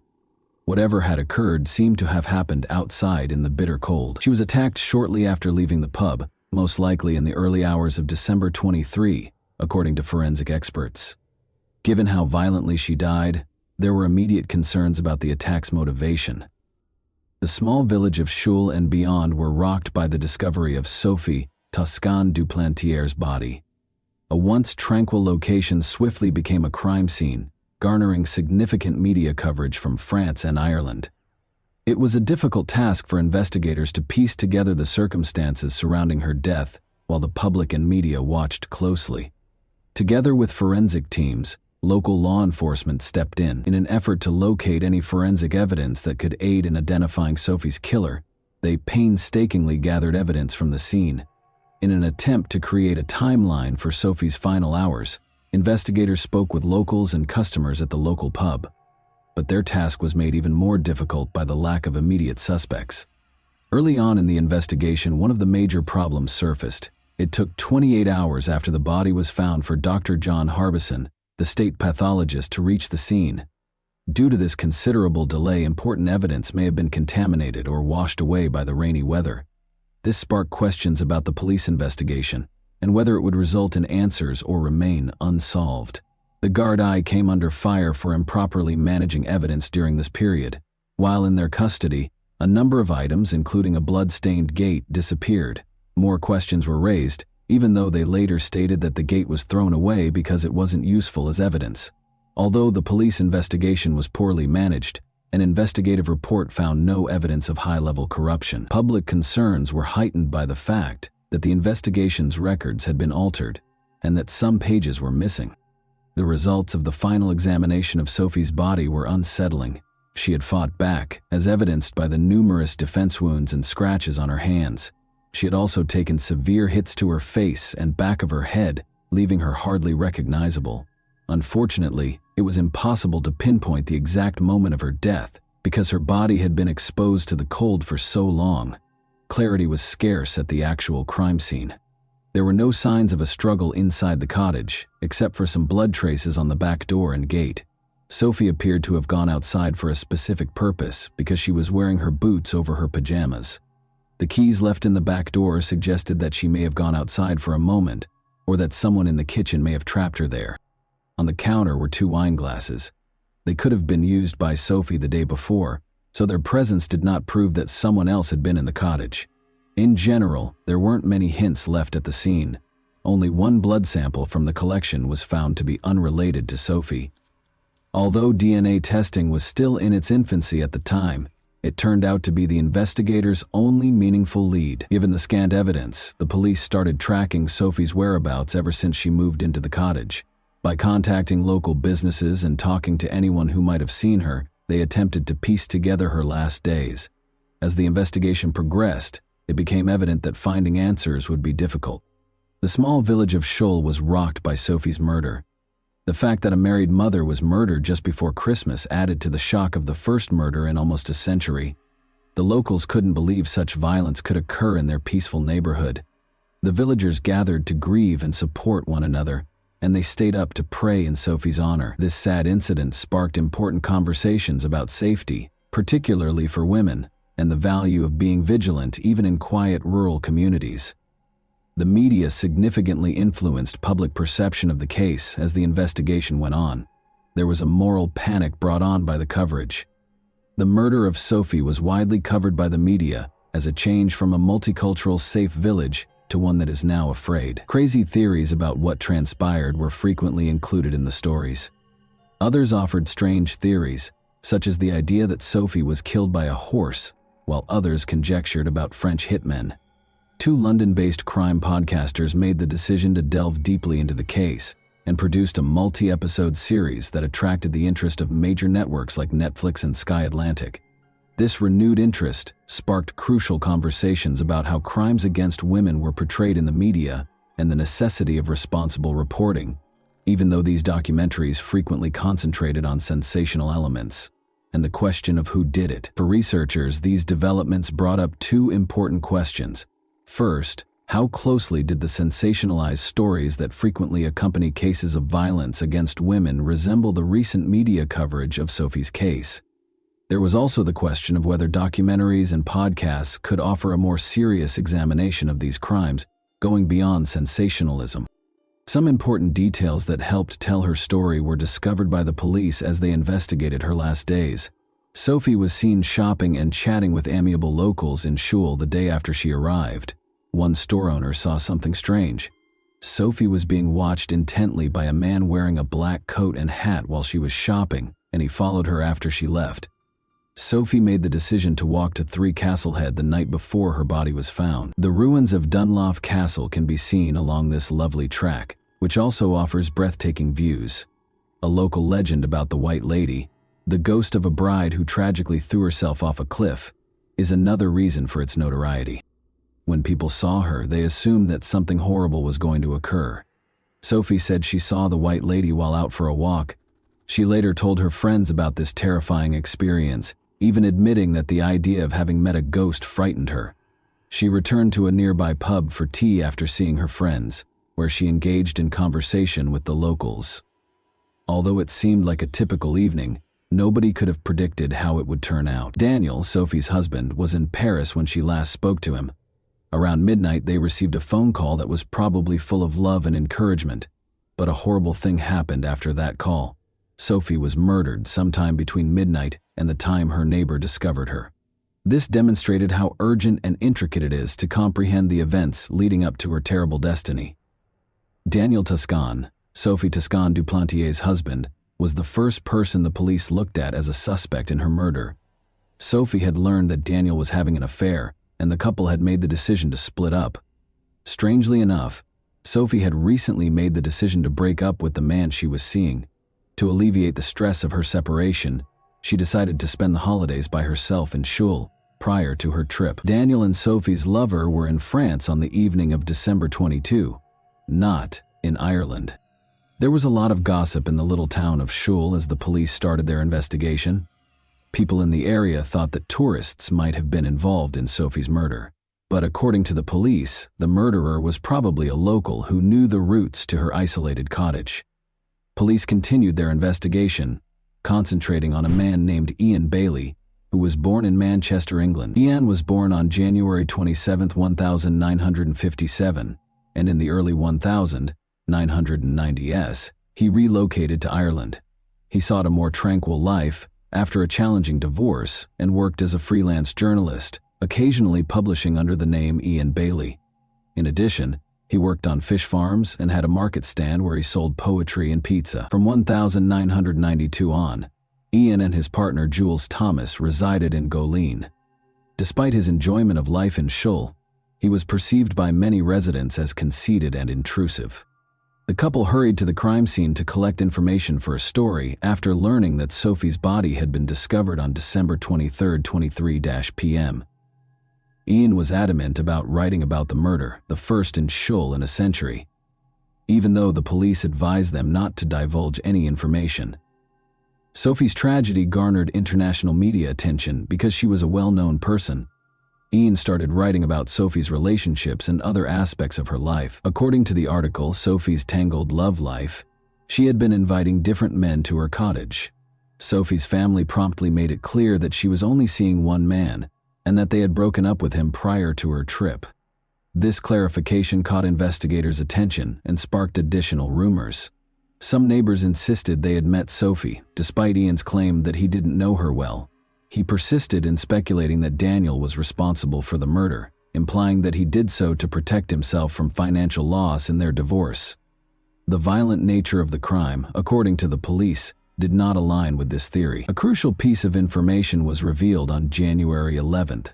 At 3 in the morning, an unidentified caller claimed to have seen a man at a bridge close to Sophie's home. December 23. He wore a black coat and hat just like the man a store owner had seen on December 21 after Sophie. The shop owner, Marie Farrell, turned out to be the source of the tip. Because she was at the bridge with another man and didn't want her husband to find out, she had filed an anonymous report. Police named the man as Ian Bailey and made him the primary suspect based on her description and other witness statements. Ian had scratches on his face and arms when he was interviewed a few days after the murder. These came from cutting down a Christmas tree, he explained. His injuries could not be inspected later because no photos were taken of them. Ian named him a suspect and implied that Sophie's ex-husband had hired a hitman, but police believed a local person was responsible for the crime. Despite keeping a close eye on him, they were unable to present a compelling case. Ian Bailey was taken into custody by the police on February 10, 1997, in order to establish a solid case. Police discovered evidence of a fire in his yard when they searched his house. Ian said the fire had occurred earlier in December, but a neighbor had reported seeing smoke coming from his house a few days after the murder. There was no evidence at his house or studio that connected him to Sophie's murder, according to the police. Jules Thomas, Ian's partner, was also taken into custody and interrogated. She claimed that after spending the night of the murder at a nearby pub with Ian, they drove to a vantage point where they could see that Sophie's and the neighbors' homes had lights on. However, Jules stated that he woke up in the middle of the night because of work, whereas Ian stated that he slept through the entire night. Ian lied and claimed to have gone to his studio when he was questioned about this. It was not until 9 a.m. that Jules saw him the following morning and saw what she believed to be a previous wound on his face. But there wasn't much evidence against him. Blood traces discovered at the scene were highly contaminated and did not match anyone. The timeline was made more difficult by the cold, and important pieces of evidence, like the gate from Sophie's house, which also contained blood traces, had been lost. After reviewing the case, the Director of Public Prosecutions was unable to formally charge Ian. There was no solid evidence linking him to the crime scene, even though he was detained for 12 hours and insisted on his innocence. He was consequently set free. Ian was furious because he felt he was losing control of the story when the media started to name him the primary suspect. His mental state appeared to deteriorate as the investigation went on. People said they saw him carrying a stick he said had magical powers, or howling at the moon. A condition known as howling at the moon occurs when someone expends time and energy attempting to accomplish an impossible task or obtain an unachievable goal. Some neighbors even claimed that Ian had confessed to killing Sophie as more information surfaced, but they later claimed it was just dark humor. Ian was arrested once more on January 27, 1998, in the hope that he would eventually confess because the police believed he had evidence against him. But nothing had changed, and the evidence was almost completely gone. Ian was again released without formal charges. The way the police handled the investigation drew harsh criticism once more. After his second arrest, he invited the media to his house to denounce the media frenzy surrounding him and to claim his innocence, despite the fact that many people thought he was guilty. He gave the police samples of his and his partner's hair. No new evidence emerged, and the case cooled off after 2 unsuccessful attempts to coerce a confession. Ian lost his defamation lawsuit against multiple media outlets in 2003. Police files were made public as a result of this loss, which only increased public suspicion that he was involved in Sophie's murder. The main witness, Marie Farrell, testified during the trial that she saw Ian close to the crime scene. He threatened to change her statement, she said. It was also revealed that Ian and his partner had a tumultuous relationship, which included past instances of domestic abuse. The public saw Ian as a violent man, despite Jules' defense. Ian was going to be charged after losing the defamation trial, it seemed. He would not be charged, though, as the director of public prosecutions determined that there was not enough evidence to connect him to the crime scene. Dissatisfied with this result, Sophie's family wanted Ian to be charged in France, where the law permitted charges based on circumstantial evidence. Since there was not enough evidence to deport Ian from Ireland, they asked in 2008 that all files be moved to the French legal system so that he could stand trial. In a shocking turn of events, Marie Farrell withdrew her statement during the trial, 10 years after she had initially made it. Marie claimed that although she had seen a man the night of the murder, she had lied about who he was because the police had pressured her to do so. She emphasized that her initial testimony was false and clarified that Ian Bailey had never threatened her. This retraction revealed a number of issues with the inquiry. It demonstrated how the case had been impacted by biases in law enforcement's approach, the loss of crucial evidence, and police misconduct. These problems cast doubt on the veracity of the testimony used against Ian, as well as the integrity of the investigation. The Association for the Truth was established in 2007 by Sophie's family to advance the investigation. Ian Bailey's deportation was authorized by the Irish High Court after a French magistrate issued a European arrest warrant for him in February 2010. In March 2012, Bailey filed an appeal with the Supreme Court. The French government did not plan to try him at the time, according to the Supreme Court's decision in his favor. Furthermore, because the alleged offense took place outside of French territory and there was inadequate cooperation, 4 of the 5 judges concurred that the European arrest warrant stopped his deportation. Ian filed a lawsuit against the Irish government in November 2014, claiming that they were unfairly singled out for Sophie's murder. Marie Farrell's withheld statements were to be used by his legal team as evidence that the police had influenced him. She would not, however, reveal the identity of the man she had been with that evening when she was asked to testify. Ian lost the lawsuit as a result of this lack of credibility, which seriously hurt his case. Additionally, it was discovered that phone conversations at Garda stations had been surreptitiously recorded that same year. This sparked worries that there may have been anomalies in the abandoned Garda station's recordings of the Sophie murder investigation. 297 recorded calls pertaining to the case were reviewed by the Fennelly Commission. The commission discovered evidence that suggested the Gardaí had thought about deleting or changing evidence that could have cleared Ian Bailey. It came to the conclusion, though, that there was no evidence that they truly did this. The commission also pointed out that the Gardaí had improperly given journalists and other civilians access to private information regarding the investigation. In order to clear his name, Ian Bailey wrote to the Director of Public Prosecutions in 2016 and asked for a trial in Ireland. However, this did not occur. A European arrest warrant issued by French authorities, who wanted to deport him to stand trial for the murder of Sophie Toscan de Plantier, led to his arrest in Ireland in March 2017. The warrant was granted by the Irish High Court, but Bailey managed to evade extradition. Despite Ian's absence, a French court determined in 2018 that there was sufficient evidence to hold a trial. As a result, a trial without Ian started in France in 2019. Because there was no jury, only 3 judges, and more than 30 witnesses, the trial was unusual. A Paris court found Bailey guilty of murder on May 31, 2019, and he was given a 25-year prison term. An arrest warrant was issued for Europe. He was permitted to stay in Ireland after the High Court of Ireland decided there was not enough evidence to deport him. Following that, Ian Bailey was prohibited from leaving Ireland for fear of being arrested and deported to France if he traveled to another European nation. A specialized Irish police unit declared in the summer of 2022 that Sophie's case would be thoroughly examined. Ian Bailey passed away outside his Bantry home on January 21, 2024 at the age of 66, following a suspected cardiac arrest. Due to his history of domestic violence against his partner, which resulted in her hospitalization in 2001, his life was tainted by controversy. In Shull District Court, he was found guilty of assault. According to a psychiatrist's report, he exhibited aggressive and egocentric conduct, particularly when under the influence of alcohol. In order to fill the profound void left by his mother's absence, Sophie's son Pierre-Louis continues to visit Shul. Her death still hurts 25 years later, and he still finds it hard to move on from this tragic period of his life and find closure if the case is not resolved. One of the most well-known unresolved cases in Irish history is the murder of Sophie Toscan du Plantier.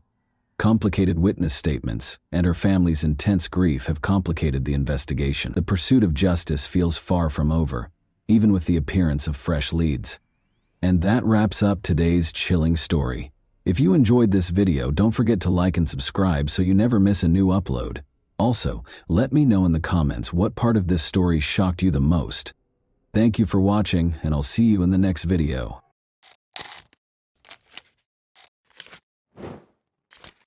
Hey guys, welcome to my channel, and today we're going to take a look at another horrible case with you.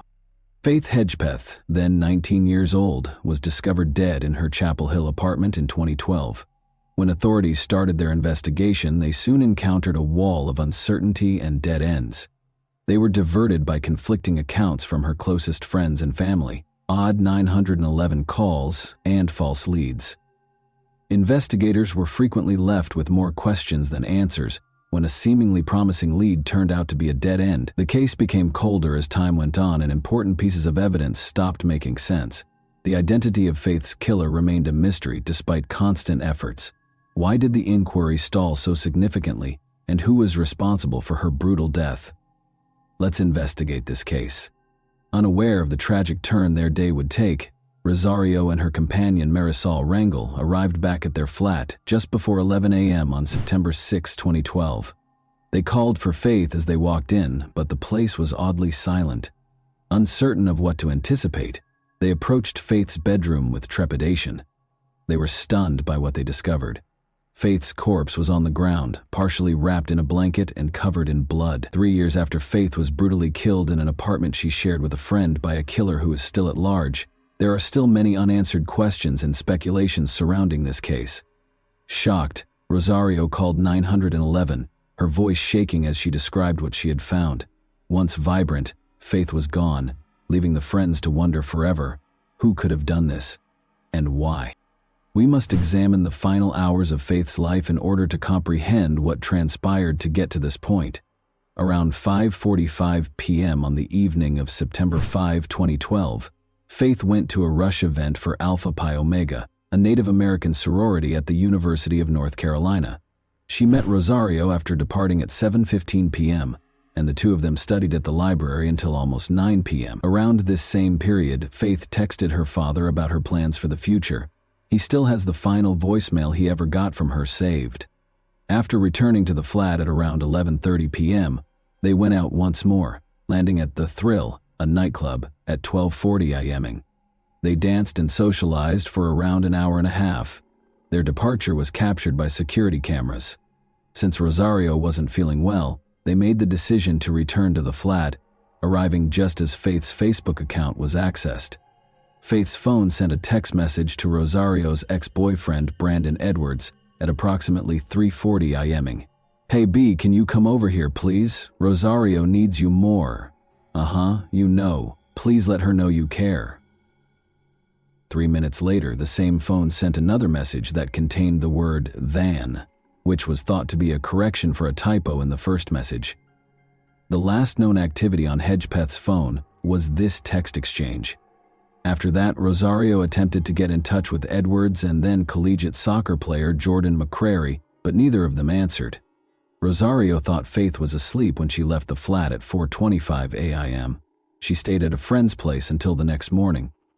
Rosario attempted to contact Faith once more at 10:30 a.m., but received no response. She contacted Marisol out of concern, and the two of them proceeded to the apartment where Faith's death was found. Who was in charge? Is Rosario Rangel or another person involved? Faith's cause of death is still unknown, but as the inquiry progresses, more information will become available. Faith Hedgepeth, a proud member of the Holly-Washapani Native American tribe, was born in 1992 in Warren County, North Carolina. After her parents divorced, Faith was raised by her mother, Connie, and she grew up in a difficult home. Connie, who had 3 children already, named her Faith because she thought it would give her the courage and optimism she needed to raise a 4th kid in a challenging situation. Faith was a good student in spite of these obstacles. As a cheerleader, honor student, and involved member of multiple clubs, she succeeded in high school. She attended the University of North Carolina at Chapel Hill thanks to her diligence, which earned her a Gates Millennium Scholarship. Faith dreamed of becoming a teacher or a pediatrician and wanted to be the first member of her family to earn a college degree. Despite taking the spring 2012 semester off, she had a successful first 2 years at UNC Church. She shared a Chapel Hill off-campus apartment with her friend Karina Rosario and Rosario's boyfriend Eric Taco Jones throughout that summer. But Karina and Eric had a violent relationship, and Faith assisted Karina in obtaining a protective order against Eric after he twice attempted to enter into their apartment. Eric lost his temper and even threatened to kill Faith if he couldn't reconcile with Karina. Faith's life had taken a dark turn, and even though she continued to have hope for the future, she found herself in a precarious situation. Faith's family was devastated by her passing. Faith's loss was unfathomable to her mother, who had already dealt with a lot of difficulties as a single mom raising her children. Having lost a sister who served as a support system and role model, Faith's siblings were also devastated. Her family was left to deal with her passing. She had been a bright, kind young woman with a bright future. In addition to being extremely personal, Faith's passing was a setback for the entire community, which had supported her aspirations and watched her develop. Her family was left feeling incredibly empty and unable to comprehend why someone so full of promise had been brutally ripped from them. The choice to start the investigation into Faith's death in secret sparked immediate criticism. In contrast to standard police practice, the Chapel Hill authorities took considerable care to conceal information. All records were sealed by a court order, and even the media's repeated requests for information were turned down. The police worked discreetly behind closed doors, gathering evidence from the incident without disclosing what they had discovered, while the community awaited answers. Semen and extracted DNA were the first important clues from the actual crime site. When the autopsy report stated that Faith had died from blunt force trauma to the head, most likely from a rum bottle, the question became even more complicated, even though it matched male DNA discovered elsewhere in the apartment. From the beginning, the police focused on one man, Karina Rosario's ex-boyfriend, Eric Taco Jones. He was a prime suspect because of his history of domestic abuse and his previous threats against Faith.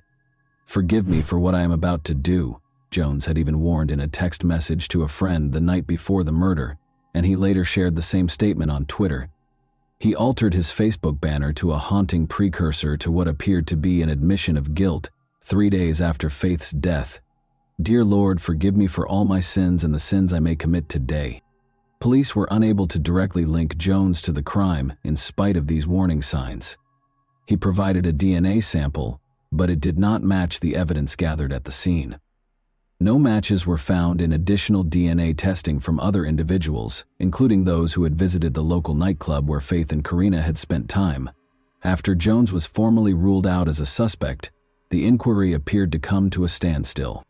It appeared as though the puzzle pieces would be put together fast when the inquiry into Faith's death originally started, but as time passed, detectives discovered evidence that only made the mystery more complex. The disclosure of some anticipated and some surprising details suggested an incomprehensible level of intricacy. The 911 call, which would subsequently come under close examination, was a crucial piece of evidence in the case. After discovering her friends dead at their apartment, Karina Rosario called. Many found it strange that she only referred to Faith as her buddy during the call, never mentioning her by name. Reporter Tom Gasparovia questioned the legitimacy of the conversation, speculating that it might not have been Rosario but perhaps Marisol Rangel, whose voice sounded similar. Additionally, Rosario appeared abnormally hesitant during the conversation, despite the dispatcher's repeated requests for her to check Faith's respiration, Gasparovia noted. Was the individual who found the body truly as innocent as they appeared to be? Was the 911 call itself a hint? The people who were following the case started to have these types of questions. The odd information wasn't limited to the 911 call, either. Confusion was further exacerbated by another important piece of evidence discovered close to the crime scene, a mysterious letter written on a piece of ripped paper. Written in a sloppy hand with a ballpoint pen, the message said, "I'm not stupid, bitch, jealous." Its rambling, angry writing appeared to be the result of a fit of wrath, but it was unclear what it meant. Why would someone leave a letter at a murder site?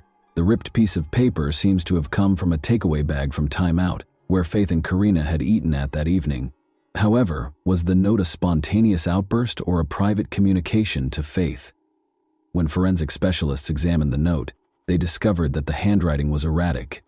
The word "stupid," which was written much more clearly, was underlined by one, perhaps by someone attempting to hide their identity or deceive investigators. Even more concerning was the fact that the message seemed to be written before the murder because there was blood all around the room, and the note itself seemed free of blood. Why abandon it? Was it a deliberate deception or a hint? Reporter Tom Gasparoli speculated that Faith might not have been the intended recipient of the note. The murderer might have planted it to trick detectives. Was it a last desperate communication, or was it a lie? The note's emotional tone suggested intense annoyance or jealousy. Was it Faith or someone else that the murderer was angry at? Faith's own phone provided yet another horrifying piece of evidence in her case. Faith's phone unintentionally called a friend the night before she was murdered, recording a brief but unsettling chat. With background noise and muddled conversations, it initially appeared to be a simple pocket dial accident. However, when audio specialist Arlo West examined the call, he found some concerning snippets. West also claimed to hear a woman's voice saying, "I think she's dying," followed by a man's voice saying, "Do it anyhow." References to Eric and Rosie that seemed to connect the conversation to Faith's roommate Karina Rosario and her violent past with Eric Taco Jones were also heard. The call's timestamp of 1:23 a.m. coincided with the claimed time when Faith arrived at the club. Police initially brushed it off, thinking the call was simply background noise from a night out. However, West pointed out that there were several oddities, such as the unusual absence of typical nightclub sounds, which gave the scene a strange vibe. Did the call record the last seconds before Faith was killed? Or might it have been recorded earlier? These unresolved issues gave an already terrible case a troubling undertone. Investigators were left with more questions than answers as they combed through this perplexing evidence. Although these pieces of evidence were far from conclusive, they were sufficient to raise the possibility that the murderer may have left behind more than just tangible evidence at the site. They might have left a trail of psychological hints that, if the investigators could decipher their actual meaning, could tell us a lot about the killer's mental state.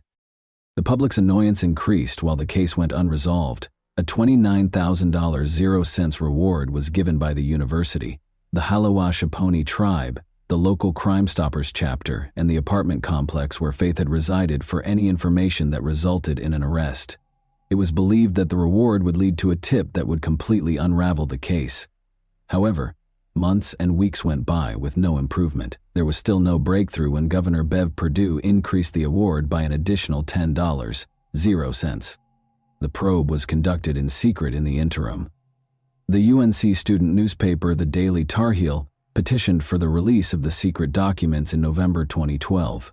The case remained sealed beneath a veil of silence when the court rejected their plea, despite publicly claiming that their daughter's death certificate verified she had been battered. Faith's family was also kept in the dark about several specifics. The town of Chapel Hill remained uneasy as the months passed.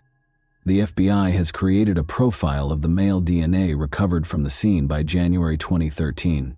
According to the authorities, this person had lived close to Faith, had expressed interest in her, and his actions had probably changed after the crime. The court nevertheless mandated that the records be kept secret in spite of this development. The public was left in the dark about the case, which appeared to be proceeding behind closed doors. The police didn't formally ask the North Carolina State Bureau of Investigation for assistance until September 2013, a full year after Faith's passing. Chris Blue, the police chief for Chapel Hill, acknowledged that they had run out of options and that the case had gone cold. The murder of Faith was still a mystery, and the case files were still sealed. After 2 months, the inquiry took yet another unsettling turn. Publications such as the Tar Heel started to doubt the investigation's objectivity. Why hadn't the police pursued important leads? Although the police had never thoroughly searched the neighborhood, Neighbors in the apartment building where Faith had resided said they had concerns about Eric Jones long before the murder. Only Faith's apartment had actually been completely examined. The other apartments in the complex, including the woods beyond the building, had not been looked at. When it was discovered that police had never examined security footage from the Thrills parking lot, a significant lost opportunity became apparent. The owner of the towing firm that was in charge of the parking lot, the nightclub where Faith and Karina had spent the night before the murder, had installed security cameras that may have recorded important footage. But it wasn't until almost 19 months after the incident that the police requested to view it. The court eventually ordered the records to be opened in 2014, following a great deal of public pressure. Following the release of important papers by investigators, such as the search warrants and investigative notes, there was a flurry of media coverage. These documents demonstrated the extent, or lack thereof, of the police involvement in the case. They also offered the first glimpse of the chronology of events that preceded Faith's demise. The autopsy report was eventually released to the public in September 2014, over 2 years after the murder. It validated the suspicions of many. Faith had suffered severe physical abuse. Blood was discovered beneath her fingernails, indicating that she had retaliated against the severe blow to her head. Initially believed to be the key to identifying the murderer, the DNA recovered from the site remained a mystery. The question of who killed Faith Hedgepeth and why remained unanswered despite ongoing investigation. Unanswered questions became more pressing as the investigation progressed. Had the police conducted the inquiry improperly in the beginning?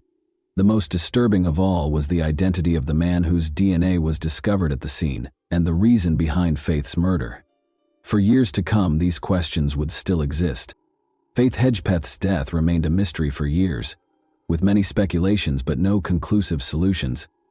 One thing was certain: despite the speculation about suspects and motivations, Faith's killer was probably someone who knew her.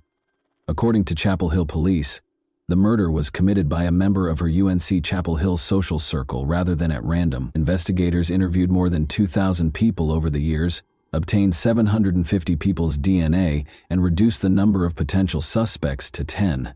Chief Chris Blue stressed in 2016 that the case was still very much alive despite the lapse of time. In their quest for the truth, the police continued to concentrate on this core group. However, the issue still stood. What motivated the murderer to carry out such a heinous act, and who was the murderer? But on September 23, 2016, almost 4 years after Faith's passing, the case took even another unexpected turn as the inquiry proceeded to uncover.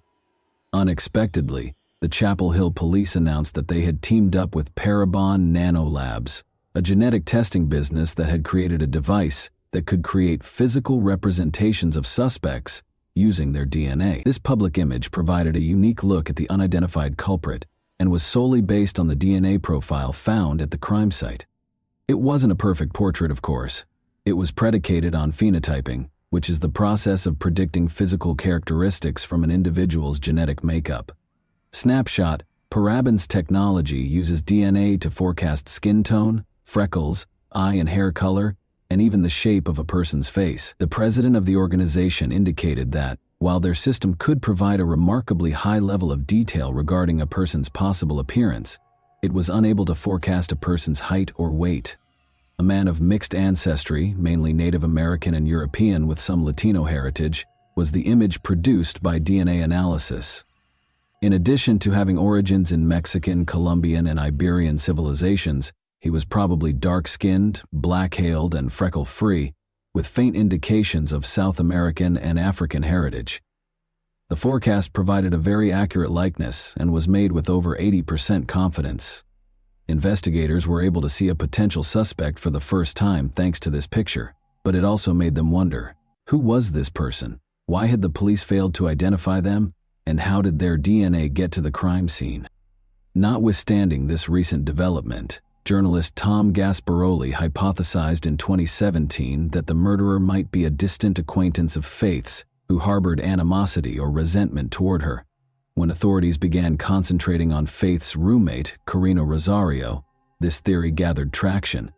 Since Rosario never mentioned Faith by name and only ever referred to her as a friend, Her 911 call raised questions. Faith's texts to her ex-boyfriend that evening conveyed a sense of urgency over Rosario's need for him. Although Rosario claimed to have left the flat while Faith was asleep, there were questions raised regarding her account. Rosario remained silent and had moved away, but she kept in touch with investigators. Gasparoli made hints that she might be more knowledgeable than she was admitting, and that she might have the secret to cracking the case. The question was whether the truth will ever be revealed for so long. A significant development in the case did not occur until 2021. A breakthrough in September 2021 would finally provide resolution after almost 10 years of mystery, but it also sparked new inquiries. Miguel Salguero Olivares, 28, of Durham, North Carolina, was taken into custody by Chapel Hill police after he had not been previously considered a suspect. Why was he arrested and what changed? DNA was the solution. In August 2021, Salguero Olivares was detained on a different charge of driving under the influence. However, the DNA found during his arrest would eventually link him to Faith Hedgepeth's murder. According to court records filed in January 2022, Salguero Olivares' DNA and the palm print on the murder weapon both match those taken from the crime site. Even though the discovery marked a sea change in the case, the police were still hesitant to speak in public. Chief Blue informed the media that although Salguero Olivares had been taken into custody, the full narrative will take time to develop. Now, it was unclear how Salguero Olivares, an unidentified player in the case, had gotten involved. How did he relate to Faith? Although the arrest introduced a new level of intricacy to the case, it did not provide all the answers. Did Salguero Olivares have a close relationship with Faith, or was his involvement only incidental? What had motivated him to carry out such a horrific crime was maybe even more disturbing. Salguero Olivares is currently in 2024, awaiting his trial, and minimal information is available about him. New possibilities and previous ideas of Faith's death blended together as investigators examined Salguero Olivares' involvement. Did he have a deeper connection to her? Or was he just a stranger? What did that mean for Rosario and other suspects if he was involved? Roland Hedgepeth, Faith's father, conveyed his appreciation and thanked God for allowing him to see this event. Connie Hedgepeth, Faith's mother, assured the public that the truth regarding her daughter's passing will eventually come to light. While Salguero Olivares' arrest provided some clarification, it also sparked other inquiries. After years of research, the case remained mysterious, and the full tale was still unknown as it entered its second decade. Although the arrest didn't end the investigation, it did offer a new dimension and raise questions about whether this was the last piece, or merely a new development in an ongoing mystery. And that wraps up today's chilling story. If you enjoyed this video, don't forget to like and subscribe so you never miss a new upload. Also, let me know in the comments, what part of this story shocked you the most? Thank you for watching, and I'll see you in the next video.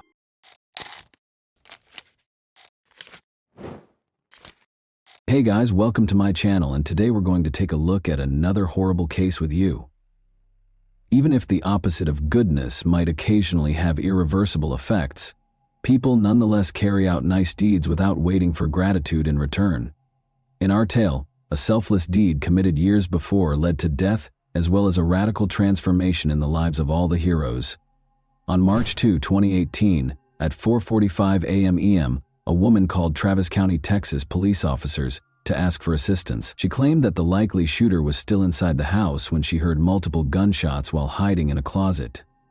The dispatcher instructed the woman to wait for police officers who were en route to the house and not to come out of hiding during the phone call. Police had already roped off the residence a few minutes later, and the woman in the closet was identified as Corey Shaughnessy, a local. The woman was in a really depressing state. In the kitchen, Corey was terrified and unable to comprehend what had occurred.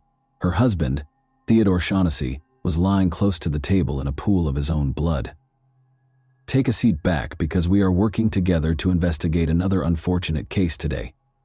Born on February 7, 1963, Theodore Shaughnessy was the youngest member of a large family. Shaughnessy, who grew up in Arizona, close to Phoenix, has a deep passion for fast vehicles and all things related to them. He literally fantasized of sports cars as a teenager. Growing up, Theodore was a fearless man who believed that the greatest way to be happy and enjoy life was to get some adrenaline. Still, he was a good son, a good friend, and a nice upbeat man. Ted met Corey Garman in a nearby arcade when he was 20 years old. The young men clicked right away because they had many interests, such as a passion for books and jewelry. They were married in 1989 when their sympathies swiftly evolved into deep love. Following their marriage, the Shaughnessy's relocated to Austin, Texas, where they established Gallery Jewelers, the family business, and soon settled in. Together, the Shaughnessy family created a high-level business. Corey, who worked as an appraiser for Ted, the family business, was passionate about diamonds and fine art. However, he was the store's public face. People were drawn to him and energized by his energy because he had a gift for connecting with them. He was highly gregarious and active since he became the company's lifeblood wherever he went.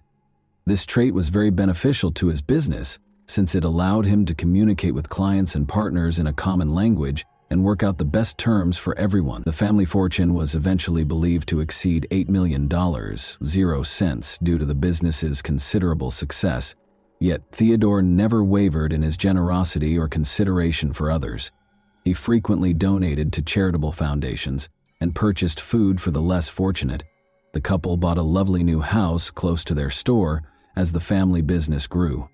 The pair seemed to be the ideal match and complemented one another. In fact, everything appeared to be nearly ideal, except for the fact that the couple was childless. Ted and Corey made the decision to grow their family in tandem with the jewelry business. They took a 16-month-old boy from a Ukrainian orphanage in 2000, making a decision that would change their lives. It was simply love, unconditional and immediate. Nicholas was the name of the young boy with the gray eyes. The Shaughnessy family's lives was finally completed by this long-awaited event, as they now had all they needed for complete happiness. Nicholas was an energetic and well-behaved child growing up. Like his father Ted, who frequently took the youngster to the racetrack, he had a deep affinity for both vehicles and animals. Around addition to riding sports cars and going karting together, the father and son frequently just walked around the park together. Nicholas developed an interest in car disassembly throughout his high school years and even started a small business. The young man recruited pals and used his parents' money to purchase the required equipment. Nicholas met Jackie Edison at the same time. They were attracted to each other right away when they first met the young people, but they disliked the young woman after meeting Nicholas's parents. She didn't seem like the right fit for Corey.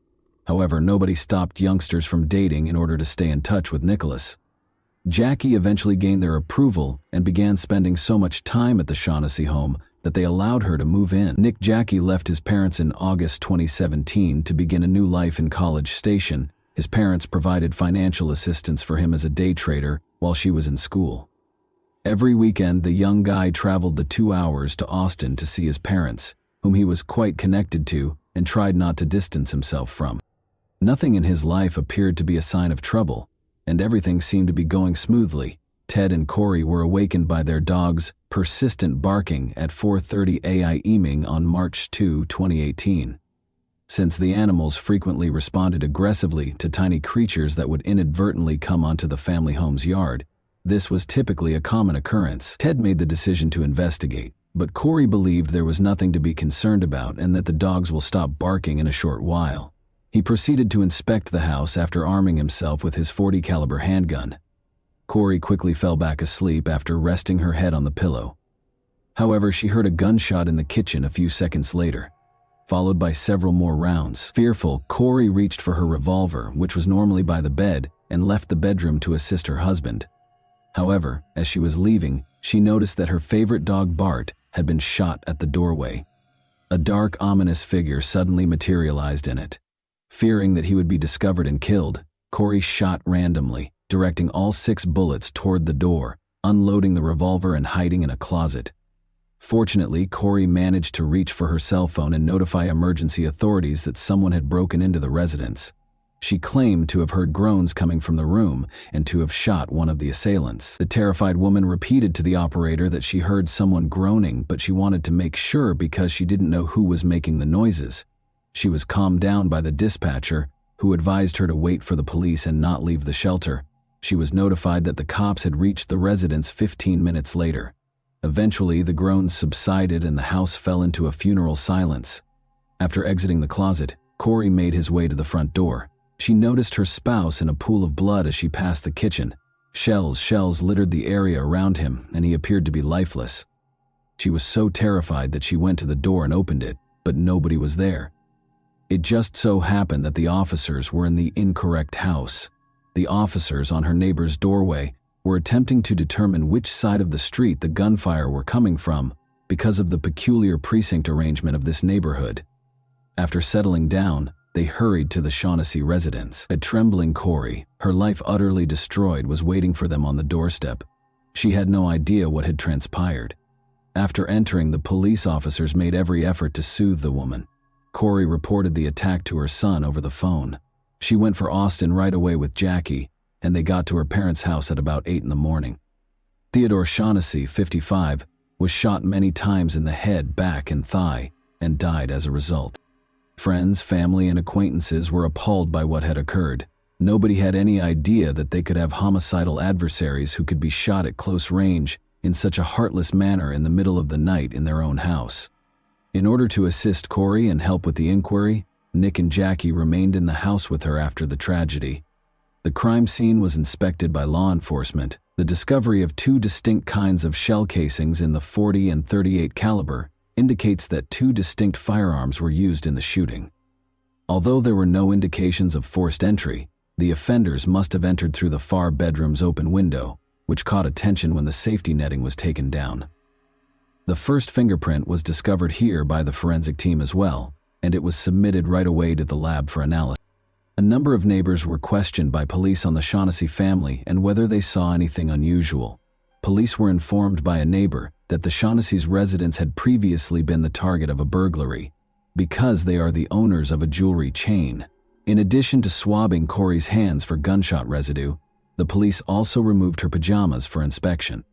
From the start, Corey was forthright about the fact that she had discharged her weapon. After starting their investigation, the police swiftly ruled out burglary because there had been no forced entry or stolen property.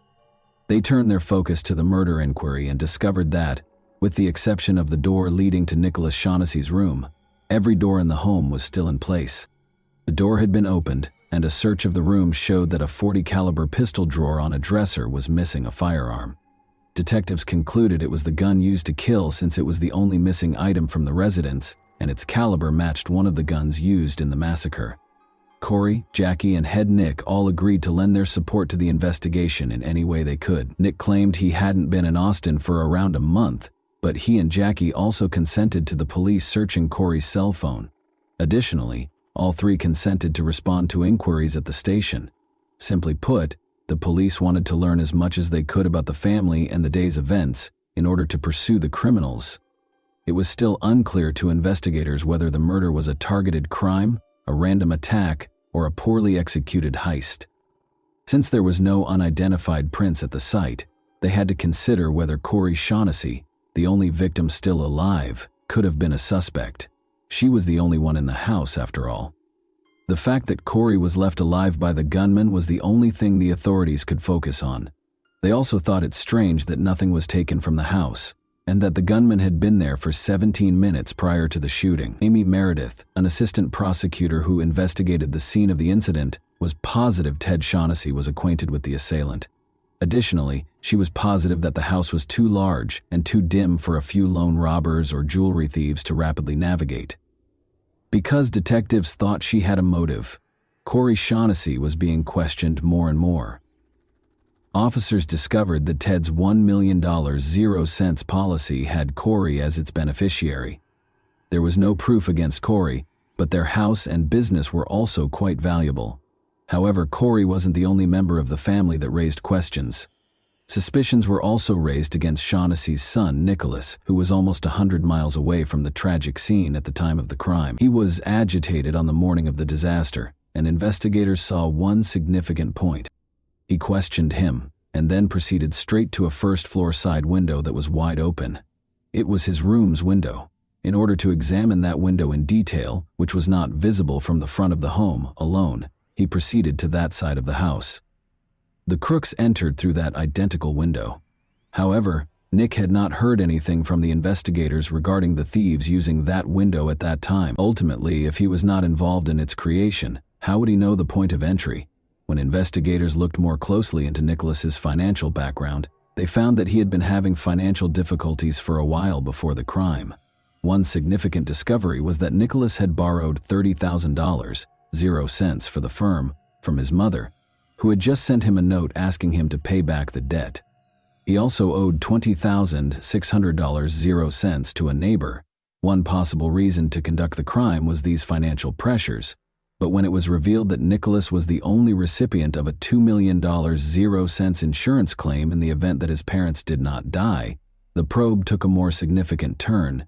Nick became a prime suspect in the eyes of the police as a result of this detail, which increased their level of inspection. The investigator also noticed an app on Nicholas's phone that allowed him to access his parents' home alarm system. Corey informed them that, although the system was turned off that evening and the family frequently opted not to arm it, police discovered something in the account's history.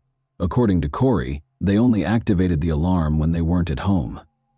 Nevertheless, the system identified that around 4:27 a.m., there was an activity to open a window. The system discovered shattered glass about 17 minutes later.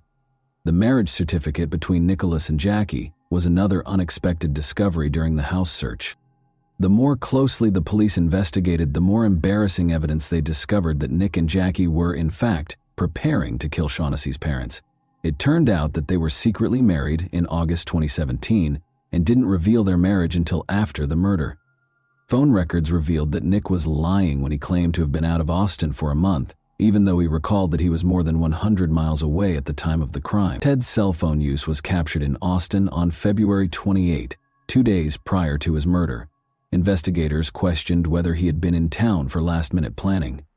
The phones of Jackie and Nicholas were inspected. A number of text messages that had been synced with Nicholas's computer were erased. When Nick texted Jackie on February 24 to let her know he was working on it, Jackie replied, "Do they want $50K or not? Paying half that early is beyond our means." Nicholas and Jackie's flat was searched by the police. The number of cameras placed throughout the apartment astounded everyone. The cameras demonstrated this. On the morning of the crime, they were at home. The safe included firearms, ammo, and valuables. The make and caliber of one of the murder weapons and one of the ammunition boxes were identical. It was a .38 caliber handgun with 6 bullets missing. Nick requested that Jackie take money out of the account. In other letters, Jackie had taken out $1,000 0 cents from the bank a few days prior to the crime, so, if this occurs, she will have cash on hand. Officials believed it was no accident. Investigators got in touch with Nick's high school friend Spencer Patterson, who officiated Nick and Jackie's wedding during the course of the inquiry. Even though it was quite challenging to get in touch with him, the information that was gathered was crucial in establishing Nicholas' guilt. It turned out that the fingerprint from Nicholas's bedroom window was a dead end. The window belonged to the individual who installed it, but when Nicholas lived there, authorities discovered that he had used it to enter and exit the property covertly. Spencer, his best friend, was also aware of it. Police interviewed Spencer. Additionally, he was aware of Ted and Corey's home safe location. Spencer's house, vehicle, and cell phone were searched by police. Police discovered a .38 caliber handgun in the vehicle. Although it wasn't one of the murder weapons, it was sent for forensic analysis. Additionally, Spencer was at home on the morning of the incident, according to his cell phone. Although Spencer was not considered a suspect, he did contribute to the suspicions against Nicholas that was disclosed by Spencer just prior to the crime. After Ted and Corey left, Nick mentioned obtaining $8 million, 0 cents. Spencer attempted to hire Nicholas Shaughnessy to murder the family and take all of their belongings.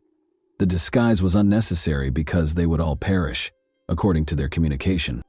Nicholas Shaughnessy and Jackie Edison were arrested by police on May 29, 2018, for criminal solicitation, Nick wrote. Corey was incredulous. By that time, her son was working in the jewelry store in his father's place, and the widow thought the authorities were attempting to frame him. Corey continued to think it was an error. She stated that she required concrete evidence of their involvement. Jackie was freed on bail 2 weeks after the arrest. After the catastrophe, Corey found her son the best lawyer she could find. You could have told me that aliens landed in the front yard and I would have believed that instead of believing that Nicholas and Jackie were planning to kill us, Corey Shaughnessy stated in an interview. Corey has been Nick's companion for months. She genuinely thought that either there was something odd with illegal substances, or perhaps the children were involved in something in College Station where Nicholas owed someone money. Or perhaps he misrepresented his parents' jewelry-making profession. The mom was prepared to accept anything other than her son's murderous plot. However, the authorities were positive that the attack was carried out by Nick and Jackie. There was still the difficult chore of identifying Ted Shaughnessy's shooter. After all, the investigation has come to a standstill and the traces and evidence have run their course. Detective James Moore made the decision to watch the security footage from Nick and Jackie's porch, which had been taken just 2 days prior to the attack, 4 months after the crime. This was the last straw for a mother who had been fighting for months to believe in her son.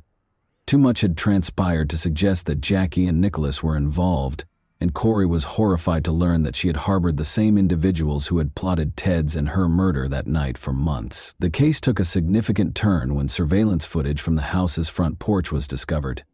Nick Shaughnessy can be seen greeting 2 men at the front entrance in the video, which was taken just 2 days before to the incident.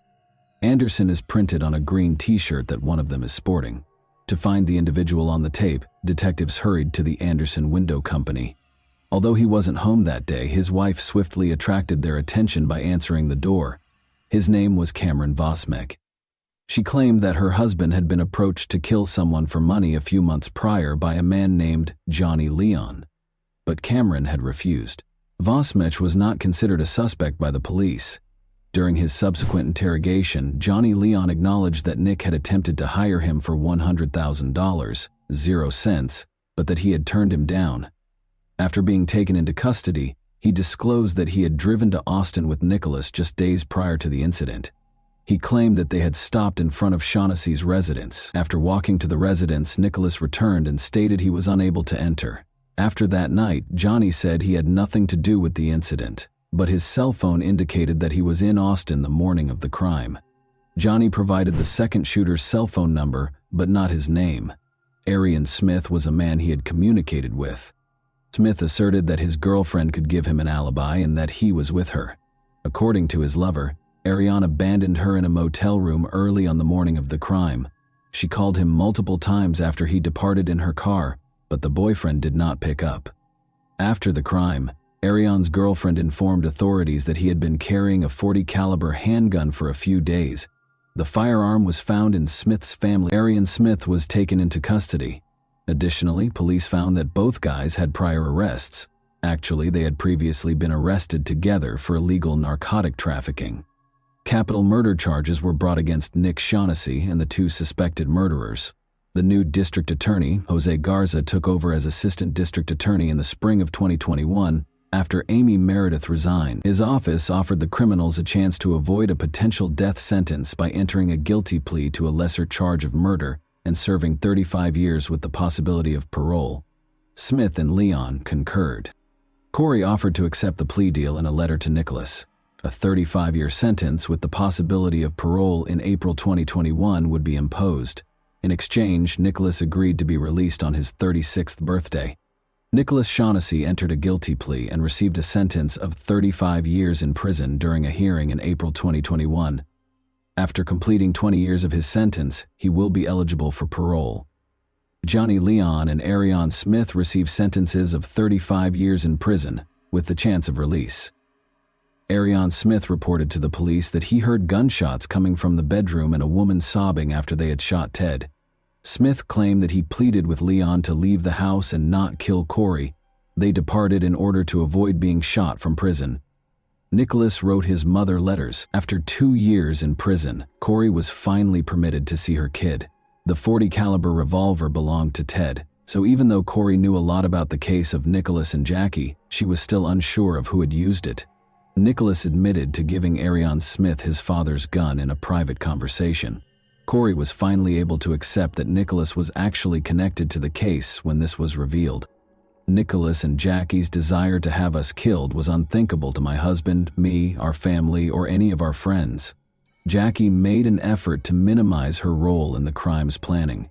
She said she had no knowledge of it. According to the deleted text messages, she acknowledged that she had visited Austin multiple times with Nicholas, but she claimed that she had never taken Nicholas's claims of massacring her parents seriously, which is how the police knew she was lying. In March, while Nicholas was incarcerated, Jackie filed for his divorce. Jackie was charged with conspiracy to commit a criminal in June of 2022. Jackie entered a guilty plea to attempted conspiracy to commit a criminal in 2023. She was given a suspended sentence, which allowed her to enter a guilty plea and be placed on probation. She was incarcerated for 120 days. She will spend 10 years on probation. She will have to spend 2 days in jail on the anniversary of Ted Shaughnessy's murder every year for 10 years. Nicholas was interviewed while incarcerated. He claimed he aspired to become wealthy and win Jackie over. With their adoptive son Nicholas, Ted Shaughnessy, a licensed jeweler, and his wife Corey Shaughnessy, a trained gemologist appraiser, could have led a successful life. Ted, who established Gallery Jewelers in Austin in 1995 and saw success, establishing the family as a respected name in the town, was killed by his son Nick, who sought to ruin his parents' happy existence by placing a $1.00 sign on their lives. The victim's kid is currently still being held at the Clemens unit in Brazoria, Texas. At the aforementioned state's LeBlanc facility in Beaumont, Arion Smith is completing his sentence. Johnny Leon is still detained in New Boston, Texas, at the Barry B. Telford unit. This is a tale of remarkable change that society discovered too late. Kindness can sometimes come at too great a cost, turning the seemingly close person into an executioner. Ironically, the eager Shaughnesses went to great lengths to welcome a felon home. It is terrible that they were unable to teach their kid the basic reality of life, that money is the resource that can be replenished the easiest, but time is not. They were too consumed by their love for the child. Nicholas expressed his heartfelt apologies to his mother in a prison interview. Is it feasible, though, to take an apology that never should have been given? Corey Shaughnessy has gone through an incredible emotional journey over the years of the investigation, coming to the realization that her own son hired hitmen to kill her and her husband for financial gain. She still loves her son, the same 8-year-old boy who hugs her affectionately in pictures and races cars with his father, but the life that Corey and Ted attempted to build around him is gone forever. Presently residing in a different location under a false identity, Corey Shaughnessy makes an effort to regain faith in those around her every day.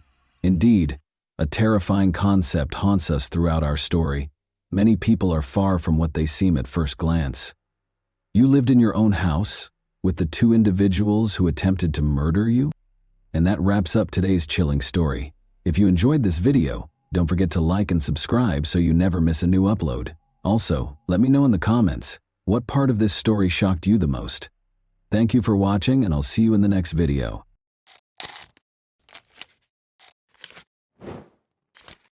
Hey guys, welcome to my channel, and today we're going to take a look at another horrible case with you. One of the strongest, most uncontrollable, and most unpredictable emotions with the potential for real destruction is teenage love. A teen's first conscious experience of emotional and passionate feelings is brought on by hormonal changes and changes in how they interact with others. Everyone, however, perceives and feels this sensitive sensation differently. Young individuals frequently take risks in an attempt to impress their significant other and gain their attention, favor, and adoration, because this is an age of rebellion, self-discovery, and the desire for self-affirmation. The bucolic and serene Georgian village of Lawrenceville was the scene of a string of incredibly violent crimes in the spring of 2017. 2 persons lost their lives as a result of these acts, while 4 more were put in grave danger. For financial gain, an elderly couple was tormented and beaten to death. Law enforcement's quick action helped put an end to the violent rampage, preventing the young criminals from finishing what they had begun. 2 pupils were seriously hurt but amazingly survived. Because the lovers intended to die together, the press likened the story of these young offenders, Cassandra Bjorg, 17, and Johnny Ryder, 19, to the story of Romeo and Juliet. But they liked to think of themselves as Bonnie and Clyde. The most horrifying thing, despite their ignorance of the fabled criminal duo's past, was that they specifically targeted members of their own families in an attempt to get rid of everyone they cared about. In late January 2017, Cassandra Bjorg and Johnny Ryder met in the company of mutual acquaintances and fell in love at first sight. At the time, Johnny had just turned 19 and had already been married and divorced. He was not prepared for family life, and the marriage was a forced arrangement because his underage fiancée had gotten pregnant, while Cassandra was 17 and still enrolled in school. But the pregnancy ended too soon, and within 6 months, their partnership was over. Johnny was enthralled by Cassandra and fell deeply in love with her at first sight.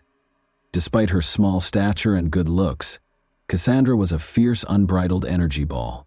She took Taekwondo, Wushu, and Korean martial arts like Tang Soo Do very seriously. Bjorg had even competed several times, but she eventually stopped training, saying that emotional upheaval had caused her to lose her focus. In actuality, the schoolgirl's bad habits that were incompatible with athletics and her preference for partying with friends were the primary causes. The girl was attractive and had a trim build. She was good at drawing attention to herself and manipulating people, particularly the boys who were in love with her. Many now question if she really loved Johnny or if she only exploited him to further her evil. The boy, on the other hand, was obviously smitten with her and would stop at nothing to win her over. He felt he had discovered his soulmate and true love. While his new girlfriend resided with her grandparents, who loved their only granddaughter, Ryder lived with his mother and 2 sisters in his parents' home. The young couple fell in love almost immediately after meeting, and they rushed to show their significant others to their family members to show how serious they were about their plans. But their loved ones disapproved of their decisions, which infuriated them and put them in grave peril. In this criminal case, too many circumstances came together to create a terrible tragedy, even though it is likely that this couple would never have committed a severe crime on their own, much less deprived their family members of their lives. Johnny revealed that Cassandra was the source of horrific ideas that her partner was prepared to carry out without hesitation, while his girlfriend was susceptible to manipulation and influence due to her addiction to illegal substances. What information is available about Cassandra Bjorge? On January 19, 2000, Cassandra Bjorge was born in Peachtree Corners, Georgia, which is in Gwinnett County. She was born out of wedlock to Amanda Sterling, who had her as her sole child. Cassandra never interacted with her real father and never knew him. Cassandra had behavioral and aggressive problems from an early age, since her mother was more concerned with her personal life than with rearing her daughter. Cassandra's mother married Stephen when she was 15 years old. Her stepfather started making attempts toward his young stepdaughter and displaying abnormal interest in her. As a habitual liar who was always getting into trouble, Cassandra tried to inform her mother about this, but she did not believe her and assumed that her daughter was making it up. The teenager then complained about the situation to her grandparents, Wendy and Randall, over the phone. The elderly couple felt it would be better for their lone grandchild to live with them. After becoming very worried about the situation, the 15-year-old girl so relocated to her grandparents' large 2-story home in Lawrenceville in October 2015. She had her own room there, and her grandparents rarely denied her anything, giving her all she needed. Cassandra deftly used Wendy and Randall's generosity, who thought that their love and attention would help their granddaughter recover. She ran away from home frequently, stopped playing sports, missed school, and hooked out with the wrong crowd. She also began taking money from her family members and using it to buy illegal drugs and alcohol. She once threatened to kill her grandma after she was unable to obtain the quantity she required. The Borge family phoned the police over 30 times between October 2015 and March 2017 due to Cassandra's uncontrollable behavior, which included frequent runs, unexplained disappearances, fights, theft, and aggressive behavior while under the influence of drugs. After Cassandra started dating Johnny Ryder, her conduct became unmanageable. Wendy and Randall were adamantly opposed to her bringing her boyfriend to her grandparents' house and telling them he would now live with them. When Johnny attempted to invite Cassandra to live with him at his family's house, a similar circumstance happened. The pair was expelled due to opposition from his mother and sisters. The couple quickly came to the conclusion that anyone who obstructed their relationship ought to be removed. They intended to see Cassandra's mother and stepfather to make amends, take all of their savings, deal with Cassandra's grandparents, get rid of Johnny's family, seize their money, and then run away to Florida to spend as much money as they could from the 3 residences. The harsh treatment of the grandparents. Cassandra was aware of the precise location of her grandparents' home where a sizable quantity of money was kept. Cassandra didn't know the password to the little safe that was kept in a closet in one of the second-floor rooms. The explanation is that Wendy and Randall started hiding the money after they saw it was missing and realized their cherished grandchild was stealing. Randall, Wendy's husband, had just turned 64, and Wendy herself was 63. After more than 40 years of marriage, they had a daughter, bought their ideal house, and intended to spend their golden years on the second floor. They occupied 2 bedrooms that were next to each other and had separate bathrooms. Because they thought their granddaughter could be rehabilitated and didn't want to ruin her life, the old couple didn't want to send her back to her mother or place her in juvenile detention, despite their inability to handle her. Cassandra allowed Johnny to enter the residence with kitchen knives and baseball bats on the evening of April 2, 2017, after the elderly couple had already gone to bed. The pair made their way to the second level via the stairs. While Johnny went to Randall and began striking him with the bat, Cassandra went into her grandmother's room where she was sleeping and stood beside her bed. It took the old man a while to comprehend what was going on. He was scared, confused, and helpless to protect himself. Johnny leaped onto the bed, stood on top of his victim, and kept striking him. Wendy, meantime, awoke to the commotion, hearing slow thuds and what sounded like a garbled cry in the shadows. She recognized the figure by her bed as her granddaughter. She was stabbed in the shoulder as soon as she attempted to stand up. Deep slashes on the woman's hands showed that she attempted self-defense, but the forces were not equal. In the adjacent room where Johnny was mistreating her grandfather, Cassandra pulled her grandma by the hair, demanding the code to the safe and threatening to kill them if they didn't comply. The young couple bound the elderly couple with tape and kept beating them. The elderly couple prayed their granddaughter wouldn't dare to take away the lives of her closest relatives, even though Johnny was holding a knife to Randall's throat.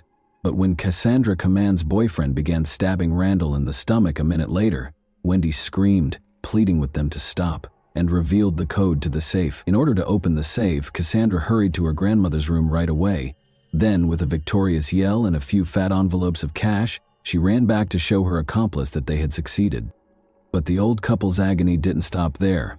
In an attempt to obtain the bank card credentials so they could steal more money, Cassandra and her boyfriend persisted in beating them. It's possible that Wendy and Randall began saying farewell and declaring their love for one another after realizing they wouldn't be left alive. Later, when she was being questioned, Cassandra recalled this, and it made her laugh. A lot. Once they had all the information they needed, the young monsters pulled Wendy into the toilet after killing Randall with a knife to the neck in front of his wife. They were still dealing with her. Her own granddaughter killed her by striking her head with a baseball bat. Cassandra once bemoaned to Johnny that Wendy would not pass away and would still be alive. Then, to make sure the woman had no chance of surviving, Johnny cut her throat. Cut party on the bones. Their granddaughter and her companion remained in the house, while the 2 bodies rotted in the second-floor rooms, following the cruel treatment of the elderly couple. The young pair used the pilfered funds to purchase anything they want, including alcohol and any illegal drugs they could find. They admitted during questioning that they wanted to try everything and that they could now afford to do so. A few days later, Wendy's sister called the police to ask for a welfare check on her relatives, who hadn't spoken to her since April 1st. Wendy's bad vision made it unusual for her to simply send texts rather than answer the phone. The texts requested not to worry and said that everything was okay. However, this just made matters worse. To make sure everything was okay, law enforcement dispatched a patrol officer to the specified house, but nobody answered the door. Nothing looked strange at first. Neighbors noticed the couple's vehicle heading downtown, but there were no indications of a break-in or that the mail had been picked up. The officer came to the conclusion in the morning that the elderly couple had left the residence without a warrant to search it while out on errands. After stating that he had completed his work and found nothing odd, he departed. In the meantime, the juvenile offenders went shopping in the victim's vehicle. They ordered meal delivery and purchased food and drink every day, but they were unable to consume all of the food they purchased, so the rotten and uneaten goods were left to fester in boxes on the floor, tables, windowsills, and every other surface in the house. They took money out of Wendy's bank card as the money started to run low, but they were unable to locate Randall's wallet using his cards. Cassandra and Johnny invited their friends to a party at their residence, approximately a week after the crime against her grandparents. They had a major issue, though, because the remains on the second story had decayed considerably and were giving off an odor that was hard to ignore. After discovering 2 cans of construction sealant in the garage, Johnny made the decision to seal the doors of the rooms containing the remains, but first they had to cover up the stench. They covered the bodies with several liters of chlorine bleach that they purchased from a hardware shop. After that, Johnny meticulously caulked all the cracks around the bathroom door and the bedroom door. The couple informed their pals over the phone that Cassandra had a lot of money after her grandparents left town for a few days, and that she intended to have a large party with wine and more entertaining activities. But their buddies found the story highly dubious. The majority of them were aware of the several occasions Wendy and Randall had called the police due to their inability to manage their granddaughter. As a result, nobody dared to go to this peculiar gathering. Only a tiny bad company of problematic youths, including those who could obtain illegal substances and consented to do so in exchange for a reward, eventually assembled at the house. The guests complained about the awful stench, even while they were drunk, and Cassandra attributed it to a clogged sewer. It became intolerable for the criminals to remain in the residence, so the following day they decided it was time to depart. But they needed additional money for their getaway, because they were running low on cash and had almost used all the card's balance. The strategy to obtain it had been simmering for some time and now had to be put into action. However, more of their family members would have had to die for this. On Friday, April 7, 2017, the family was saved by an unintentional victim. The pair infiltrated the Ryder household. Johnny had keys, so it was home. They got there in the morning when Johnny's sisters and mother were at the university working. They found enough cash and goods to sustain them for a while once they were able to raid the house. The criminals purchased bear spray, a considerably larger and more potent aerosol that resembles pepper spray, and armed themselves with baseball bats. This unique spray, which is intended to deter hostile bears, contains potent tearing and irritating chemicals that burn skin and mucous membranes chemically, causing acute coughing and excruciating agony in humans. This weapon has the potential to be lethal. They planned to attack and kill each member of the family one at a time, then take the loot and flee with it. They knew roughly when each member would arrive home. Assuming the mother and sisters had left for the weekend, no one would be searching for them by Monday, giving the criminals a few days' advantage. After her university lessons, Melissa, Johnny's younger sister, was the first to return home. However, she was accompanied by her boyfriend, whom she had asked over so they could have some alone time together. The thieves chose to follow their strategy and add another victim to their blacklist, despite the complexity of the situation. Melissa and her boyfriend realized there had been intruders, probably burglars, when they came in and saw the mess. Melissa rushed to the phone right away to call the police, but she was unable to do so. And bitter orange haze filled the room, causing their skin to feel like it was on fire, their throats to burn, and their eyes to water. Abruptly, 2 bat-wielding figures with scarfed faces emerged and started beating the pupils. The victims, however, surprisingly put up a strong fight. Unaware of the bear spray's potency, the attackers started strangling themselves during the ensuing altercation. The homeowner, Johnny's mother, who had come home from work earlier than normal, appeared as the front door opened abruptly. While the criminals were able to flee through the kitchen door, she shouted and dialed 911. Johnny took extra keys to his mother's car during the robbery, and they used them to escape, leaving behind the primary piece of evidence, a car registered to the late Randall, while Cassandra dropped the car keys they had brought with them during the attack. Although the crooks wanted to murder the additional witness right away, the couple didn't expect Melissa to return home with her boyfriend because it was difficult to attack and kill 2 strong young people at once. Luckily, they were unable to finish their plot. They obviously miscalculated the might of House of Horrors, their weapon of choice, and overestimated their own talents.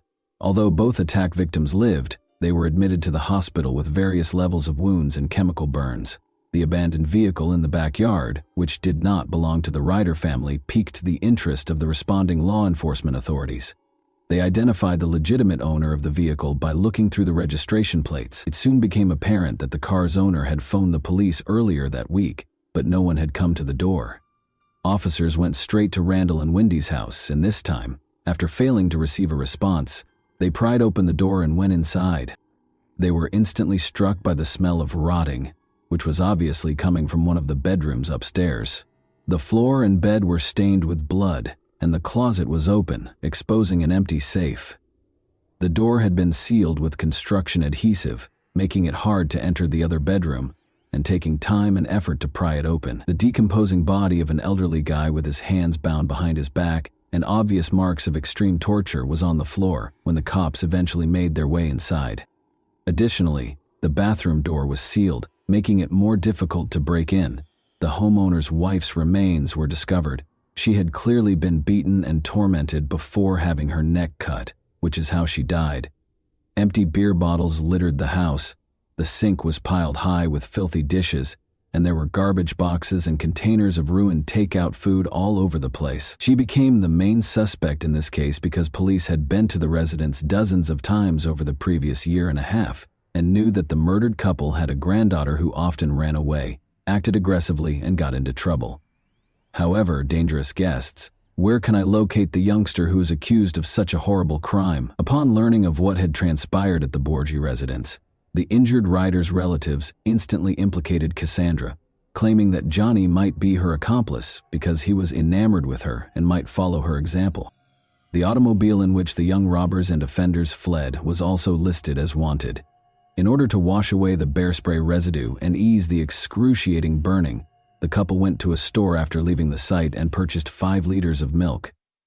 Johnny reflected for a moment and thought of Jason, his best buddy from high school, with whom he had been inseparable in their senior year, but had nearly lost touch. The criminals made the decision to temporarily seek refuge and assistance at Jason's house after graduating. When his old classmate showed up at his flat with a girl, Jason was taken aback. Although the two appeared menacing, Johnny asserted that they were in danger and had no other options. Johnny claims that he and his mother got into a heated disagreement about his girlfriend, whom she didn't like. According to rumors, his mother sprayed them both with pepper spray and threw him out. The unexpected visitors requested to clean up and take a shower. In addition to providing clean clothes, meals, and the opportunity to spend the night, Jason and his mother were incredibly generous and let the couple use their restroom. Since they had nowhere else to go, the two accepted the offer. The apartment's owner made coffee and breakfast for everyone in the morning. She engaged the guests in friendly conversation and inquired if she could be of any further assistance. Outside, the sound of police sirens suddenly became more audible. A minute later, cops used a megaphone to call out to Johnny and Cassandra by name and urge them to surrender as police cars pulled up just beneath the windows. This change in circumstances surprised Jason and his mother. After thanking their host for their kindness and directing them to vacate the flat, Johnny grabbed a big kitchen knife. The crooks shut themselves inside, and the hosts, instantly frightened, hurried to the escape. They decided it would be better to die together, and they had no plans to give up. The crooks realized that a SWAT team would arrive at any moment, and that they couldn't hide in someone else's apartment for very long after failing Romeo and Juliet. With a knife in hand, they proceeded to the restroom and, in the hopes that the wounds would bleed out rapidly, made multiple deep cuts on their wrists. Already losing consciousness, Johnny pulled out his phone and left his mother a voicemail pleading for her forgiveness. He apologized for what he had done. He claimed that he shouldn't have harmed his family because he loved them so much. He went on to say that this was his last message and that he was passing away in the arms of his cherished girlfriend. But no one received any such texts from Cassandra. The young couple was lying on the tiled floor in one another's arms, surrounded by a massive pool of blood, when the cops broke into the apartment and pried open the bathroom door. Despite being unconscious, they both displayed signs of life. After receiving emergency medical care, they were taken to the hospital. Shocking admissions made by the juvenile offenders. The young couple inquired about one another as soon as they were conscious again. The first person to confess was Johnny, who said he felt bad about what he had done. His girlfriend, meanwhile, made an effort to appear helpless and blamed her partner for everything. She stated that she was extremely furious with herself, had been depressed for years, and no longer wanted to live. But as she described what had happened, she unintentionally revealed that she had long wished for her grandparents to die. Cassandra acted like a child during the interrogation, making expressions, complaining about the unappetizing hospital food, and even flirting with the police. It was only after a restaurant gave her quick food, which she had asked, that she began to speak. Even the most experienced officers were taken aback by what the teenager disclosed. Cassandra gently responded that her grandparents had lived long enough when asked why she took their life. She went on to say that they forced her to attend school, ruined her fun, and concealed money that she needed. Cassandra was simply angry because she couldn't locate her grandfather's bank card and didn't express regret for robbing the few people who loved her of their life. Grandpa was always damn smart, she said, laughing when he informed her that he had hidden his wallet beneath his pillow because he was afraid she would steal it. The teenage criminals also acknowledged that they planned to kill the Ryder family as payback for their rejection of Cassandra and their attempts to keep Johnny from seeing her because they believed she was a negative influence. Because they believed that deceased people don't require money, they also intend to loot the family. They then want to pay a visit to Cassandra's mother and stepfather in order to exact revenge on them for their mistreatment of her.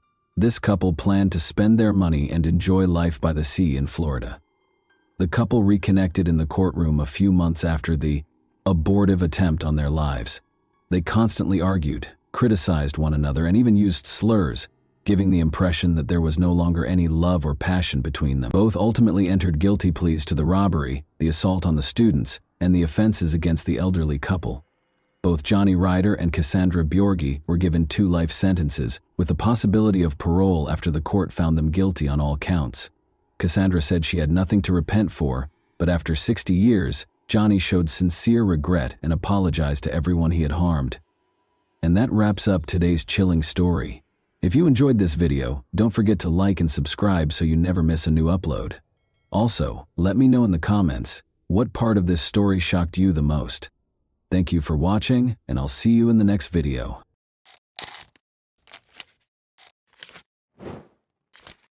Hey guys, welcome to my channel, and today we're going to take a look at another horrible case with you. When 16-year-old Carol Hutto got a phone call at 7:45 p.m. on December 13, 1976, it made her happy and excited.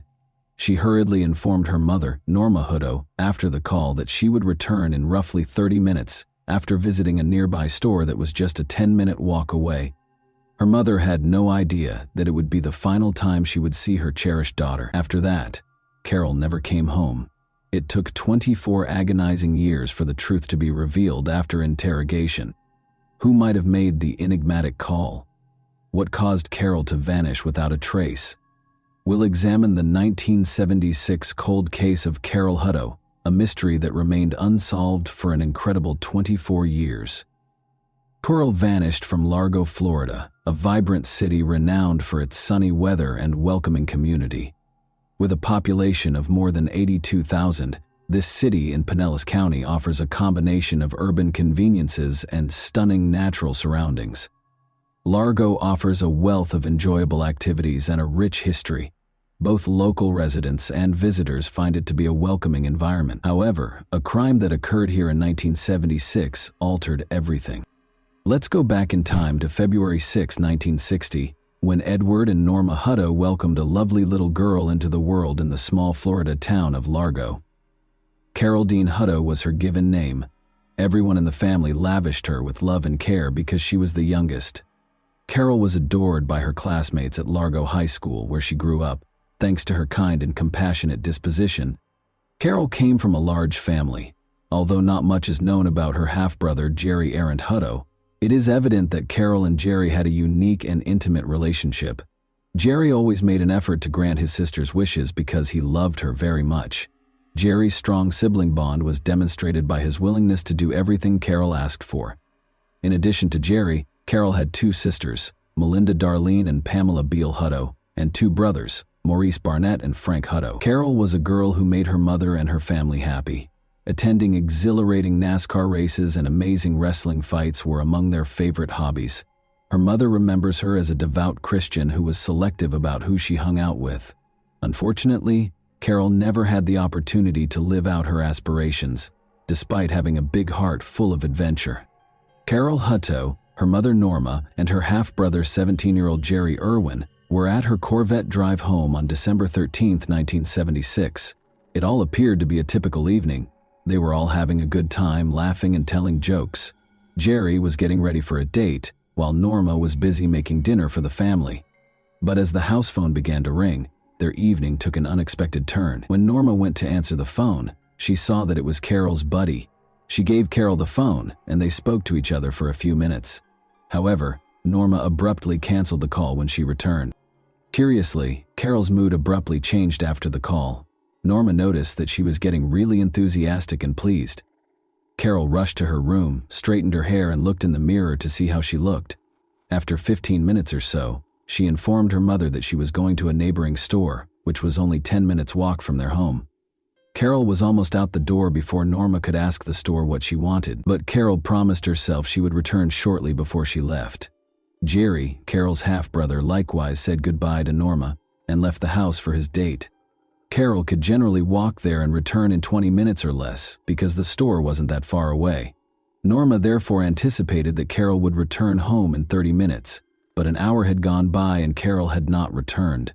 Carol was taking longer than expected, and Norma began to worry whether she had run into her friends on the way and was conversing with them. However, when Carol hadn't returned after 2 hours, Norma's anxiety increased. Carol had never missed her curfew before, so her disappearance was worrisome as it was growing dark outside.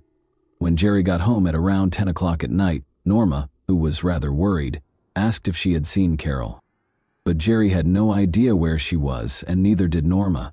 Jerry was even more concerned when he found out that Carol had not come home since she left. He should go out and find her, Norma insisted. He began searching the streets and yelling her name, but got no answers. The store employees said they hadn't seen Carol today, so they raised the alarming subject of where she might be if she didn't go to the store as planned. He even went to the store next to their house, where Carol was meant to go. Unfortunately, Jerry came home and told Norma that he had been unable to locate Carol. They chose to wait until morning in the hopes that Carol would return home by herself, despite their worries. But when the morning sun came out, Norma's anxiety increased because Carol was nowhere to be seen.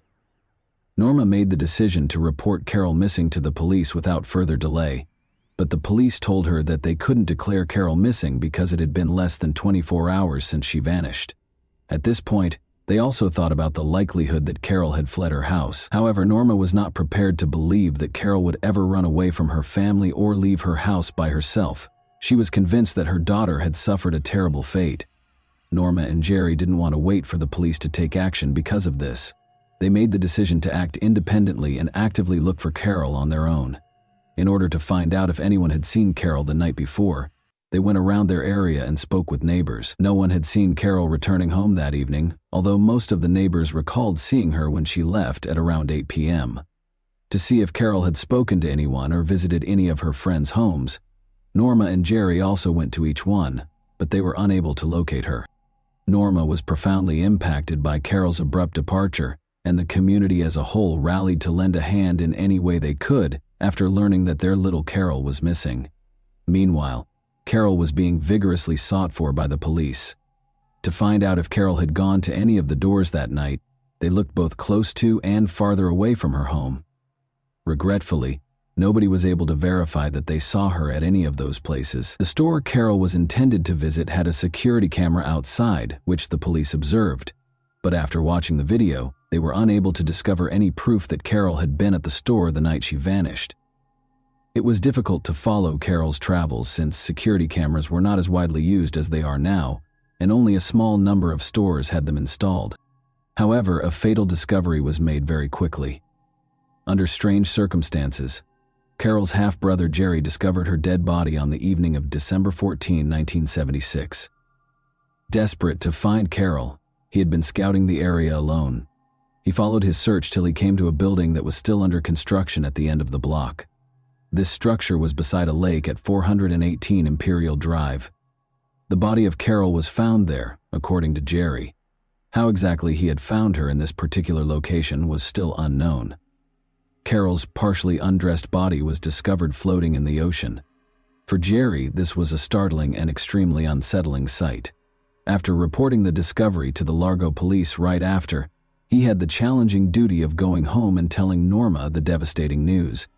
It was immediately clear that Carol's death was not an accident when the police arrived to carefully remove her body from the lake in order to preserve any possible evidence. Her injuries and the concrete block that was used to drown her suggested foul play, meaning that she was killed on purpose and that someone tried to conceal her body.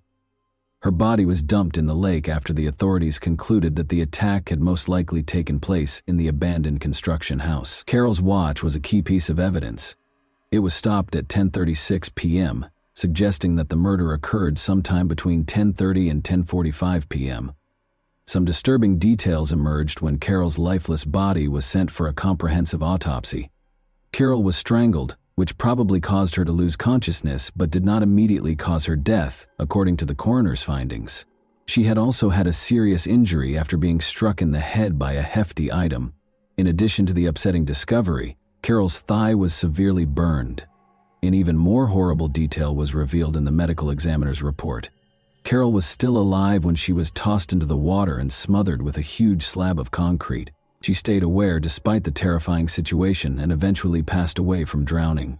3 long hairs that belonged to the same individual but appeared to belong to someone else were also found by the coroner during the examination of Carol's body.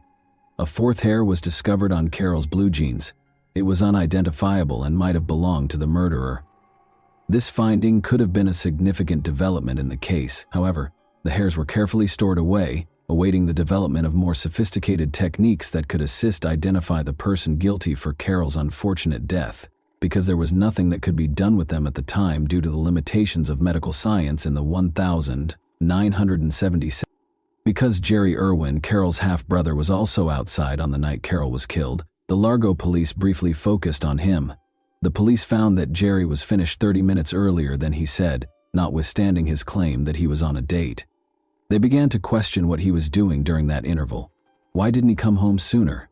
The restaurant he visited was only approximately 8 minutes away. Since Jerry was unable to offer an alibi for that period of time, the police began to suspect that he was involved in Carol's death.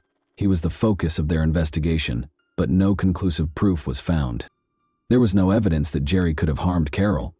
Carol's mother, Norma, was certain that Jerry loved his sister dearly and would never harm her. Even though they were suspicious at first, concentrating on Jerry didn't help them discover the truth. Jerry was eventually exonerated by the police, since they were unable to locate any additional evidence against him. The police worked hard over the next 18 months to follow up on every lead, but they were unable to uncover any information that would help them solve the case. Thus, the inquiry continued in circles. The case became chilly as time passed and the investigation lost steam.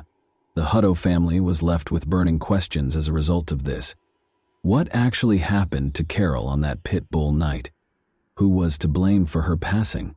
Along with losing their cherished daughter, they were also frustrated that justice had not been served for her.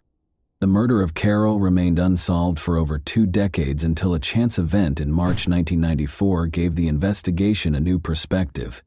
Due to a work injury, Officer Brad Hoyes was forced to spend his desk duty looking through cold case files. He discovered the disturbing circumstances of Carol Hutto's murder case while going over the lost files, which rekindled an old inquiry. Officer Brad felt that there were undiscovered aspects of the case that hadn't been fully examined in the first 1976 investigation. His instincts led him to take the risky step of reopening the investigation and retrieving the evidence box that had been stored for years. He found Carol's personal diary among the materials. In the hopes that the diary would have the missing parts required to solve the riddle of Carol's terrible demise, Officer Brad found promise in those pages, and it starts around a month before she passes away. Carol wrote about her covert relationship with her classmate a few pages into the diary. Carol was 16 years old at the time, which was in 1976. The 17-year-old James Brian Kuhn, also known as Jimmy Kuhn, who was born on July 20, 1959, was the object of her intense crush. At Largo High School, where they were both juniors, they would frequently converse with one another. Although there were rumors of their intimacy circulating around the school hallways, they decided to keep their distance and never publicly recognized it. Kuhn requested that Carol keep the connection a secret, because his family was very strict and they wanted to keep it a secret from everyone. Carol also said that she was deeply in love with Kuhn at one point.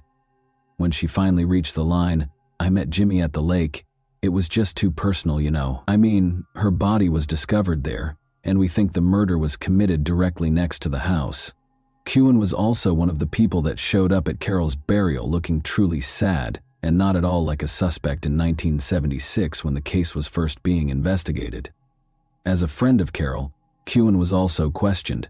He stated that he was at home the entire time and that he had not seen or spoken to her on the night of the murder. When cold case investigators re-examined the case in 1994, they discovered a contradiction between Kuhn's claims and what the Hutto family had initially informed the police.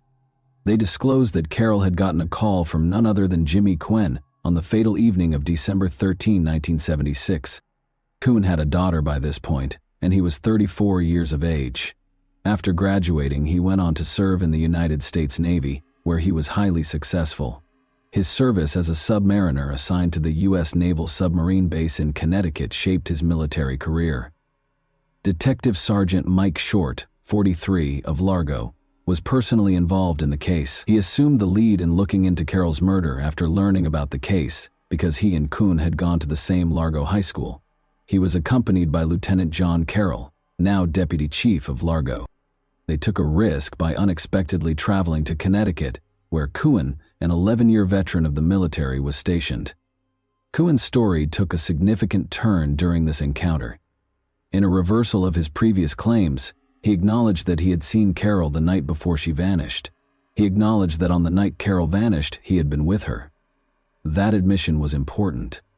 But the next day, Kuhn had a change of heart. He refused to participate in a polygraph test, sought legal counsel, and declined more interviews. The lack of sufficient evidence to conclusively establish that Kuhn was the murderer of Carol on the evening of December 13, 1976, presented a problem for the police and prosecution.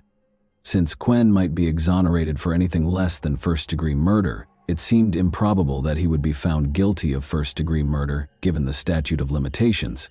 But there was something even more fascinating in the evidence box. Detective Mike opened the box and found a set of strange hairs that had been taken from Carol's body in the crime scene and had been carefully preserved in the late 1980s. The use of DNA testing to determine a person's guilt or innocence in criminal investigations was a turning point in forensic science. As the 1990s went on, the focus moved to looking at mitochondrial DNA, which is found in tiny structures inside human cells and has a higher chance of surviving over time. In light of these developments, Mike was keen to perform a genetic analysis on the hairs in the hopes of identifying the real culprit. But something was wrong. A sample of Kuhn's DNA, which was essential for the tests, was not available. The police required a valid search warrant to get Kim's blood in order to gather this crucial piece of evidence. They made the strategic decision to move forward with the goal of spending as much time as possible with the suspect. Detective Mike made the decision to enlist the Naval Criminal Investigation Service, or NCIS, as reinforcements in 1998. They believed that Kuhn might become uneasy and make a confession as a result of the naval officer's presence. Detective Mike stood outside the police interrogation room on July 15, 1998, as Navy investigators Dave Early and Tom Asimos sat down with James Kuhn, their murder suspect. They first took Kuhn's blood sample for additional testing after securing the required warrant. Then, in an effort to reassure and console Kuhn, Asimos and Early started talking to him. In order for him to open up and progressively disclose the truth, they wanted to establish trust. The NCIS officers were now certain that Kuhn was about to reveal what had transpired on the evening of December 13, 1976. Unexpectedly, they were able to bring Kuhn to tears as he brushed away his tears and eventually disclosed the tragic truth about how he killed his girlfriend, Carol Hutto. Despite the lack of concrete evidence, the seasoned cold case investigators weren't persuaded by Kuhn's honesty, despite the fact that he seemed distressed. Carol's injuries, especially to her head and neck, were not consistent with a straightforward mishap like tripping and falling. Rather, the nature of these injuries suggested strangling, forced trauma, and bleeding. Though he insisted it was an accident, Kuhn had admitted to being the cause of Carol's death. He accepted responsibility for her death, claiming that he did not assist her and that he tried to hide her body and the evidence. Kuhn was consequently arrested and held pending trial. But he gave a different account of what happened the night before his trial. In his other account, Kuhn first stated that despite his desire for physical contact, however, when Carol objected, the conversation changed course and turned into a physical altercation. Carol began to scream and retaliate by striking and scratching him. Kuhn hit her with a 2x4 piece of wood and even tightened his hold around her throat because he was afraid her cries would attract attention. Carol collapsed to the ground, senseless, as he finally released his hold. As a result of his uncertainty and terror, Kuhn decided to conceal her body in an effort to make it seem as though someone else had attacked her. He also burned her thigh in an attempt to cause confusion. Detectives reached the same conclusion in Kuhn's various renditions of events, regardless of the specifics. Carol was beaten, dragged to the water, and flung face down. To keep her body submerged, a concrete block was used as weight. It's interesting to note that Kuhn's second story seemed more credible and fit the evidence better. The circumstances surrounding Carol's unfortunate fate and the physical evidence seemed to support this version of events. On February 9, 2000, the day of the trial, the prosecution sought to convict Kuhn of first-degree murder. Although his attorneys admitted that he was partially responsible for the act, they maintained that manslaughter or perhaps third-degree murder would be a more appropriate punishment. After receiving the case, the jury deliberated for just 22 minutes before rendering a decision. Kuhn was convicted of murder in the first degree. The fact that the offense was committed in 1976 gives Kuhn the opportunity to enjoy freedom again. Judge Philip Federico of the Pinellas Pasco Circuit Court interpreted the state legislation of that year. After 25 years, a person convicted of first-degree murder may be eligible for parole under these provisions. It's interesting to note that Carol's mother, Norma Hutto, felt compelled to speak to Kuhn at the sentencing, even though Kuhn declined to do so. Norma went on to add, "James Kuhn, you took the trust Carol gave you and you used it for your depraved wants." She also mentioned how Carol had trusted him and called him out. She brought up the fact that Kuhn had attended Carol's funeral, disguising his true motivations by acting like her friend and feigning distress. Norma expressed her wish that he would never be released from prison and that he was unworthy of a fresh start, pointing out that he had denied her daughter the opportunity. A hopeful mother, Norma had a bright future in mind for her newborn daughter, Carol. She looked forward to the day Carol would graduate from Largo High School with pride. She envisioned her 16-year-old daughter in a gorgeous white gown, walking down the aisle to begin a happy life with her husband and perhaps even starting a family. But all of those hopes were dashed in a single night, and it was fervently hoped that Kuhn would never be allowed to leave prison. Let's now discuss Kuhn's case. Do you believe that he truly felt regret for his actions, and do you think that he deserved a life sentence? And do you think Kuhn's behavior with Carol was premeditated or just an accident? If you have any specific sections or sentences you'd like to clarify further, please let me know. And that wraps up today's chilling story. If you enjoyed this video, don't forget to like and subscribe so you never miss a new upload. Also, let me know in the comments what part of this story shocked you the most. Thank you for watching, and I'll see you in the next video.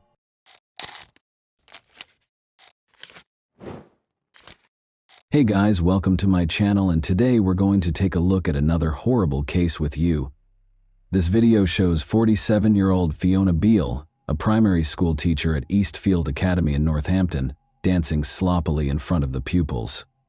Every one of her pupils enjoyed having her as their instructor.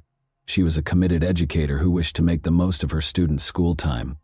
Nobody in this video has yet to comprehend that Fiona's tale will be featured on newspaper front pages in a few months. We will thus talk about the events that took place in England in 2021 today. The details of Fiona Beale's early years are scarce. She was a lovely and amiable woman who liked her work and her students, according to many who knew her. She lived in Northampton, which is roughly 60 miles northwest of London, with her partner Nicholas Billingham, 42. According to the 2021 census, the total population of the urban area is close to 250,000, making it one of the biggest towns in England. Moore Street was the residence of Nick and Fiona, and it was on this peaceful street that the events of today took place. They spent 17 years together. Naturally, Fiona and Nick experienced highs and lows like any other couple. Here's what I know about Fiona and Nick's connection, though many facts will likely be revealed later as this case was concluded approximately 2 weeks ago. According to Leslie Oldham, who knew the couple well, "I thought she was really nice." Leslie remembered that although they weren't holding hands or smitten, they appeared content enough. She was quite courteous and talkative when Nick invited her around for tea. You never knew how long a relationship would continue with Nick, because he was always a little of a ladies' man and liked being pampered by women. When Nick and Fiona became infected with a virus that was then circulating the globe in November 2021, their love ended. After testing positive for the virus, Fiona and Nick had to separate themselves, she told her loved ones, on November 1, 2021. All they needed to do was complete an online application and spend 10 days at home, but she texted her sister the very following day to let her know that Nick had broken up with her and gone out with someone else. It's crucial to remember that it happened in early November 2021. Nicholas Billingham remained in contact with his friends and family after splitting from Fiona Beale. He sent his mother a text message claiming that he had fled with Faye. He claimed to be content and to have a wonderful new life. After 10 days at home, Fiona went back to work after her recuperation. When she returned to work, co-workers who had learned about the breakup gave her a lot of encouraging comments. But many saw that she was affected by the separation with Nick. Nearly 4 months after splitting with Nick, at the end of February 2022, her mental health started to decline. She could no longer live in a home that made her think of Nick all the time. She thus relocated to Cumbria, which is roughly 200 miles away from Northampton. Her family members were alarmed by the text she sent them on March 15, 2022. Her relatives phoned the police because they were so concerned. Police discovered Beale gravely hurt in a bath at a Lake District property she was renting while doing a welfare check. Constable Josh Parkin spoke in court about how he first thought she was dead and how ominous music was coming from her cell phone. According to Parkin, "I saw a female laying in the bath, completely naked. It looked like bodily fluids in the bath, leading me to believe the individual was deceased. What I would describe as sinister acoustic music was playing from a mobile phone that was next to her. I immediately requested an ambulance to attend our location. I suggested that we tried to get her out of the bath to perform CPR. She then roused and became somewhat conscious. I pulled quite violently on her ear to try and get a pain response. She moaned and went to turn over in the bath. We sat her up, and that's when she started to become emotional. I discovered a blue notebook that was leather-bound and had a logo of some kind on the front. The fact that the paper and the parting note were identical at the time held significance for me. It was evident from a cursory glance at the notebook that it contained information about her mental health at the time. I remembered that the last page of the book mentioned both vomiting and defecating. At the time, I believed it to be essentially a continuation of the farewell note. Fiona left a second message for the home's owner along with her bank card. The message read, "This is my PIN, don't go into the bathroom." Fiona was taken to the hospital by ambulance, and as the doctors treated her, the cops took a closer look at her notebook. They discovered something evil there. Constable Lawson rejected the notes as ramblings, even though they seemed to describe Beale killing someone. He also stated that he did not think anyone had been killed at that point. The notes seemed to be ramblings, he claimed. In a statement, Constable Roy Williams, a colleague, stated that he too thought the notes were ramblings, but that there were some extremely unsettling elements. I believe these comments to be a delusional fantasy, as Beale appeared to be having a mental health episode. Because of the book's substance, we were unable to overlook the statement. She said her long-term partner was not a very nice man, and that she had killed him. Fiona wrote in her notebook, "Everything changed last year. You be sweet to them, especially your wife. My husband wasn't sweet to me. I suppose I ought to explain what happened to get me to this point. My mental health had been deteriorating. Whenever he was cheating, he would up the ante on belittling, moaning, and criticizing. I have to confess. Okay, here goes. October 2021. He spat on me and threatened me during intimate contact. I thought about leaving, but the things he said and did fueled my dark side. I call her Tulip 22. She's reckless, fearless, and efficient. Ruthless. I started plotting as Tulip 22 after he'd gone to bed. I could no longer sleep in the bed due to my breathing being too loud, or I moved too much, or I was snoring.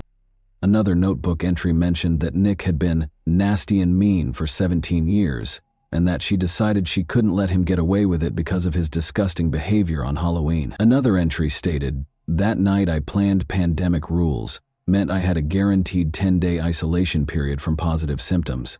I called the school administration on Monday and said we'd tested positive and had symptoms. He went to work. Tulip 22 smoked and planned. I'd planned it mentally so many times before. I had a bath. I left the water in. I encouraged the bath with the incentive of intimate contact. Afterwards, while he was in the bath, I kept the knife in my dressing gown pocket and then hid it in the drawer next to the bed. I brought a chisel, bin bag, and cable ties up too. She made him put on an eye mask before stabbing him, according to the note. The notes that followed read, "Still, my actions haunt me. I sometimes have to catch myself and remember what I did and then remember my cover story." Neither seemed convincing. I got him to wear an eye mask. It was harder than I thought it would be. Hiding a body was bad. Moving a body is much more difficult than it looks on TV. I am sorry I didn't leave him. I am sorry I let him rip my self-esteem and self-worth apart. I am sorry. I am weak. I am sorry for what I did. Yes, I am alive currently, but it's more like a waiting room. People will blame my mental health. I should have, could have fixed myself. Do I regret what I did? Of course I do. I'm not a monster. It had been building up for so long. The funny thing is that he was such an unlikable person, I only had to send a few texts. No one seemed bothered. I don't think anyone would have looked for him. Beale had written in her journal that Billingham why she stabbed him.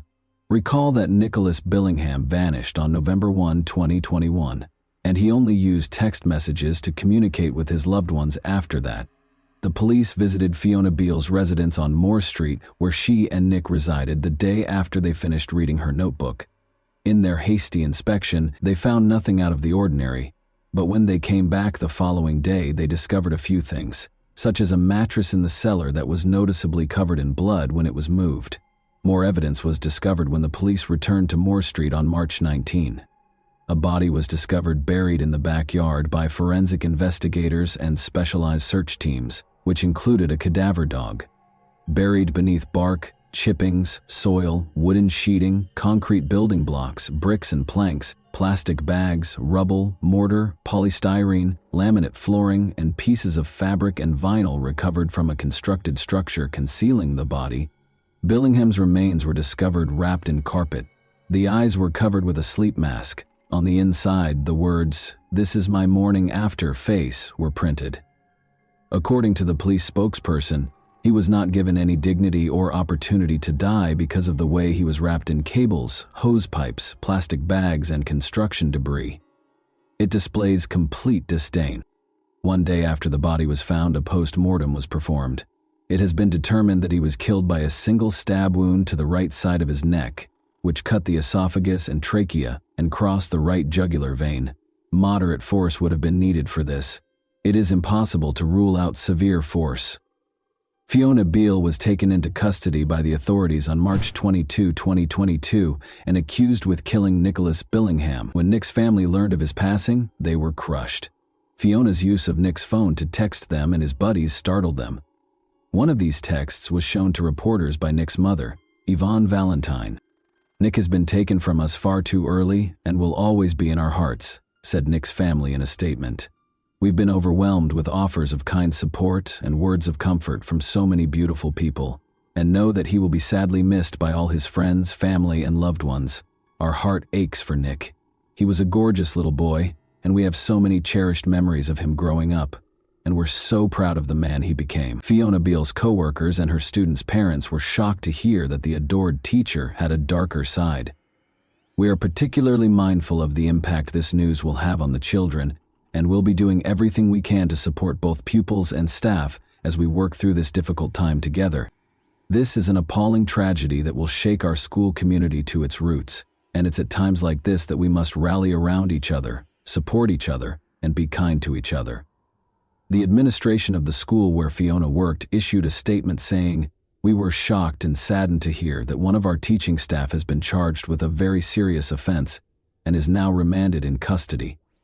Nick passed away on November 20, 2021, after the police began their investigation. In the days that followed, Fiona made every effort to conceal any evidence of the crime she had orchestrated. Fiona understood that by informing everyone that she had the virus, she would have 10 days to avoid being bothered. She allegedly falsified the test results in order to complete an online application form. Fiona never took the test, according to the evidence. She claimed to be suffering from the crippling effects of the virus following the murder, yet her conduct during those 10 days were incongruous with those symptoms.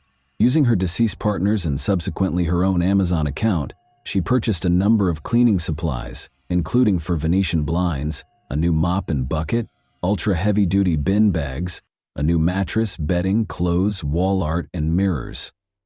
The cleanup began as early as 1:07 a.m. on November 2. She added 3 rolls of duct tape to a Tesco order that included many cleaning supplies later that same day. She bought a stainless steel digging shovel, heavy-duty long gardening gloves, a galvanized incineration bin, garden leaves, and a wood burner at 2:19 p.m. She eventually purchased other items to dispose of the body, as well as numerous items for her personal comfort and delight, including apparel, scented candles, shampoos, chocolates, and soft furnishings. Fiona went shopping nearly 2 weeks after killing Nick. On November 13, she was seen purchasing a variety of goods from supermarket cameras, including building supplies that she would later use to construct a cemetery. The cops revealed the CCTV footage. As I mentioned before, Fiona spent several months texting Nick's friends and family in an attempt to pass for him. She also extended an invitation for Nick's mother to come see her. On December 23, 2021, as her son was buried in the backyard, Ms. Valentine recounted how Beale invited her to her house for a Christmas drink. "You moved the furniture to obscure views to the garden. Why? To stop anyone seeing where you had buried my son. You sat in your front room with me, having a casual chat with me, having a Christmas drink with me, and the whole time you knew that you had killed my son and buried him only feet from where I was sat." Ms. Valentine said in her victim impact statement that Beale continued to go about her personal life and work as usual, showing no signs of depression or trauma. There was evidence to the contrary. She was enjoying what she referred to as a new life in one of her erased files, after killing a partner she no longer liked and likely suspected of having an affair. Fiona Beale first protested her culpability during the trial, but she eventually acknowledged that she killed Nick, saying it was an involuntary crime. The prosecutor, however, thought otherwise. He said during the trial that during their 17-year romance, Nicholas Billingham had cheated on Beale with other women. Despite leaving the defendant a few times, Nicholas Billingham always came back to her, and she welcomed him. He stated, "One of the women he slept with became pregnant and gave birth to his child. Instead of leaving him, she worked out a plan on how and when to kill him, where to conceal his body, how to cover up and explain his disappearance to others, and to explain her own absence from work when she killed him." However, defense lawyer Andrew Wheeler informed the jury in a brief statement read following the prosecution's opening argument that Beale had suffered from mental health issues for years prior to the murder, as a result of Mr. Billingham's coercive actions. Beale's attorney, Wheeler, continued, "We submit that in fact this case is not as straightforward as the prosecution suggests. Miss Beale is 49 years of age. She is a lady of good character, a partner to Nicholas Billingham for some 17 years, a hard-working and thoroughly liked schoolteacher.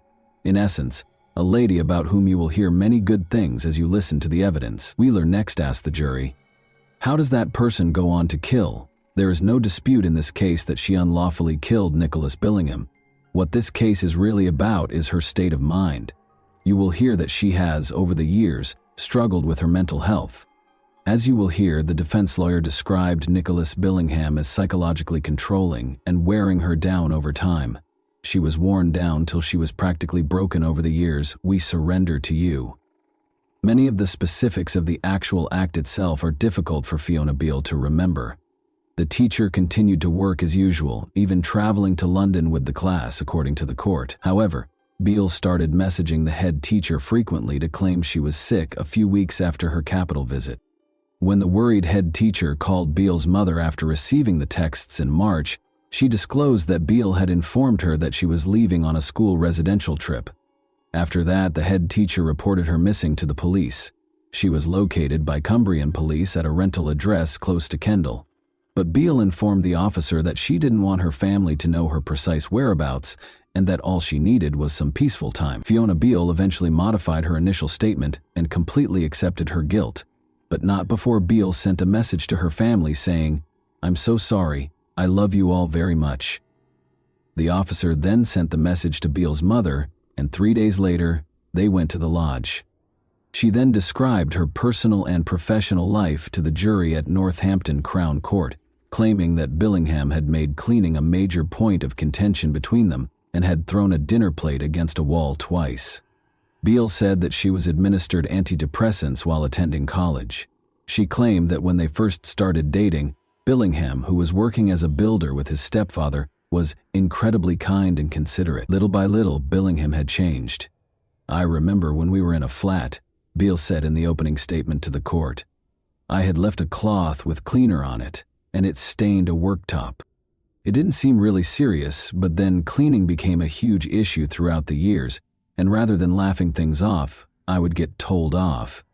Beale also mentioned that everything had to be exactly how her partner wanted it during mealtimes. Beale said, "I couldn't tell you when it started. It just got worse, and it lasted till the end. Items placed in cupboards had to be placed facing outwards. While there were a couple of occasions when he threw a plate of dinner at the wall, I lost a lot of confidence. It started with joking that I wasn't doing something, and then it just crept into being nasty about it." She also revealed that prior to killing Nick, she had threatened to kill him so that he couldn't do to another woman what he did to her. Nick's mother, Yvonne, spoke after the guilty plea, saying it was painful to know that her son's killer offered her a drink as he was buried a few feet away. "How you could hate someone that much to do what she did. I can't believe it," and apparently, his last word was "why" when she stabbed him in the neck. And that wraps up today's chilling story. If you enjoyed this video, don't forget to like and subscribe so you never miss a new upload. Also, let me know in the comments, what part of this story shocked you the most? Thank you for watching, and I'll see you in the next video.